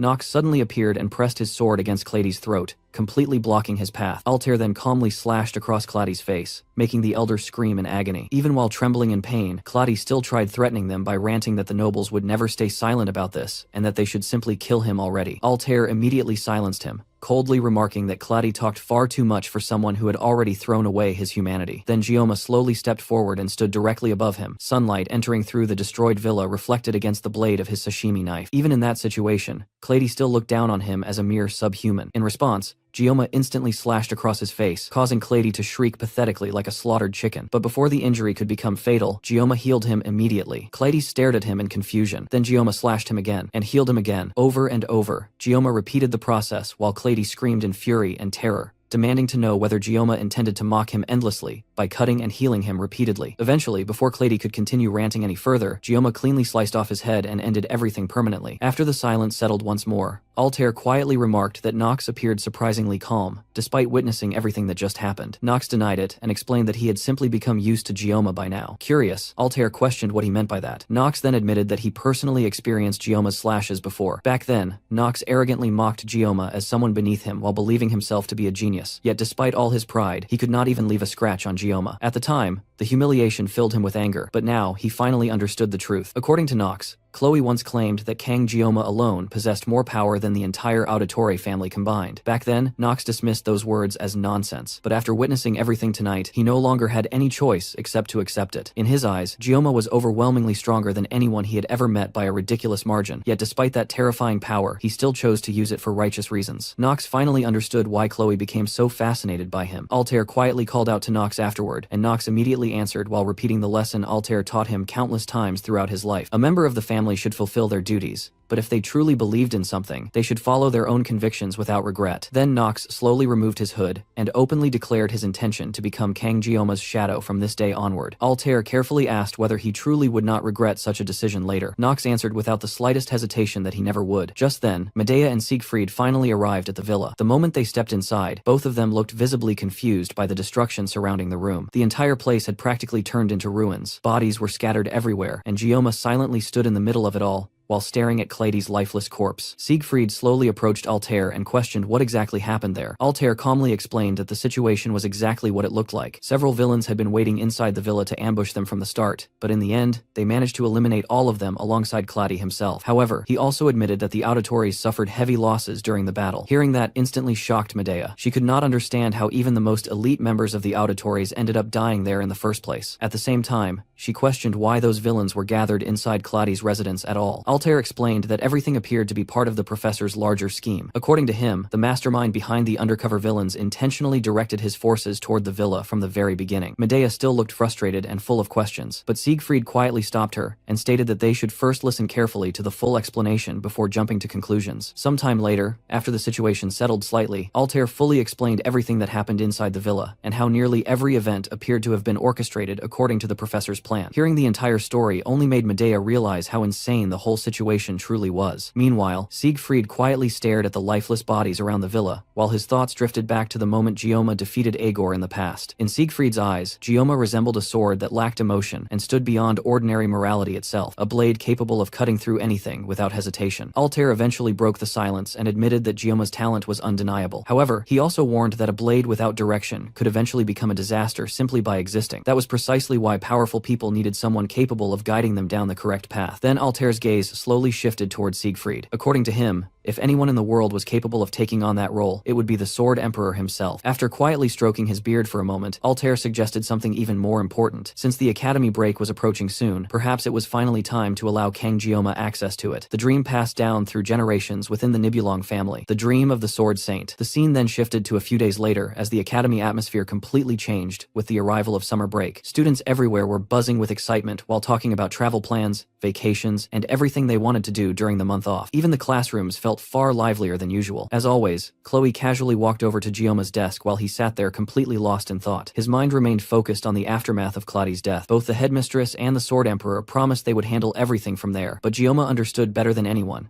that covering up an incident involving the death of an elder would never be simple. Thankfully, there was already overwhelming evidence connecting Clady to the villains, which at least gave them leverage to work with. Right then, Gioma noticed Chloe standing nearby, and she immediately started acting clingy again, clearly unhappy about being separated from him during the break. Gioma quietly stayed silent until another presence suddenly approached his desk. It was Ryozo. Chloe instantly became concerned and asked whether she was fully recovered now. Meanwhile, the moment Ryozo saw Gioma, she visibly flustered and awkwardly remarked that he was unusually early today. She reassured Chloe that she was mostly fine now, though Chloe still fussed over her and reminded her to keep taking her medication properly. Ryozo then sat beside Gioma, and he casually asked what the hospital doctors told her. According to Ryozo, she still needed to continue regular treatment visits for a while longer. Gioma then asked whether she planned to return to Japan for treatment during the summer break, catching her slightly off guard with the sudden question. Curious herself, she immediately asked what Gioma planned to do during the break. Gioma answered answered honestly that he did not have anything specific planned, and was considering simply staying around the academy the entire month. Both girls looked genuinely shocked hearing that. To them, spending an entire summer break alone at the academy sounded ridiculous, but Gioma calmly admitted that he really had nowhere else to go anyway. Ryozo quietly stared at him for a moment afterward, before mentioning that his appearance somehow looked slightly different lately. She especially noticed that there seemed to be more white hair mixed into his hair now. Hearing that immediately pulled Gioma back into his thoughts. Ever since the night he killed Claddy, subtle changes had continued appearing throughout his body. After returning to his dorm that night, Gioma noticed it while staring into the mirror after taking a shower. Day by day, his appearance kept changing little by little. His hands were now covered in thick calluses as well. In his previous life, calluses symbolized growth earned through training and hard work, but now those rough hands existed because he had taken countless lives with them. Even so, Gioma felt no guilt over killing those people, because every single one of them deserved their deaths. Yet despite that certainty, an uncomfortable feeling still lingered deep inside him. Lately, Gioma noticed that he no longer hesitated when using his knife at all. At first, he assumed the blessings were influencing him, but now, it had gone beyond that point. His body reacted before his thoughts even caught up. This was no longer simply the effect of a blessing. It felt like something rooted within the body itself. That realization led Gioma toward the question haunting him more and more lately. What exactly was this body? Who truly was Kang Gioma? Even his supposed parents vanished without leaving behind a single trace, almost as if they never existed in the first place. The more Gioma thought about it, the more he questioned who he actually was in this world. Meanwhile, Ryozo repeatedly called his name, while Chloe placed a hand on his shoulder, worried something might be wrong with him. Gioma quickly snapped out of his thoughts and brushed it off, claiming it was nothing serious. Chloe then asked whether he planned to spend the entire break clearing dungeons non-stop like usual. Right then,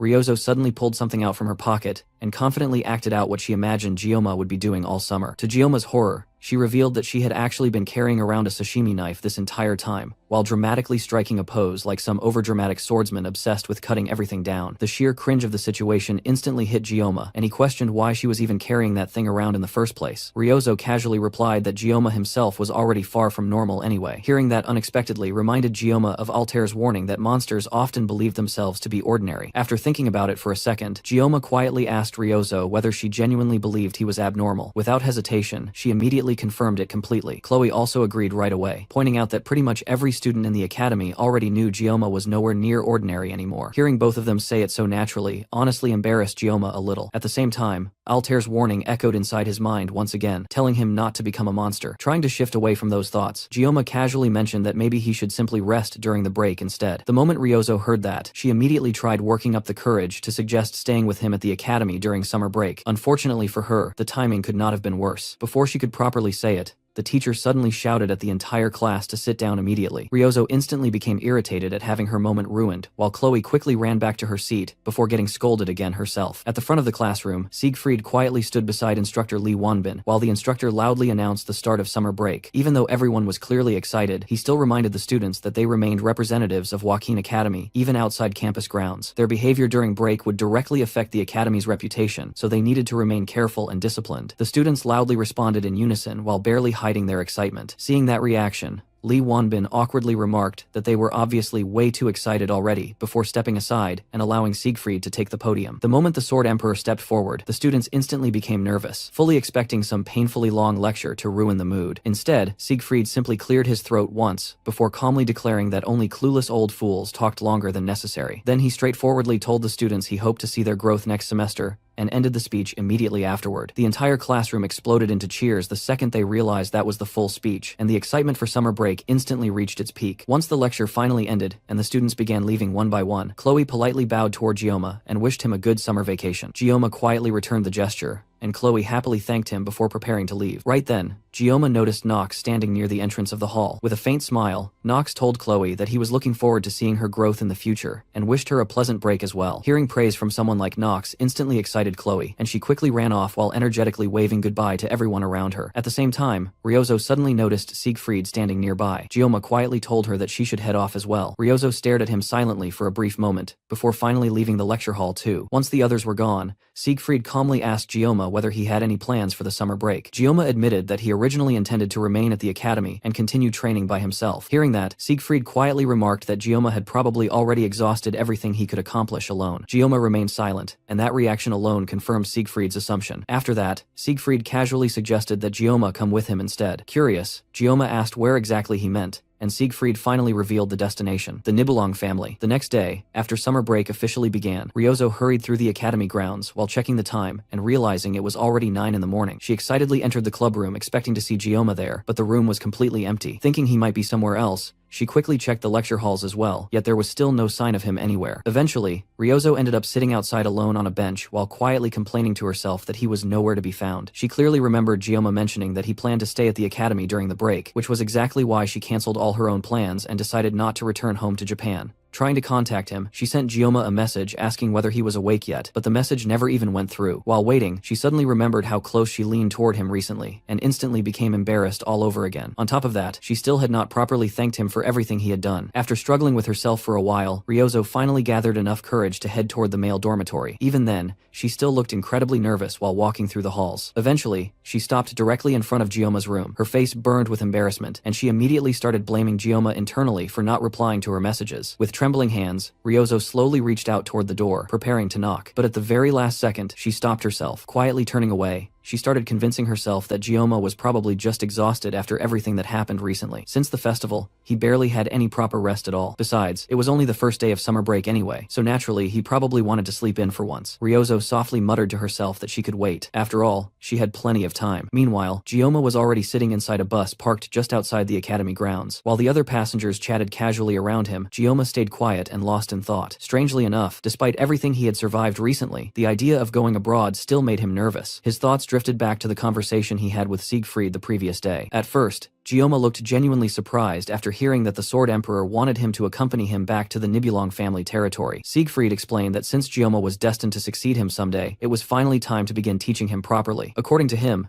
Gioma could simply think of the trip as transitional training. However, there was an even more important reason behind the invitation. Although they possessed enough evidence to justify Clady's execution, the Council of Elders would eventually discover Gioma's involvement in the incident. During summer break, with fewer people around the academy, it would become the perfect opportunity for enemies to move against him. Even though the auditors were doing everything possible to suppress the information, Siegfried admitted it was only a matter of time before the truth leaked out completely. Since stopping the rumors entirely was impossible, the safest option for Gioma was to temporarily disappear somewhere the elders could not easily reach. That place was the Nibelung family domain. Gioma immediately understood how absurdly secure that territory truly was. The Nibelung family had protected heroes for over 700 years, and was even considered the birthplace of the first sword himself, Aaron Nibelung. In the game, Gioma only briefly saw Castle Sigurdur, yet even from that glimpse alone, it felt more like a small independent nation than a simple family estate. Inside that territory, the Sword Emperor's authority practically functioned as absolute law. Only a complete lunatic would ever consider invading a place like that. After thinking everything through, Gioma realized Siegfried was right. Hiding there during the summer was the smartest decision possible, so he accepted the offer. Siegfried then prepared to leave and advised Gioma to depart alone the next day, while avoiding all communication devices, including his phone, until he safely arrived at the Nibelung territory. Curious, Gioma asked how exactly he was supposed to navigate all the way there by himself. Siegfried casually reassured him that a guide would appear when the time came. Back in the present, Gioma suddenly snapped out of his thoughts after hearing several students loudly reacting to his presence inside the bus. They immediately recognized him as the black-haired fighter from the festival who battled Ironleg. Some of them excitedly referred to him as the Sashimi Sword Saint, while others openly admitted he looked even more attractive in person than in the videos spreading around online. Meanwhile, Gioma sat there dying from secondhand embarrassment because he could hear every single word they were saying. A few girls quickly decided they should try approaching him while they had the chance, since someone like him would probably become an incredibly valuable marriage candidate later in life. Hearing that only made Gioma internally reject the idea even harder, while silently thinking that he had absolutely no intention of marrying some random rich girl from a noble pond. Right then, the attention inside the bus suddenly shifted toward another passenger entering through the door. The male students instantly started freaking out after seeing a stunning blonde girl board the bus. Just as one of the girls nearby gathered enough courage to approach Gioma, the mysterious blonde calmly walked over and sat directly beside him instead. Gioma looked genuinely surprised the moment he recognized her. It was Abel. Crossing her legs casually, Abel immediately questioned why he was staring at her like that. Gioma quickly asked why she was there in the first place. Hearing that instantly made Abel flustered because she assumed Siegfried already explained everything beforehand. A second later, Gioma finally remembered Siegfried mentioning that someone would guide him once the time came. Realizing the meaning behind those words, Gioma admitted that Siegfried did mention it after all. Abel let out a small sigh of relief and complained that Gioma almost made her panic for a second there. Then, with a faint smile, she casually mentioned that he could leave everything to her from now on. Gioma quietly realized that her presence made perfect sense since she naturally lived within the Nibelung territory herself. As the bus finally started moving, the other students could not stop glancing toward the two of them, while desperately trying to figure out what kind of relationship existed between Gioma and Abel. Meanwhile,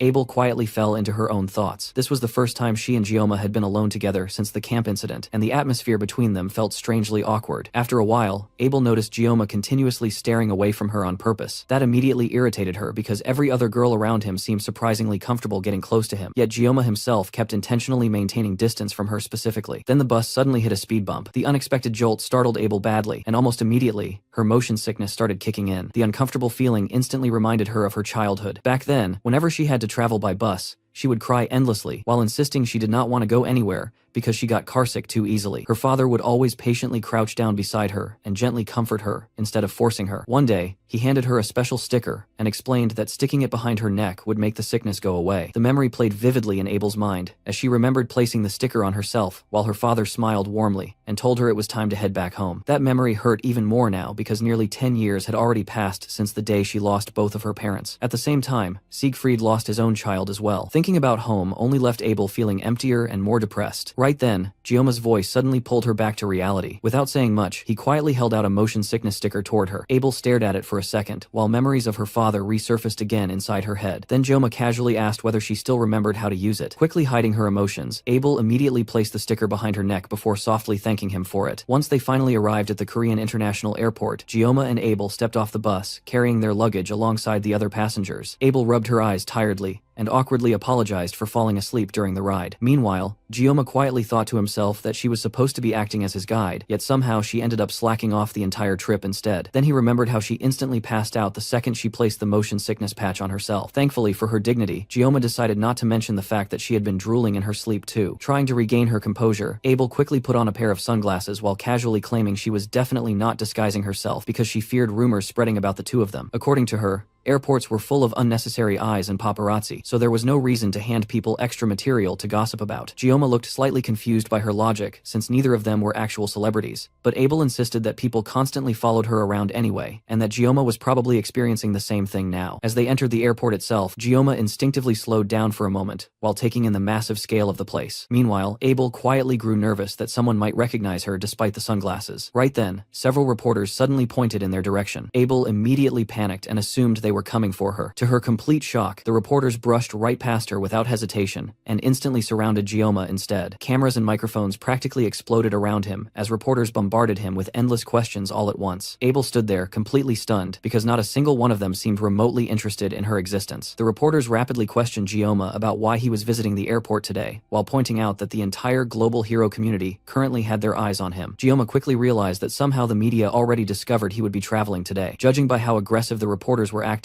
they clearly had no intention of leaving unless he gave them some kind of answer first. At the same time, Gioma knew he absolutely could not reveal where he was actually heading for summer break. The Nibelung territory needed to remain completely secret. Meanwhile, Abel nervously watched the situation spiral while the reporters impatiently waited for Gioma's response. After a few seconds of silence, Gioma calmly gave them a completely false destination and bluntly claimed that he was traveling to the United States instead. The airport suddenly went dead silent for a moment. Then the reporters instantly exploded with even more excitement while asking whether Gioma planned to challenge Allmute next as his next opponent. Before the situation could spiral even further into complete madness, Abel immediately grabbed Gioma by the hand and forcefully dragged him away from the reporters before they got trapped there forever. Meanwhile, back at the academy, Ryozo sat alone while watching a YouTube video covering Gioma's supposed trip to the United States. The moment she heard the news, her mood instantly crashed. She became genuinely pissed after realizing Gioma apparently left without telling her anything at all. What made it even worse was the fact that she already canceled all her plans to return to Japan during the break because she expected him to stay at the academy. Now she was stuck there alone, while Gioma disappeared overseas without a word.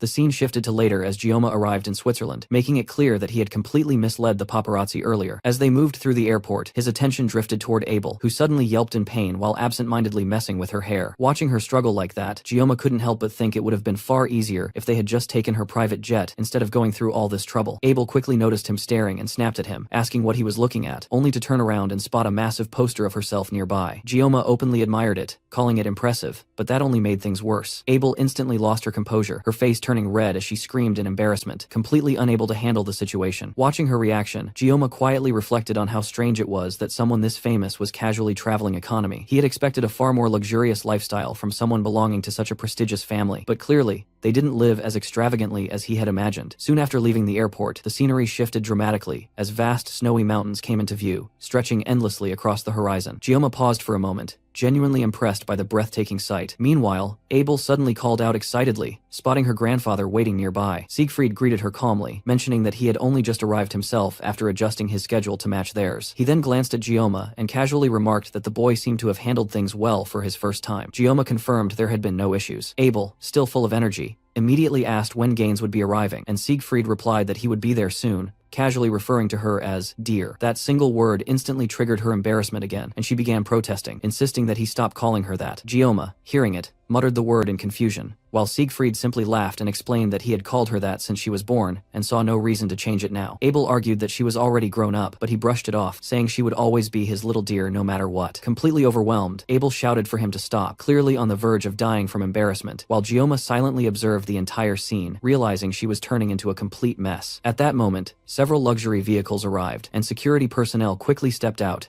scanning the surroundings with sharp focus. Siegfried's attention shifted toward one particular limousine as an imposing figure stepped out. The man wore a formal suit with a flowing cape, carrying himself with undeniable authority. Gioma watched curiously as the man approached and stopped before Siegfried, bowing respectfully while welcoming both him and Abel back. The surrounding guards immediately saluted, showing clear respect toward Siegfried. Siegfried chuckled lightly, commenting that the reception felt overly extravagant, but the man, identified as Gaines, responded calmly that such treatment was only natural for someone known as the hero of humanity. His gaze then shifted toward Gioma, and he began asking about him, but Siegfried quickly interrupted, stating that he would explain everything later, and asking him to keep the boy's identity confidential for now. Gaines immediately understood and gestured toward the limousine, inviting them to proceed. Gioma quietly observed the interaction, instantly picking up on the subtle power dynamic between them. The man clearly held immense authority, yet he treated Siegfried with deep respect, which made the situation even more intriguing. Curious, Gioma finally asked Abel who the man was. Without hesitation, she revealed the answer. He was the president of Switzerland. That single fact caught Gioma completely off guard. Later, as the limousine sped smoothly along the mountain roads, Abel lightly tapped Gioma's shoulder and gestured for him to look outside. When he turned his head, his eyes landed on a massive structure in the distance, Castle Sigurd, standing tall against the snowy landscape like something out of a story. The sight alone carried a quiet weight, and for a moment, Gioma just stared at it in silence. Once they arrived, Siegfried thanked Gaines Sebastian for the ride, but Gaines brushed it off casually, saying it was nothing, and that he had even enjoyed getting some fresh air out of it. As the moment seemed to wrap up, Gaines suddenly approached Gioma directly, his demeanor turning more formal as he extended his hand and introduced himself properly. Gioma responded in kind, shaking his hand and giving his own introduction. Gaines mentioned that he had watched the footage from the Academy Festival and expressed that it was an honor to meet him in person, adding that he hoped they could maintain a good relationship moving forward. Siegfried lightly stepped in, reminding him that Gioma was still young, but Gaines simply smiled and remarked that talent like his naturally drew attention, admitting he had been captivated by it. With that, he politely excused himself and left. After the limousine disappeared, Siegfried turned to Gioma and asked for his impression. Gioma answered honestly, saying Gaines felt surprisingly casual for someone holding such a high position. Siegfried nodded slightly and began explaining the deeper reality behind that calm attitude. The world was currently watching closely to see who would succeed him,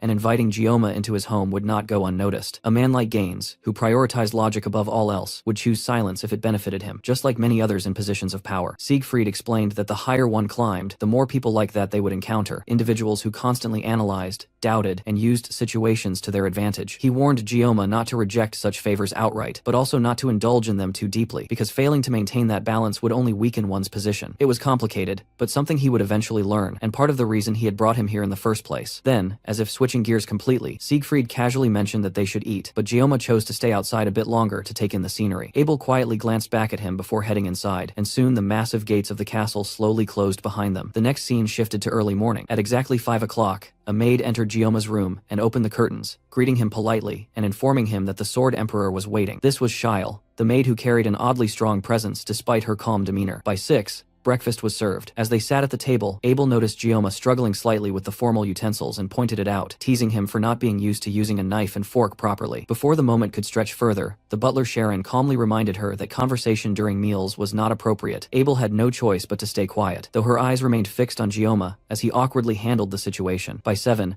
Gioma was already outside chopping firewood with an axe. Sweat dripped down his face as he worked through the exhausting routine. 4 days had passed since his arrival, and he had slowly adjusted to life inside Castle Sigurd, though the presence of the unusually strong maid and the strict, disciplined butler still felt strange. Taking a short break, he checked his phone and let out a quiet sigh, realizing there was no signal out here anyway. Not that it mattered much, since there wasn't really anyone he needed to contact. What surprised him more was the fact that such a massive estate only had 2 servants managing everything. It made him understand why Abel lived so modestly despite her background. The Sword Emperor clearly had no interest in unnecessary luxury, which explained why Gioma himself was out here chopping wood manually instead of relying on convenience. Still, with the fresh air and stunning view around him, he found himself oddly satisfied. The part he disliked the most came later in the day. At 4 in the evening, they entered their daily meditation routine. Siegfried explained that while the foundation of Gioma's blessing was already complete, its raw and primal nature made it dangerous to simply increase its power further. The next step was not growth, but control, learning to understand himself by confronting his own mind. Gioma's body trembled slightly as he listened, realizing the importance of what was being taught, even if the process itself felt exhausting and tedious. Flying all the way here just to sit still and meditate felt like a pain, and he couldn't help but complain internally as his legs began to ache. Siegfried, however, dismissed his discomfort immediately, reminding him that he was still young and should endure it. Just then, a knock interrupted the moment. Gioma recognized it instantly as Charon. The butler stepped in and quietly informed Siegfried that there was something important to discuss. He leaned in and whispered the details, and for a split second, Siegfried's composure broke as he reacted sharply, calling someone a crazy bastard. Charon immediately reminded him that Gioma was present, prompting Siegfried to regain control and apologize for his outburst. Gioma stood there, slightly confused, wondering if the matter was related to Star Genesis. Siegfried didn't explain further. Instead, he simply stood up and announced that he needed to leave, mentioning that he would likely return around dinner or even later, and told them to eat without him. Later, inside his room, Gioma lay back in frustration, quietly grumbling to himself as disappointment settled in. He had come all the way here expecting intense, brutal training from the strongest man alive, something involving real combat, dungeon clearing, or at least physical hardship that would push him to his limits. Instead, what he got was meditation, silence, and discipline. It felt completely different from everything he had imagined. For a moment, he even questioned himself, realizing that he had grown so used to chaos and danger that peace itself now felt boring. That thought alone made him pause, wondering if he had already gone a little insane without noticing. Then suddenly, a different idea sparked in his mind. Since they were in Switzerland, there was a certain dungeon nearby, one that required at least 3 participants to enter and was known for offering extremely rare rewards. The thought of it immediately pulled his focus away from everything else. But before he could think it through completely, 3 knocks echoed from the door. Gioma instantly recognized the pattern. That meant Shyle. Assuming it was time for dinner, he got up and walked over, opening the door without much thought. But instead of the maid, Abel stood there. She looked slightly flushed, clearly nervous, and was hiding something behind her back. Gioma blinked in surprise, quietly saying her name as he tried to process the situation. Abel hesitated for a second before softly asking if she could come in. A few minutes earlier, Abel had been standing in front of the mirror inside her room, staring at her own reflection. It had already been 4 days since Gioma arrived at Castle Sigurd,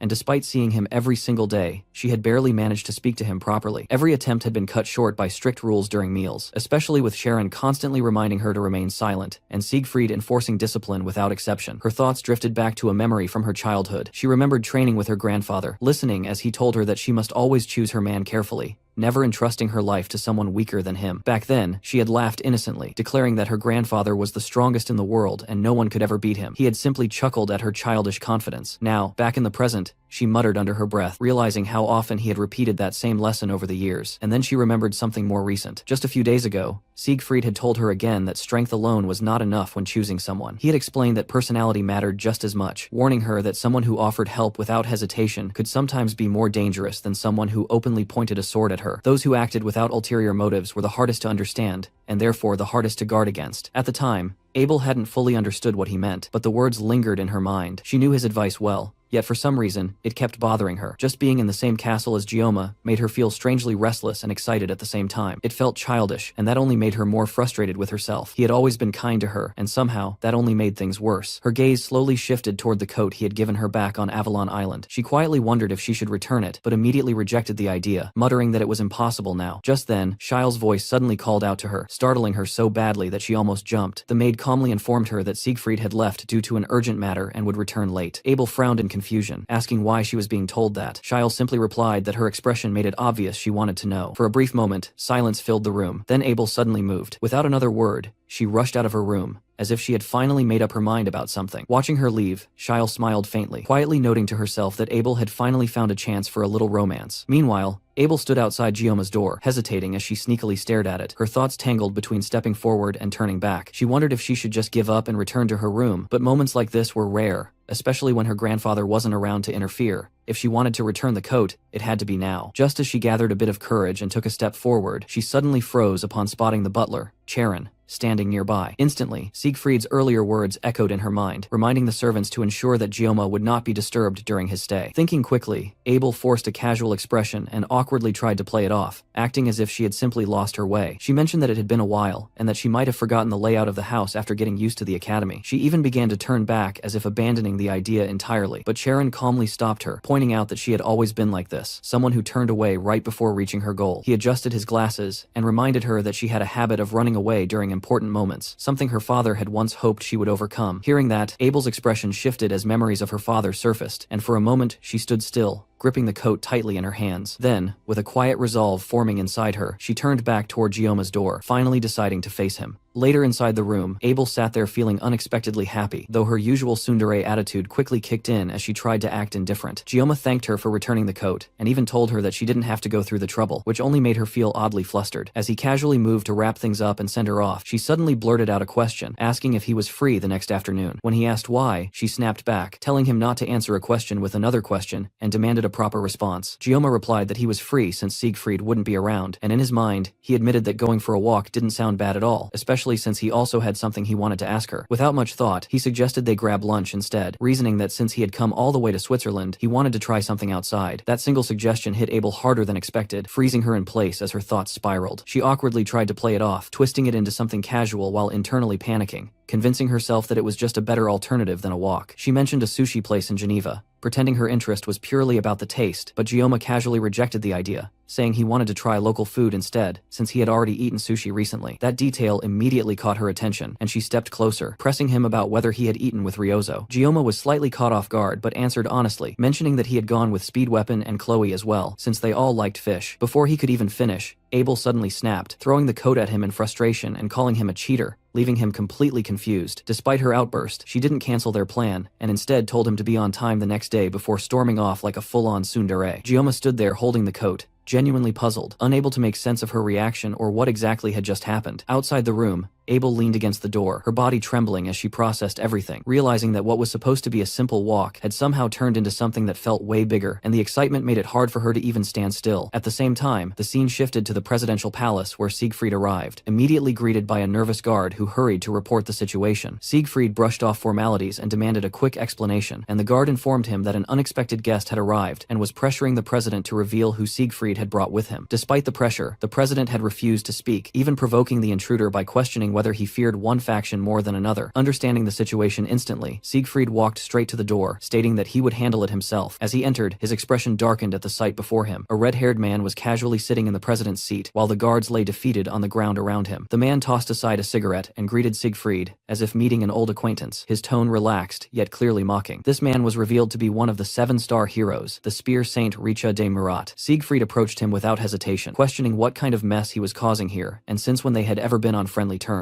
Murat laughed openly, mocking Siegfried for how much he had changed, even going as far as to insult him directly. That was enough to trigger Siegfried's aura, which surged violently as he drew his sword, his expression turning cold as he fired back, making it clear he had no intention of tolerating the provocation any longer.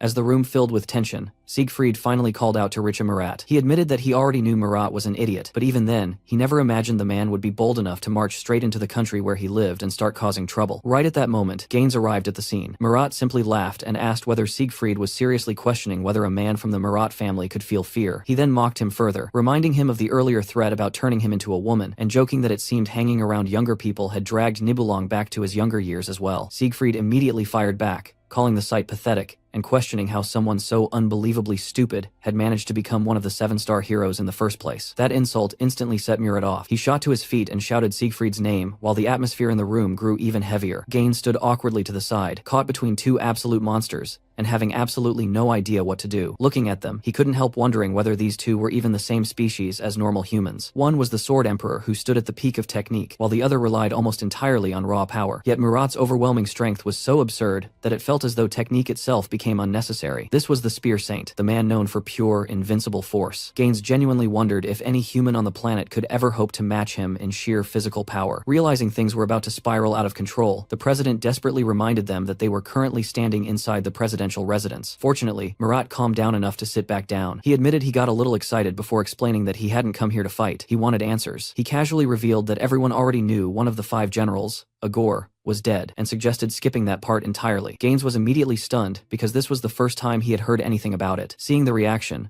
Murat laughed and commented that Switzerland was apparently behind on the news due to its neutrality, though he added that everyone there would have found out eventually anyway. Murat then turned his attention back to Siegfried. He explained that he had already figured out Siegfried was somehow connected to Agor's death, but there was one thing he couldn't understand. No matter how he looked at it, it was common sense that Siegfried alone shouldn't have been capable of killing a general. To Murat, that was an absolute truth. When Siegfried demanded to know what he was implying, Murat immediately dropped the name Kang Jioma, the boy currently being called the Sashimi Sword Saint. The moment that name left his mouth, Siegfried completely lost his composure. A terrifying pressure exploded from his body, causing the entire building to tremble. Everyone present instantly felt alarmed. Even Murat's expression changed as he felt the overwhelming aura pressing down on the room. Looking at Siegfried, he couldn't help wondering what had happened to him. This wasn't the aura of someone who had supposedly lost an arm and declined. If anything, he had become even stronger. The president's bodyguards were already being forced to the ground by the pressure alone, and Murat casually observed that Siegfried had clearly climbed another step higher. Gaines looked like he was about to have a heart attack, convinced that a war between 7-star heroes was seconds away. Meanwhile, Siegfried coldly declared that he would cut out Murat's tongue for causing trouble in his homeland. Rather than backing down, Murat burst into laughter and eagerly prepared to clash. He shouted that Siegfried had finally grown some backbone. At the same time, Siegfried had already reached a decision. If Gioma's existence was becoming a target for the Hero Association, then he would simply cut down the Spear Saint himself and bury the secret here and now. Gaines desperately screamed at him to stop, but Siegfried wasn't listening anymore. Then, completely out of nowhere, Murat lit a cigarette. The abrupt action was so random that it instantly killed the momentum. Calmly taking a puff, he remarked that old age had apparently made Siegfried lose his cool. He admitted it was nice seeing him become more fiery, but this kind of behavior simply didn't suit him. Just like that, the terrifying pressure vanished, and silence returned to the room. After observing Siegfried for a moment, Murat admitted that his reaction alone told him everything he needed to know. If Siegfried had become this sensitive over the topic, then he clearly cared about Kang Jioma a great deal. Murat assured him that he had no intention of pushing the matter any further. Standing up, he honestly admitted that the kid had become rather interesting. Between Siegfried's protectiveness and the fact that his own niece Rachel seemed completely smitten with the boy, there had to be a good reason for all of it. Then, with a grin that instantly annoyed everyone present, Murat casually wondered what kind of expression Siegfried would make if Jioma eventually married his niece. After dropping that little bomb, he announced that he was leaving. As a final remark, he asked Siegfried to tell Media and her twin sister that he was doing just fine. Siegfried looked genuinely confused. Apparently, everyone had just learned a shocking new fact at the exact same time. Once Murat finally left, the pressure inside the presidential residence disappeared with him. Siegfried let out a breath and apologized to Gaines for making a fool of himself. However, Gaines quickly shook his head and replied that, if anything, Siegfried had saved them. Then, almost immediately, the president changed the subject and casually asked whether Siegfried had any free time next week. He mentioned that he would really like to have that dinner they had talked about before. The moment Siegfried heard that, he became irritated. This guy was obviously trying to get closer to Kang Jioma through him. Without even bothering to hide his annoyance, Siegfried simply turned around and stated that he probably wouldn't have time that day. Gaines immediately pointed out that he hadn't even mentioned the date yet. Unfortunately, Siegfried was already walking away while declaring that he was busy for the entire next week. That left Gaines standing there alone, looking like a man who had just been rejected before he could even ask properly. The scene then shifted back to the castle. Morning had arrived, and while Abel woke up overflowing with excitement, Jioma was as lazy as ever. For Abel, preparing for today's outing had become a full-scale battle. Her closet contained countless outfits,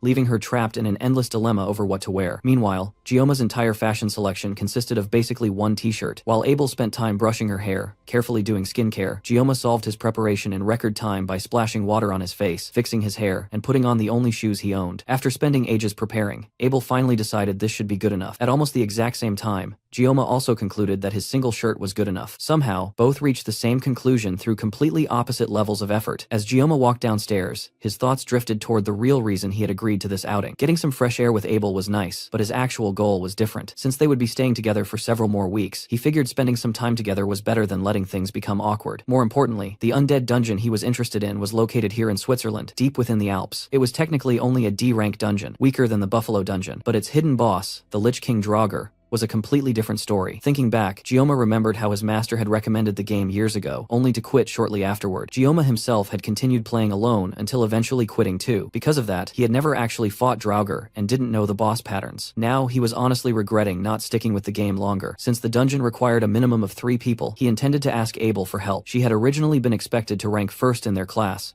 and was undoubtedly strong. More importantly, handling an entire undead horde alone with only 50 seconds of painlessness blessing sounded like a terrible idea. As he finalized his plan, he noticed Abel already waiting near the entrance. The moment he saw her, he froze slightly. Abel greeted him with a bright smile, happy that he wasn't late, while Gioma found himself genuinely surprised by how much effort she had put into her appearance. Unfortunately, the moment Abel looked at him, all of that happiness immediately took critical damage. She asked if he had seriously come dressed like that. Gioma awkwardly admitted that this was literally all he owned. Abel stared at him for a moment before giving up internally. There was no point arguing with this dense idiot. Instead, she simply told him they were leaving and that they would be driving. Gioma immediately asked whether she even had a license. Abel casually replied that she didn't. Hearing that, he asked if she was planning to drive without one, which instantly offended her. She demanded to know what kind of person he thought she was. Gioma wisely remained silent. As a hardcore gacha player, his social skills around real women were already hanging by a thread. Just then, Siegfried's legendary Continental rolled up in front of them. Maid Shile stepped out and greeted both of them, before announcing that she would be driving them safely to Geneva. Abel immediately thanked her for coming despite being busy. Once they were seated inside, Shile mentioned that she would drive slower than usual since Gioma was joining them. Abel nodded confidently and said she trusted Shile's driving skills completely. Hearing that, Gioma assumed the maid must simply be a competent driver. Shile then casually informed them that the trip would only take around 30 minutes, which completely confused Gioma because it had taken nearly 3 hours to travel from the airport. The next moment, Gioma felt his soul attempt to leave his body. As the car launched forward, he was slammed into his seat by the acceleration. Somewhere nearby, a peaceful bunny had been admiring a flower when it suddenly looked up just in time to witness a luxury car blasting through the landscape like a missile. Gioma soon realized that Shile wasn't following the road anymore. At some point, she had simply decided that safety railings were optional. The car tore across grassy terrain, bounced back onto concrete roads, and started drifting through mountain paths at speeds that absolutely should not have been legal. Meanwhile, Abel looked like she was having the time of her life. Gioma, on the other hand, was already writing his will mentally. When he noticed the speedometer approaching 200 kilometers per hour on a mountain road, he genuinely began questioning whether this maid secretly worked as an assassin. To make matters worse, Abel was cheering excitedly from her seat. Gioma immediately remembered that she had complained about motion sickness on the bus and asked how she was perfectly fine now. Abel casually explained that she only got carsick when vehicles moved slowly. If they were speeding, she felt great. At that moment, Gioma came to a horrifying realization. He wasn't trapped in a car with one psycho, he was trapped with 2. A short while later, Shile cheerfully announced that they would be arriving soon. Abel immediately lit up with excitement and talked about how long it had been since she last visited Geneva. Meanwhile, Gioma desperately told her to sit down because she was treating a high-speed death machine like an amusement park ride. Meanwhile, back at the castle, Siegfried was still annoyed by the earlier encounter. Just thinking about that damn muscle-headed spear saint made his mood worse. As Charon quietly poured tea, Siegfried found his thoughts drifting back to Murat's words. The image of Rachel marrying Kang Gioma immediately made him grimace. Absolutely not.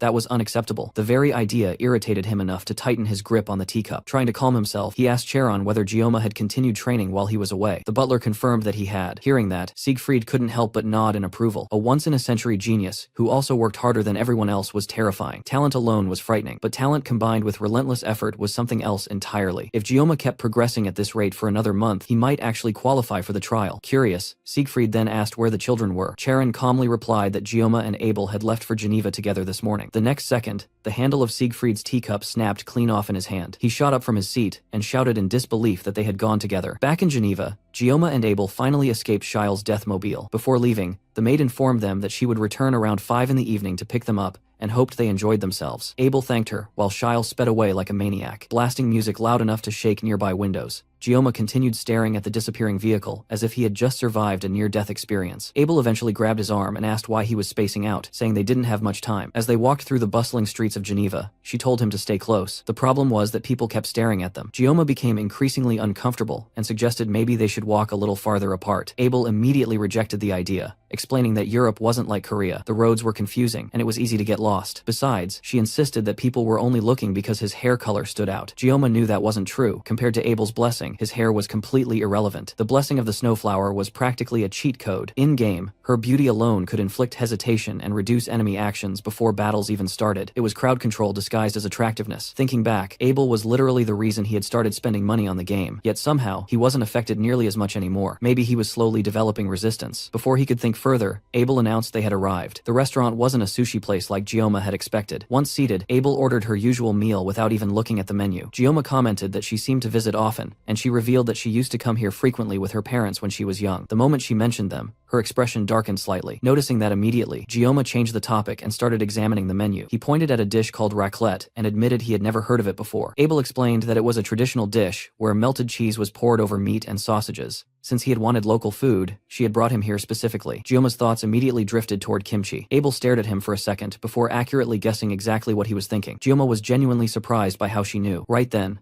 the waiter arrived with their food. Looking down at the massive chunk of meat on his plate, Gioma realized he had another problem. Because of his blessing, using knives under 39 centimeters could trigger his blessing. Meanwhile, Abel was busy taking photos of the food. Watching her do something so normal made her seem like an ordinary girl for once, instead of an overpowered game character. When she noticed him staring, she awkwardly apologized for taking pictures. Gioma simply asked whether she liked photography. Abel admitted she had and revealed recently created an Instagram account before shyly asking if she should give him hers. Completely oblivious, Gioma asked what exactly she meant. After awkwardly clarifying that she meant her Instagram account, Gioma casually replied that he didn't use social media. Abel visibly deflated. A moment later, Gioma called her name. Her mood instantly recovered, only for him to slide his plate toward her and ask if she could cut the meat for him. Abel froze. The request immediately dragged her into an old memory. Years ago, in this exact restaurant, she had stubbornly insisted on cutting her own food. Her father had gently taken the knife away and explained that members of the Nibulong family weren't allowed to hold knives until age 7. When she complained that Grandpa said he had used knives much younger, both of her parents had burst into laughter. Her father had then taken her plate and cut the food himself. When little Abel complained that she wasn't a child anymore, her mother had explained something she never forgot. Entrusting someone else with your food meant trusting and caring about them. Meals were one of the most important things in life, and letting someone handle yours was a sign of affection. Back in the present, Abel understood that meaning perfectly now. The memory hit her so hard that tears suddenly formed in her eyes. Across the table, Gioma was completely lost. All he had done was ask her to cut his food because of his blessing. Seeing her tear up made him wonder what the hell he had done wrong. After gathering herself, Abel apologized and quietly took the plate. A few moments later, she handed it back with every piece perfectly cut. They ate in silence for a while before Abel finally broke it. She asked why he wasn't curious about why she had started crying. Gioma honestly didn't want to pry into something personal, so he stayed quiet. Abel sighed before asking why he acted differently around her compared to everyone else. She already knew he was the academy's top student. Then, with a weak smile that didn't reach her eyes,